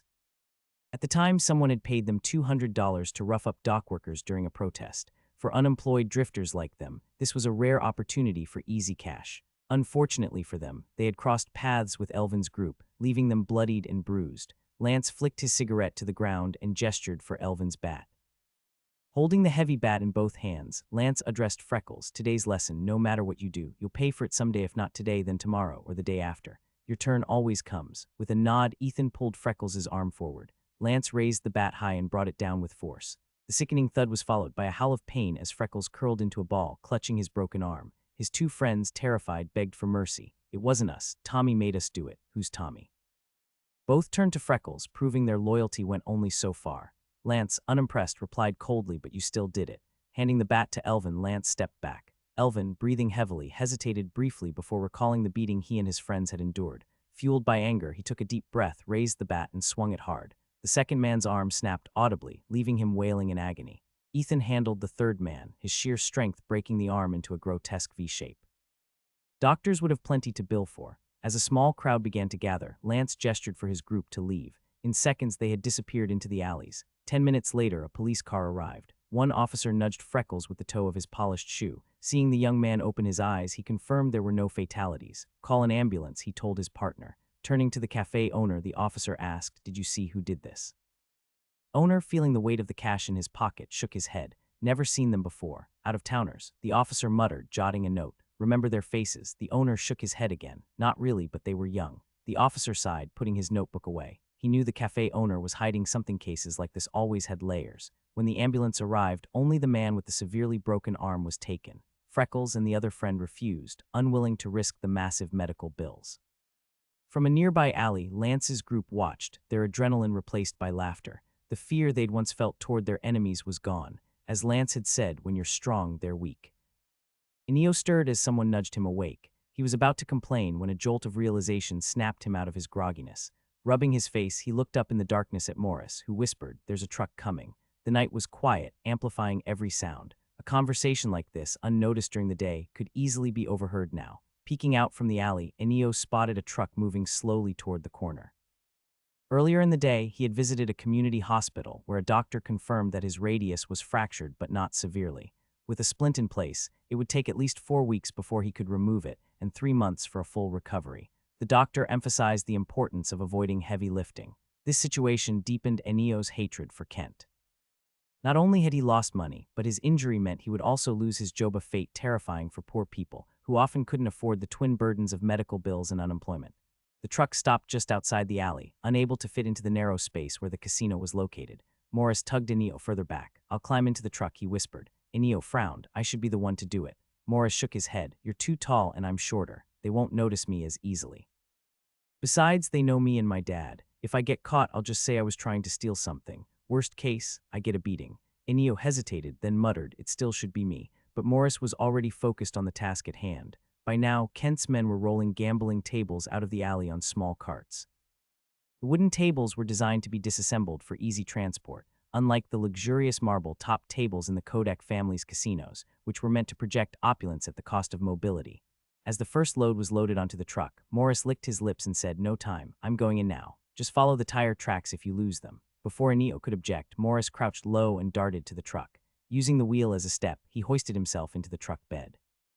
Once inside, he found a narrow blind spot and curled into it, slowing his breathing to remain unnoticed. The loading process took about 20 minutes. After the truck was packed, Kent and his men followed in 2 cars. Enio trailed them on foot, but the vehicles soon outpaced him. He resorted to tracking the faint tire marks on the ground. Kent's crew didn't go far. Their clientele was primarily other immigrants from the Empire, so they wouldn't leave the Imperial District. Although it wasn't an official designation, the majority of immigrants had congregated in this area, giving it a distinct identity. Letter 1 D619, letter FF41, Eng letter 20FB, Ihachek letter 10314. Last year, the municipal government formally labeled it the Imperial District on new city maps, legitimizing its colloquial name. Located in the southwest part of the port, the district was dominated by 2 gangs, the Camille Gang and the Red Dog Gang. The Camille Gang controlled a larger area, but the Red Dogs spanned 2 districts. Beneath these major players were smaller groups, often just loose coalitions formed for mutual defense against extortion or police harassment. Kent wouldn't relocate too far for several reasons. Moving further would encroach on territories controlled by other gangs or established illegal casinos, creating risks he couldn't afford. Setting up in a new area would also require finding a fresh customer base and starting from scratch. Appealing. Enio and Morris had assumed the crew would move far away, but in reality, they had only gone a few streets over. The truck parked near a new building, and Kent's crew began unloading into a basement hidden and secure. Morris seized an opportunity to slip out of the truck and rejoin Enio. Together, they found a vantage point to observe the operation. The unloading continued uninterrupted. By morning, the crew had moved all their equipment into the basement and hadn't emerged again. The following morning, Lance visited Alberto's office with Elvin and Mello to purchase 2 additional vehicles. "We've got around 30 people now, maybe more if we include some new recruits. I'm the only one who can drive, and we only have 1 car. That's not enough," Lance explained. Alberto, ever accommodating, didn't hesitate. "Pick out what you need. Oh, and I've got a surprise for you later." The trio headed to the lot. Elvin and Mello drooled over the luxury cars, their eyes lighting up like kids in a candy store. No man, not even those inclined toward men, could resist the allure of a fine automobile. If given the choice between a beautiful woman and one of these gleaming machines, they'd likely choose the car without hesitation. But reality came crashing down when Lance steered them away from the luxury section to the lot of beat-up cars priced in the hundreds. After test driving a few, they settled on 2 vehicles for a combined cost of $900. Lance took one for a spin and found it satisfactory, save for the heavy steering. Jamie, their mechanic, promised free repairs for minor issues, provided no expensive parts were needed. As Elvin and Mello practiced driving the new cars, Lance returned to Alberto's office. "Come in," Alberto greeted enthusiastically, a stark contrast to his stressed demeanor from before. He handed Lance a cigar. A handmade cigar from Sumuri, rolled on the thighs of young women, or so they say. He showed Lance how to light and smoke it. Lance already knew but played along, taking a puff. The cigar wasn't particularly remarkable. "How much for the cars?" Alberto asked. "900, Lance replied. Alberto shook his head with a grin. "They're on the house." Lance raised an eyebrow, uncertain. "So does that mean I can pick out a luxury car now?" Alberto roared with laughter. "Too late. If you'd chosen earlier, I might have let you, but you missed your chance." He leaned in conspiratorially. "Remember when you suggested I stockpile alcohol?" "I do." "Well, I did. Now with the rising prices, I've made a fortune." Alberto's eyes gleamed with excitement. "You were right, Lance. I owe this windfall to you. I thought you'd pick a luxury car as your reward, but now, well, tough luck. Sobering slightly, Alberto added, I heard from 40s that you're in some trouble. Need my help? Lance shook his head. I've got it under control. He avoided accumulating favors, knowing they often came with strings attached. Rejecting Alberto's offer now prevented future complications. However, Lance did ask for one thing. If you really want to thank me, how about a few more guns? I might need them soon. For Alberto, supplying untraceable firearms was a minor inconvenience. He had no allegiance to the Federation's law enforcement and plenty of connections to source weapons discreetly. After chatting briefly about the alcohol market's prospects, Lance took his leave. By the time he returned, Elvin and Mello were confidently driving the newly purchased cars. Alongside them, Lance also brought back 5 pistols enough to prepare for whatever was coming next. After returning to the company, Lance took everyone to the western cliffs near the port to test the handguns. The area was desolate, quiet, and ideal for practice. The crashing waves against the rocks masked the sound of gunfire, ensuring they wouldn't attract attention. Lance set up makeshift targets and encouraged everyone to take turns shooting. This was the Federation, where freedoms extended to a shocking degree. The idea of avoiding firearms in gang disputes was laughable. In fact, Lance had heard of gang conflicts in other cities escalating to the use of armored vehicles. A few rounds from handguns were practically tame by comparison. Much like luxury cars, firearms held a special appeal to men, and even the 2 women in the group eagerly tried their hand at shooting. The weapons were small-caliber Magrey revolvers, standard-issue police sidearms, reliable but not thrilling. Lance suspected they had been sourced from the police themselves. The Federation had little fondness for small-caliber arms, favoring hunting rifles and assault weapons, but such details didn't concern him. The guns were in excellent condition, as if barely used. The bearded supplier had assured Lance that the barrels were ray-machined, eliminating any forensic link to past crimes. This precaution was essential. Stories of criminals unknowingly buying weapons tied to prior murders were common. Lance had once heard of a hapless man who bought a gun from the black market and used it in a robbery. Though he fired only warning shots and stole a mere few dollars, the guns linked to a multi-victim murder in another state sealed his fate. He was sentenced to the electric chair. To avoid such traps, Lance trusted only reputable suppliers. As the group excitedly tested the firearms, Elvin pulled Lance aside. Do we really need these weapons? He asked hesitantly. Lance handed Elvin a cigarette, lighting one for himself before replying. How much have we earned this week? Elvin answered softly, $4,461. He knew the number by heart. It represented not just their collective income, but also his share of nearly $900. With 3 days left in the week, they were on track to earn enough that each person would pocket $40 to $50. That kind of money had once been unimaginable. Lance nodded approvingly. I'm impressed you remember the exact figure, Elvin. You've got a knack for numbers. But then his tone shifted, serious and sharp. Do you realize how many people out there would do something crazy for $4,461? Some will pull a gun for a few bucks. If word gets out that a group of illegal immigrants is raking in thousands every month, what do you think will happen? Elvin's pupils dilated slightly as he absorbed Lance's words. For a moment he felt a familiar but foolish instinct. I just want to live my life and avoid trouble. But this was the Federation, a land where fortunes and failures intertwined daily. Without the means to protect your money, wealth became a death sentence. Raw letter 2115, audible acute letter 1D587, egrave letter 1D668. You heard of Mr. Jobev? Lance asked. Elvin nodded, taking a deep drag from his cigarette. He's famous. An empire immigrant, isn't he? Rumored to own a bank. I spoke to him last week. He's been extorted for tens of thousands of dollars over time. And do you know what he did? He tried to recover a fraction of it through someone else. He didn't dare confront the issue himself. Lance fixed Elvin with a hard stare. If even someone like Jobev can be robbed and bullied, what about us? What would you do if someone showed up right now, demanded all your money, and told you to get out of the Federation? Without waiting for an answer, Lance declared, I'd give them a bullet to send them straight to hell. He laughed, clapping Elvin on the shoulder. Be a wolf. It's better to inspire fear than to live as a dog that gets kicked around. I'd rather see each of you in prison for life for fighting back than hear about your bodies being dumped in the sewers. Back at the office, the group returned energized. The experience of earning good money and firing guns had given them newfound confidence. Lance, Enio called earlier, someone informed him. Lance nodded, taking the message to his office. He dialed the number. It's Lance, he said when Enio picked up. They've moved into a new place. They haven't come out since. The location is. Lance jotted down the address. Are you safe? Enio hesitated briefly, touched by the concern in Lance's voice. Yes, they didn't spot us. What's the plan now? Stay put, I'm on my way. Back in the main room, Lance gathered his crew. I've got something dangerous for us, he began. There's a guy named Kent. He ripped me off for $1,500. I'm going to settle things with him, but there's a chance it'll involve guns and injuries. Who's coming with me? Lance didn't pressure anyone. He understood not everyone was cut out for violence. A scared, unwilling participant could become a liability in a fight. It was better to leave them behind than to risk their hesitation jeopardizing the group. Elvin and Ethan immediately raised their hands. Mello hesitated, volunteering to stay behind and manage the office unless Lance specifically needed him. Lance respected Mello's decision. Among them, Mello was the most mature and level-headed. If things went sideways, someone needed to stabilize the rest. Ultimately, most of the group chose to join. "Lock the doors and wait for me to come back," Lance instructed. "If we don't return, go to Mr. Cody for help." The group piled into 3 cars and drove toward the Imperial District. Meanwhile, Kent had just woken up. He'd gone to bed late the night before, exhausted from the move. Despite being the boss, he still had to help with heavy lifting and cleaning. The stifling heat made sleeping difficult. Finally, drenched in sweat, Kent sat up and cursed. "Damn this weather. I heard there's something called air conditioning that cools rooms. Anyone know how much it costs?" Shuffling into a small room, he turned on the water and took a cold shower. His hairy body, resembling a gorilla's, glistened under the running water. Back in the main room, Kent barked, "Turn on the fans. What's for lunch? Anyone know a good restaurant nearby?" He had no idea that Lance and his crew were already on their way.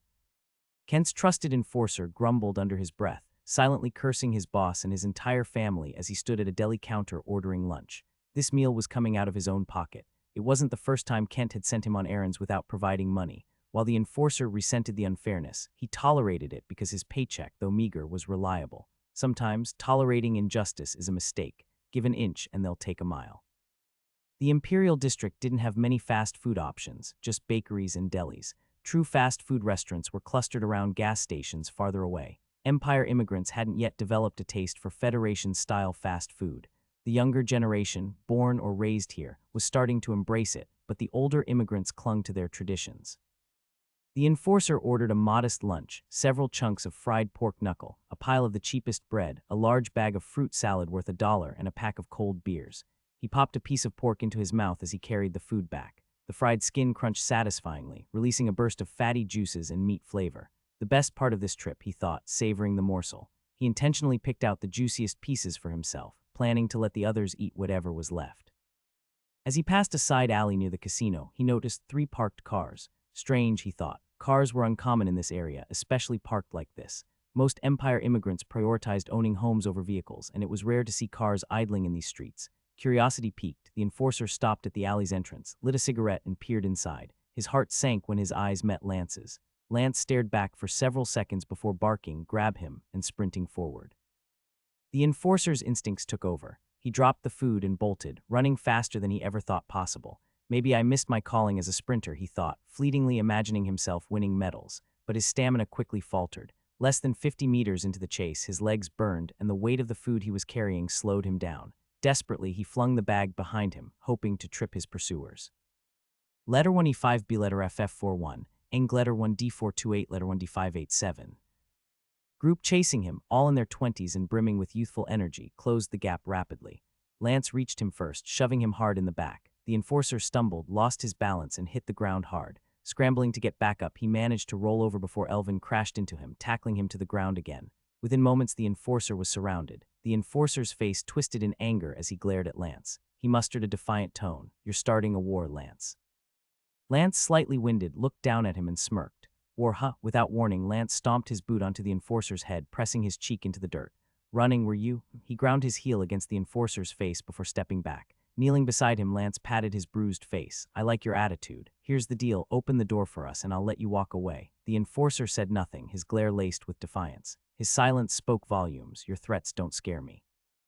Ethan moved in to strike, but Lance stopped him with a hand. "No need," he said. Lance understood the enforcer's bravado. His experience told him these types didn't break easily. He relied on the belief that their assailants wouldn't dare go too far. He likely thought, the more I endure, the harsher my revenge later. But Lance wasn't interested in a prolonged game of intimidation.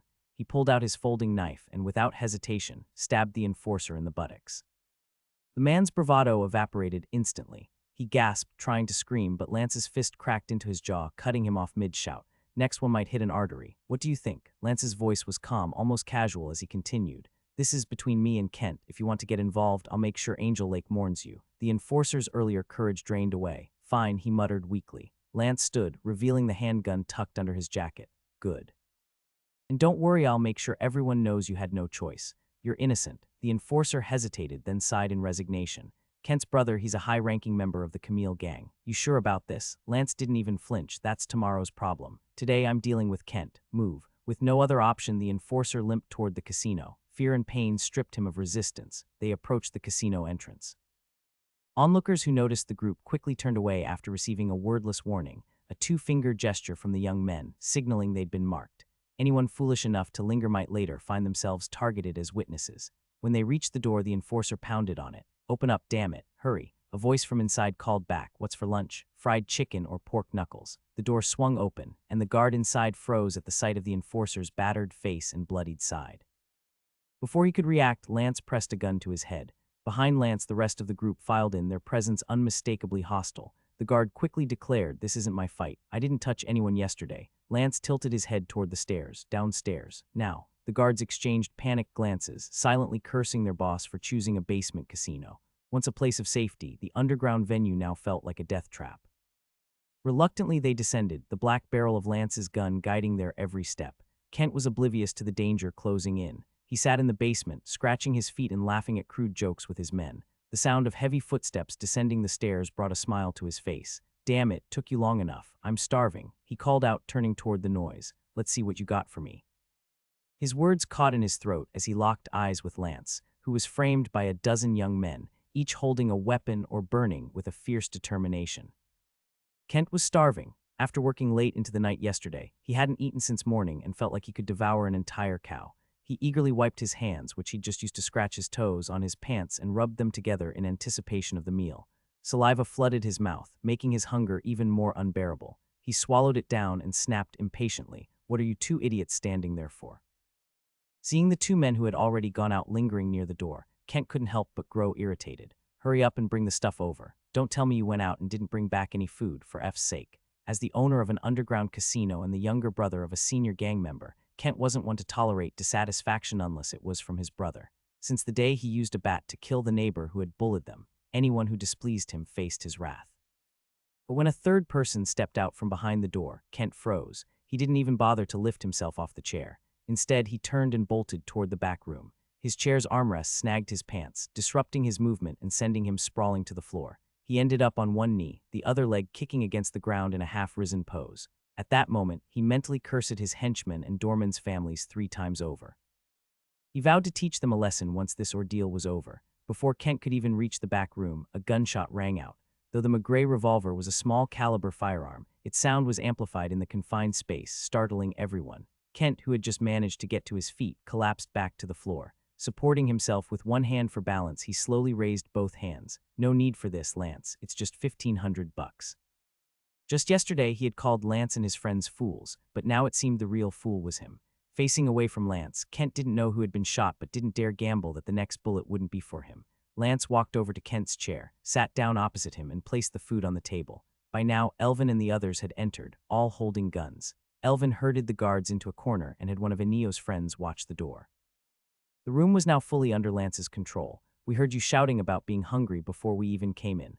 Well, here you got again, Lance said with a smile, his demeanor oddly casual as if this weren't a confrontation. Kent was tense. Slowly, he turned to face Lance. You win, Lance. The $1,500 is in the room. I'll give it back to you now. Lance gestured for him to sit down. I heard you've been busy all night and haven't eaten. You must be starving. Come, let's eat first. I haven't eaten yet either. Lance holstered his gun, tore open the bag of food, and released the savory aroma of pork knuckles into the air. The deli they'd come from clearly knew their craft. These knuckles were first simmered with spices until tender, then drained and fried to achieve a crispy exterior. Each piece had a golden brown crust and layers of juicy fat. The scent alone made everyone hungrier. Fantastic. I love pork knuckles, Lance exclaimed as he popped a piece into his mouth. The taste and texture were excellent, though a bit salty. He looked at Kent, who hadn't moved, and made an inviting gesture. You should try some. It's really good. I must say your friend made an excellent choice picking this. Kent remained still, watching Lance intently. You don't need to do this, Lance. I'll give you the money and I'll. Lance abruptly stood and punched him square in the face. The blow snapped Kent's head to the side, leaving him dazed. Flexing his wrist after the punch, Lance sat back down. If you so much as say another word, I'll rip your tongue out. Eat. Kent stayed silent for a moment, the swelling on his cheek visibly growing. After some deliberation, his expression softened, even raising an eyebrow as if conceding. Fine, you're the boss now. Arsadilla letter 1D622 new open a letter 1E69. It sounded like he had surrendered, but both men knew there was an underlying meaning. You're in charge for now, but next time, it'll be different. Kent had extensive gang resources behind him and didn't believe Lance and his friends could withstand the Camille gang's retribution. The losses he suffered today would be repaid in full. For now, feigning submission was the smartest move. Lowering his head slightly but keeping his eyes locked on Lance, Kent grabbed 2 large pieces of knuckle and stuffed them into his mouth, chewing like a ravenous wolf. Yet his gaze was venomous, giving Lance the distinct feeling of being watched by a snake. Lance smiled, but it was a chilling grin that sent shivers down the spines of Kent's guards. "See, my friend, it's not so hard. We're friends, aren't we?" Lance took a small bite of his meat while Kent nodded without speaking. "And you know what I do for a living, right?" Kent hesitated but began eating again when Lance gestured for him to continue. "You're with a finance company," he mumbled. Lance pointed at him. "Exactly. We're good friends, so I knew you'd know. Now about the 15,000 you took from me yesterday. When can I expect it back? Friends or not, debts must be settled." Kent stopped eating, but Lance motioned for him to continue. Begrudgingly, Kent kept stuffing his mouth. "I don't have that much on hand." The blatant extortion left Kent fuming internally, but he had no choice. Yesterday, he had extorted Lance, underestimating how much Lance would demand in return. As he ate more knuckle, the initial deliciousness gave way to nausea. The crispy fat, initially delightful, now felt greasy and cloying. Kent tugged at his collar, forced another bite, and muttered, "Give me a few days. I'll get it." Lance didn't reply, turning instead to Ethan. "Our friend has a poor appetite. Help him eat faster." At Elvin's whispered suggestion, Ethan approached with a sinister grin. Grabbing handfuls of meat, he forced them into Kent's mouth. Kent flailed, unable to breathe, his struggles futile against Ethan's towering, muscular frame. Only after Lance signaled for a pause was Kent allowed to cough up the meat. Gasping for air, he realized that if he didn't produce the money, he wouldn't leave this room alive. "In the safe," he croaked. At Lance's nod, Elvin took a couple of men to retrieve the safe. Slumped by the safe, Kent glared at Lance as if to etch his face into memory. After a tense moment, he turned and unlocked it. Inside were bundles of cash, some gold jewelry likely pawned by desperate gamblers, and even a handgun. Lance picked up the semi-automatic pistol, inspected it, and remarked, "You could have resisted earlier." Kent said nothing. He knew he'd only have taken one person down before being gunned down himself. Lance gestured for Elvin to gather the money. Turning back to Kent, he said, "Your memory's good. Do you recall what I said yesterday?" Kent shook his head. "Not sure what you mean. A few $1,000 is enough to make people like us, desperate immigrants, risk our lives. Now there's tens of thousands here. That terrifies me." A tingling sensation crept up from the soles of Kent's feet, raced through his spine, and surged all the way to his scalp. Wherever it passed, his skin erupted in goosebumps. The instinct to survive, the most primal, raw, and overpowering human urge kicked in. Swallowing hard, he was about to speak when Lance pointed at the pile of untouched meat. "Don't waste it. Eat." There were 8 people in the room, including Kent and his men. The croupiers weren't present, they only came around when the casino was open. These croupiers were skilled professionals who could find work anywhere. They had their own network and earned handsomely. They wouldn't dirty their hands with the likes of Kent's business, which explained their absence. 8 adults and 6 pork knuckles, each about 2 pounds, deboned. Initially, there hadn't been this much food, but Kent's men weren't wealthy. Their craving for meat wasn't much different from the impoverished people on the streets. If they bought too little, arguments would break out as they scrambled to grab what they could. To avoid the fuss, they always bought enough knuckles, along with 4 pounds of bread and some salad to cut through the grease. Now, Kent was being forced to finish what typically required 8 men to devour. It was impossible. "I can't eat anymore," Kent pleaded again, his voice strained. Lance waved them a gray semi-automatic pistol in his hand. Bullets or meat? Faced with such a choice, most people would pick meat. Kent was no exception. Lowering his head, he grabbed the meat chunks and squeezed the leaner parts, trying to shred them for easier swallowing. The mixture of fat and meat against his fingers turned his stomach. The once appetizing aroma of the pork now triggered his gag reflex, but he had no choice. Between bites, he said, "Lance, I give up. I won't retaliate. Let's end this here. From now on, you can run your business, and I'll run my casino. Nobody will know what happened, and no one will." He looked up at Lance as he spoke, stuffing more meat into his mouth as if to prove his sincerity.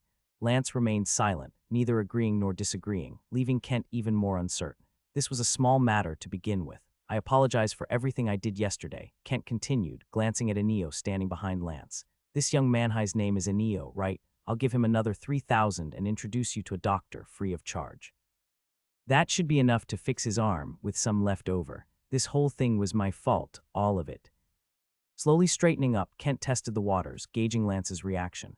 But Lance casually angled the pistol toward his head and gestured for him to keep eating. Their gazes locked briefly. Finding nothing in Lance's eyes, Kent hesitated for a few seconds, then lowered his head and resumed eating.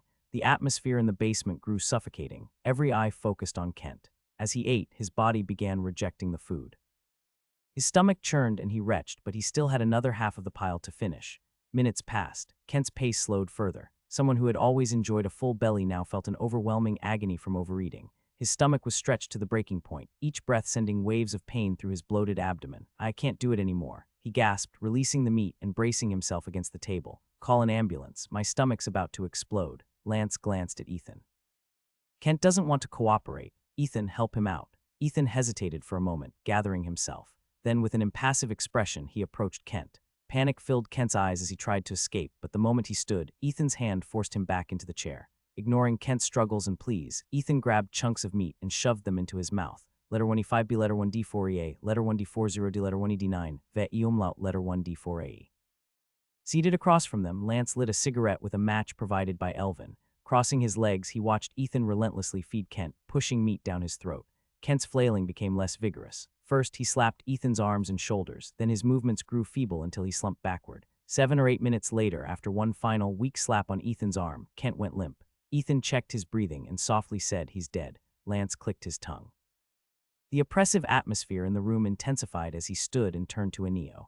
"I've dealt with your biggest problem. Now about your arm, will you handle it, or should I?" One of Kent's men froze, his face drenched in sweat. He dropped to his knees and begged for mercy. A dead body changed everything. As long as Kent had been alive, there was room for negotiation. But with him dead, there was no escaping the consequences. Elvin's words encouraged Enio to make his own decision.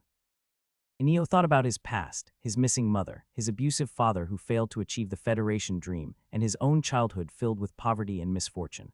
He also thought about the money that could change everything. Staring at the revolver in his hand, he asked, "How does it work?" "The safety's off. Just aim and pull the trigger," Elvin instructed. Taking a few steps forward, Enio aimed at the henchman, who sobbed uncontrollably, begging for his life. Enio hesitated only briefly before pulling the trigger. The bullet struck the man's shoulder, sending him to the ground. Pretending to be dead, the man didn't realize Enio had made up his mind. Enio emptied the revolver into him. The final bullet struck his head, ending his resistance. When the hammer clicked on an empty chamber multiple times, Enio finally lowered the gun, dazed. Some of the remaining henchmen began to realize what was coming, but before they could react, Lance signaled his crew. A volley of gunfire echoed and the room fell silent. Looking at Kent's lifeless eyes, Lance sighed in frustration. "Damn it, I said to leave him alive. But here we are. Does this make me a liar?" Elvin smiled. "It was my call, not yours, Lance." Lance patted him on the shoulder before cleaning up and leaving with the group. Emerging from the basement, they were greeted by the blazing sunlight, even reaching parts of the alley. Yet some corners would forever remain in shadow. If one day your life is shrouded in darkness, with no light reaching you, then light your own lamp. Whether it's the flame of a gun or something else, don't let the darkness consume you. Everyone's mindset shifted profoundly at that moment. Each of them felt a newfound hunger for strength, for everything. Driving the group back to the company, Lance tallied the money taken from Kent's safe, over $33,000. Everyone received a share of over $100. "Go home, take a bath, buy some new clothes and shoes, and treat yourself to a good meal. Then get back to work." Lance turned to Enio and his friends. "If you're interested, the company would be happy to have you." On Wednesday morning, the overweight businessman Johnny arrived at Jingang City's urban court, seated in a wheelchair pushed by his daughter. His case was scheduled to be heard today. Jingang City was a bustling metropolis, with numerous cases requiring hearings daily. Minor disputes were handled in expedited court sessions, but criminal cases like assault required formal proceedings to ensure both plaintiff and defendant had the opportunity to defend themselves and assert their legal rights, something enshrined in the charter. "I'm a little worried, Dad," Johnny's chubby daughter said, seated beside him. Her body odor was so intense that even Johnny struggled to endure it. He couldn't help but wonder if her boyfriend had chronic sinusitis or if she had some inexplicable charm that kept him around. These thoughts flitted through his mind briefly before he maintained a confident expression. "I consulted with our lawyer already. This is a small case, there won't be any surprises," he reassured her. They had discussed this twice before, but his daughter's unease persisted. But they hired a lawyer. Johnny's patience thinned, and his voice unconsciously grew louder, a common trait among those from humbler backgrounds when their authority was questioned. "I told you I consulted the lawyer. I'm the undisputed victim here. A judge won't ignore my injuries just because they hired a lawyer and claim I attacked them alone. This case will boil down to one thing: how much they'll compensate me and whether I'll forgive them. That's it." As he spoke, a man in formal attire approached. Given the sweltering mid-September heat, wearing a full suit was a testament to his dedication or insanity. Johnny guessed this man was a lawyer, as only lawyers would dress so impeccably. "Mr. Johnny." The lawyer's tone was haughty as he extended a hand, expecting Johnny to shake it. That condescending gaze made Johnny feel humiliated, even though the lawyer had done nothing more than address him. After a brief pause, Johnny nodded but motioned to his immobile hands. "That's me so." The lawyer retracted his hand and glanced back. Only then did Johnny notice a group of young people laughing and chatting at the other end of the hallway. He recognized them instantly. The memory of their brutal attack replayed in his mind, his blood pressure rising. "You want me to forgive them?" The lawyer shook his head. "I mean to suggest a settlement out of court. I understand this may sound unreasonable, but—" Before he could finish, Johnny roared, "I'm the victim. I decide how this case ends, not you. Now take your damned arrogance and get away from us." Turning to his daughter, Johnny added, "Push me somewhere else. Just seeing someone like him willing to do anything for money makes me sick." His daughter shot an apologetic glance at the lawyer. "I'm sorry, I—" The lawyer shrugged nonchalantly. "It's your choice." He turned and walked toward the young defendants. As Johnny's daughter pushed him aside, she admonished, "You shouldn't have said that. Lawyers can make life difficult for us if they want." Johnny dismissed her concern. "Let him try. These bloodsuckers only act if there's something to gain. Settling out of court, don't even think about it." The mere thought of that night, their ruthless violence, ignoring his pleas for mercy, fueled his anger. Money was no longer the issue. He wanted revenge. His daughter's unease deepened. "At least hear him out. Maybe." "Don't even dream of it. I wouldn't listen to him even if I were on my deathbed or falling off a cliff." Once Johnny's temper flared, no one could calm him, not even the woman who had left him. His daughter sighed. "I think we're going to mess this up." Johnny scoffed, saying nothing, already rehearsing how he would passionately describe the lawyers and those kids' despicable actions to the judge, just like in the courtroom dramas he'd seen. Letter 190 Cyrillica letter 16 Dota, Cyrillicia letter Tuthroaf. The lawyer returned to the young defendants, wearing an expression of regret. "The other party has refused an out-of-court settlement. My goal now is to minimize the damages you'll pay and reduce any potential prison time." Some of the defendants' parents wanted to speak with Johnny, but the lawyer discouraged them, though he didn't outright stop them.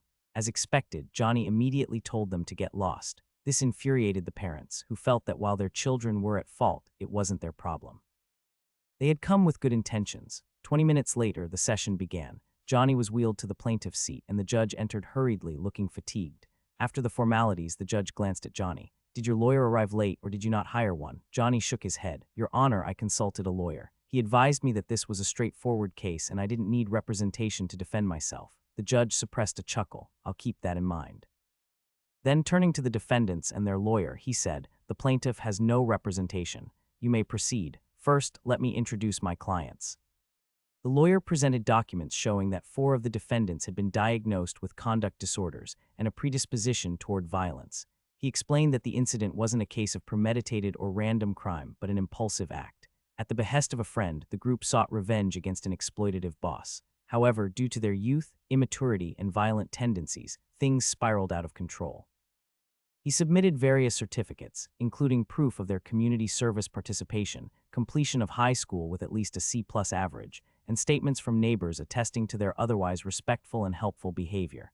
His argument aimed to frame the incident as a regrettable mistake rather than a deliberate crime.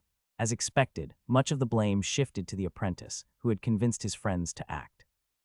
The apprentice's mother had begged the lawyer for help, using every means at her disposal. Touchador persuaded the lawyer took on the case, though he warned her that her son was likely to face a sentence of 3 to 5 years. He explained that a reduced sentence or acquittal was possible if she could provide $50,000, but she couldn't afford such an amount. After reviewing the documents, the judge noted that the defendants were not exemplary youths, but fit the description of average, acceptable Federation citizens. Turning to Johnny, who sat cluelessly in his seat, the judge asked the lawyer, "You mentioned that one of these youths was oppressed and humiliated." The lawyer looked to the apprentice, who stood and replied, "Yes, Your Honor." The judge pursed his lips. "Can you explain how he humiliated you? And this document also mentioned." The lead attorney watched the apprentice take the stand. They had rehearsed what to say and how to frame the narrative to gain leniency. The apprentice spoke honestly, describing how Johnny had exploited his labor, extorted his money, and humiliated both him and his mother. The details might have been tragic, but for a judge who had seen far worse cases, they were unlikely to stir much sympathy. Early in his career, the judge might have been more empathetic, but years of exposure to human failings had dulled his anger and compassion for such stories.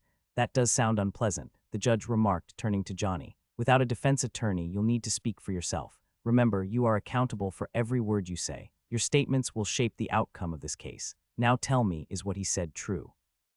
Johnny fumbled, unsure how to respond, before stammering, "But he wanted to learn my recipe. Working for me for free and paying me monthly was the price for that. He seemed to find his footing and added, "Everyone knows my bread is the best, so I don't think that's unreasonable." The judge raised a brow. "And his mother, that was voluntary." Anthony, the defense lawyer, raised his hand to request permission to question Johnny. The judge nodded. "Proceed." "Mr. Johnny, you claim the payments were for teaching him your recipe. Did you actually teach him anything?" Johnny hesitated, knowing he hadn't taught the apprentice anything, but finally said, "I showed him how to knead dough." Anthony smirked. "Everyone knows how to knead dough. That's not what makes your bread special. So in effect, you taught him nothing despite him paying the price you demanded." Johnny fell silent. Lying was not an option in front of the apprentice. "Mr. Johnny, did you deliberately use malicious words to provoke and humiliate my client? Did you intentionally leave your bedroom door ajar and ensure the woman inside was audibly distressed? Were your actions designed to humiliate him further and more intensely?" Anthony continued. "Before answering, consider carefully. Don't lie to the court or the judge. If necessary, we can summon his mother as a witness.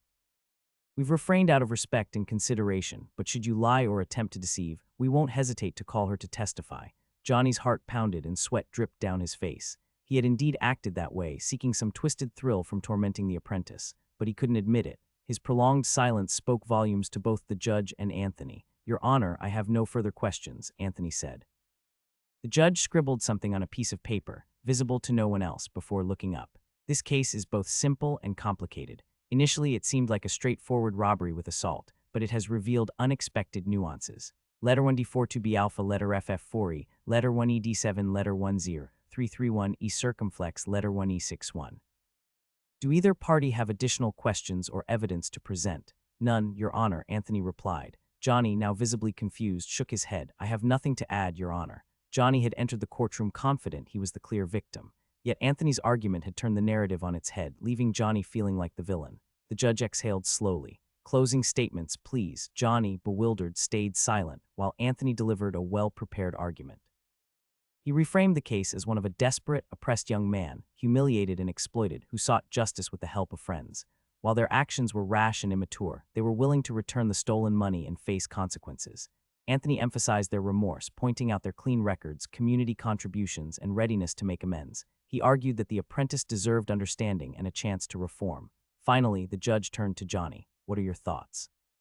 What do you want from this case?" Johnny raised his voice, shouting, "I want them locked up for as long as possible." The judge's expression remained neutral, but Anthony smiled. He knew Johnny had just cemented his downfall. In the Federation's legal system, judges wielded significant power, and successful lawyers understood how to sway their emotions. Anthony had painted a picture of youthful, misguided revenge against a bitter, petty man. Johnny had shown even a shred of magnanimity. The judge might have leaned toward harsher sentences.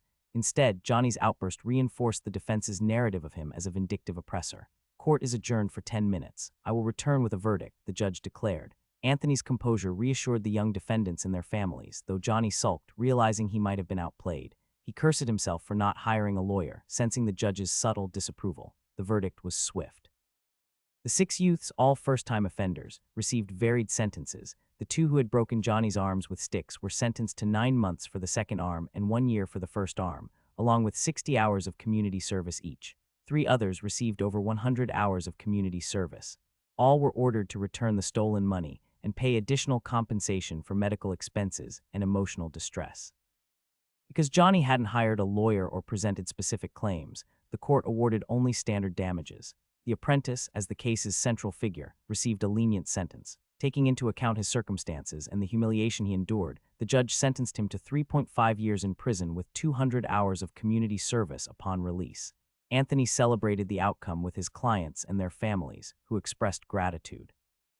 Frankly, he admitted, "We owe this to Mr. Johnny's decision not to hire a lawyer. If he had, these sentences could have been much harsher." One parent asked, "By how much?" Anthony smiled knowingly. "At least 2 years more, but the case is closed now. What you do next is your choice." As Anthony left, Johnny stormed after the judge, demanding an explanation for the light sentences. He was promptly removed from the courtroom. Meanwhile, the apprentice mulled over his next steps. During their discussions, Anthony had revealed evidence of Johnny's likely tax evasion, a potential leverage point for negotiation. However, Johnny's refusal to settle had left the matter unresolved. In a final act before serving his sentence, the apprentice wrote a letter to the Federation Tax Authority. "Dear Federation Tax Authority, I work at a bakery and suspect my boss." Though his handwriting was poor, the letter was legible. After passing court scrutiny, it was sealed and dropped into the courthouse's mailbox, destined for the tax office. Such tips required no postage. The tax bureau had arrangements with the postal service to cover the costs. As the apprentice prepared for his sentence, he learned his mother had left Jinggang City. They might never meet again. For the first time in a long while, he felt a strange sense of relief. "We're sorry, we'll investigate this as soon as possible." The customer service operator hung up the phone with a forced smile and sighed. A curious colleague asked, "Another complaint about the sewers." Nodding, the operator jotted the details of the complaint in her logbook. When she finished, she noticed the page already listed more than 20 complaints. She found it odd and mumbled, both to her colleague and herself, "Yes, but this is strange. These complaints happen every year, but it's been unusually frequent the past 2 days, and all from the same area, Burlington Road in the Imperial District." Her colleague shrugged. "Maybe some stray animals died in the sewers. It's happened before." The operator nodded, agreeing it was plausible. Late September was one of the hottest times of the year. The sweltering heat didn't just affect people. Animals sought refuge in cooler places like sewers. Stray cats and dogs weren't as selective as humans about shelter.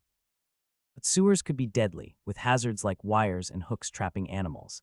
The intense heat and humidity turned such deaths into biological disasters within a day or two, spreading a foul stench. The operator had encountered similar situations before, requiring municipal workers to remove decomposing animal corpses. According to their manual, fewer than 5 complaints about a public issue. Ignore them. Between 5 and 10. Consider including the issue in the work report. Over 10.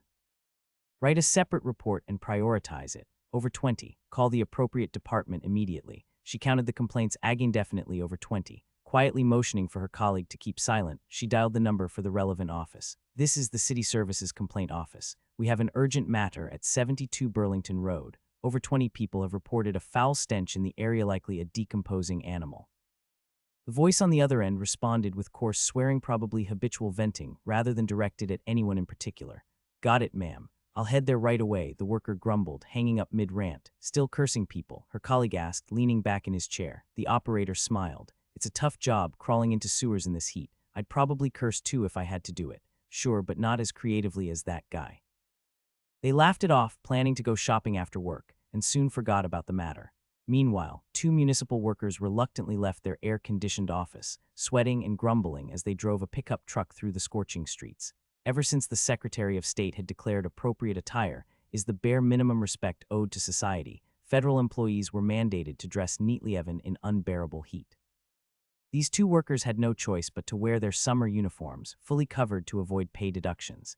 If they weren't civil servants, they might have quit already. But as government employees, they enjoyed excellent salaries, benefits, and job security, making the rules tolerable. The truck rumbled towards 72 Burlington Road. Even before stepping out, they were hit by a familiar stench, one they'd dealt with countless times before.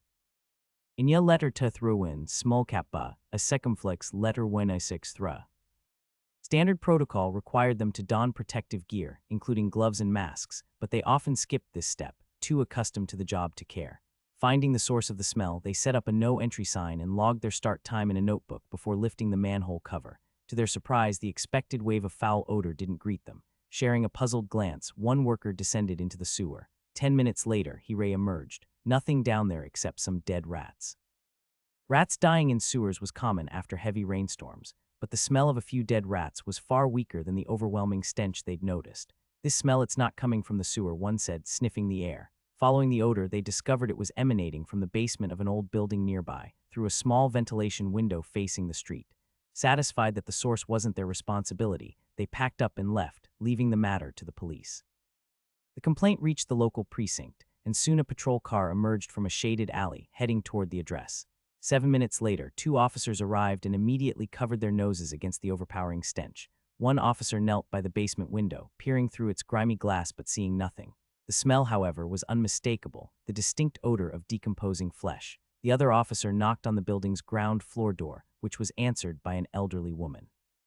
"Did you handle the smell?" she snapped, unimpressed by the officer's presence. He gestured toward his badge. "Ma'am, do you know who occupies the basement? Can we contact the owner?" The woman scowled but provided a phone number. Within minutes, the landlord arrived and unlocked the door. The moment the door swung open, the stench poured out, so potent it stung their eyes. The officers immediately called for backup. 20 minutes later, 4 more police cars and a coroner's van arrived. Even seasoned city coroners were overwhelmed by the smell, despite their experience with countless crime scenes. It took another 30 minutes for forensic specialists in full hazmat suits to enter the basement. Inside, 8 bodies lay strewn across the floor. 7 had been shot, while 1 exhibited an unusual cause of death. After documenting the scene, the bodies were removed. Some officers stayed behind to collect evidence once the stench subsided. The forensic team explained that the high temperatures in the sealed space had accelerated decomposition. The air was teeming with bacteria, making it advisable to wait before re-entering. Back at the precinct, the case was handed to Detective Lucar, who was on day shift. Visiting the morgue to review the bodies, he found the stench unbearable even in the sterilized facility. 7 shot, one with 6 bullet wounds, the coroner reported. The 8th was force-fed to death. Force-fed. Lucar, standing outside the morgue, looked at the coroner incredulously. You're saying they were killed by overeating? Yes, his stomach ruptured, causing hemorrhagic shock. Lucar smirked. You know what's the best part of being a homicide detective? You get to see the strangest ways people die. He began skimming the report. Do we know who they are? The coroner shook his head. Not my department. But judging by the poker tables at the scene, it was likely an underground casino. Detective Lucar returned to his office and immediately made a call. Are you familiar with the underground casinos in the Imperial District? No, it's not about the Kodak family. I've got a case on my hands. Listen, it's better if you cooperate. I'd rather not say anything that might hurt our relationship. All right, see you soon. Lucar was contacting one of his informants. In the Federation, particularly in criminal investigations, having reliable informants was essential. Many cases that were difficult for police to solve were already an open secret in the underworld, where people often knew exactly who was responsible but lacked evidence. This was where informants came in, narrowing down suspects and gathering enough leads to build a case. Though the Justice Department officially upheld the presumption of innocence, reality often strayed from that ideal. In truth, many police departments resorted to harsh interrogation tactics, extracting confessions from suspects to close cases quickly even if those suspects were innocent. Later, Lucar met with one of his informants in the Imperial District, where he maintained a network of over 10 individuals. For some marginalized groups, legal or illegal immigrants becoming informants was a way to survive. Though it came with risks, informants often gained the ability to call on their contacts in the police for protection or extra funding when needed. This arrangement, funded by precinct budgets, provided both security and occasional income. After a tense meeting, the informant walked away with 15 in hand, visibly relieved, while Lucar had all the information he needed to narrow down the suspects. Now it was just a matter of elimination. Meanwhile, Lance remained unaware that the police had begun investigating the deaths of Kent and his men. Even if he knew, he wouldn't be surprised or concerned. The scene had been meticulously cleaned, all potential fingerprints wiped away, the floor swept, and no footprints left behind. The car they used was parked in a different alley, and even if there were eyewitnesses, there was no direct evidence to tie Lance to the murders. Witnesses might recall seeing Lance and his group enter the alley, but who could prove the victims were the same people seen that day? Without direct evidence, there was nothing to worry about. That day marked the grand opening of the Wanning Labor Agency. The storefront was adorned with flower baskets and celebratory banners. Lance had even arranged for firecrackers to be set off, which drew the attention of 3 police cars. When officers realized it wasn't gang violence but a company celebration, they prepared to leave. However, Lance stopped them, apologizing for the disturbance and making a donation to be forwarded to those in need. He even treated them to cold drinks and donuts. The officers left satisfied, exchanging contact information with Lance and agreeing to meet for a proper meal sometime. What began as an official call ended with camaraderie, showcasing an unexpectedly cordial relationship between police and citizens. Lance also transferred several young employees who hadn't accompanied him to confront Kent to the labor agency. While the pay was slightly lower, it was still fair, and Lance had an honest conversation with them about the nature of their previous work. Loans are risky business, Lance explained. It's not just about the pleasantries. When people borrow money, you also have to deal with what happens when they can't pay it back. Just letting it slide, not an option. That's company money, and it's your job to recover it. Not everyone could handle this kind of work. Even though Lance's methods were less brutal than traditional financial companies, they still caused hardship for some borrowers, which weighed heavily on the more empathetic employees. Letterwin-6 data, letter towin win fov, letterwin-6 thruzera, letterwin-6 data, lit a secumflex. Instead of letting them suffer in roles they couldn't handle, Lance believed it was better to give them a fresh start in a less demanding line of work. The agency was strategically located next to an affordable cafe, ensuring plenty of foot traffic. The business offered more than just job placements, and Lance hoped its diverse services would attract attention. Shortly after the police officers left, a car screeched to a halt near the agency. A man in his early 30s, wearing a dark shirt, jeans, and sunglasses, stepped out. He glanced at Lance, nodded briefly, and walked past him into the cafe to order an iced coffee. While waiting, he turned and noticed the labor agency's sign listing its services. "You the owner?" he asked. Lance nodded. I am. You don't sound like a native Federation citizen. Lance didn't deny it. I'm local, but I was trafficked to a sweatshop as a child. It wasn't until adulthood that I found my way back. There was a report about it. The man smiled. Hope your rough past didn't leave scars that won't heal. You're interesting. Most people don't like talking about such things. He extended his hand. Luke R. White's. Nice to meet you. Lance shook it. Lance White, just call me Lance. Their handshake was brief. Lucar placed his hands on his hips and pointed to the agency's sign. What's this work plan management about? I don't get it. Lance explained. You must be a native, right? Lucar nodded. Yes, I am. Then you have a work card, of course so. If you want to earn at least 32 a month without working, we should talk. Lucar raised an eyebrow, immediately catching on. You're saying I hand over my work card to you, you send someone to work using it, and we split the earnings. Exactly. You've tapped into the reality here, Lucar remarked, impressed. Many people don't know how to navigate this or don't want to deal with illegal immigrants, so you've taken the initiative. That's right, Lucar chuckled. Genius, I've never heard of a company doing this. You're bound to succeed. Lance's agency streamlined what was previously an informal word-of-mouth system.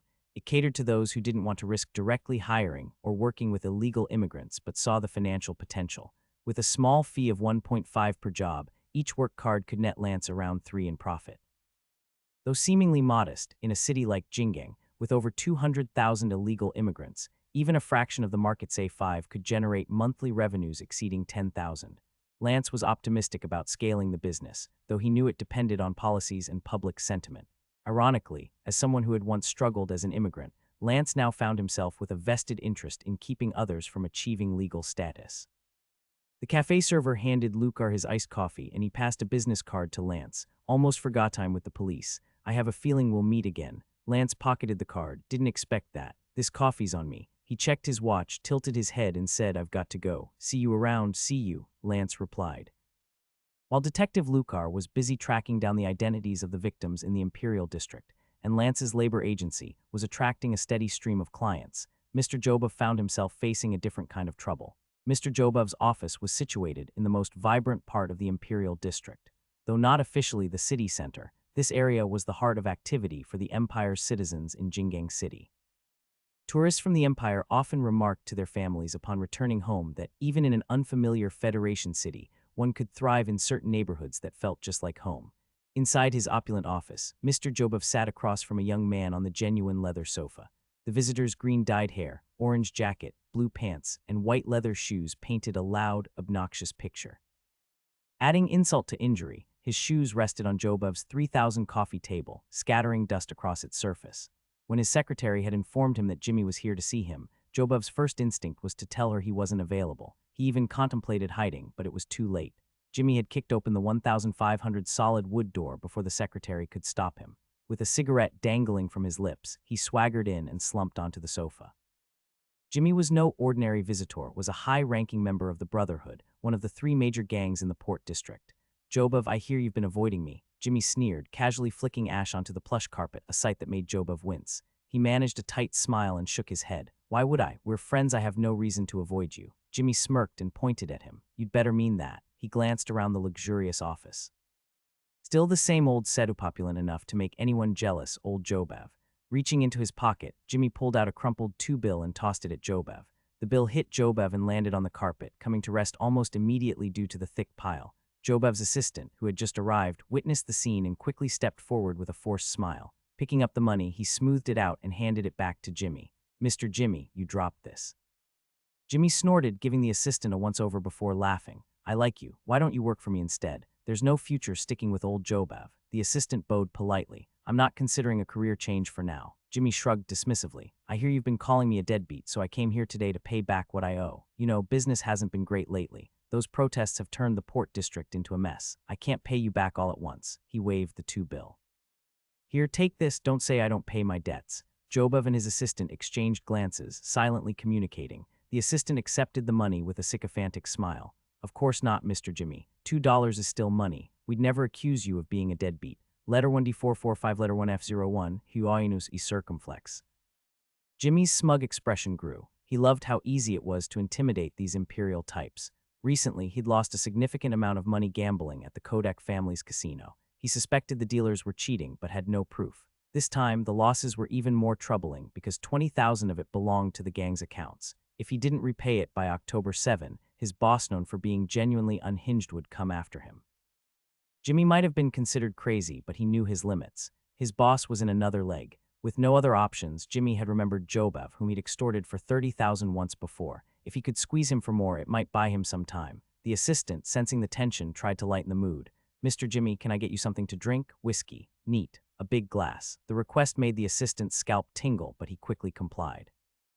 Jobov sat on the opposite side of the sofa and ordered his own drink with ice. The ice wasn't just for taste, it was a subtle way to dilute the alcohol's intensity. Jimmy, however, didn't want his drink softened. His preference was a deliberate signal of dominance. As the assistant left to prepare the drinks, Jobov tried to maintain a calm demeanor but couldn't resist a small jab. "You didn't have to come all this way for two. A call would have sufficed, and I'd have sent someone to pick it up." Jimmy's face contorted in mock rage. "Are you mocking me?" Jobov hastily denied it. "Not at all. It's just that in this heat, there's no need to trouble yourself. Whether it's 2 or 20,000, I could have arranged to collect it." Jimmy's eyes gleamed with a menacing glint. "You'd better not be mocking me, old Jobov. You know me, I scare even myself when I get angry." Jobov forced a laugh and didn't respond. The assistant returned with a tray of drinks and some sliced fruit, bananas, apples, and cherries. Jimmy swung his legs off the table, grabbed a cherry, and popped it into his mouth. "Let me cut to the chase," he said, spitting the cherry pit onto the carpet. The bright red pit resembled a drop of blood against the plush fabric. "I'm short on cash. Lend me 50,000 and I'll repay you by the end of the year." Jobov's eyes fixated on the cherry pit. The assistant jumped in to defuse the situation. "Mr. Jimmy, we're a bit tight on funds ourselves." Jimmy's expression darkened. "And how is that my problem?" Jobov knew it was time to step in. "I don't have that kind of money. Besides, you still owe me 29,998 from the last loan. Until that's repaid, I won't extend another." Jimmy scoffed, picking up his glass of whiskey but not drinking it. Instead, he asked mockingly, "No ice. Are you looking down on me?" Both Jobov and the assistant were stunned by the audacity of the question. The assistant scrambled to apologize. "That's my fault. I'll fix it immediately." Before he could finish, Jimmy hurled the glass at Jobov's bookshelf. The glass shattered, spilling whiskey onto the antique books and leaving scratches on the cabinet. Some of the liquor splashed onto Jobov, who calmly wiped himself with a handkerchief before glaring at Jimmy.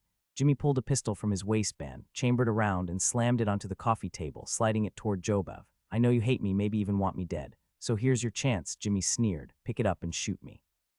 Give me the money and I'll leave you alone for good. Your call, old Jobov." The assistant rushed to Jobov's side, whispering urgently to calm him down. After a tense moment, Jobov unclenched his fists and exhaled. "I don't have that much." Jimmy smirked triumphantly. "Fine, 30,000, last time." After Jimmy left, Jobov, known for his composed demeanor, vented his fury by smashing a few cheap objects. The assistant shooed away curious employees, closed the door, and returned silently to the office. "He'll come back again and again. We can't keep living like this. We need to fight back." Jobov paced the room, his face grim. "Find a hitman. I want him dead. Everyone needs to know I'm not someone to be messed with." In the end, Mr. Jobov didn't immediately hire a hitman. Instead, he picked up the phone and called Cohen, a senior member of the Camille gang. In the Federation or anywhere in the world, for that matter, money was the foundation for advancement, whether in politics, business, or gangs. In the underworld, gaining influence required tangible benefits to rally supporters. Though their relationship was cordial, Jobov and the Camille gang were not closely tied. When Cohen received Jobov's call, he was reclining in his chair, a young woman kneeling before him. With his head tilted back and eyes half closed, he answered lazily, "Mr. Jobov, what can I do for you?" The use of Mr. Jobov was Cohen's way of sounding familiar, even deferential. Jobov glanced at the receiver, feeling the situation was absurd. "If you're busy, I can call back later." "Busy?" Cohen chuckled. "Not at all, both hands are free. What can I help you with today?" Cohen's tone was laced with mockery. Their past interactions had been indirect, often mediated through assistants or even their assistants' relatives. Jobov had always avoided direct contact with Cohen. This was understandable. Jobov, a semi-high society imperial immigrant, had little interest in associating directly with a notorious gang leader. His ambition was to integrate into the Federation's elite, not sink into the mire of the underworld. To achieve that goal, Jobov needed to maintain a reputation untainted by scandal. Being known as a banker with ties to gangs was the last thing he wanted. While Jobov's avoidance of direct contact was practical, it had always irked Cohen. Initially, when Cohen was just a struggling newcomer, he hadn't minded. But as he rose through the gang's ranks, the lack of respect began to fester. Understanding Cohen's underlying resentment, Jobov suppressed his frustration and got to the point. "I have a problem." "Jimmy," Jobov said simply. "Jimmy." Cohen paused, frowning. "Jimmy from the Brotherhood. Yes, that's the one." Cohen's initial eagerness to profit from the situation faded. "What did he do to you?" "He's extorted me multiple times," Jobov admitted. "Today he walked off with another 30,000. Cohen's expression shifted to one of mild exasperation. Mr. Jobev, everyone says you're worth millions. It's just 30,000 hardly worth getting involved with lunatics like him. I'm not sure you understand Jimmy or the Brotherhood, Cohen continued. They're former child gang members from the Port District. Most of them grew up in single-parent homes or as orphans. They've always been reckless and unrestrained. Our retroflex letter 1D622, letter 2115, letter 185, a circumflex us. Honestly, if it were anyone else, I might be able to help. But if it's Jimmy from the Brotherhood, the best I can do is arrange a meeting to talk. Not Mayu, Jobev clarified coldly. The Brotherhood's origins as a child gang had once been front-page news in the Federation Times. The Port District's challenges were complex, stemming from its transient population of sailors and tourists. After long voyages, many sought out the district's infamous services. Some providers operated professionally in organized settings with safety protocols. Others, however, were desperate individuals engaging in unregulated transactions. The result was a high number of abandoned infants, their mothers often unknown and their fathers almost certainly foreigners. These children were taken in by orphanages and grew up under Federation laws that allowed child labor. Learning to band together for survival, many formed gangs, which eventually evolved into organized groups like the Brotherhood. While economic improvements had reduced the visibility of child gang issues, the problem had never disappeared in the media's attention had. Cohen's reluctance was clear as he advised Jobev to drop the matter. Mr. Jobev, you're a man of means. These kids are scrappy nobodies. Why risk everything over a trivial sum? If it's too much trouble, you could even move to another city. The Brotherhood's influence doesn't extend far beyond the Port District. Frustrated, Jobev ended the call abruptly. Back in his office, Jobev seethed. Is it my fault I have money? He raged. No, in the Federation, being wealthy is the only thing that matters. What was wrong, he decided, was failing to act like a proper, untouchable, wealthy man. Turning to his assistant, he declared, this ends now. Find a hitman, pay them, and get rid of Jimmy. I don't care about the 60,000. I need to send a message. The assistant, recognizing that Jobev was dead set on revenge, sighed and nodded. How much are you willing to spend? Keep it under 20,000, Jobev replied tersely. The assistant contacted his nephew, who often handled dirty work for Jobev. $2,000 up front. Find a hitman to take out Jimmy from the Brotherhood. I'll send you his photo. The nephew, a 30-year-old with his own network, quickly located a willing participant, a recently smuggled Imperial deserter. The deserter needed money fast to repay his debts to the smugglers and protect his family back home. This job, paying $5,000, seemed perfect. The deserter accepted immediately, with $2,000 paid up front. He used $1,200 to settle his debts, sent $500 to his family, and spent the remaining $300 freely, reasoning if I die at least I'll have enjoyed myself a little. For a week he scouted the Port District, tracking Jimmy's movements. Today, he decided, would be Jimmy's last. As he prepared for the hit, the deserter took a swig from a bottle. Now this is real liquor, he muttered, mocking the watered-down spirits back in the Empire. Checking his weapon one last time, he stepped into the sunlight, ready to embrace what he saw as a new beginning. The Port District was vast and bustling, though its prosperity was one of poverty rather than opulence. Its vibrancy was a stark contrast to the Bay Area or the downtown core. In the Port District, women offering companionship services wore cheap, often second-hand, revealing clothes. They stood under streetlights at alley corners, conducting quick transactional business. Clients would negotiate prices and head into the alleys. There was no pretense of charm or conversationally business. In the Bay Area, even streetwalkers had an air of sophistication, lounging in outdoor cafes, sipping coffee and flirting. Deals would often be sealed in a nearby hotel after moments of playful banter, giving the illusion of a spontaneous romance. Downtown, business was high-end and direct. Clients needed deep pockets to enjoy the finest services available. Each district had its own version of prosperity. To say the Port District wasn't bustling would be wrong. Streets were filled with commerce and customers. The deserter-turned-hitman arrived at the southeastern corner of the First Pier's exit, leaning against a phone booth while observing a 3-story building across the street. Occasionally, his gaze drifted toward the passing young women, whose bold and vibrant demeanor briefly distracted him. But he quickly refocused on his target, the Brotherhood's headquarters. The building bore a sign reading Brothers Import-Export Company. The gang's income streams were diverse protection rackets, extortion, kidnapping, forced labor deals, and smuggling. No one knew exactly how much they earned monthly, but it was enough for their leader, Big Polly, to buy a villa in the Bay Area. Yet Polly preferred to stay in the Port District. The Bay Area was a playground for the rich, but the port was his true home. Inside the Brotherhood's headquarters, Jimmy was sweating profusely on the sofa in the third-floor manager's office. Wipe that sweat off. You're dripping all over, Polly said casually, tossing a handkerchief onto the coffee table. Jimmy grabbed it without thinking, dabbing his forehead. It wasn't until the sticky texture registered that he realized something was off. He glanced at the handkerchief, but Polly's voice drew his attention away. I hear you've been quite the big spender at the casino lately. Care to explain? Polly, despite his diminutive stature, barely 53 inches, exuded an intimidating presence. He was lean, with pale, almost delicate skin. Rumors swirled about his childhood trauma, including abuse at the hands of an orphanage caretaker, whom Polly reportedly killed with a dinner knife.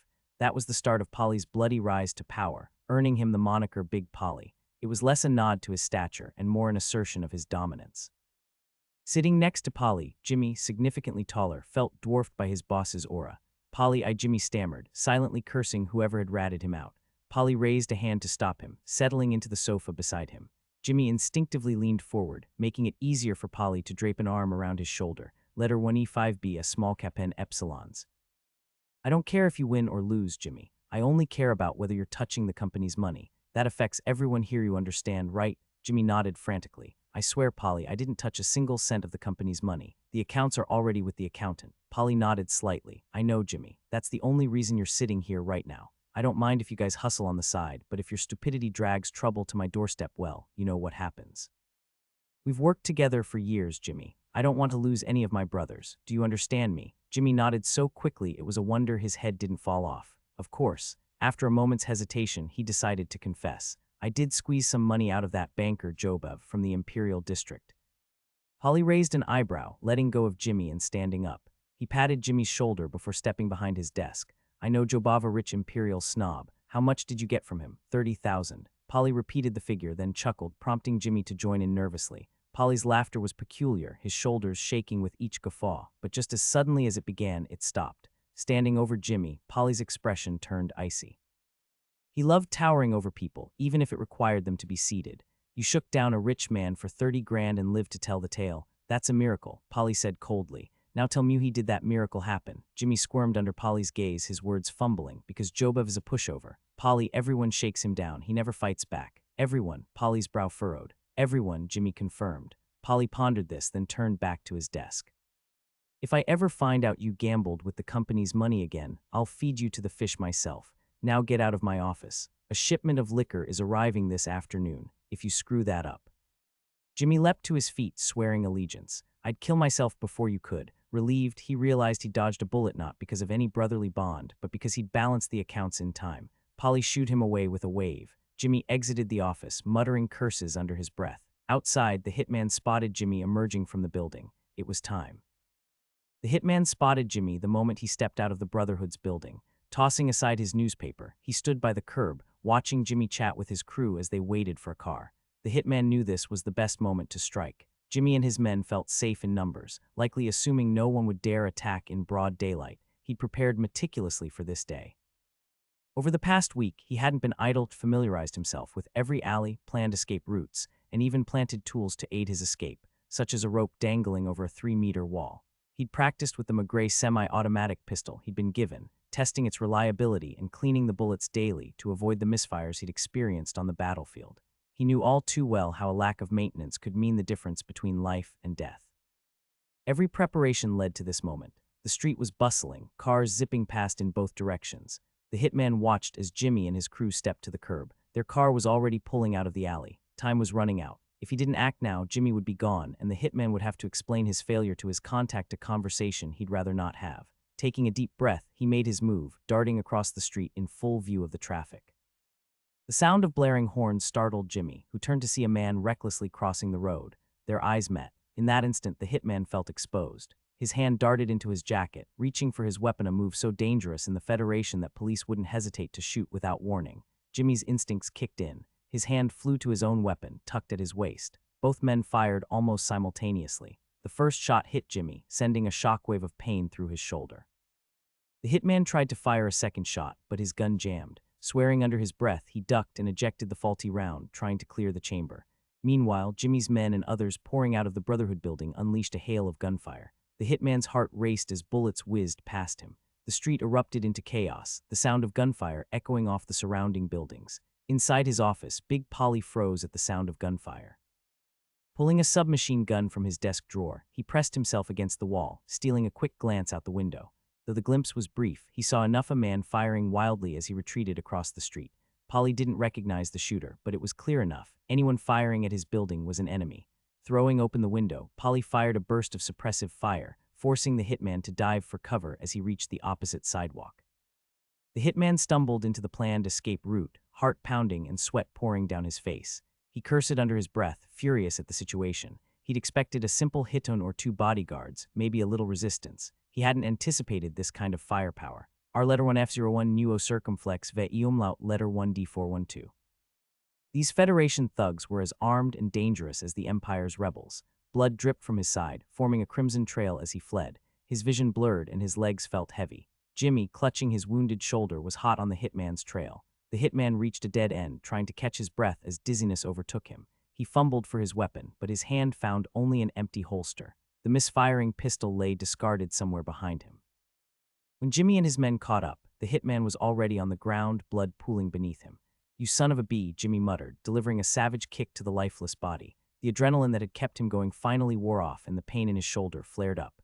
"We need to get you patched up," one of his men urged, pulling Jimmy away as the sound of sirens filled the air. They vanished into the labyrinth of alleys, leaving the scene just as the police arrived.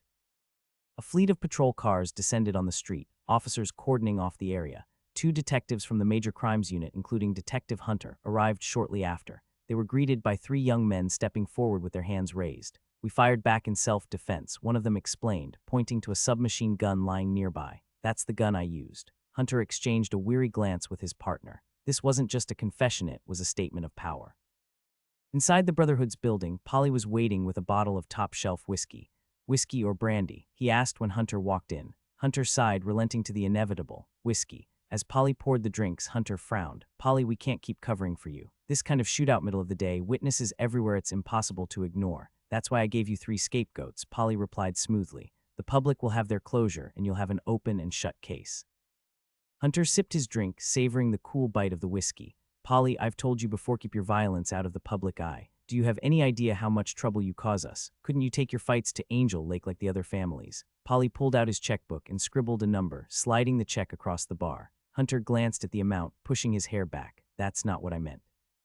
Polly wrote another check and handed it over. Hunter took a deep breath, his tone softening. "Fine, just try not to make my job any harder, all right?"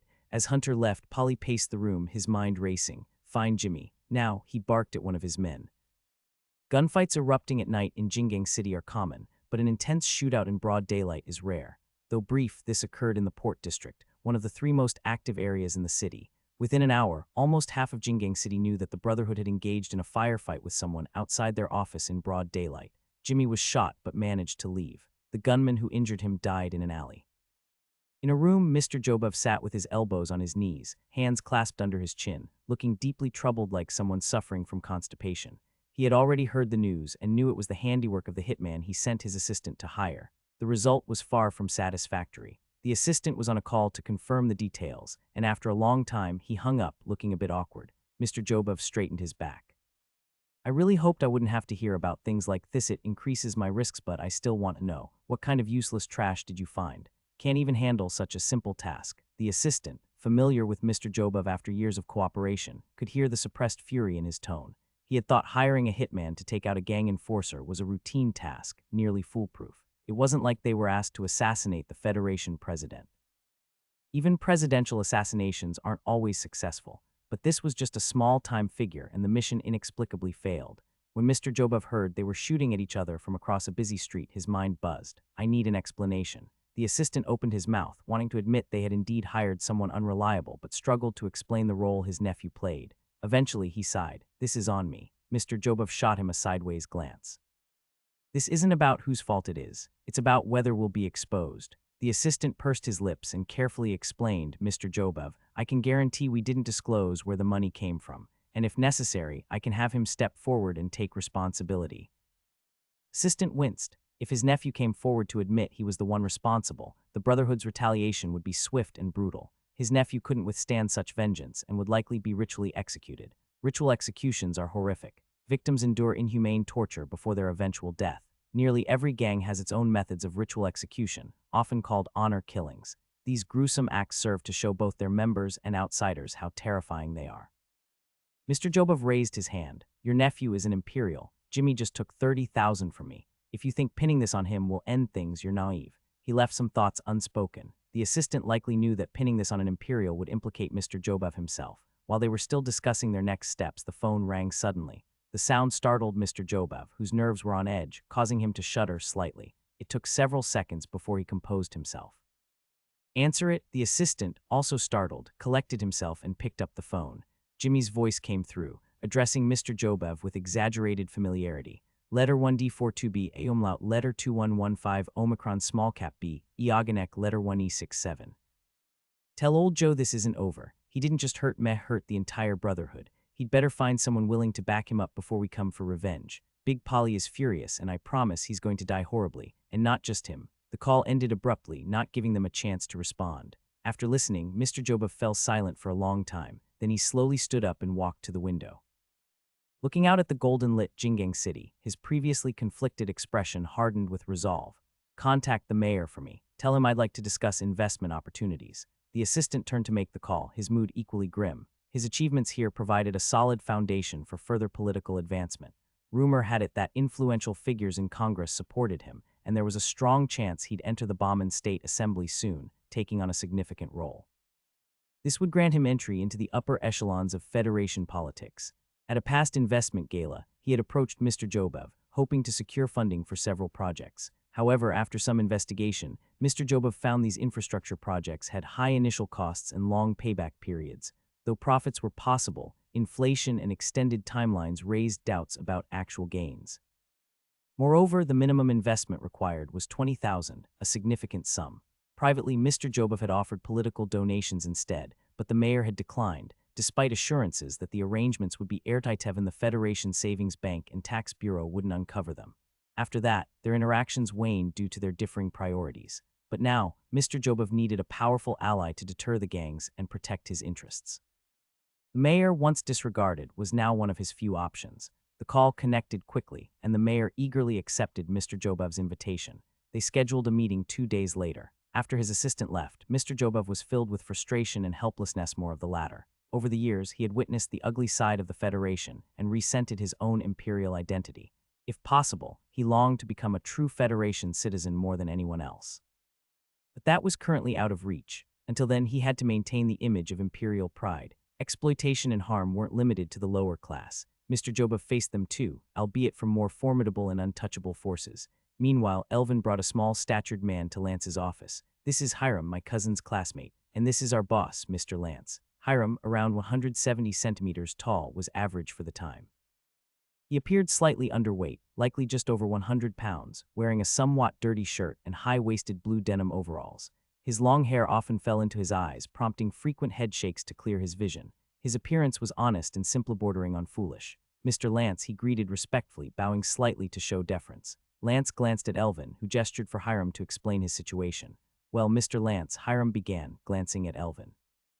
"We've all heard that you're the most successful and capable among us young people. We've encountered an injustice recently. The place I work refused to pay our wages, claiming we're illegal immigrants. I thought and figured only you could help us. So I asked Elvin, and here we are." Lance repeated, "We?" Hiram nodded. "Yes, there are 8 of us imperial illegal immigrants. Did you rent work cards?" Lance asked. Hiram shook his head. "No." Lance immediately understood.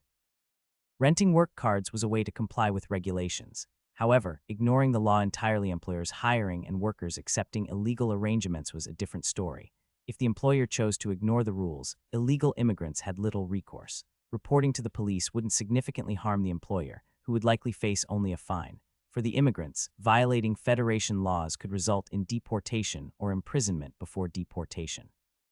As a result, most victims remained silent, unwilling to risk jail or deportation over unpaid wages. This created an environment where unscrupulous employers could act with impunity. "What do you want me to do?" Lance asked. "I could contact your boss to help you get your wages, then report him after you leave, or I could beat him up." Hiram smiled earnestly. "Here's the thing, Mr. Lance, I work in the warehouse, and I know it's recently been stocked full of liquor." After Hiram mentioned the large stash of liquor in the warehouse, he fell silent, his hands hanging by his sides as he stood to the side. He had said all he needed to. Lance picked up a phone directory, a relic of the times. These directories were an invaluable tool, listing the phone numbers of companies and individuals alike. Some publishers even thrived by printing directories filled with escort service ads, placing them free of charge in public phone booths while earning revenue from advertisers. Dialing a number, Lance waited until a woman answered on the other end. connect me to your manager. I've got some business to discuss, he said. Hold on a moment, she replied. About 20 seconds later, the call was transferred. This is the office. Green speaking. How can I help you? Hello, Mr. Green. I'm a friend of Hiram. He told me your company owes wages to 8 of your workers. Green's tone immediately turned hostile. If you're calling about those bastards' paychecks, I suggest you hang up now. Otherwise, I'll find you and shove that receiver so far up your ass you'll be coughing up dials. The vile threats didn't faze Lance. Are you planning to pay them or not? F you, Green snarled before slamming the phone down. Lance looked at the receiver in his hand and shrugged. The phone's loudspeaker was so clear that everyone in the room had heard the conversation. Elvin stifled a laugh but didn't dare let it out. Hiram, however, looked furious. For over a minute, the room was silent and the atmosphere heavy. Finally, Elvin broke the silence softly. I heard that company hires illegal immigrants every month, refuses to pay them, and then kicks them out. Lance, his thoughts interrupted, followed Elvin's lead. No one's fought back or reported them. Hiram jumped in. Mr. Lance, our boss has ways to handle things. 2 people have reported him before. The first time he was fined $1,000. The second time, $1,500. But somehow both whistleblowers got caught. One had his legs broken and the other disappeared. The one who got his legs broken now guards the gate. Letter 1E5F, letter 1D41A, O bar letter 162, open L letter 1E65. Guards the gate, Lance echoed, perplexed. As in, still works at your warehouse. Hiram nodded. He's tied to the guard post like a dog. The boss and his men feed him, and honestly, he's numb to it all by now. They use this to warn us. The boss claims he's well connected with law enforcement. He says anyone who reports him will face severe consequences. Mr. Lance, please help us. And not just for our wage, for all the other Imperials he's hurt, too. Lance made up his mind. How many trucks would it take to load all the liquor? Hiram's eyes lit up with excitement. 5 trucks, Mr. Lance. If we go at night, will it alert them? Night shifts are staffed by us. The company has 2 overseers, but they sleep in a house inside the warehouse and rarely come out. Lance turned to Elvin. You and Hiram figure out the specifics. I'll handle the trucks. Since they didn't want to resolve this peacefully, Lance decided to take a different approach. The streets were quieter than usual due to recent heavy rains that kept most people indoors. When Lance arrived at the Lezu office, Forties wasn't around, he was out working. The receptionist, a pretty, apathetic young woman, was still at her desk. Lance headed straight for Alberto. Alberto was reading The Racing Times. Like many, he occasionally enjoyed betting on horse race, though the word occasionally wasn't always literal. Horse racing had become an obsession for many, with some wealthy individuals even breeding their own horses to compete. While it seemed like a hobby, it was big business. A champion racehorse's stud fees could exceed the cost of a luxury car. After the bombshell Duke achieved a triple crown a few years ago, its stud fees rose to $35,000 to $50,000 per pairing. Many viewed horse racing as a growing investment opportunity, and the industry was booming. Across the Federation, racetracks were being built, joining the burgeoning racing league. Not into baseball anymore, Lance asked, taking a seat across from Alberto. Alberto set down his newspaper and gestured toward the cigarettes on the table. It's not that I've lost interest, but our next opponents are too weak to excite me. You know, only strong rivals get my blood pumping. Weak ones. Not worth the trip to the stadium. So are we here to talk baseball or horse racing? If you're interested, I could go on all day. Lance chuckled. Not today, but maybe someday. For now, I need to borrow 2 trucks. Trucks, Alberto repeated, raising an eyebrow. Your ventures are getting more and more surprising. After a pause, he asked, need drivers too? Lance cleared his throat. Are they trustworthy? Alberto puffed out his chest. Of course, you've met them before at Howard Brothers. Lance immediately remembered. Oh, the brothers whose dad had a few too many drinks while filling out their birth certificates. Alberto burst into laughter. You heard about that too. After sharing the story, Alberto assured Lance. Their dad might be an idiot, but those 2 are excellent drivers. You can count on them. When do you need them in the trucks? In the next few days. Alberto grew curious. Mind telling me what you're planning? If not, no worries, I'm just curious. Lance saw no need for secrecy since the Howard brothers would find out anyway. I'm planning to grab some liquor. Liquor? Alberto's interest peaked. You're stocking up too? You could say that. Realizing what Lance meant, Alberto leaned in. Planning to keep it or sell it quickly. If you're selling, I'll offer you a fair price. Lance shook his head. The price of alcohol is climbing fast. I've got a hunch that prohibition is just one headline away. Alberto was impressed by Lance's foresight and shared a tidbit. Take a stroll through any bar and you'll notice many only sell alcohol to regulars. They're already tightening their supply. Big money's coming, Lance. A bottle costing 70 or 80 cents now sells for nearly $2. After prohibition, profits could soar by 200 or more. It's better than loan sharking. Jingang City, with its bustling trade and entertainment scene, was a prime market for alcohol, but as its sale became restricted, prices would only rise. Alberto himself had already allocated half his funds to stockpile spirits.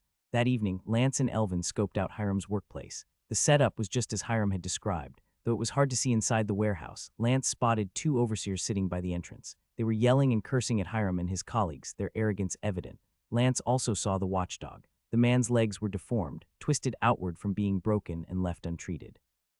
As an illegal immigrant, he couldn't access medical care without money or legal status. He had survived, but at great cost a deformed leg and a broken spirit. The man lay curled up outside the guard post, ignoring passersby. He alternated between sleeping and staring blankly into space. Later that night, Elvin changed into Hiram's work clothes and blended in with the crew. At dawn, he slipped out and reported back. After dinner, they locked the warehouse doors. The keys are with them. If we want the liquor, we'll need those keys. The small house isn't soundproof either. They'll hear us moving anything. How much liquor is there? Lance asked. I'm not sure, maybe 20,000 to 30,000 bottles. Elvin handed Lance some torn labels he had sneaked out. The intricate designs suggested the liquor wasn't cheap. The dimly lit bar was filled with an ambiguous glow, occasionally casting light on people's faces.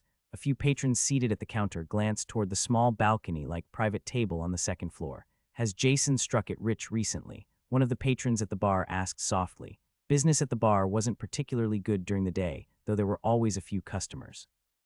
For drunks, drinking wasn't bound by day or night. They only cared whether the alcohol was making its way into their veins. There had been numerous incidents in the Federation of people drinking medical-grade alcohol or even injecting it directly into their veins. Despite the government repeatedly warning people not to pull this kind of stunt, some individuals, driven by sudden inspiration, still tried it. These folks were hardcore drunks, and they didn't spend much. Each visit usually amounted to about 10 cents a large mug of beer with half an ounce of whiskey added in. After ensuring the quantity was sufficient, the alcohol content wasn't too low either, giving them just enough of a buzz. Of course, they wanted to drink spirits, but they couldn't afford to. The bartender shook his head slightly. No idea, but judging by his spending today, he definitely has some money. Someone who knew Jason waved his dusty, gray newsboy cap. Hey, Jason, over here. Treat us to a drink, won't you? Jason, currently engrossed in the performance of a stripper, glanced toward the bar downstairs. These were his usual buddies. Of course, give each of them a Napper whiskey on me. The bartender deftly grabbed the bottle of Napper whiskey and lined up 3 glasses. Each glass contained about 2 ounces of whiskey, not precisely measured to the gram, but roughly estimated from years of experience. Each glass of Napper whiskey cost 29 cents. Single bottle could yield about 11 servings. Technically, it could pour 12 glasses as labeled, but occasionally the pours were a bit generous. Drunks weren't fools, they could tell if they were being shorted. These cheap drunks loved a bargain. They were the kind who would line up at 5 a.m. for a free piece of fried chicken from a promotion, considering it a great win by the time they snagged a bite at noon. In reality, if they spent that morning doing odd jobs, they'd earn far more than the cost of a chicken leg. But they didn't think that way, which was why they remained where they were. Pouring slightly more than necessary helped build loyalty to the bar. The owner and the bartender weren't stupid. As the rich aroma of Napper whiskey wafted into the air, the drunks began salivating. The newsboy cap wearer raised his glass high. To our generous Lord Jason. To Jason. Jason laughed heartily and raised his glass. Another round for them. After taking a sip of his drink, Jason turned his attention back to the stripper before him. In Jingang City, the law prohibited soliciting services, but almost no one followed it. A bustling port city thrived on such activities to maintain its vibrancy. The woman dancing before Jason had been hired for a private performance for $10. Watching her strip away each piece of clothing and teasing with enticing movements, Jason was already flush with excitement. The $5 in change he'd received earlier had already been tossed onto the small stage. The woman didn't pick it up instead. Her movements became even more seductive. Letter 1E5B A umlaut small cap N, letter 1ED5, letter 162, epsilon, letter 1D61A. For her, $5 was significant. A casual job might only earn her the same amount, but here she was merely dancing, earning it with far less effort. Naturally, she worked harder to keep Jason entertained. Jason unbuttoned his pants and beckoned her. Come here, ride me. The dancer shook her head, the gesture itself seductive. Not here. She didn't outright refuse, but hinted that it wasn't allowed in the bar. Outside, across the street on the second floor, there were private rooms available. Jason swallowed hard, his voice rasping. How much for you to come with me? $10. Of that, $3 would go to the bar owner, 1 to the bartender, and 1 to the security guard. She would keep the remaining 5. Jason, restraining himself, finished his drink in one gulp. I'll wait for you across the street. The dancer gave him a knowing look before provocatively kneeling on the small stage to collect the money. The angle, illuminated by a pink spotlight, left Jason nearly trembling. Unable to handle it any longer, Jason quickly descended the stairs. The bartender greeted him. Jason, I didn't know you were always this quick. Is it a habit? The drunks around them burst into laughter. Jason playfully cursed, I have some business to take care of. You know how it is. The bartender was thrilled. It had been a lucrative day, another dollar had been added to his income, so here to settle up. Yeah, how much? The bartender tallied up the bill, 7 drinks, 1 beef burger. $12.53. Let's make it 12 even. Jason handed over $20 and waited for his change. You struck it rich, didn't you? The bartender prodded as he counted out the change. Jason smiled without responding, piquing the curiosity of the others. One of his drinking buddies chimed in. Last month I thought you'd skipped town, you disappeared. Were you off making money during that time? If you have a good opportunity, bring me along next time.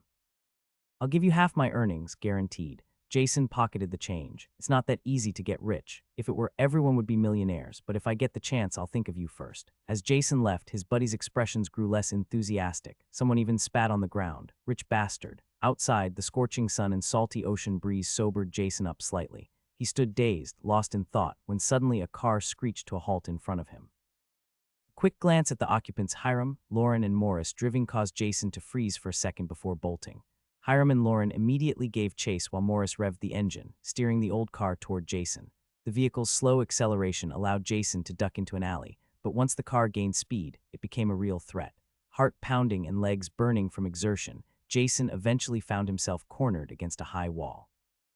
Panting heavily, he pleaded, Hiram, Lauren, let me go just this once. I'll split the money with you. Hiram strode forward and landed a heavy punch on Jason's face. You son of a BH, do you think this is about the money? Lauren joined in, and the two beat Jason senseless before binding his hands and feet. Minutes later, Morris arrived with the car. Hiram dragged Jason to the alley entrance, ignoring his muffled screams after silencing him with a few hits to the mouth.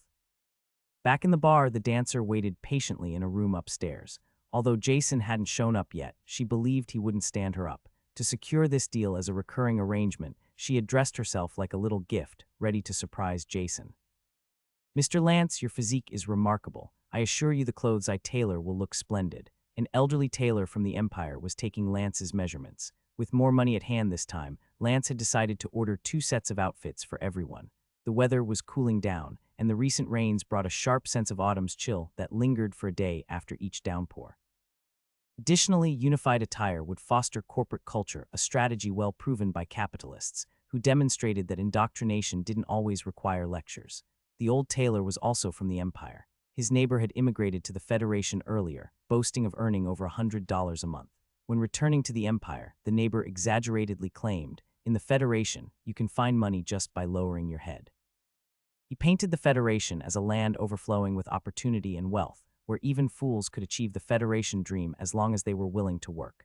Some believed him, others doubted. The old tailor belonged to the former group. Having known his neighbor for over 30 years, he trusted the man wouldn't lie to him. Despite his family's objections and the deteriorating situation in the Empire, he sold everything and moved to the Federation with his family.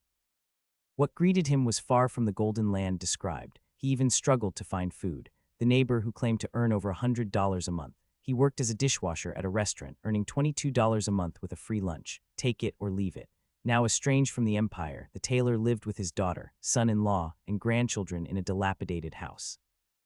The only saving grace was his tailoring skills, which allowed him to eke out a living by making clothes at very low prices. This earned him a small but steady clientele. Initially, Elvin had suggested hiring a local tailor, but Lance refused. Federation tailors had a tendency to incorporate their unique laziness and casualness into their designs, resulting in baggy, unkempt-looking clothing.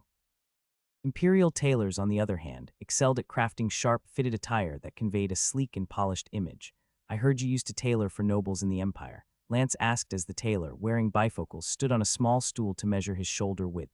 The old tailor paused briefly before smiling. Yes, a minor noble. How did you hear about that? I've heard a little here and there. I'm curious why haven't you opened your own shop? Even though Federation citizens look down on us, they admire anything associated with nobility.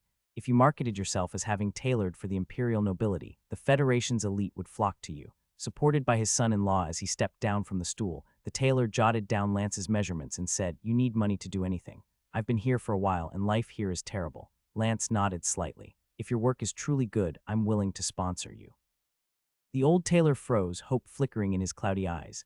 "Are you serious? You'll fund me to open a tailor shop?" In the city center, Lance confirmed, putting his coat back on. "Of course, the condition is that you do an excellent job on our clothes. This isn't a small sum after all." The tailor and his son-in-law were overcome with gratitude, tearfully thanking Lance for his generosity. Back in the Empire, they had been middle class.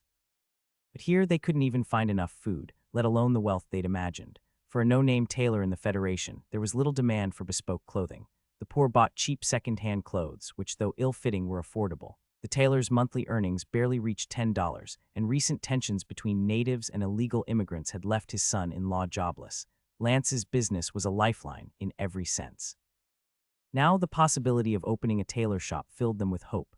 The old tailor's eyes reddened. "You are a kind and noble man, Mr. Lance. May the Lord bless you." "I hope the Lord doesn't overexert himself on my account," Lance joked, seeing their bewildered expressions. He chuckled, shook the tailor's hand, and added, 37 pipletwo suits and 2 coats each, all with sharp collars. "Do your best, and we'll have many opportunities to collaborate in the future. Audiobooksfree ahachikas." He gestured at the eager crowd behind him, signaling them to queue up in an orderly manner. For both Federation citizens and Imperial immigrants, new clothes were a source of excitement. Since the tailor only had his son-in-law to assist, the measurements took some time, but being invited by Lance to the company meant they didn't need to worry about their pace. Lance and Elvin moved aside and sat down. Elvin broke the silence. "I've heard something troubling." Lance glanced at him. "What is it?" "The union isn't happy with our large-scale use of leased work cards. They think we're disrupting the labor market. In the Federation, unions weren't something to be trifled with. Workers often registered with unions for protection against exploitation and unfair treatment. At this time, unions were powerful, ethical, and united, far from the arrogant and corrupt institutions they would later become. The slogan "Workers Unite" originated here in the Federation. If the union believed Lance's actions disrupted the labor market, it could be a major blow to the thriving agency business. After a moment of thought, Lance asked, "How many work cards do we have now?" The agency's manager, Sean, hurried over. "Mr. Lance, as of today, we've registered over 3,000 work cards, 3132 to be exact." Sean, a studious young man from the Empire, wore round, narrow-rimmed glasses. Back in the Empire, he had been admitted to university but couldn't afford to attend, so he returned to his hometown to teach. When war broke out, his family sent him to the Federation to avoid conscription. He wasn't cut out for violence, having spent his life immersed in books. Lance had temporarily assigned him to manage the agency, with plans for his future. "That's a big number." Lance acknowledged Sean's efforts before turning to Elvin. "Find out who's complaining and arrange a meeting for me." "I'll handle it." Then looking at Sean, Lance said, "Our growth will be rapid. We need a reliable lawyer. I plan to send you to college to study law." Sean was stunned but elated. Lawyers were respected and influential in both the Federation and the Empire. Lance clapped him on the shoulder. "Don't neglect your current work until I find a replacement." At that moment, Hiram knocked on the back door. Lance stood up, nodded to Sean, and left with Elvin. In the small courtyard, a car was parked in the center. Lauren leaned against it, smoking, while the warehouse door stood ajar. Lance entered the dimly lit warehouse, his eyes adjusting. Inside, Jason hung suspended, his face bloodied. Several teeth were missing, courtesy of Hiram's relentless punches. Seeing Lance, Jason began to plead, "Mr. Lance, I was wrong. I'll give you all the money and disappear from Jingang City forever." Lance lit a cigarette, with Hiram striking a match to assist him. Elvin, holding his own matchbox, froze, then chuckled and playfully punched Hiram's shoulder. Scratching his brow, Lance said, "You still don't understand your mistake, Jason. Your regret stems only from being caught, not from what you did wrong. If you truly knew your error, you wouldn't be saying meaningless things to me now." Now, 3 questions. First, where's the rest of the money hidden? Second, how many people know you suddenly came into money? Third, did you tell anyone how you earned it? Answer these, and then we'll consider your problem. Lance looked at the bloodied and disheveled Jason, shaking his head slightly before glancing at Hiram. "Get some water." Turning back to Jason, Lance said coldly, "Before you give me your answers, think carefully. Consider whether lying to me is worth it and what will happen to you if I find out you're lying." There was a faucet right outside the door. In the Federation, where the water was famously sweet and drinkable straight from the tap, it was hard to resist its availability. After letting Jason drink a little water, Lance wet a handkerchief and wiped the blood off Jason's face, making him look marginally better. "Now you can tell me," Lance said, moving aside to unfold a chair and sit down. "First question, where is the money hidden?" In truth, Lance already knew where the money was. Lauren had seen everything, but Lance asked anyway, wanting to test if Jason harbored any last shred of deceit. He also wanted to reinforce the impression that he knew everything. It wasn't a small sum over 4,000, but now, faced with the possibility of death or serious injury, the money seemed far less significant. In the Imperial District on 17th Street. Before Jason could finish, Lance interrupted him. With a faint, cryptic smile, he said, "Behind the dumpster at the back of the building on 22nd Street. Do I need to continue? I know everything. I just want to see if you'll lie to me." Jason froze, his expression shifting to one of panic. The building at 22nd Street was a row of apartment houses with an alley and several dumpsters at the back. Jason had previously rented a room there with others. While throwing out trash, he had discovered a loose brick behind one of the dumpsters. Breaking the brick partially and slotting it back created a small hidden compartment about 10 centimeters wide, 5 centimeters tall, and 10 centimeters deep. Unless someone specifically checked, it was almost impossible to notice. And even then, the dumpster outside provided extra concealment. He had used the spot to hide important items, mostly money, and nothing had ever gone wrong until now.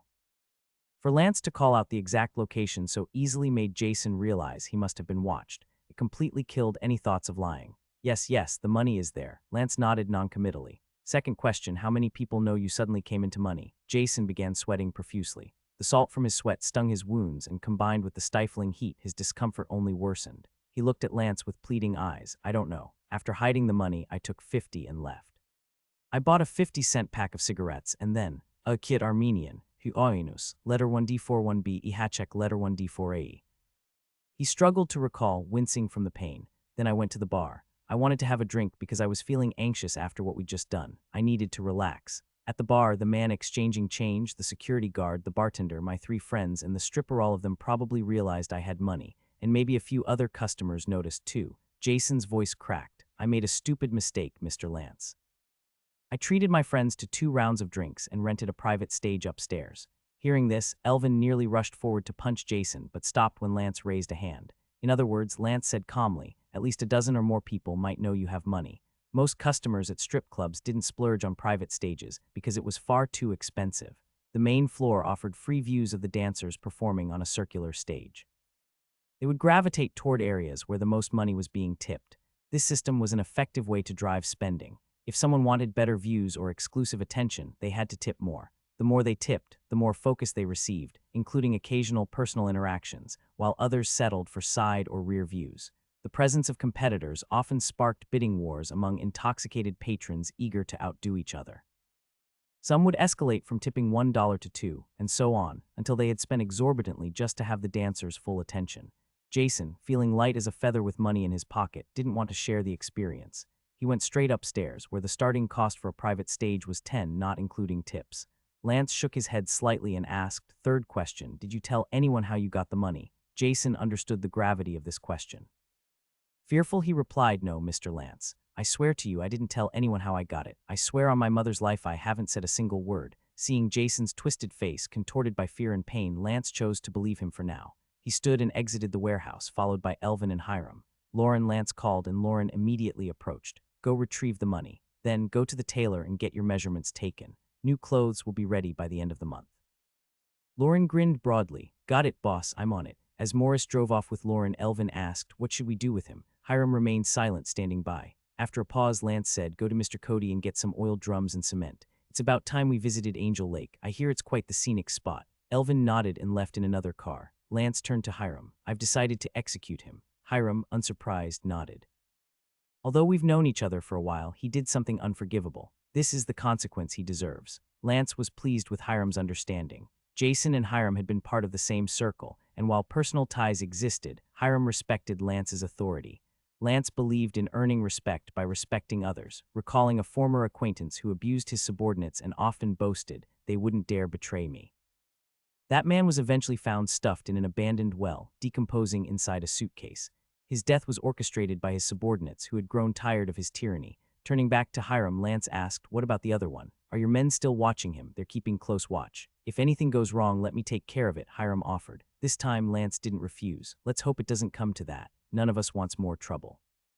By 5:30 p.m., the agency closed early. All 37 employees, without exception, were gathered young men and women, the eldest being Mello at just 23 years old. When Lance arrived, the group stood and greeted him. Raising his hand to quiet them, Lance walked to the front. I called you all here today for 2 reasons, he began. First, we've been together for 2 months now. After enduring so much darkness, we're finally seeing the light of dawn. I want to reward you all. Today, I've arranged for new clothes to be made just part of our preparation for a new chapter in our lives. Tomorrow, we'll go camping at Angel Lake. Ethan has already started preparing the food, 50 pounds of beef, plus steaks, lamb chops, fruits, and vegetables. I promise everyone will eat their fill. The announcement sparked cheers and whistles as smiles spread across the young faces. Elvin stomped the ground, quieting the group enough for Lance to continue. Second, Lance's tone turned somber. Something terrible happened today. I need you all to understand we are not safe. Our status as illegal immigrants, the loans, and the union's growing resentment toward our agency, all of these are threats. Any one of these issues could strip us of everything we have and send us back to living in tunnels, starving, freezing, and being bullied, or worse, killed. Today, someone tried to push us to that edge-to-toe, destroy everything we've built. I cannot and will not forgive that. We are a family, and I will do whatever it takes to protect you all, even if it means going to hell myself. And that brings me to the second reason I gathered you here today. Tonight, I will execute the one who tried to destroy us.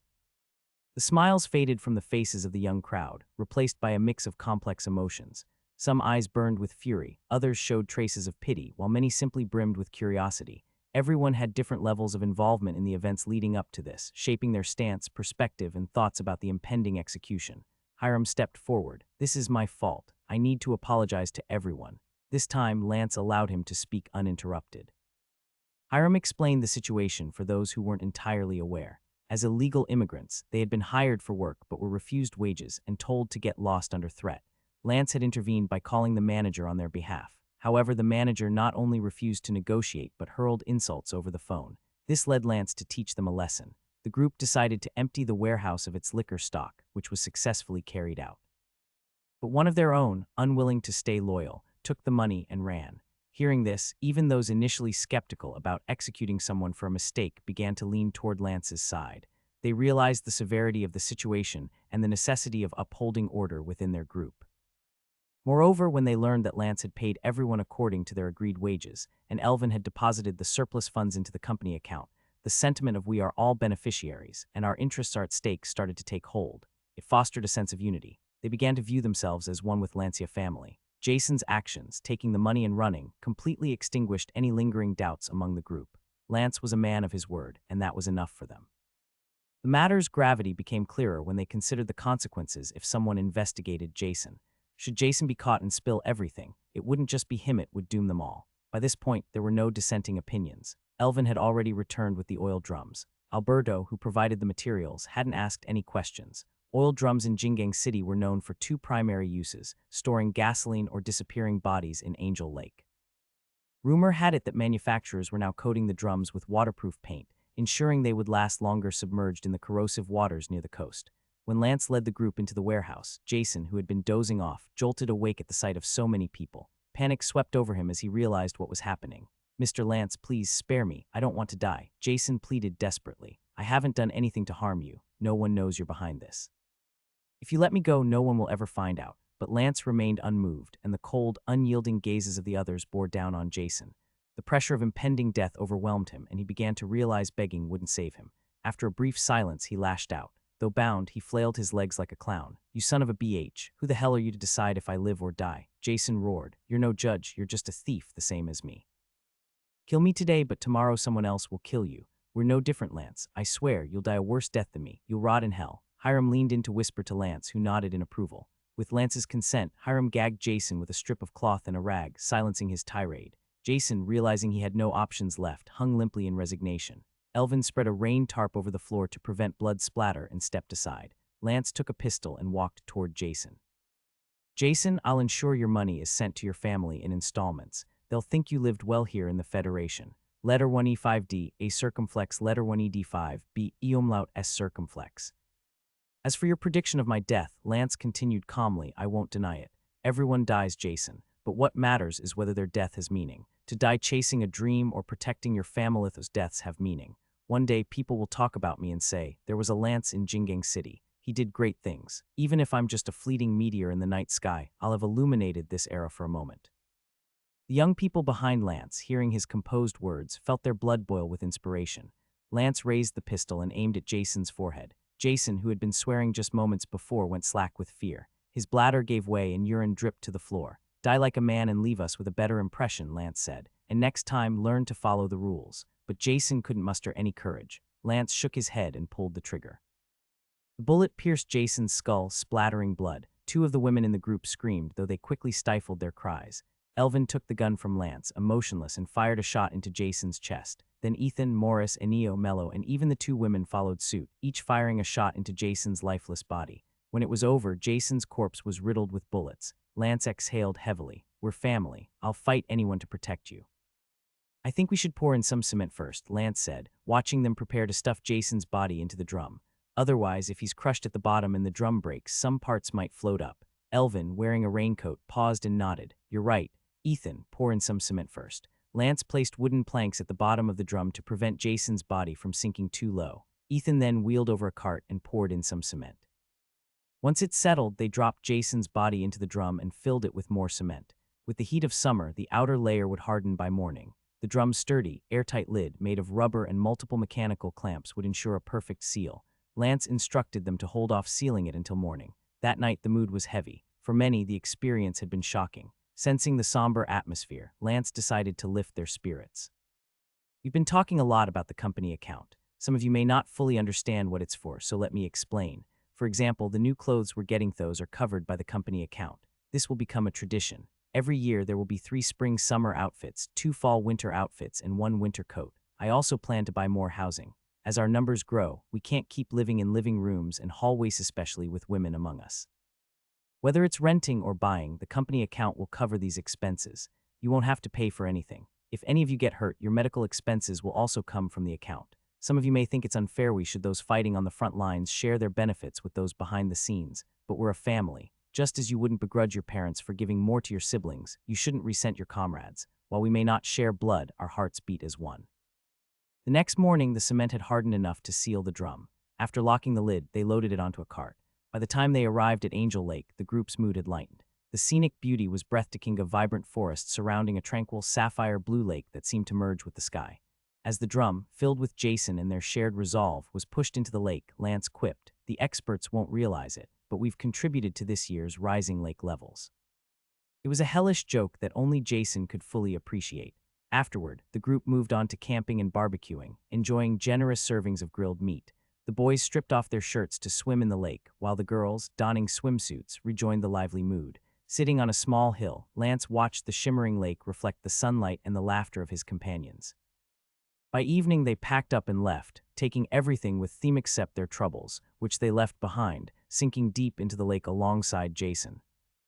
Golden Diamond Law Firm was one of the top firms in Jingang City. Whether it was the best in the Federation was unclear, but they certainly claimed to be. Johnny had put on a more decent outfit today, though sitting in a wheelchair gave him a slightly awkward appearance. Still, at least he didn't look out of place. His daughter pushed him into the opulent offices of the Golden Diamond Law Firm, where a blonde woman greeted them. Dressed in a professional yet striking suit, her crisp white blouse and open neckline created an impression of both competence and allure.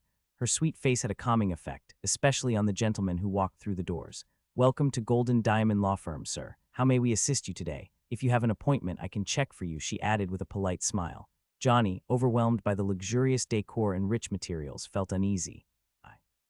"I'm looking for a lawyer to consult about a tax issue. I don't have an appointment." The receptionist flipped through the appointment book. "Mr. Gus is available right now. He's one of the top tax attorneys in Jingang City with a win rate of over 95. I highly recommend him. If you prefer someone else, I can arrange that, but they're all currently unavailable." Impressed by her description, Johnny didn't deliberate further. "Let's go with Mr. Gus. Can I ask how much he charges for consultations?" $60 an hour, sir." The receptionist maintained her professional demeanor, showing no sign of judgment despite their modest attire. To her, even if they didn't look wealthy, anyone who walked into the firm was likely worth at least an hour of consultation fees. $60. That's outrageous. It's so much cheaper over there. Johnny's overweight daughter whispered in his ear. Over there, the mention stung Johnny.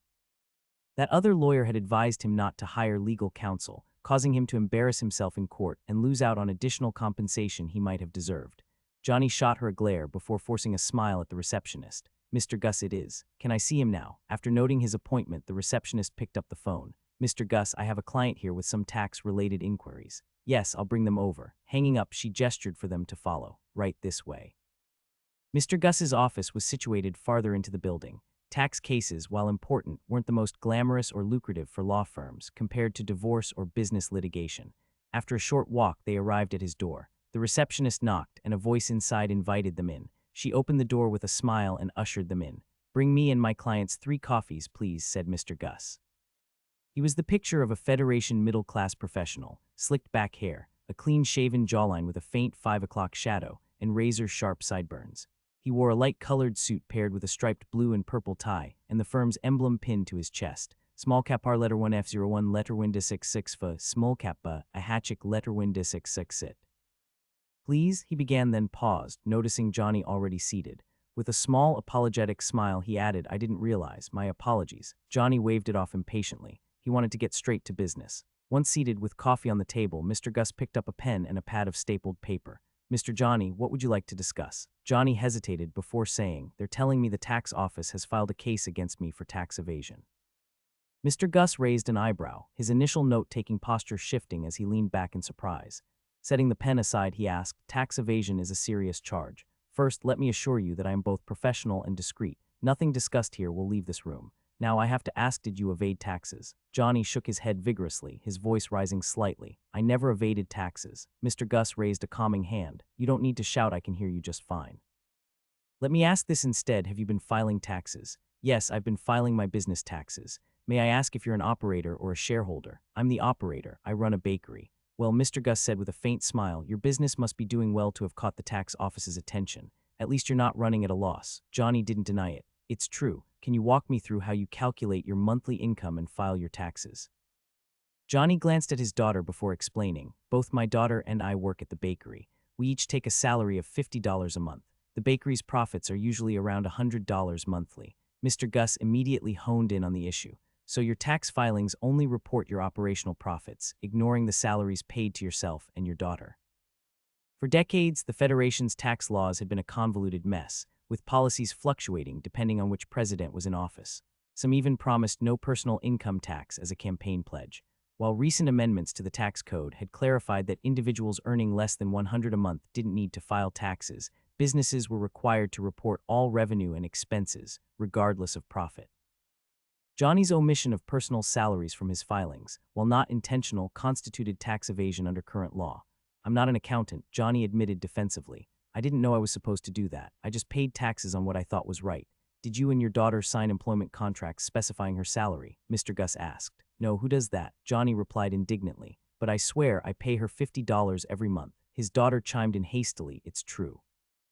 My father gives me $50 every month. Mr. Gus didn't bother taking notes. Unfortunately, the tax office, the court, and the judge won't believe you without documentation. They could argue that the money you gave your daughter was a gift. Have you even registered your business? For example, something like Johnny's Bakery. No, I haven't, Mr. Gus sighed. By state law, individual operators are required to file taxes combining their operational income and personal income.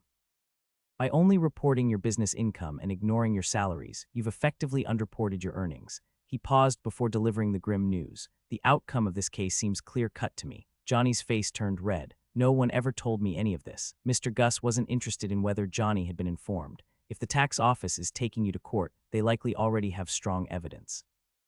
If you want to hire a lawyer, do it quickly, he advised, cutting off Johnny's hopeful look with a firm shake of his head. I won't take this case. First, I primarily handle corporate cases, not individual ones. Second, I don't take on losing cases. However, I can recommend someone. Johnny felt crushed. Seeing his despair, Mr. Gus added, the lawyer I'm recommending is an intern here. He can help you argue that your actions were unintentional and try to reduce your charges from tax evasion to tax oversight. That will result in lighter penalties. He's affordable too. His fee won't exceed $200. For the intern, this would be a valuable learning opportunity, providing hands-on experience with the tax office's legal team, a rare chance for growth. Johnny, however, was nearing financial ruin. His bank accounts had been frozen at the tax office's request, citing that the funds might belong to the Federation. Lately, his life had been a downward spiral of misfortune, and today was no different. Everything was falling apart. As Johnny exited Golden Diamond Law Firm, the city's bright sunshine contrasted sharply with the darkness engulfing his world. He was utterly dejected. After paying the $260 consultation fee, he had less than $150 in cash left, and all his bank accounts were frozen. Worse yet, according to Mr. Gus, even the best case outcome, the court believed Johnny's failure to report taxes was due to ignorance rather than intent, would still result in a hefty fine. This wasn't unique to him. Anyone in court for such issues faced the same outcome. His bakery had been operating for years, and the tax office could penalize him for up to 10 or even 20 years of underreported taxes. To prepare for what lay ahead, Johnny would need at least $3,000. When he asked Mr. Gus what would happen if he couldn't pay, the lawyer had been diplomatic but clear. Misfortune awaited, including the loss of his freedom. The sun couldn't pierce the storm cloud over Johnny's heart, nor could its warmth reach his freezing body. He wanted to escape, but there was nowhere to go. "We're out of money," his overweight daughter muttered softly. She had no savings. Johnny gave her 50 every month, but she often spent at Alan's, sometimes even pilfered from the bakery's earnings. A couple of dollars here and there went unnoticed by Johnny, and it kept her boyfriend around despite her less than desirable appearance. Now, however, the situation wasn't about a few missing dollars. They were staring down a gaping financial abyss of several $1,000s. Johnny looked out at the distant coastline, his lips trembling before he finally spoke the words he had been dreading. "We do have the house." His daughter opened her mouth as if to protest, but said nothing. The house had always been promised to her, a place she could live in after marriage, but now that promise seemed unlikely to be fulfilled. Johnny, despite his shortcomings, cared deeply for his daughter. Seeing her disheartened expression, he attempted to comfort her. "Think of the positives," he said. "The bakery still brings in a steady income every month, and the new officer isn't charging us much in dues. Next week, I'll try to negotiate with the gangs to lower our fees further, and we can always take out a loan." His daughter managed a weak smile. "Yeah, we can get a loan. Once we pay it off, the house will still be ours."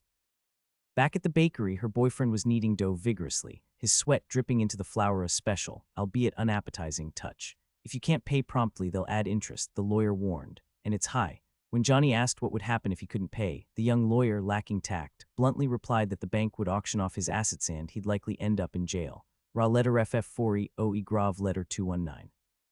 The following morning, Johnny resolved to fight back. As long as the bakery stayed afloat, he believed he could recover. He visited Broadcom Bank and sat before a loan manager, an older man with glasses. After reviewing Johnny's application form and making 2 phone calls, the manager raised his eyebrows. "Mr. Johnny, if you use your house as collateral, we can offer you $1,500. Johnny's eyes widened. He had spent the entire night convincing himself to mortgage the house, and now he was being told it was worth so little. "You're sure you don't mean $3,500 or $2,500? He asked, barely containing his anger. The manager shook his head. "It's an old property. I checked with our partners, and the most recent sale in your area was for $3,000. If you default, we'd have to cover the costs of repossession and auctioning.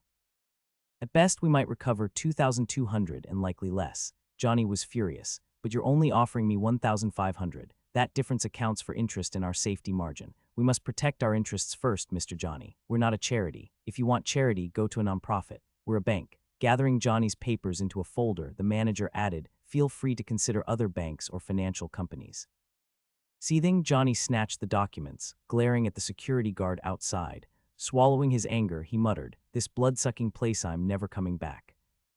Johnny next tried Beihui Bank and Jincheng Bank. Beihui's loan manager offered $1,750–250 more than Broadcom, citing similar reasons for the undervaluation. Still, Johnny found it unacceptable and moved on. After reviewing his documents, the manager said, "We can offer $1,800. This is the highest amount you'll get in this city." "That's still not enough," Johnny grumbled. The manager explained, "Mr. Johnny, if you can't repay the loan, we'd need to sell the house to recover both the principal and interest. It would have to fetch at least $2,400. The area has seen only one sale in the past 3 months. To sell quickly, we'd likely list it below $3,000 and interested buyers wouldn't pay full price. So we're not lowballing you, we're being realistic. Look on the bright side, if the house sells for $5,000, the surplus will go to your account."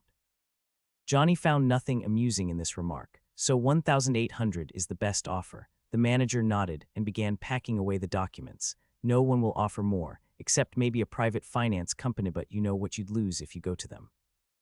On his way home, a desperate idea crept into Johnny's mind. Why not sell the house outright?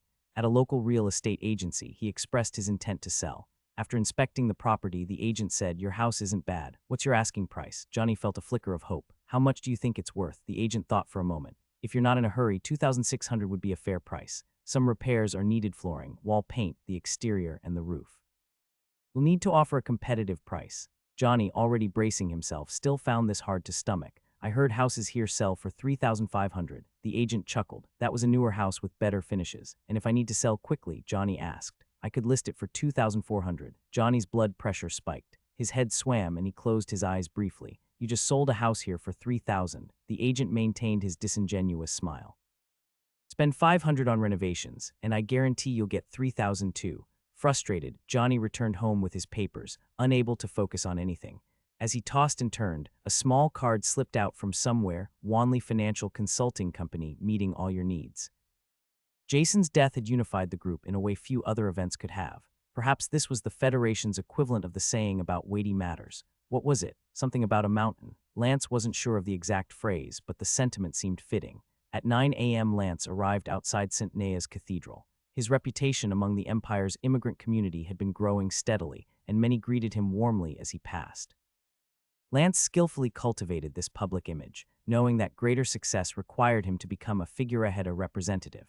People, after all, were a multi-purpose resource. To a capitalist, they were endless mines to be exploited. To a politician, they were weapons capable of being swords or shields depending on the need. In the hands of different leaders, people could take on vastly different roles. They could even be reused, like a washed condom so long as it wasn't broken. If Jobov saw people as power instead of as a means to generate money, his strength would grow exponentially. Jobov was present at the cathedral that day, but his demeanor was unusually subdued. He stood to the side, lost in thought. Lance greeted him, but Jobov didn't engage. In the past, Jobov might have approached Lance for a chat, and Lance would have respectfully paused to wait. Today, however, Jobov had no intention of talking, and Lance wasn't interested in pressing him. Jobov had recently dined with the mayor, who had shown interest in having Jobov join his team, but the conversation had left Jobov conflicted. The mayor had presented him with a clear, albeit blunt, proposition. Once the president secures re-election, he'll start granting legal status to illegal immigrants. This will give them voting rights. Jobov, you hold a prominent position in the Empire's immigrant community. I'm glad you've seen the bigger picture and chosen to join us. But you know, every member of our team has proven their value. So what about you? How will you demonstrate to others that adding you to the team will make us stronger, not weaker? The directness of the mayor's request bordering on coercion had left Jobov deeply uncomfortable. Back in the Empire, even greedy nobles would at least maintain an air of civility. But here, there was no pretense of decorum, just a blatant demand for him to give, yet refusing wasn't an option. Jobov was grappling with a significant problem involving Arthur and a missing shipment of liquor. Although Jobov was confident Arthur wasn't behind the theft, the lack of evidence left him at a dead end. Joining the mayor's team seemed like the only viable path forward, but the fill-in-the-blank nature of the mayor's demand that Jobov prove his worth was a source of frustration. If Jobov offered too much, he'd regret it. If he offered too little, the mayor's team might reject him. He felt trapped. While Jobov brooded, Lance approached a group of young men nearby. Gerald, seeing Lance, eagerly waved and ran to his side. The other young men greeted Lance enthusiastically as well. You've started a family, Gerald exclaimed with excitement. I want to join. Lance was momentarily puzzled. Who told you that? Everyone's talking about it, Gerald said earnestly. Even Enio and the others are with you now. Gerald's admiration for Lance was clear. Back on the ship, Lance had protected Gerald from a fate he didn't want to imagine. Since then, Gerald had idolized him. Our retroflex letter 1D608, letter 1D40D, all letter 10331, Igrav S. Lance glanced at Bolton, who was mingling with some well-dressed imperial immigrants in the distance. Turning back, he smiled. You'll have to convince your uncle first. Gerald snorted. He only cares about how much money I give him every month, not what I'm doing. I thought you two got along, Lance said. My parents actually paid him a large sum to take care of me. Lance hesitated. What will you tell your parents if you join us? I'm an adult. I can decide my own future, Gerald said firmly.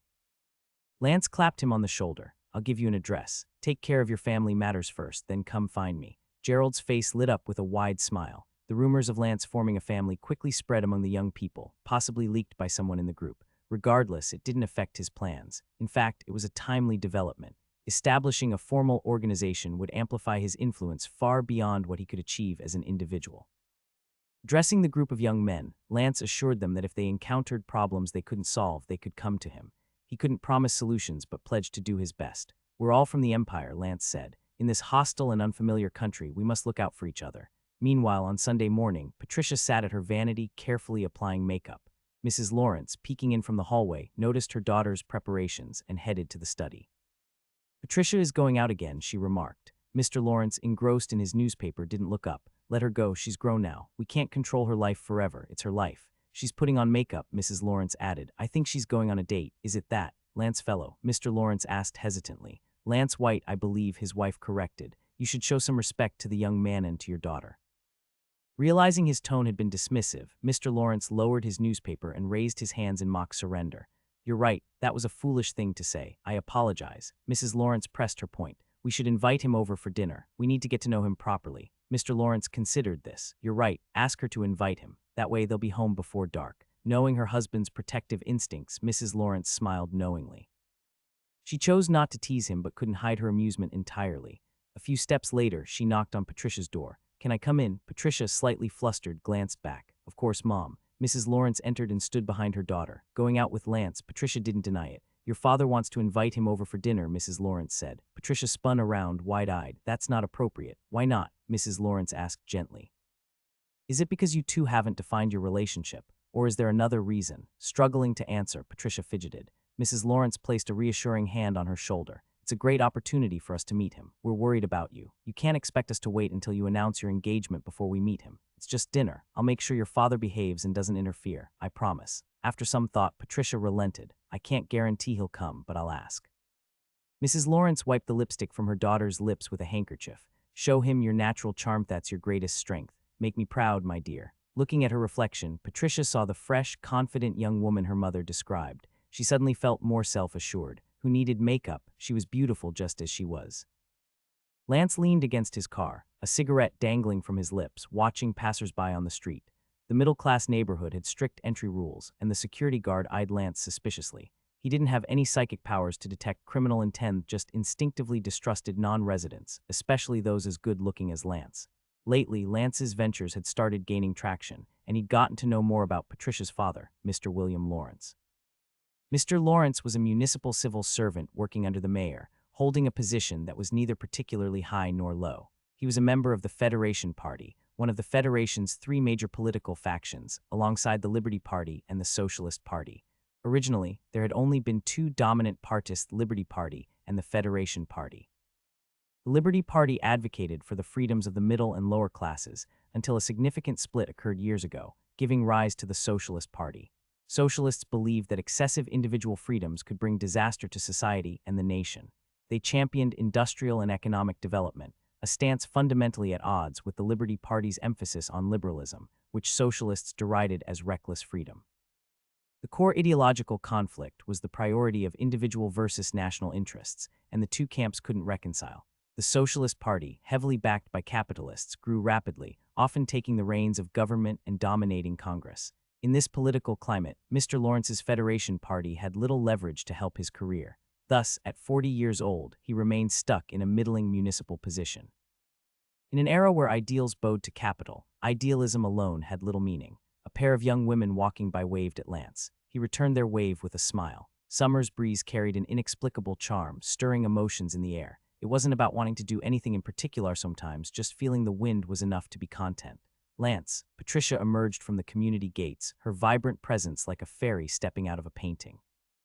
Lance tossed his cigarette aside and stepped forward, pulling her into a hug. You look stunning. Being complimented by someone you like is always heartwarming, and Patricia beamed. I thought so too. She naturally took his arm. There's something I need to tell you. Lance opened the car door for her. What is it? Patricia hesitated, a bit flustered. William and the others want to invite you over for dinner tonight. They've prepared a meal for you. Getting into the driver's seat, Lance started the car. That's good news. You don't feel awkward about it, she asked. Shaking his head, Lance replied, if meeting the people closest to you is awkward, then you should question whether I truly love you or if I just want to sleep with you. This is something I need to do. Either I convince them or they convince me. I'll be a warrior, he added with a sunny smile that made Patricia's heart melt. That afternoon, the two went to see a movie. Cinema was one of the few cheap and widely accessible forms of entertainment in this era. They chose a more upscale theater, where tickets cost 25 cents. Such venues were cleaner and smelled better than the 10 or 15-cent establishments, where one could never be sure what the previous occupant of their seat had done. Ra letter 2115 letter 1 ECD, umlauts. At the 25-cent theater, staff ensured the seats were clean, and the patrons tended to behave better. The film, Love in a Chaotic Time, was a war romance. People of the era seemed to believe that hardships and tragedy made love more profound. Patricia was deeply engrossed in the story, while Lance appeared distracted. Despite her focus, Patricia's face grew redder as the film progressed. The climax featured the female lead, after years of waiting, finally receiving the male lead's ashes. Cradling her growing belly, she wore a determined smile as she faced a new life. The crowd's response started with a smattering of light applause, attentive and subdued, like a frail old man unbuckling his belt in the restroom. Soon, however, the applause swelled into a thunderous ovation. The audience was moved by the heroine's steadfast love, loyalty to her family, and enduring hope. Patricia clapped enthusiastically, while Lance joined in with less fervor. You're crying, Lance noted. It was so touching. Patricia said, squeezing his hand. Don't you think the heroine was amazing? Lance shook his head. Actually, she should have been a little more selfish. If she had been, her husband might not have died, and their child would still have a father. Patricia, from an artistic perspective, the film beautifully ties war, love, death, and new life into a poetic cycle. but as an ordinary man, if we were married and war broke out, I'd take you far away. I couldn't choose between loyalty to my country and loyalty to you. But if I had to, I'd choose you. Already emotional, Patricia couldn't hold back any longer. She kissed Lance passionately. After a long kiss, she pulled back, shy and flustered. Patricia had been raised in a strict church-run girls' school, where the nuns were notorious for their harsh discipline. Public corporal punishment was a common tool used to break both the body and spirit of rebellious students. Such schools had seen their fair share of student suicides, though the church and government often suppressed such news. Patricia, a model student, had never dared step out of line. Sensing her shyness, Lance gently took her hand and led her out of the theater. By now, the sky had darkened and the heat of the sun had faded. The couple sampled some street food, which Patricia ate with great enjoyment despite its mediocre taste. I rarely eat street food. My dad says it's unhygienic. Lance didn't argue. He's not wrong. Patricia froze mid-bite and looked at him. Lance wiped a bit of grease from her face. But if you avoid everything unhealthy, you'll miss out on experiences. When you're old, you'll regret it. A small compromise in health for a lot of joy, that's a trade worth making. You're right, Lance. The two tried various street foods until Patricia was full. By the time they returned to Patricia's home, she looked at Lance nervously. They'll know we've already eaten. Then tell them the truth, Lance said. While it should have been Lance feeling nervous, Patricia was the one unsettled. She appreciated that Lance respected her as a person, not just as an object or a body. As they pulled into the Lawrence family's gated community, the security guard recognized Patricia. "Miss Patricia, who's this handsome gentleman? My boyfriend. Please open the gate." The guard nodded and sighed as the car drove through. Such moments were a universal melancholy for all security guards. When they reached the Lawrence home, Patricia asked, "Are you nervous?" "Not as long as Mr. Lawrence doesn't hate brandy," Lance replied, holding up a bottle. Patricia, drawing a deep breath, took his arm and knocked on the door. Inside, the Lawrences had been watching through the window. Mrs. Lawrence found Lance quite likable, though Mr. Lawrence remained reserved. Mrs. Lawrence opened the door, her appearance polished in a pale pink dress and a pearl necklace. Her radiant smile was natural, or at least, not from wax. Mr. Lawrence glanced at the brandy, then at his daughter, recognizing her influence in the choice. It was his favorite, and he quietly appreciated Lance's generosity. "This is an expensive gift. Perfect for tonight," he said, handing the bottle back to his wife. "Open it up." He then led Lance to the living room. "What can I get you? A coffee, juice, water?" Mr. Lawrence raised an eyebrow before chuckling. "Not nervous, are you?" From their spot nearby, Mrs. Lawrence and Patricia were eavesdropping, eager to see how Lance handled Mr. Lawrence's subtle yet calculated first attack.